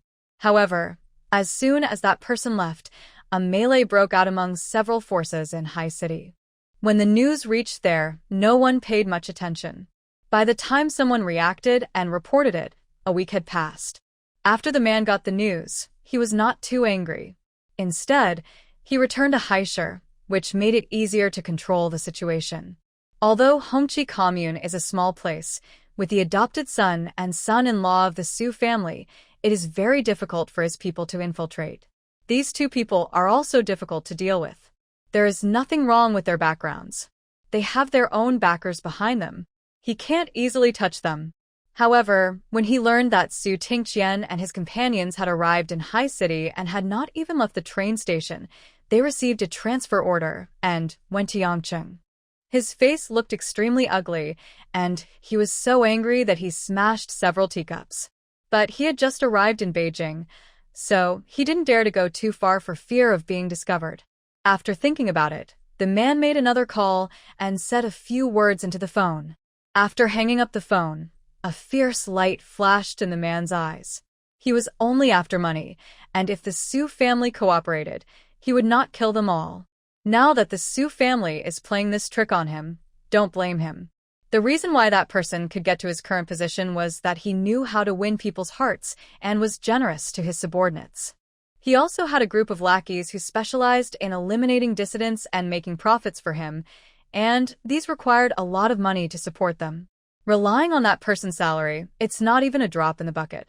So, that person took advantage of the situation and made money everywhere. The reason why he was so anxious to attack the Su family was because he had established a new relationship and needed a lot of money. That man was powerful and didn't care that much about money. Most of what he plundered was distributed to his subordinates. He didn't have much savings on his hands, so he was anxious to find more income. At the beginning, he didn't target the Su family. After all, the Su family was too famous in High City, and they might be retaliated against. Finally decided to take action against the Su family after he was told that the Su family had hidden a large number of antiques and gold bars. However, his people searched the Su family's house and dug the yard, and they found nothing even though they were about to dig 3 feet underground. He even suspected that he was being tricked. Originally, now that he was in power, he no longer needed so much money, and he was going to put the Su family's affairs aside. But the Su family's actions made him feel that his authority was challenged. That man is now at the peak of his career, and he has become a little inflated. How can he tolerate this humiliation? He must take revenge. Yang Yuping was taken away while he was having dinner. Fang Chunfang was so scared that she quickly asked Lu Xiaolan to go back to her parents' home to find Lu Chongzheng, and asked Yang Jingming to go to the county town to find Yang Limin. Yang Jingming was also very panicked. He quickly pushed his bicycle and left. Lu Xiaolan chased after him and stopped him, pretending to be puzzled, and asked, "Jingming, what's going on? How should I tell my third brother?" Yang Jingming was startled and seemed to find it difficult to speak. He said vaguely, "It's nothing. Dad just took some food. Isn't this corruption and theft? How could Dad do such a thing? We all have salaries and we can afford to buy food. Let's go and make up the money for the food and see if we can get leniency." Yang Jingming was a little embarrassed. "Xiaolan, now is not the time to talk about this. Go find your third brother and ask him to protect my dad. If anything happens to my dad, we may not be able to keep our jobs." Yang Jingming's words destroyed the last bit of affection Lu Xiaolan had for him. It turned out that he had always known what his father was doing, but he never tried to stop him. Instead, he enjoyed it with a clear conscience. Now that something had happened, he wanted to drag her family into it, and even used her job as an excuse. Is this a threat to her third brother? Dream on. Lu Xiaolan curled her lips and said, "Okay, I'll pack up and go back." Lu Xiaolan returned to her room, packed the money and passbook she had saved over the past 2 years, and also packed a few sets of clothes for changing, then went out and pushed her bicycle to go home. Fang Chunfang was surprised to see Lu Xiaolan holding a bundle. "Xiaolan, what are you doing with a bundle?" Then he slapped his head and said, "Is it a gift? There are some in Mother's room. I'll get you some more." He forgot to get him a gift when his son left just now. He was really flustered. After saying that, he hurried into the room but was stopped by Lu Xiaolan. "My family doesn't accept gifts. I brought clothes for changing. My third sister-in-law said today that my third brother won't be home for the next 2 days. I went back to call him, but he won't be back until midnight." "Oh, then you go quickly," Fang Chunfang said. She felt a little uncomfortable. Such a big thing happened at home, and the daughter-in-law was still thinking about taking a bath. Lu Xiaolan rode back in the dark. Fortunately, the moon was bright today, and the road had been paved when she received foreign guests last time, so the journey was smooth. Li Yue felt nervous when she saw her daughter coming back late at night. Lu Xiaolan looked relaxed and said to Lu Qinggan, "Dad, I want to call my third brother." Lu Qinggan nodded and led Lu Xiaolan to the brigade headquarters. On the way, he asked what happened. Yang Jingming's father was arrested during dinner. Lu Xiaolan said it has finally come to this. Lu Xiaolan called Lu Chongzheng and asked her what to do. Lu Chongzheng told her to stay at home for the next 2 days, not to go to work, and to take sick leave, and he would take care of other things. Yang Jingming went to Yang Limin's in-law's house and found that the atmosphere there was not good either. After asking Yang Limin, he learned that her father-in-law had not come back today. When the family went to inquire about it, they could not find out what happened. "Brother, why are you here so late at night?" Yang Limin asked.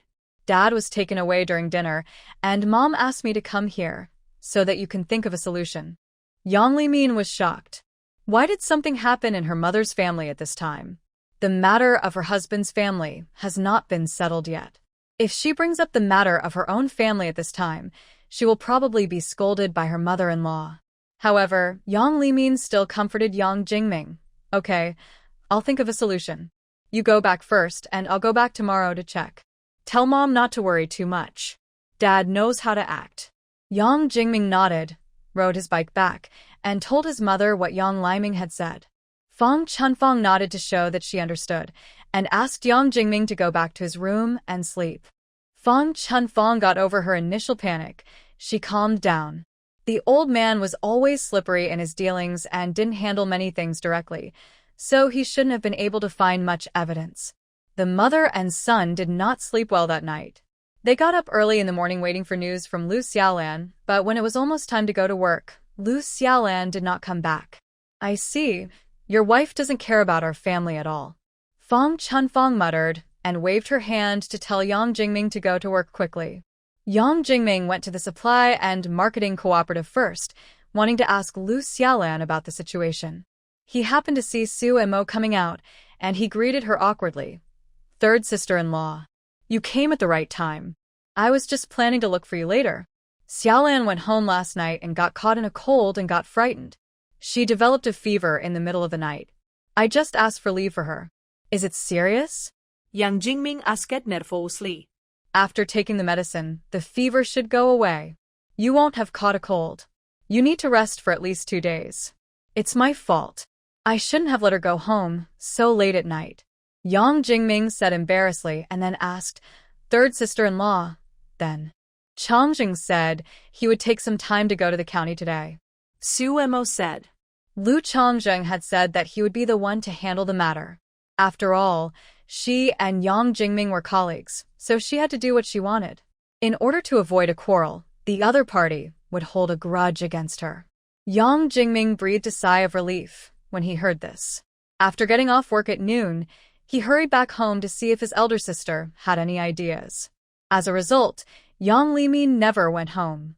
Fang Chunfang asked about Lu Xiaolan again and learned that she had a fever. She said angrily, "None of these two people are useful when the critical moment comes." "Mom, Xiaolan's sister-in-law said that her third brother will go to the county today." Fang Chunfang's face looked better after hearing this. "Hurry up and eat. After dinner, take some food to see your wife." Yang Jingming ate his meal, took his things, and hurriedly rode his bike to Lujia village. Of course, they did the whole thing. Lu Xiaolan stayed in the room today to help take care of An and Lulu, while Li Yue took advantage of the autumn harvest to earn some work points. Hearing Yang Jingming's voice, Lu Xiaolan quickly lay down on the Kong, covered herself with the quilt, put the hot towel that Li Yue had brought in not long ago on her forehead, closed her eyes, and pretended to sleep. Yang Jingming put the things on the table in the main room and chatted with Lu Qing'an for a few words. Seeing that his father-in-law and mother-in-law had a cold attitude towards him, he felt a little embarrassed for a moment. "Mom, I'll go see Xiaolan for a while." "Go. She has caught a cold. Don't wake her up, let her rest. She will get better soon." "Hey." Yang Jingming nodded and entered Lu Xiaolan's room. Seeing Lu Xiaolan sleeping on the Kong, her face was a little red. When I touched her forehead, it was quite hot. It seemed that she was seriously ill. "It's hard for her." Yang Jingming sighed, tucked in the corners of Lu Xiaolan's quilt, and went out again. After talking to Lu Qing'an and his wife for a while, he rode his bike back to the commune to work. After Yang Jingming left, Li Yue felt very uncomfortable. He looked like a good person, why did he? Poor girl Xiaolan, who knows what to do in the future. The second brother's words were unpleasant to hear. Some of his words were correct. It would be difficult for this girl to find a marriage partner in the future. After Yang Yuping was taken away, he cried out that he was innocent when faced with the interrogation of the investigators. "Comrade, I am more wronged than Do Yi. The grain distributed here has sand in it, and the weight is not enough. I have reported this matter several times. You can check it out. I admit that I asked my subordinates to add sand to the mix. What else could I do if I didn't? Where can I get food to fill the gap? I have no other choice, comrade. Yang Yuping rose from a small employee to the director of the grain station. He understood all the twists and turns involved. The grain station has been a confusing place since ancient times. He did many things halfway and kept the other half, sometimes true and sometimes false, just for the day when he could get away. We found out that someone in your grain station was reselling grain. The investigators placed the evidence they found in front of Yang Yuping. After seeing it, Yang Yuping exclaimed that it was impossible. This is impossible, comrade. Are you mistaken? I admit that I added sand. I have no other choice. I take the responsibility. It has nothing to do with other people in the grain station. They just follow my orders. But you mentioned reselling grain. That's absolutely impossible. We will never do anything that infringes on national assets. Yang Yuping looked around as he spoke, and when he saw that there was no evidence directly pointing to him, he secretly breathed a sigh of relief. These witnesses and physical evidence have been verified. Comrade, are you sure you didn't make a mistake? These two are usually very honest and hardworking. I don't believe they would do such a thing. Yang Yuping started playing Tai Chi with the investigators. After a while, when other investigators came with testimonies from other grain station employees identifying Yang Yuping again cried out that he was innocent, looking as if he was framed and heartbroken. After Lu Chongjing finished dealing with the army's affairs, he went to find Geng Chongqing. Because he had greeted Geng Chongqing before, when he saw Lu Chongjing, Geng Chongqing said directly, Yang Yuping is extremely cunning. Apart from the confession of an employee who clearly pointed to him, there is no other evidence that actually points to him. His house has a lot of high-end cigarettes, alcohol, and tea. These things are far beyond the range of what he can afford with his salary. If we apply to search his house, we can get evidence. Geng Chongqing waved his hand. He took the initiative to tell me that he bought these things himself, using the money his father left behind. We checked with the credit union and the supply and marketing cooperative, and they roughly match. I'm afraid Yang Yuping started setting up smoke bombs early in the morning. Secretary Tsin meant that we should arrest a few people this time to set an example and give them a warning. We can't arrest all of them. There are almost no clean people on this line. If we arrest them all, the whole Shuangshan city will be in turmoil. Sometimes it is so helpless. You know that the other party has a problem, even if there is no obvious evidence, but if you dig deeper, you can still find evidence. But for the sake of the overall situation, you can only endure and not take any action. A single move affects the entire body. Some things can only be planned slowly. Moreover, small minions like Yang Yuping are not the main targets. Basically, they're just given a small punishment and a warning. They will not go to great lengths to dig up evidence because they do not have that many people. So your relative will probably only receive 2 punishments at most, a demotion, and won't even have to go through labor reform.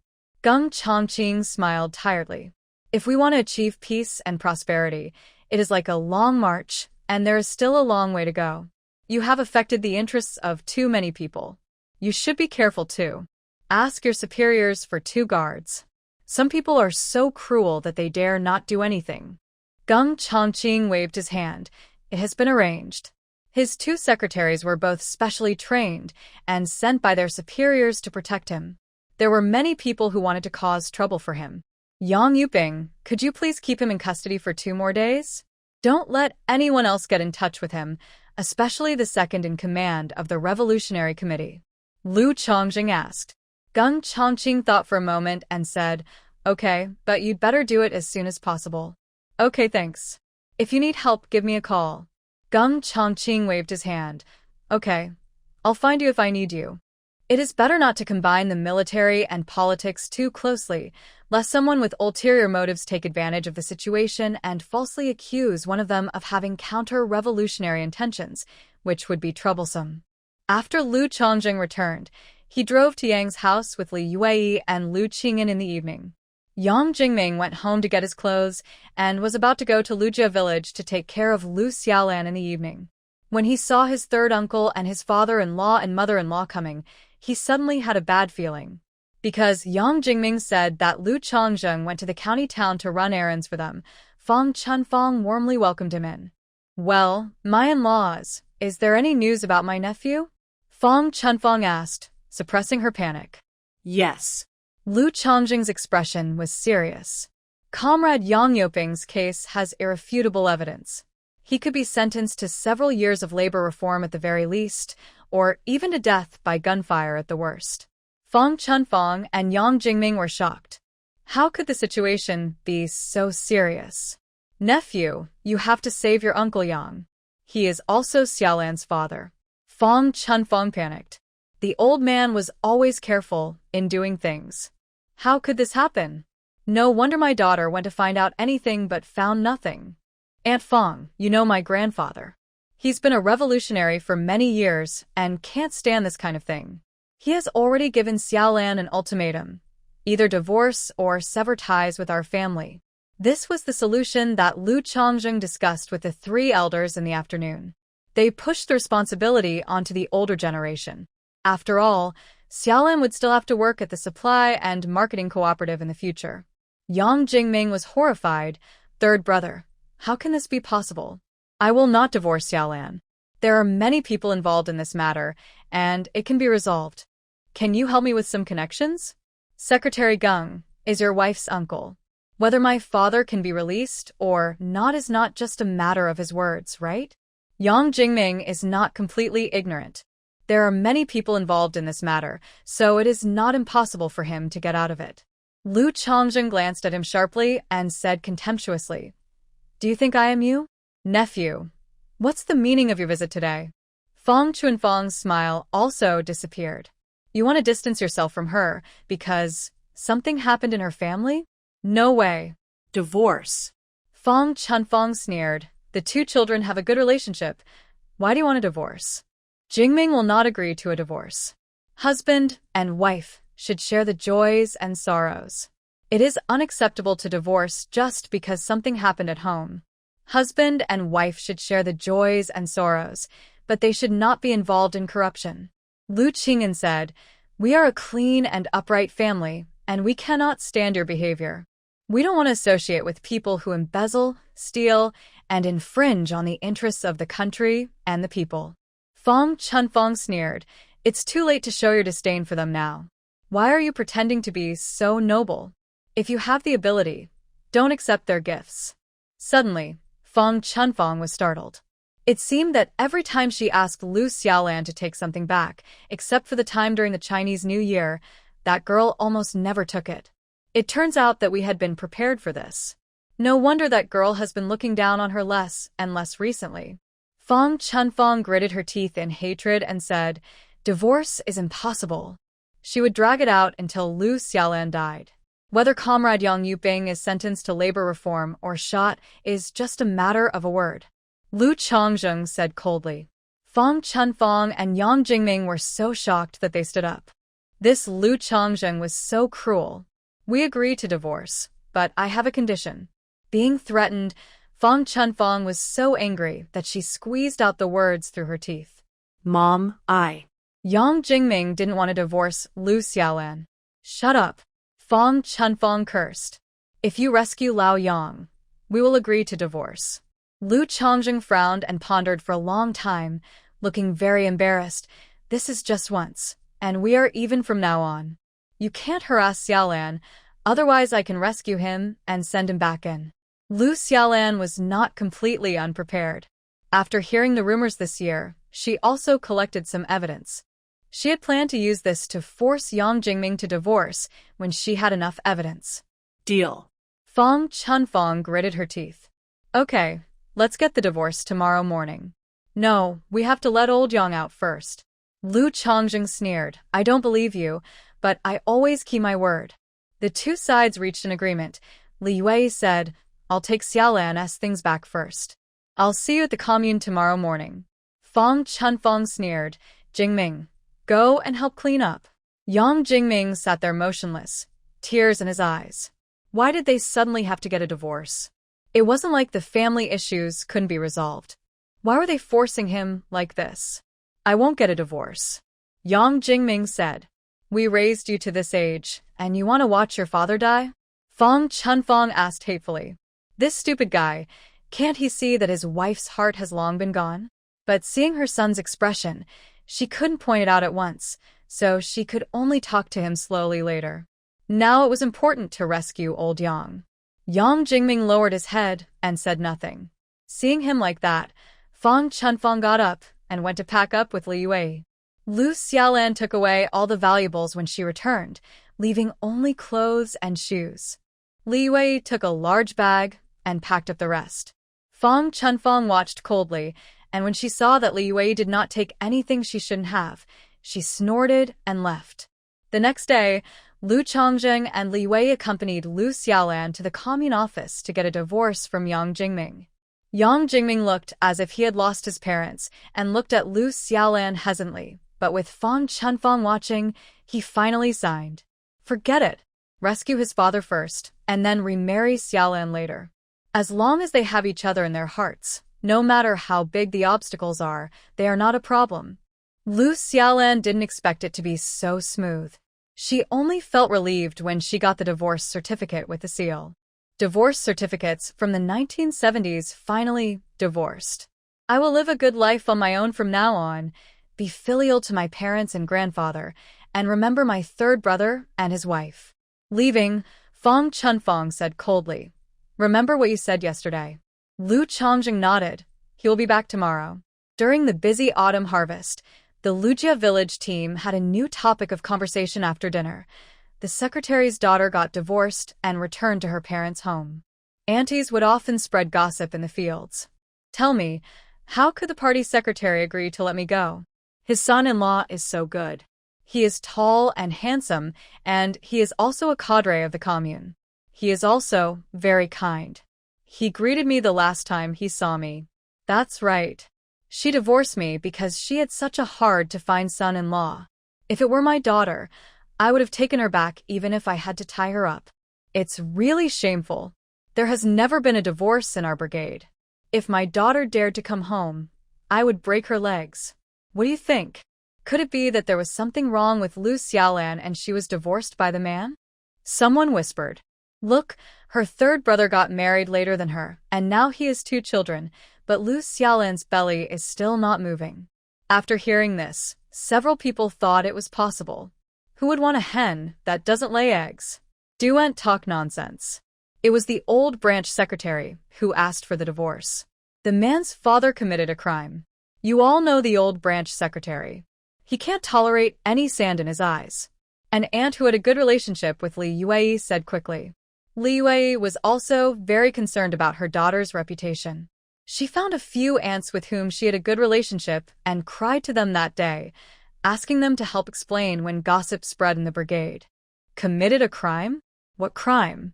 The man's father worked at the grain station. He was said to have mixed sand into the grain and was caught. Isn't this harming people? Everyone is hungry, and you're still mixing sand into the grain.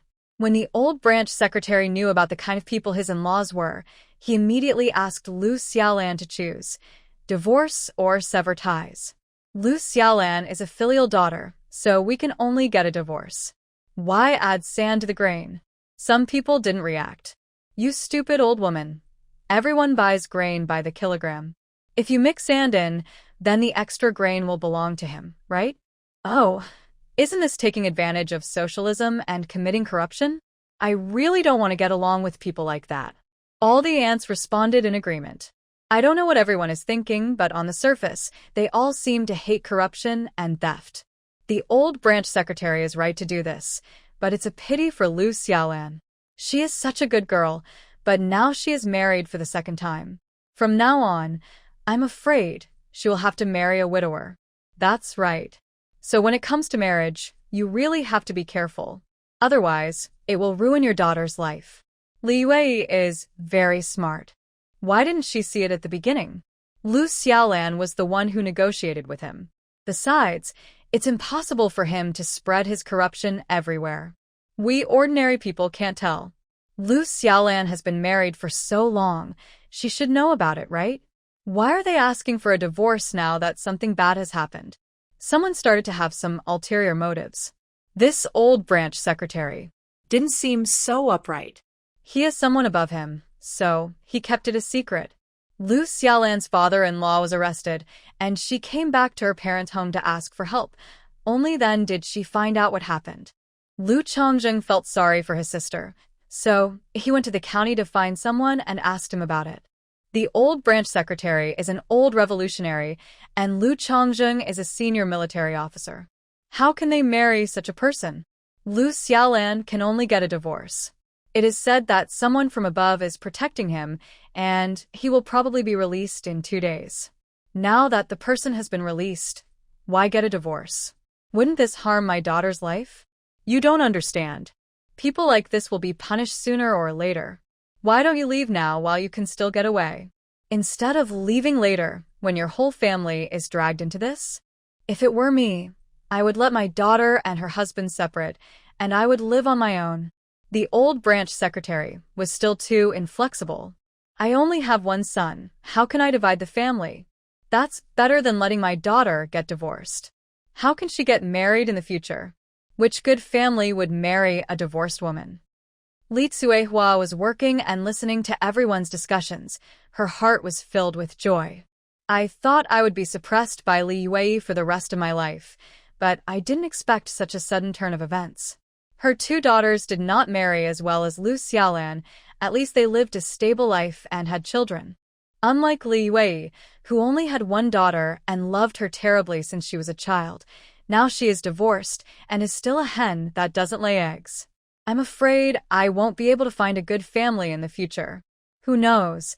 I will have to rely on my parents for the rest of my life and become an old aunt. Duent say that. Xiaolan is pretty and has a job, earning over 20 yuan a month.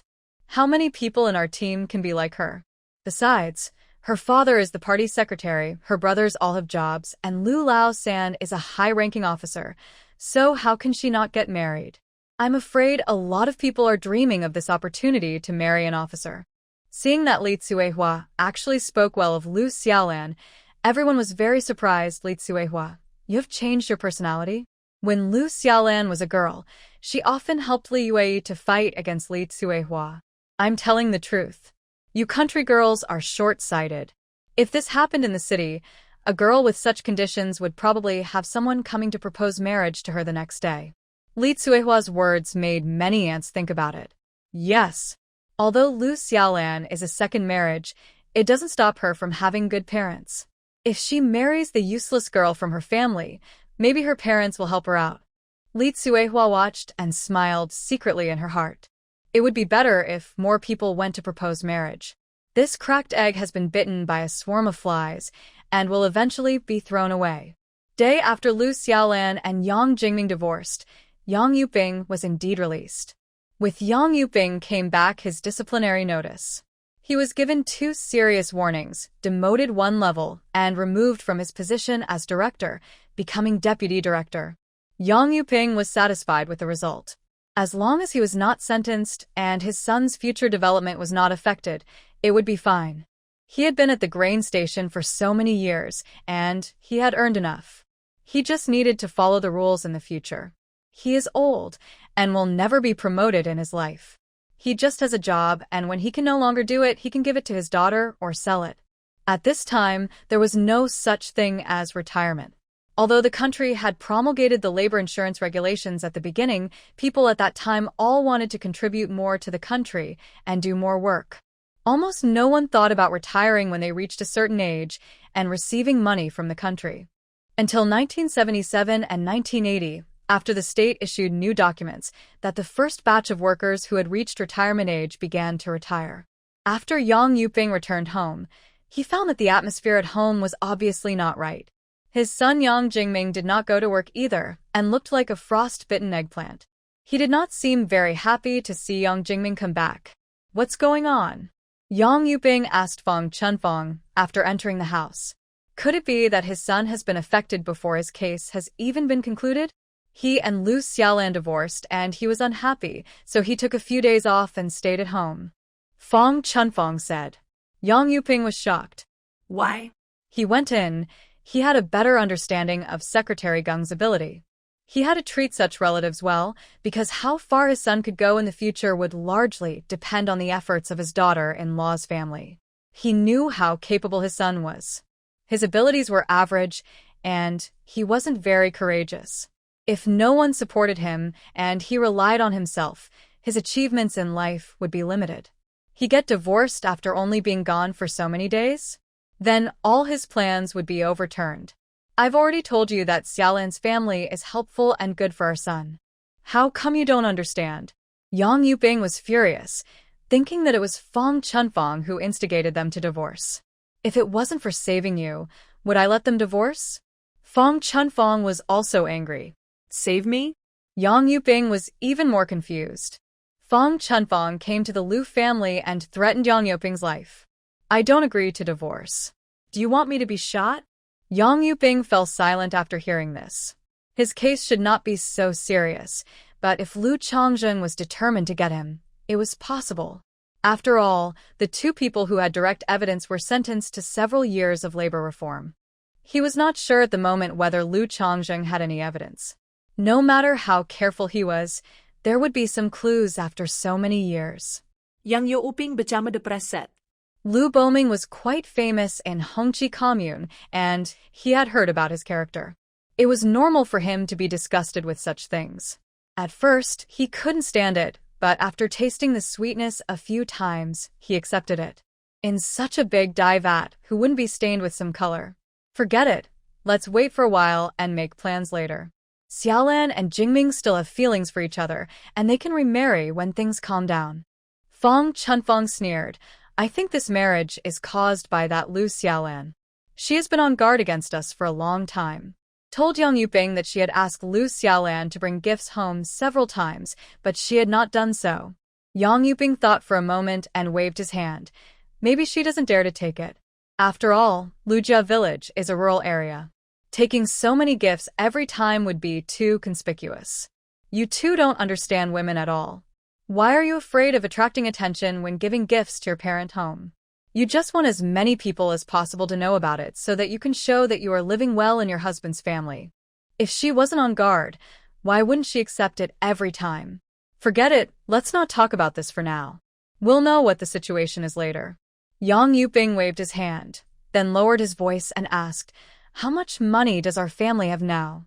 Fong Chunfong pointed with one finger, meaning 10,000 yuan. Yang Yuping nodded. It was about the same as he expected. With this money, his family would live well. If his son wanted to work hard in his career, he would have enough money. Now that I have hidden the money, I will work diligently from now on. Apart from my salary, I will not have any other income. Yang Yuping said. We should all keep a low profile these days. Keep the remaining gifts for yourself, and don't send any more to Limin. I've almost spent all the money my father left me, and it will be hard to explain where it came from in the future. Yang Yuping's father was also quite capable. When he passed away, he left him a savings book with 2,000 yuan in it. No one knew about this money except him and his wife. He occasionally accepted gifts from others and bought some for himself from time to time. Once the gifts were mixed up, it would be difficult to trace the source. Those who are in the same boat feel reassured when they see him like this, and if others want to investigate, he has a plausible source to explain. How Esli means father-in-law. Fong Chunfong was a little worried. The Lu family had divorced, and only this one was left. They were about to start over, and then this happened again. Yang Yuping waved his hands. I'm afraid that even if I can get away this time, I'll be seriously injured. Let's live a peaceful life for 2 years first, and then we can make plans when things calm down. Fong Chunfong nodded. The old man and his son both had salaries, and her family had a large sum of money hidden away, so they lived a comfortable life. A few days passed in the blink of an eye. Apart from being pointed out from time to time, Lu Xiaolan's life was quite easy. Every day, I went to work with Su Mo and went home together. After returning home, we went up the mountain together to harvest the autumn crops. Life was so comfortable. In just a few days, his complexion became rosy. At first, Lu Xiaolan was a little worried that Fong Chunfong would come to the supply and marketing cooperative to cause trouble for her, and she had already thought of a countermeasure, but in the end, she didn't even see her shadow. The Yang family was worried about what evidence Lu Chongjing had, and they were planning to remarry in the future. They also wanted to keep a low profile for a while, so no one bothered Lu Xiaolan. However, Yang Jingming had been hanging around the door of the supply and marketing cooperative at noon for several days, trying to attract Lu Xiaolan's attention. But when he saw that Lu Xiaolan had been ignoring him, he stopped coming. During this period, Su Mo went up the mountain to harvest the crops every day. Not only did she pick up a lot of things, she also absorbed a lot of energy, and her supernatural powers were approaching the middle stage of the second level. The seeds of vegetables kept in the experimental plots have matured and been harvested. Su Mo handed in half of the project reports of the 2 experimental plots and the seeds obtained. This winter, Su Mo planned to study seed production technology, but she was not sure what experimental tools were available, so she applied to visit and study at the County Agricultural Research Institute for a few days. The approval was given very quickly, so Su Mo went to the County Agricultural Research Institute for the past 2 days. That day, when Su Mo got off work, she took a shortcut because she wanted to go home early to go up the mountain to harvest the crops. When passing a somewhat remote section of the road, Su Mo saw a sneaky woman entering a small courtyard that looked quite deserted. Su Mo had seen this woman before. She was Lu Ping, whom Lu Chongjing almost wanted to meet. Su Mo was deeply impressed by Lu Ping. After all, it was rare to find someone so brave and suicidal. Su Mo originally wanted to hide and wait and see what she was going to do, but a few more people came over from behind, so Su Mo did not stop and continued walking forward. The next day, when Su Mo went to work, she deliberately took that road again and secretly looked at the yard. It didn't look like anyone lived there. After lunch, Su Mo took advantage of her break time and went to that road again, planning to sneak in and see what was inside. After all, Lu Ping is Director Luo's wife, so maybe she is hiding some secrets of Director Luo. As Su Mo just walked nearby, she saw Lu Ping entering the yard again from afar. Su Mo found a corner to stop, looked around to see that there was no one around, and quickly put the bicycle into the space. Seeing that there was an ivy planted in a bungalow not far away, and hearing no human voices from inside, the owner was not at home. Su Mo quickly climbed up there, used her supernatural power to make the ivy grow more luxuriantly, covered her figure, and crawled on the shed of the bungalow to observe. After Su Mo's supernatural power was upgraded to the second level, her 5 senses became more sensitive. Although the distance was a bit far, she could still see clearly. Lu Ping covered part of her face with a headscarf. The exposed part still had many bruises, probably because she was beaten. Su Mo sighed inwardly. She married an old man and still got beaten. No wonder he went crazy in public during New Year's Day.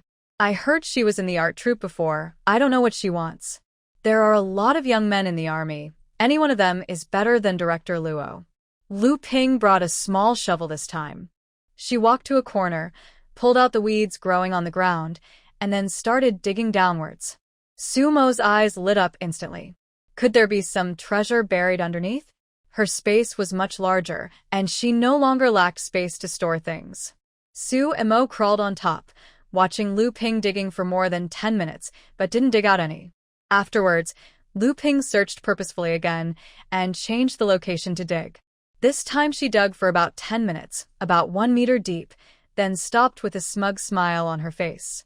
Su Mo looked from afar and saw that what appeared in the pit was tarpaulin paper, probably wrapped with something.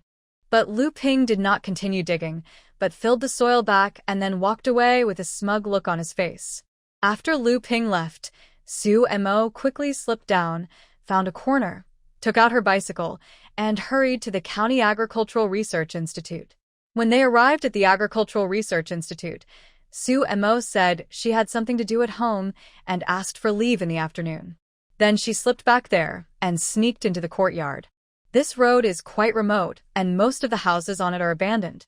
Only during rush hour will people occasionally pass by, and at other times, there are very few people. The yard was located in a corner, and the gate faced inward. Unless you came here on purpose, you couldn't see what was going on inside from the road outside. But to be on the safe side, after Sue Emo sneaked in, she changed her clothes, put on makeup, and disguised herself as a young man so that if someone really saw her, no one would suspect her. After the disguise was done, Sue Emo took out the tools from the space and started digging at the place where Lu Ping had dug. Because the soil had been loosened by Lu Ping before, Sue Emo quickly dug to the place where there was something. Sue Emo knocked with a shovel and found what looked like a box underneath. Sue Emo quickly dug around the area and found it was indeed a large box, tightly wrapped in tarpaulin. Tarpaulin paper is used to prevent moisture, but it is very expensive in this era. If something is wrapped in tarpaulin paper, the things inside must be extraordinary. Sue Emo directly put the box into the space and waited to see what was inside when she returned. Sue Emo was very strong, so it didn't take her much time to dig out the box, less than 10 minutes in total. After collecting the dirt, Sue Emo went to the gate of the courtyard and observed secretly. Seeing that there was no one on the road and no human voices around, she went back to that location and continued digging. If someone could deliberately hide something in an abandoned yard, there must be more than just this one box. Sure enough, Sue Emo dug up 5 more boxes at that location, all of which were about the same size. Sue Emo had been here for more than an hour. Afraid of being discovered if she stayed too long, she quickly filled the hole she had dug. Because the box was taken away and there was a hole, Sue Emo dug some soil from the undug land next to it and pushed it to be almost level with the surrounding area. Then she pulled up some grass seeds and sprinkled them on top, stimulating the growth to a state similar to that before the digging, so that others would not find out that the things inside had been dug up.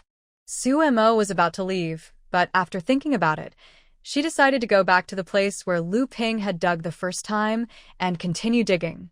Sure enough, about half a meter deeper than Lu Ping had dug before, Sue Emo dug up another object wrapped tightly in tarpaulin paper, but this was not a box, probably a bag or something. After Sue Emo put the things into the space, she filled it with soil and restored it to its previous appearance. Then, when no one was around, she sneaked out of the yard, found a secluded corner to remove her makeup, changed into her own clothes, and rode her bike home. In fact, it was also Lu Ping and Sumo's luck.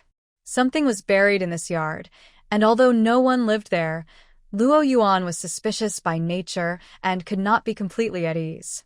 So he asked his confidant to send someone to watch over it, and the person who watched over the yard lived in the bungalow with the ivy. However, these days, because of the grain station incident, Luo Yuan was also being targeted. Fearing that Geng Chongqing and the others would follow the clues and find that yard, Luo Yuan asked the people who were watching to withdraw and return when the news died down. But he didn't expect that Lu Ping accidentally overheard his conversation with his confidant and secretly came over. By coincidence, Sue Emo saw them and took advantage of them. Sue Emo rode her bike back home in a flash, feeling excited and curious. After returning home, Sue Emo quickly closed the door and opened the blind box excitedly. The first thing to be opened was the object that looked like a cloth bag that was dug out at the end. Sue Emo used a knife to cut the tarpaulin open, revealing a luggage bag inside. After Sue Emo took out the bag and opened it, she almost cried out in surprise. There was a whole suitcase bag of money in it, all in bundles of big unity, 1,000 yuan each, 50 bundles in total for a total of 50,000 yuan. Although Sue Emo had a savings book with 80,000 yuan in it, it was just a number. It was still shocking to see so much money all of a sudden. After putting the luggage bag into the space, Sue Emo continued to open other blind boxes.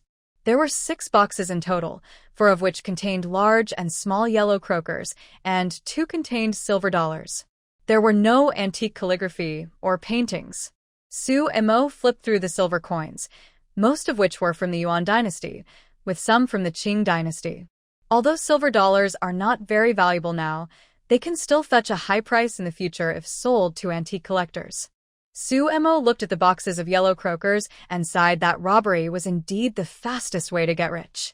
Ordinary people would never be able to earn these things in several lifetimes.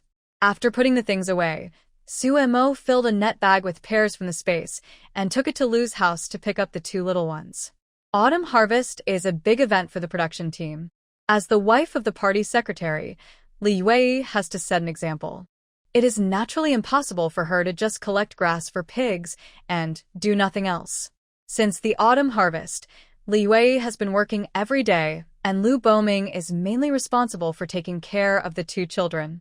However, she used to earn 7 or 8 work points a day, but now she only earns 6 work points a day. After all, she still has to take care of the children. Li Wei would also be worried if Lu Boming was alone. Although he was in better health now, it was very tiring to look after the child, and his father only had one hand. So many things were inconvenient. Fortunately, the school was on holiday for the busy farming season, and Lu Fengqin and the others were at home and could help look after things. Anan and Lu are already more than 2 months old. They are well taken care of and look very adorable. Especially Lu, who smiles whenever he sees anyone, so the children are happy to take care of them. When Su Mo arrived, the 5 children were playing with the 2 children on the Kong, and Lu Boming was watching on the side. Ever since Su Mo made it clear to her last time, and it has been more cooperative. When others tease her, she will smile, and is no longer so arrogant. Seeing Su Mo, Lu Fengqin was a little surprised. Aunt San, why did you come back so early today? Aren't you going up the mountain to harvest the autumn harvest? I finished my work and feel a little tired, so I asked for leave and came back. I won't go to harvest today. I made a windfall, so I'm just taking a rest at home today. When Lu Boming heard Su Mo say that she had asked for leave, he was a little worried. If you are tired, go home and rest. There are a lot of people at home looking after the children. Su Mo waved her hand. It's okay, I'll take them back and let them lie down. After saying this, he put the net bag of pears on the Kong and gave one to each of the 5 children. Grandpa, these are the pears I bought in the county town. Please share them with everyone else. During this period, every family helped her take care of the children during the day. Okay. He ate a lot of these pears last year, and they were very delicious. This year, he wanted to ask Xiaoma to buy some more, so she delivered them. Su Mo put the 2 children in the stroller and pushed it back, and Lu Boming followed. Xiao Mo, I'll go get some food from you. Lu Boming said, and while everyone was in the fields, he would deliver it to the cowshed. Su Mo nodded quickly. Okay, I'm ready. To Lu Boming before, Su Mo took 2 bags of corn to be threshed into corn grits, and also ground 1 bag of white flour and 1 bag of rice. Her family didn't have much food, so she ate most of her lunch in the commune canteen. Lu Changzheng was often not at home, so there was still a lot of food left. After the autumn harvest, grain will be distributed soon. Although she and Lu Changzheng are not related to grain in the brigade, they are still happy. Even though the 2 kids are just babies, they are entitled to 180 kilograms of rations each. She can take the opportunity to buy some more from the brigade when the time comes. Lu Boming filled half a sack with corn grits and about 4 or 5 kilograms of rice. After filling, he reached into his pocket for money. Su Mo hurriedly stopped him. Master, please don't do that. I also want to do something for those seniors, but I'm not as bold as you. I'll pay for the food, but I'll trouble you to deliver it. Okay. Lu Boming didn't force it. Since Xiaoma was willing to give it, then they could go together. The 3rd brother's family was well off, and they really didn't need the money for food. He heard that several comrades in the Lijiao cowshed had been rehabilitated not long ago. Although he helped them for no particular reason, if those people could be rehabilitated, Xiaoma and Lao Sen would have participated in it, and this favor might be useful in the future. The 3rd family will definitely move out in the future, and will not stay in this mountain nest of Hongqi Commune. When walking outside, human relations are particularly important. His family has no foundation, so he can only consider them more. After Lu Boming left, Su Mo boiled some water and gave the 2 little ones a bath. Anan has also adapted to it. She no longer twists and turns like before, but lies down calmly and lets Su Mo wash her. Su Mo chatted with her while washing. Is there anything wrong with your brother today? Anan waved his hand. What about you? Do you feel any different? Anan still waved his hand. This place is devoid of spiritual energy, and there is no spiritual energy at all. Even though she is familiar with various cultivation techniques, she has no place to use them. Suemo was a little puzzled. There had been babies with special powers in the base before. It was said that one could tell what kind of special powers they had after 2 or 3 months. Why didn't these 2 little ones look abnormal at all? After bathing the 2 kids, Suemo also bathed herself, and then the 3 of them, mother and children, lay down on the Kong together and took a nap. When she woke up, it was already evening, and it was getting dark. Suemo got up and was about to make dinner when she heard the brigade broadcast asking her to go over to answer the phone. Calculating the time, Suemo guessed that it was her parents calling. They left on September 9th, and today is September 18th. They have probably settled down in Guangzhou. Suemo quickly put the sleeping child in the stroller and pushed it towards the brigade headquarters. After arriving at the brigade headquarters and waiting for a few minutes, the phone rang again. Suemo picked it up, and it was indeed Su Tingqian calling. "Dad, how are you now? Are you settled?" Suemo asked quickly. "It's settled, Momo. You don't have to worry. We were transferred here. Everyone has a job. Dad is still teaching at the university, and your mom's school has arranged a job as a dormitory manager. It's not tiring, don't worry. The school should also arrange a house for us, a 2-bedroom, 1-living-room house. We are living in the house arranged by the school now, and you will have a place to live when you come later. Uncle Zhang is old, so he no longer works in the administrative unit. He has been assigned a position as the director of the library, and Xiaoding has also been assigned to be a librarian. The library has also arranged a house for them, and Xiaoding still lives with Uncle Zhang. You don't have to worry about him taking care of you. During this special period, the library is often closed to the public and not many people go there, so the director's position is equivalent to sitting on the bench. Zhang Zhen was very happy about it. He had been a cadre for most of his life, and now this job, which was both leisurely and allowed him to read books every day, was really suitable for him. "Dad, are you in the same place?" "It's not in the same place, but it's not far away. You can get there by bus. Your uncle will come to Yangqing for a meeting in 2 days, and he will come to see us then. Everything is fine here. You don't have to worry. The weather here is also very warm, not cold at all. Dad, it's warm over there, but winter is coming very quickly. You need to prepare winter clothes and quilts in advance. Do you think it's convenient to buy them over there? If not, I can make them at the Commune and send them to you." Suemo spent a few years in Guangzhou when she was a child. It was common for her to go from summer to winter in one day.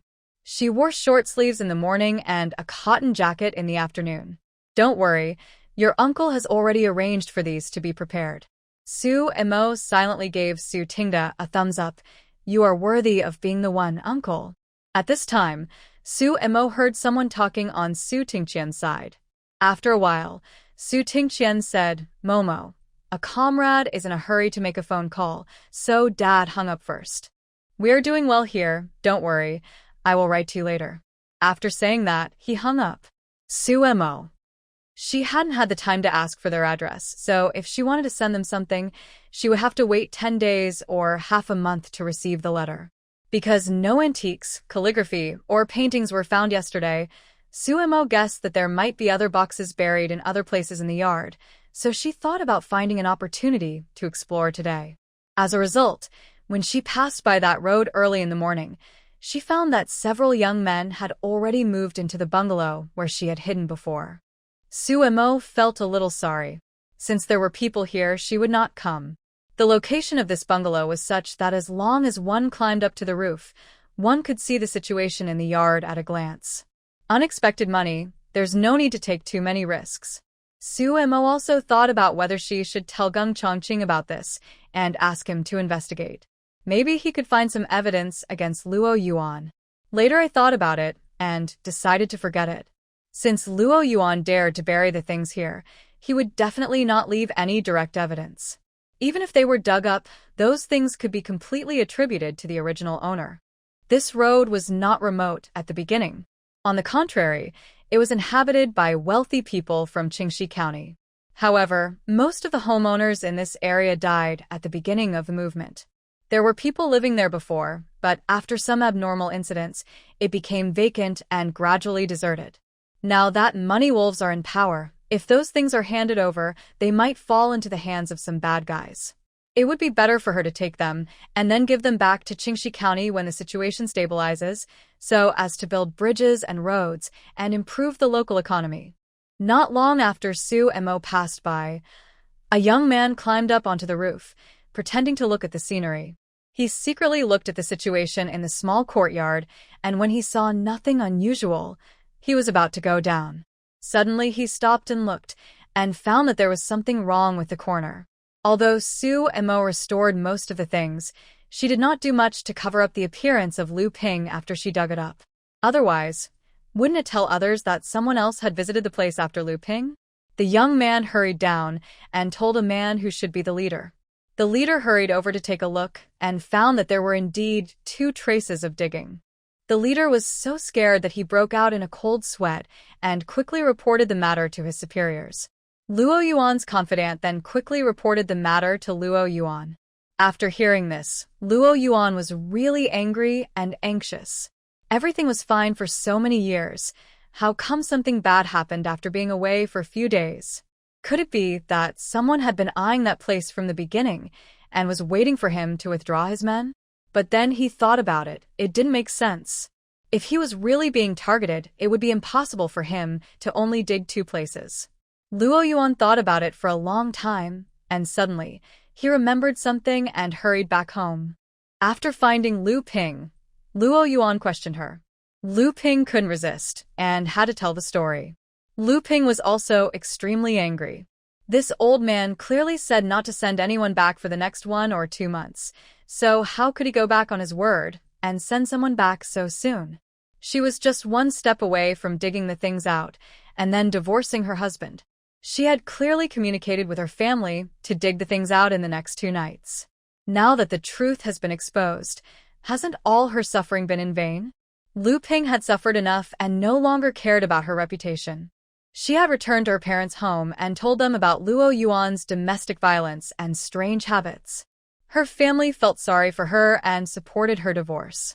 But Lu Ping was unwilling to give up and happened to hear the secret, so she thought of joining forces with her family to secretly dig up the things.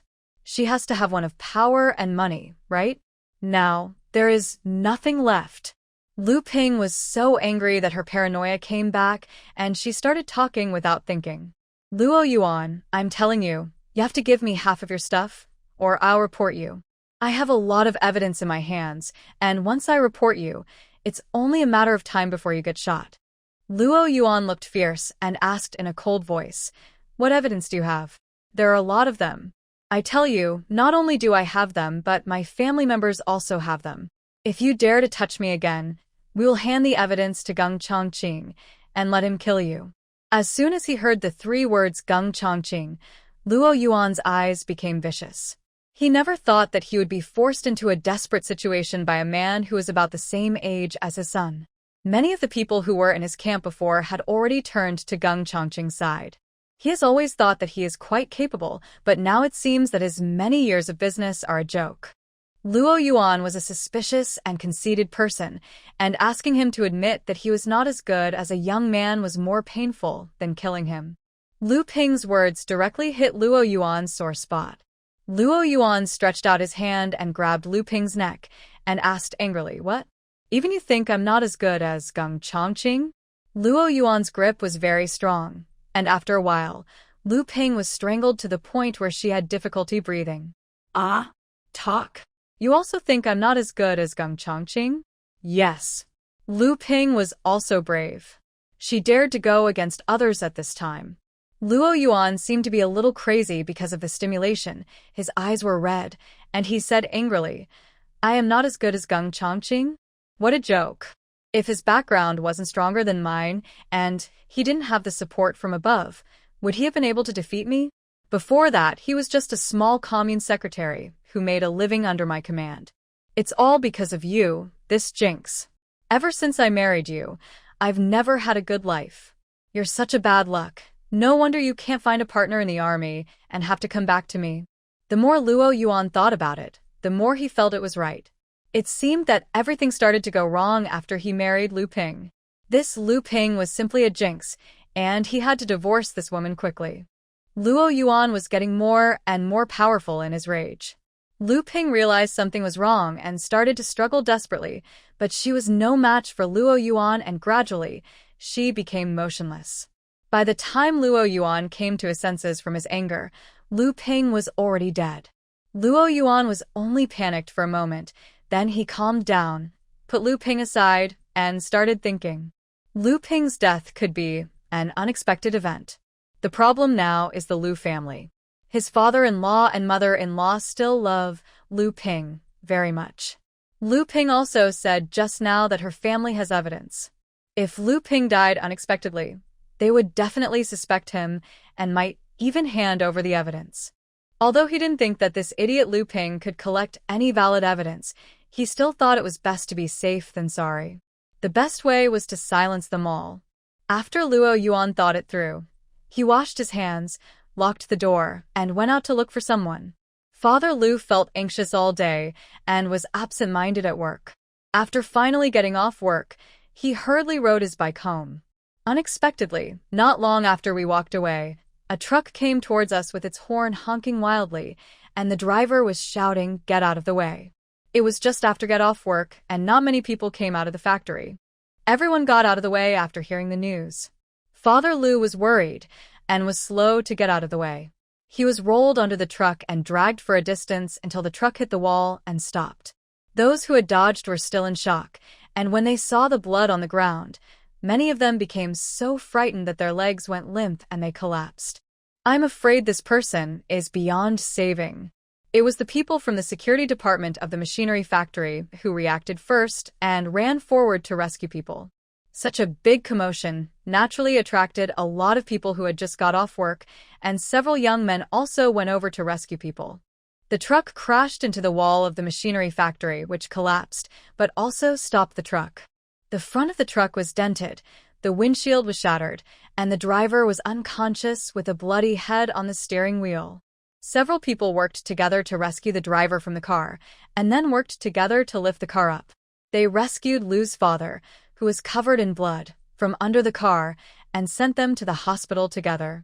Lu Ping got married. Lu Mei also married the son of the director of the machinery factory 2 months later. She is now several months pregnant. Today, because she was not feeling well, she took a day off to rest at home. Suddenly, she heard someone calling her, saying that her father had been in a car accident and had been sent to the hospital, and asked her to go over quickly. Lu Mei quickly stopped the person and asked about the situation. Her legs went weak and she almost collapsed to the ground. It was the person who came to report that quickly supported her and prevented her from falling. He was rolled under the car and dragged for some distance. Can this man still be saved? Sister May, you have to hold on. Your mother fainted when she heard the news. That's why I came to find you. We need someone to take charge. Call your lover back quickly and go to the hospital together. The man said.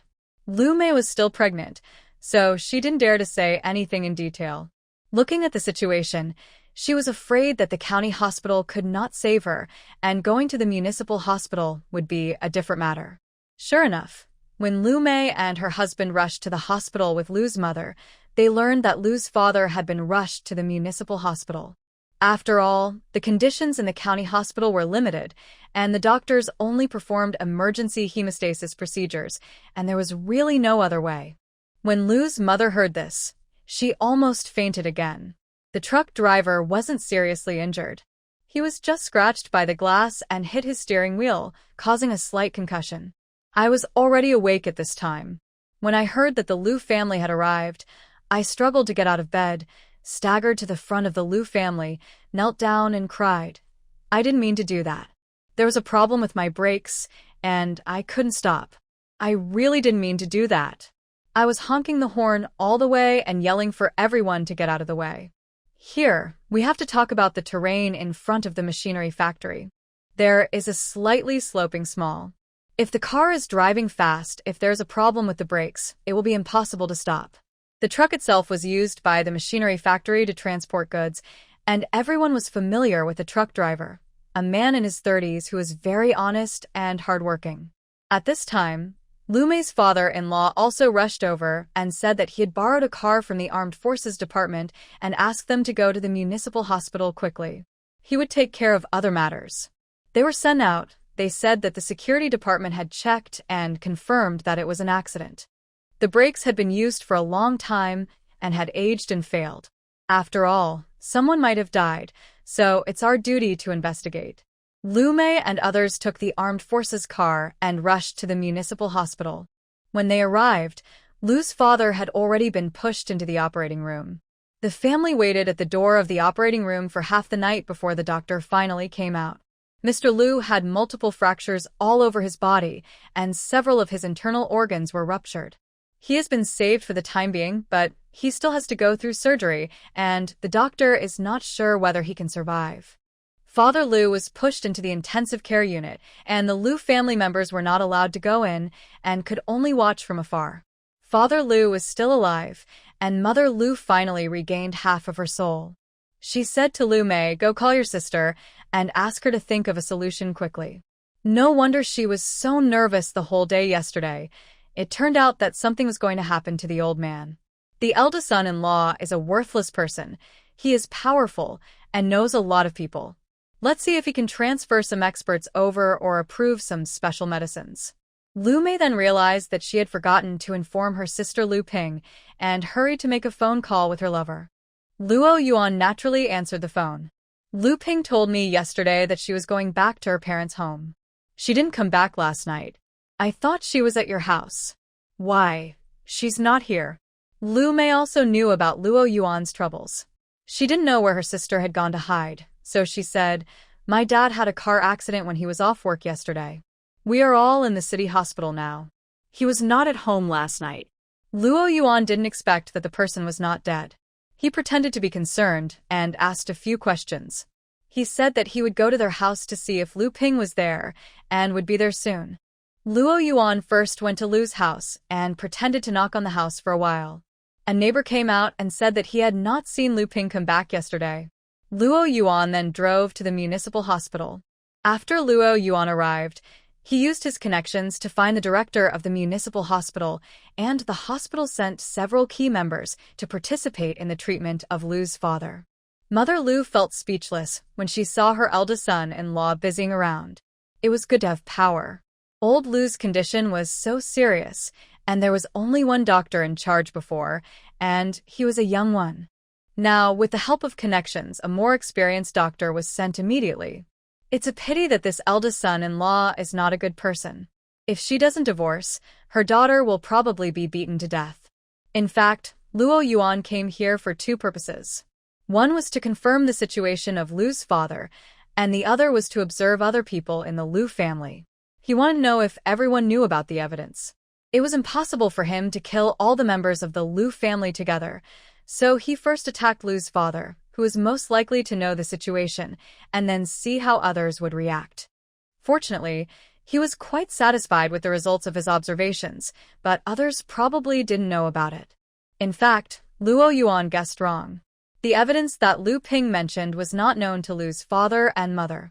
Lu Ping was handed over to Lu Guangying because she was the only one who could see Geng Chongqing most easily. Since Lu Ping married Luo Yuan, she has had almost no contact with Lu Guangying, so Luo Yuan always thought that the two had a bad relationship and did not suspect her.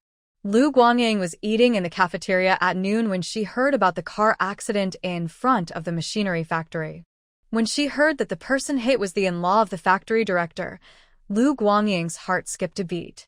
Wasn't the in-law of the factory director her brother? So I quickly took a leave and went to the machinery factory. After finding out the situation, I was disappointed. Lu Guangying was extremely anxious, wondering how to get to the city hospital. There was only one bus from the county to the city a day, and it left early in the morning. Seeing how anxious she was, the security staff said, "The factory director and the union members will be there this afternoon. You can wait for their car to arrive." Lu Guangying thanked him quickly, asked the security department to help inform them, and then sat at the door waiting.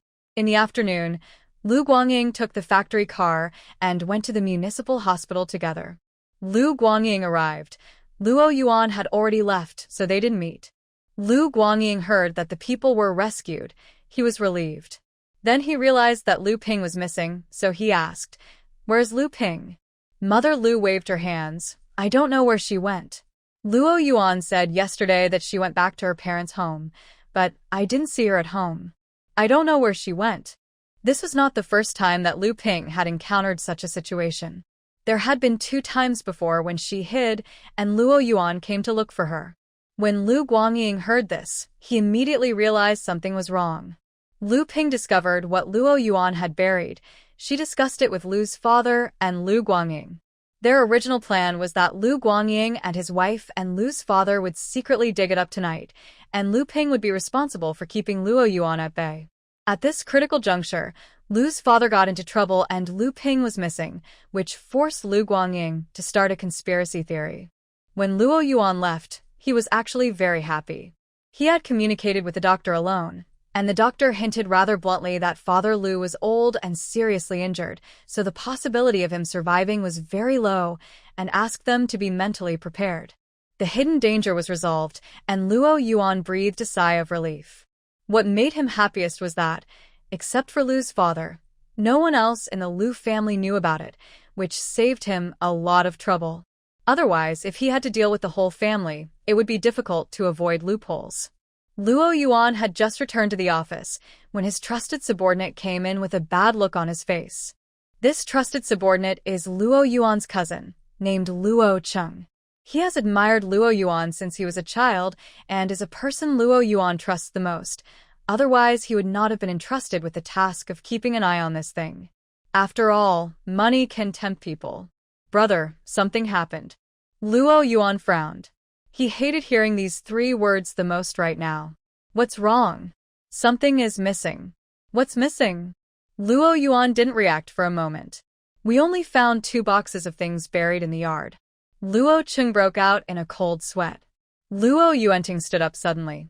What was buried there was almost 2/3 of his savings accumulated over the years. Otherwise, he would not have spent money to hire someone to keep an eye on it. "Explain to me clearly, what do you mean by only finding 2 boxes?" Luo Yuan's voice was almost squeezed out from between his teeth. After learning that Lu Ping knew the hiding place, Luo Yuan felt that place was no longer safe. Last night, he instructed Luo Cheng to dig the things out overnight and hide them in another place. Luo Cheng did not dare to delay, and he personally went to supervise the digging that night. As a result, they turned the yard upside down but only found 2 boxes of things. Luo Cheng was shocked and angry. He immediately arrested the person in charge of watching the yard and interrogated him for a whole night, but he could not get any information out of him. With such a huge mistake, he originally wanted to find out something and then report to Luo Yuan, but now he has no choice but to do it anyway. "Brother, this is very strange. I went there myself last night, and there were only 2 traces of new excavations in the yard. The area was not large, so it stands to reason that at most they only dug up a box. But except for the 2 boxes near the house, everything else is gone. Brother, those things should have been dug up long ago. Are you sure it has been poached?" Yes. "Except for the 2 new areas that my sister-in-law dug, the grass is lush everywhere else. There is no sign that anyone has touched it." Luo Yuan felt a surge of anger rising up. His heart was filled with violent emotions, and he urgently needed to destroy something to vent his anger. Luo Yuan held back, breathing rapidly, and suppressed the emotion. "Very good. Very good. It's really great." He actually spent money to support a group of people who stole things. Even if it wasn't them, it was because they were useless. With so many people watching, they actually let people steal things right under their noses. They really deserved to die. Luo Cheng was a little scared when he saw Luo Yuan's uncertain expression. "Brother, I have controlled those people, but I didn't get anything out of them. How about you go over and ask them tonight?" Luo Yuan suddenly raised his head, stared at Luo Cheng and asked, "Ah Cheng, you won't betray me, right?" Luo Cheng was so frightened that he swore, "Brother, you saved my life. If I betray you, let me die immediately." Seeing Luo Cheng like that, Luo Yuan reluctantly believed him, waved his hand and asked him to go out, saying that he would come over in the evening. After Luo Cheng left, Luo Yuan leaned back in his chair, closed his eyes, and thought deeply.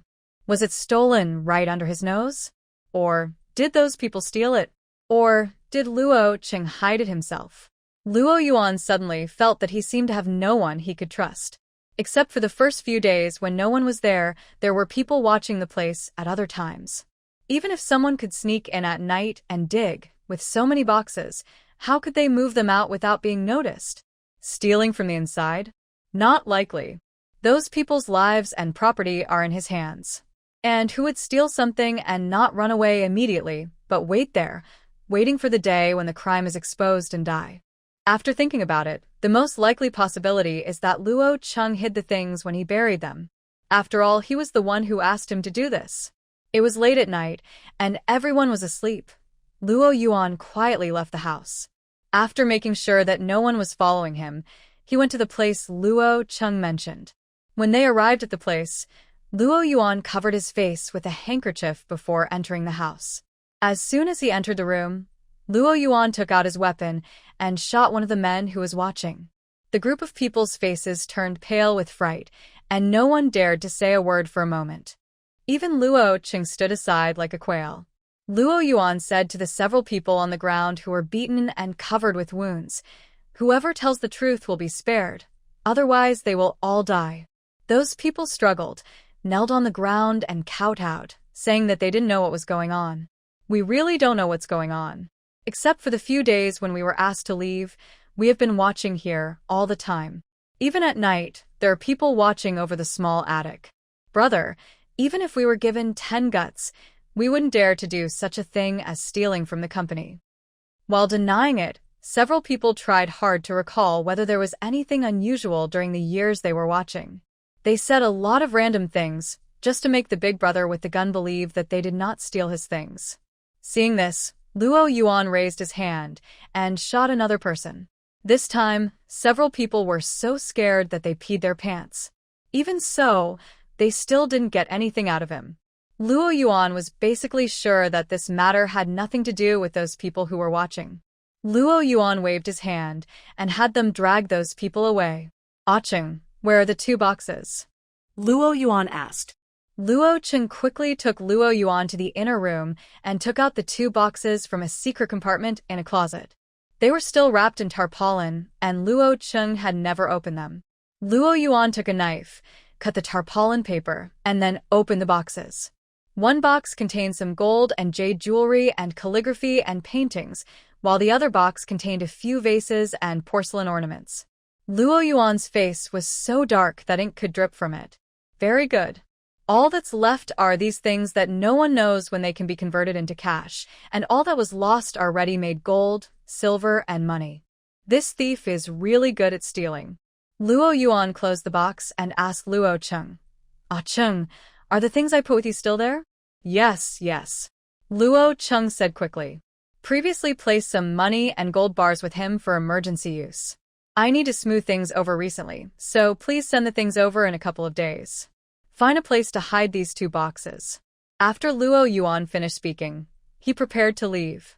"Brother, then, what should we do with those people?" Luo Qing asked quickly. "They've all been dealt with." Luo Yuan's eyes were fierce. They were just small hooligans. If they died, they died. Yes. Luo Qing nodded quickly. "My brother has been getting more and more violent recently." After Luo Yuan left, Luo Qing had those people dealt with, then dragged them to a deserted yard and buried them in a pit. After Luo Yuan returned home, he rummaged around in every corner of the house and took out rolls of money. Luo Yuan counted it and found that it was less than 20,000 yuan. Adding the 20,000 yuan and dozens of gold bars he left with Luo Qing, these were all he had left. He has worked hard to plan for so many years, and now, this is all that is left. Father Lu stayed in the hospital for 2 days and finally passed away. Lu's mother fainted several times from crying, and Lu Mei was also very sad. She had a miscarriage and had to be hospitalized to protect the fetus. Lu's father's funeral can only be handled by Lu Guangying and Lu Mei's lover together. We couldn't hold any ceremony at this time, especially since Lu's father had died a sudden death. All we did was hold a simple memorial service under the auspices of the trade union, inviting familiar co-workers to come and pay their respects. Lu's father was killed by a car from the factory, so it was considered a work-related injury. The factory paid for all expenses for hospitalization and memorial services and also paid 2,000 yuan in compensation to the family. The driver and the person in charge of vehicle management were each given a serious disciplinary action and demoted. The weather in September was still hot, and the body could not be kept for long, so it was lifted up and buried the next day. Mr. Lu was in a car accident on the evening of the 19th and passed away in the early morning of the 22nd. His body was transported back to Qingxi County that morning. A memorial service was held in the afternoon, and he was buried on the morning of the 23rd. In just a few days, a living person left this world completely. Lu Ping never showed up during the entire process, but Luo Yuan was there from the time the body was brought back to the burial. Because Lu Ping had hidden away for a few days before, and Luo Yuan had been busy these days, and there was nothing unusual, so Lu's mother did not suspect that something had happened to Lu Ping, and just thought that she had hidden away somewhere again. The girl Ping was the one the old man loved the most when he was alive. She is so heartless that she didn't even have the chance to see her father off when he left. Lu's mother cried to Lu Guangying. Lu Guangying was extremely anxious at this time. She was certain that something had happened to Lu Ping, and it was 100% certain that it was Luo Yuan who did it. During these 2 days, she also secretly observed Luo Yuan. Several times, she saw him looking at other members of the Lu family, especially Lu Mei and her husband, with sinister eyes behind their backs. Thinking of what Lu Ping had told them a few days ago, she was very suspicious that Luo Yuan had discovered this and Lu Ping might have been killed. Luo Yuan was afraid that her brother would report him, so he took the initiative and murdered her brother. But she didn't dare tell Lu's mother at this time because her husband had just left. If she found out that her daughter might have been in trouble, it would probably devastate her sister-in-law. Lu Guangying comforted his mother. He rode his bike and hurried home. Along the way, she was cautious because she didn't know whether Luo Yuan would suspect her and take action against her. After returning home, Lu Guangying found the evidence given to her by Lu Ping in the secret compartment behind the bedroom cabinet. Lu Guangying looked at the evidence and pondered for a long time. Finally, she gritted her teeth, put the evidence in her bag, and set off to the commune. Sumo went to the County Agricultural Research Institute to study for only a few days and started working in the commune on the 20th. Su Mo borrowed a batch of instruments from the County Agricultural Research Institute and asked Fu Ming to approve a small office for use as a research laboratory. She has been tinkering with seed production experiments in it these days. Lu Guangying came. Su Mo was making the culture medium. Comrade Su Mo, could you please come out for a moment? I have something to talk to you about. Lu Guangying called Su Mo outside the window. Because of Lu Ping, although Su Mo and Lu Guangying worked in the same unit, they had almost no communication with each other, and they didn't even say a word to each other for a month. Su Mo was quite surprised to see Lu Guangying coming to see her. Director Lu, what do you want to talk to me about? Comrade Su, can you ask Secretary Gung to come to the commune? I have something to give him. Lu Guangying lowered his voice and said, "It's very important." Lu Guangying didn't dare to go find Gung Chongqing on her own. If Luo Yuan had his eyes on her, something might happen to her before she even reached the county government. Although everyone agreed that her brother's death was an accident, Lu Guangying still felt that her brother's death was closely related to Luo Yuan. What is it? Secretary Gung has been very busy recently. It's not a big deal, and I don't dare to disturb him. Luo Yuan's evidence. Lu Guangying whispered. Su Mo was a little surprised. Was he going to kill his own relatives for the sake of justice? Luo Yuan was her nephew's husband, right? From her observation, Lu Guangying was not a selfless person. Su Mo nodded. Okay, I'll make a call for you, but whether Secretary Gung can come depends on his arrangements. She told Uncle Gung the truth, and it was up to Uncle Gung to decide whether to come or not. Thank you, Comrade Su. I'll go back to the office and wait for you. Lu Guangying's thanks were sincere. The more she thought about it, the more panicked she became. After Lu Guangying left, Su Mo went to Fu Ming's office and called Geng Chongqing. Geng Chongqing thought for a moment and replied, "Let her wait. I'll go over in the evening." Although they have the upper hand in the battle between the two systems, if there is actual evidence to bring down Luo Yuan, there will be less resistance in the future work. Therefore, Geng Chongqing decided to take some time to go over and take a look. Lu Guangying breathed a sigh of relief after receiving a positive response from Su Mo. If Lu Guangying had any ideas before, the death of her father and the disappearance of Lu Ping have left her with no ideas at all. Money is good, but if you lose your life, it is of no use. She is just a timid wild boar and can't achieve anything great. She should just work steadily in the future and not dream of anything else. I don't know if these evidences can bring down Luo Yuan so that her family can continue to live a peaceful life. In the evening, Geng Chongqing came with his secretary, had a secret chat with Lu Guangying in Su Mo's laboratory for a while, and then left. Lu Guangying mentioned was nothing more than what Lu Ping recorded, which was the content of the conversation she overheard between Luo Yuan and other people. This piece of evidence is actually of little use. Even if Lu Ping personally came forward to identify Luo Yuan, it would be difficult to convict him if he denied it. After all, there is no real evidence. As for Lu Guangying's suspicion that her brother's accident was related to Luo Yuan, Lu Ping may have been killed by Luo Yuan. This needs further verification. However, Geng Chongqing also got two useful pieces of information from it. One was the location where Luo Yuan hid the stolen goods, and the other was that Luo Cheng was actually an imposter. Returning to the county town, Geng Chongqing first asked one of his secretaries to secretly go to the place where the stolen goods were hidden.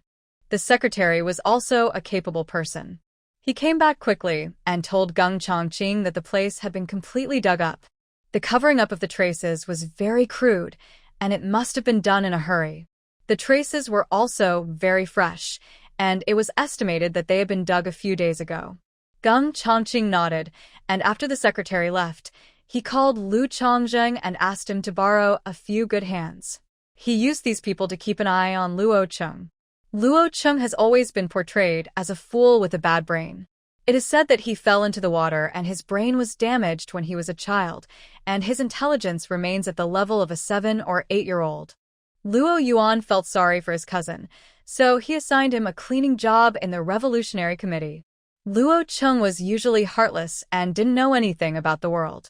So, they didn't really focus on Luo Cheng. I never thought that he was actually a hidden master who had been disguised for so many years without being discovered. Although it is the busy farming season, the Commune cadres do not rest on weekends unless there is something important to do, and they have to go to the various brigades to help with the autumn harvest. But Sumo's work content is different from everyone else's, and her child is still young. Taking her actual situation into consideration, Li Hongjun and Fu Ming let her rest normally on weekends. It was the weekend again, and Sumo was at home taking care of the baby, so Li Wei took on the 8-centimeter job and worked until dark before going home. As they were walking, a woman who she didn't usually interact with came over and said to Li Wei, "Secretary's wife, can we have a chat?" Li Wei thought she had something to report, so she nodded and walked to the side of the road with her to talk. This situation is not uncommon. Some women have things to report, but they dare not talk to the branch secretary or the team leader, so they talk to their wives and they report to their husbands. When they reached the roadside, Li Wei smiled kindly and said, "Don't worry, take your time." The aunt was a little shy at first, but when she saw Li Wei smiling at her, she gained a lot of courage and said, "Well, your daughter is divorced, and it may be difficult for her to find a new wife. We are from the same team, and we know each other well. What do you think of my old son? Don't worry, I watched Xiaolin grow up, and I won't look down on her for being a second marriage." When Li Wei heard this, her face instantly turned dark. This old man has 2 sons. The eldest son is decent enough, but the younger son is a lazy guy to put it nicely, and a second-rate guy to put it bluntly. Such a dares to covet her daughter. How much of his wife's has he drunk to dare to think like this? My daughter doesn't want to get married again for the time being. Let's talk about it in a few years. Li Wei waved her hand. "Oh, Secretary's family, please don't delay your daughter any longer."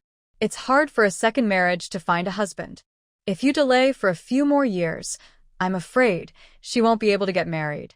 Li Yue was so angry. Does this old woman know how to speak? What does it mean to be unable to get married? Even if he can marry, he can only marry a man whose wife has died and has children. I am willing to let my son marry a divorced woman because I think your family is good. If it were anyone else, I would not be happy. Li Yue was really laughing. Your son is so precious, my daughter can't marry him. You can look for someone else. Li Yue finished speaking. She wanted to leave, but was stopped by the aunt. You are from the party branch. I have already told you that my family does not mind. I think the 2 children are good and suitable. Why don't we find a day after the autumn harvest and let Xiaolan move her bedding over? For this second marriage, there will be no ceremony. Li Yue slapped the aunt's hand away and really wanted to slap her in the face. Your family doesn't mind, but mine does. What? The aunt didn't react. I said, I look down on your old son. What's wrong with my son? He's a strong young man, and he's getting married for the first time. Your daughter is divorced. How good of a family can she expect to find? We don't want to find a very good family, but the person must at least be down to earth and hardworking. We don't like second-rate people like your old son. Hey, what are you talking about? Why is my son a second-rate person? You are a grown man, but you don't work as well as an old woman like me. You are lazy and slack off every day, relying on your parents, brothers, and sisters-in-law for support at home. What else can you be but a second-rate person? Li Yue was not polite either. He is just immature and immature. He will be fine once he gets married. My daughter doesn't have the habit of being a mother. You should breastfeed your son first. Li Yue was also a person with a sharp tongue. After she said that, she turned away. The aunt was so angry that her face turned green. She spat, a second marriage, and she's acting like a big shot. In the future, even if you beg me, my family won't accept you. Su Mo was resting at home. Thinking that Li Yue had been busy working outside all day and it would be too tiring for her to cook when she came back, she made some pancakes at home, put a dozen of them in a bamboo basket, and sent them to the Liu family. Just as I was about to walk out the door, I saw Li Yue coming back angrily, so I asked what happened. Li Yue told her what happened on the road. Xiaomo, I'm worried. In this rural area, divorced women lose value in their eyes. But Xiaolan has a job and the 3rd child is promising, so those who have bad ideas will definitely come to us. This matter is very troublesome. I'm afraid that there will be a lot of dirty goods coming to our door in the future.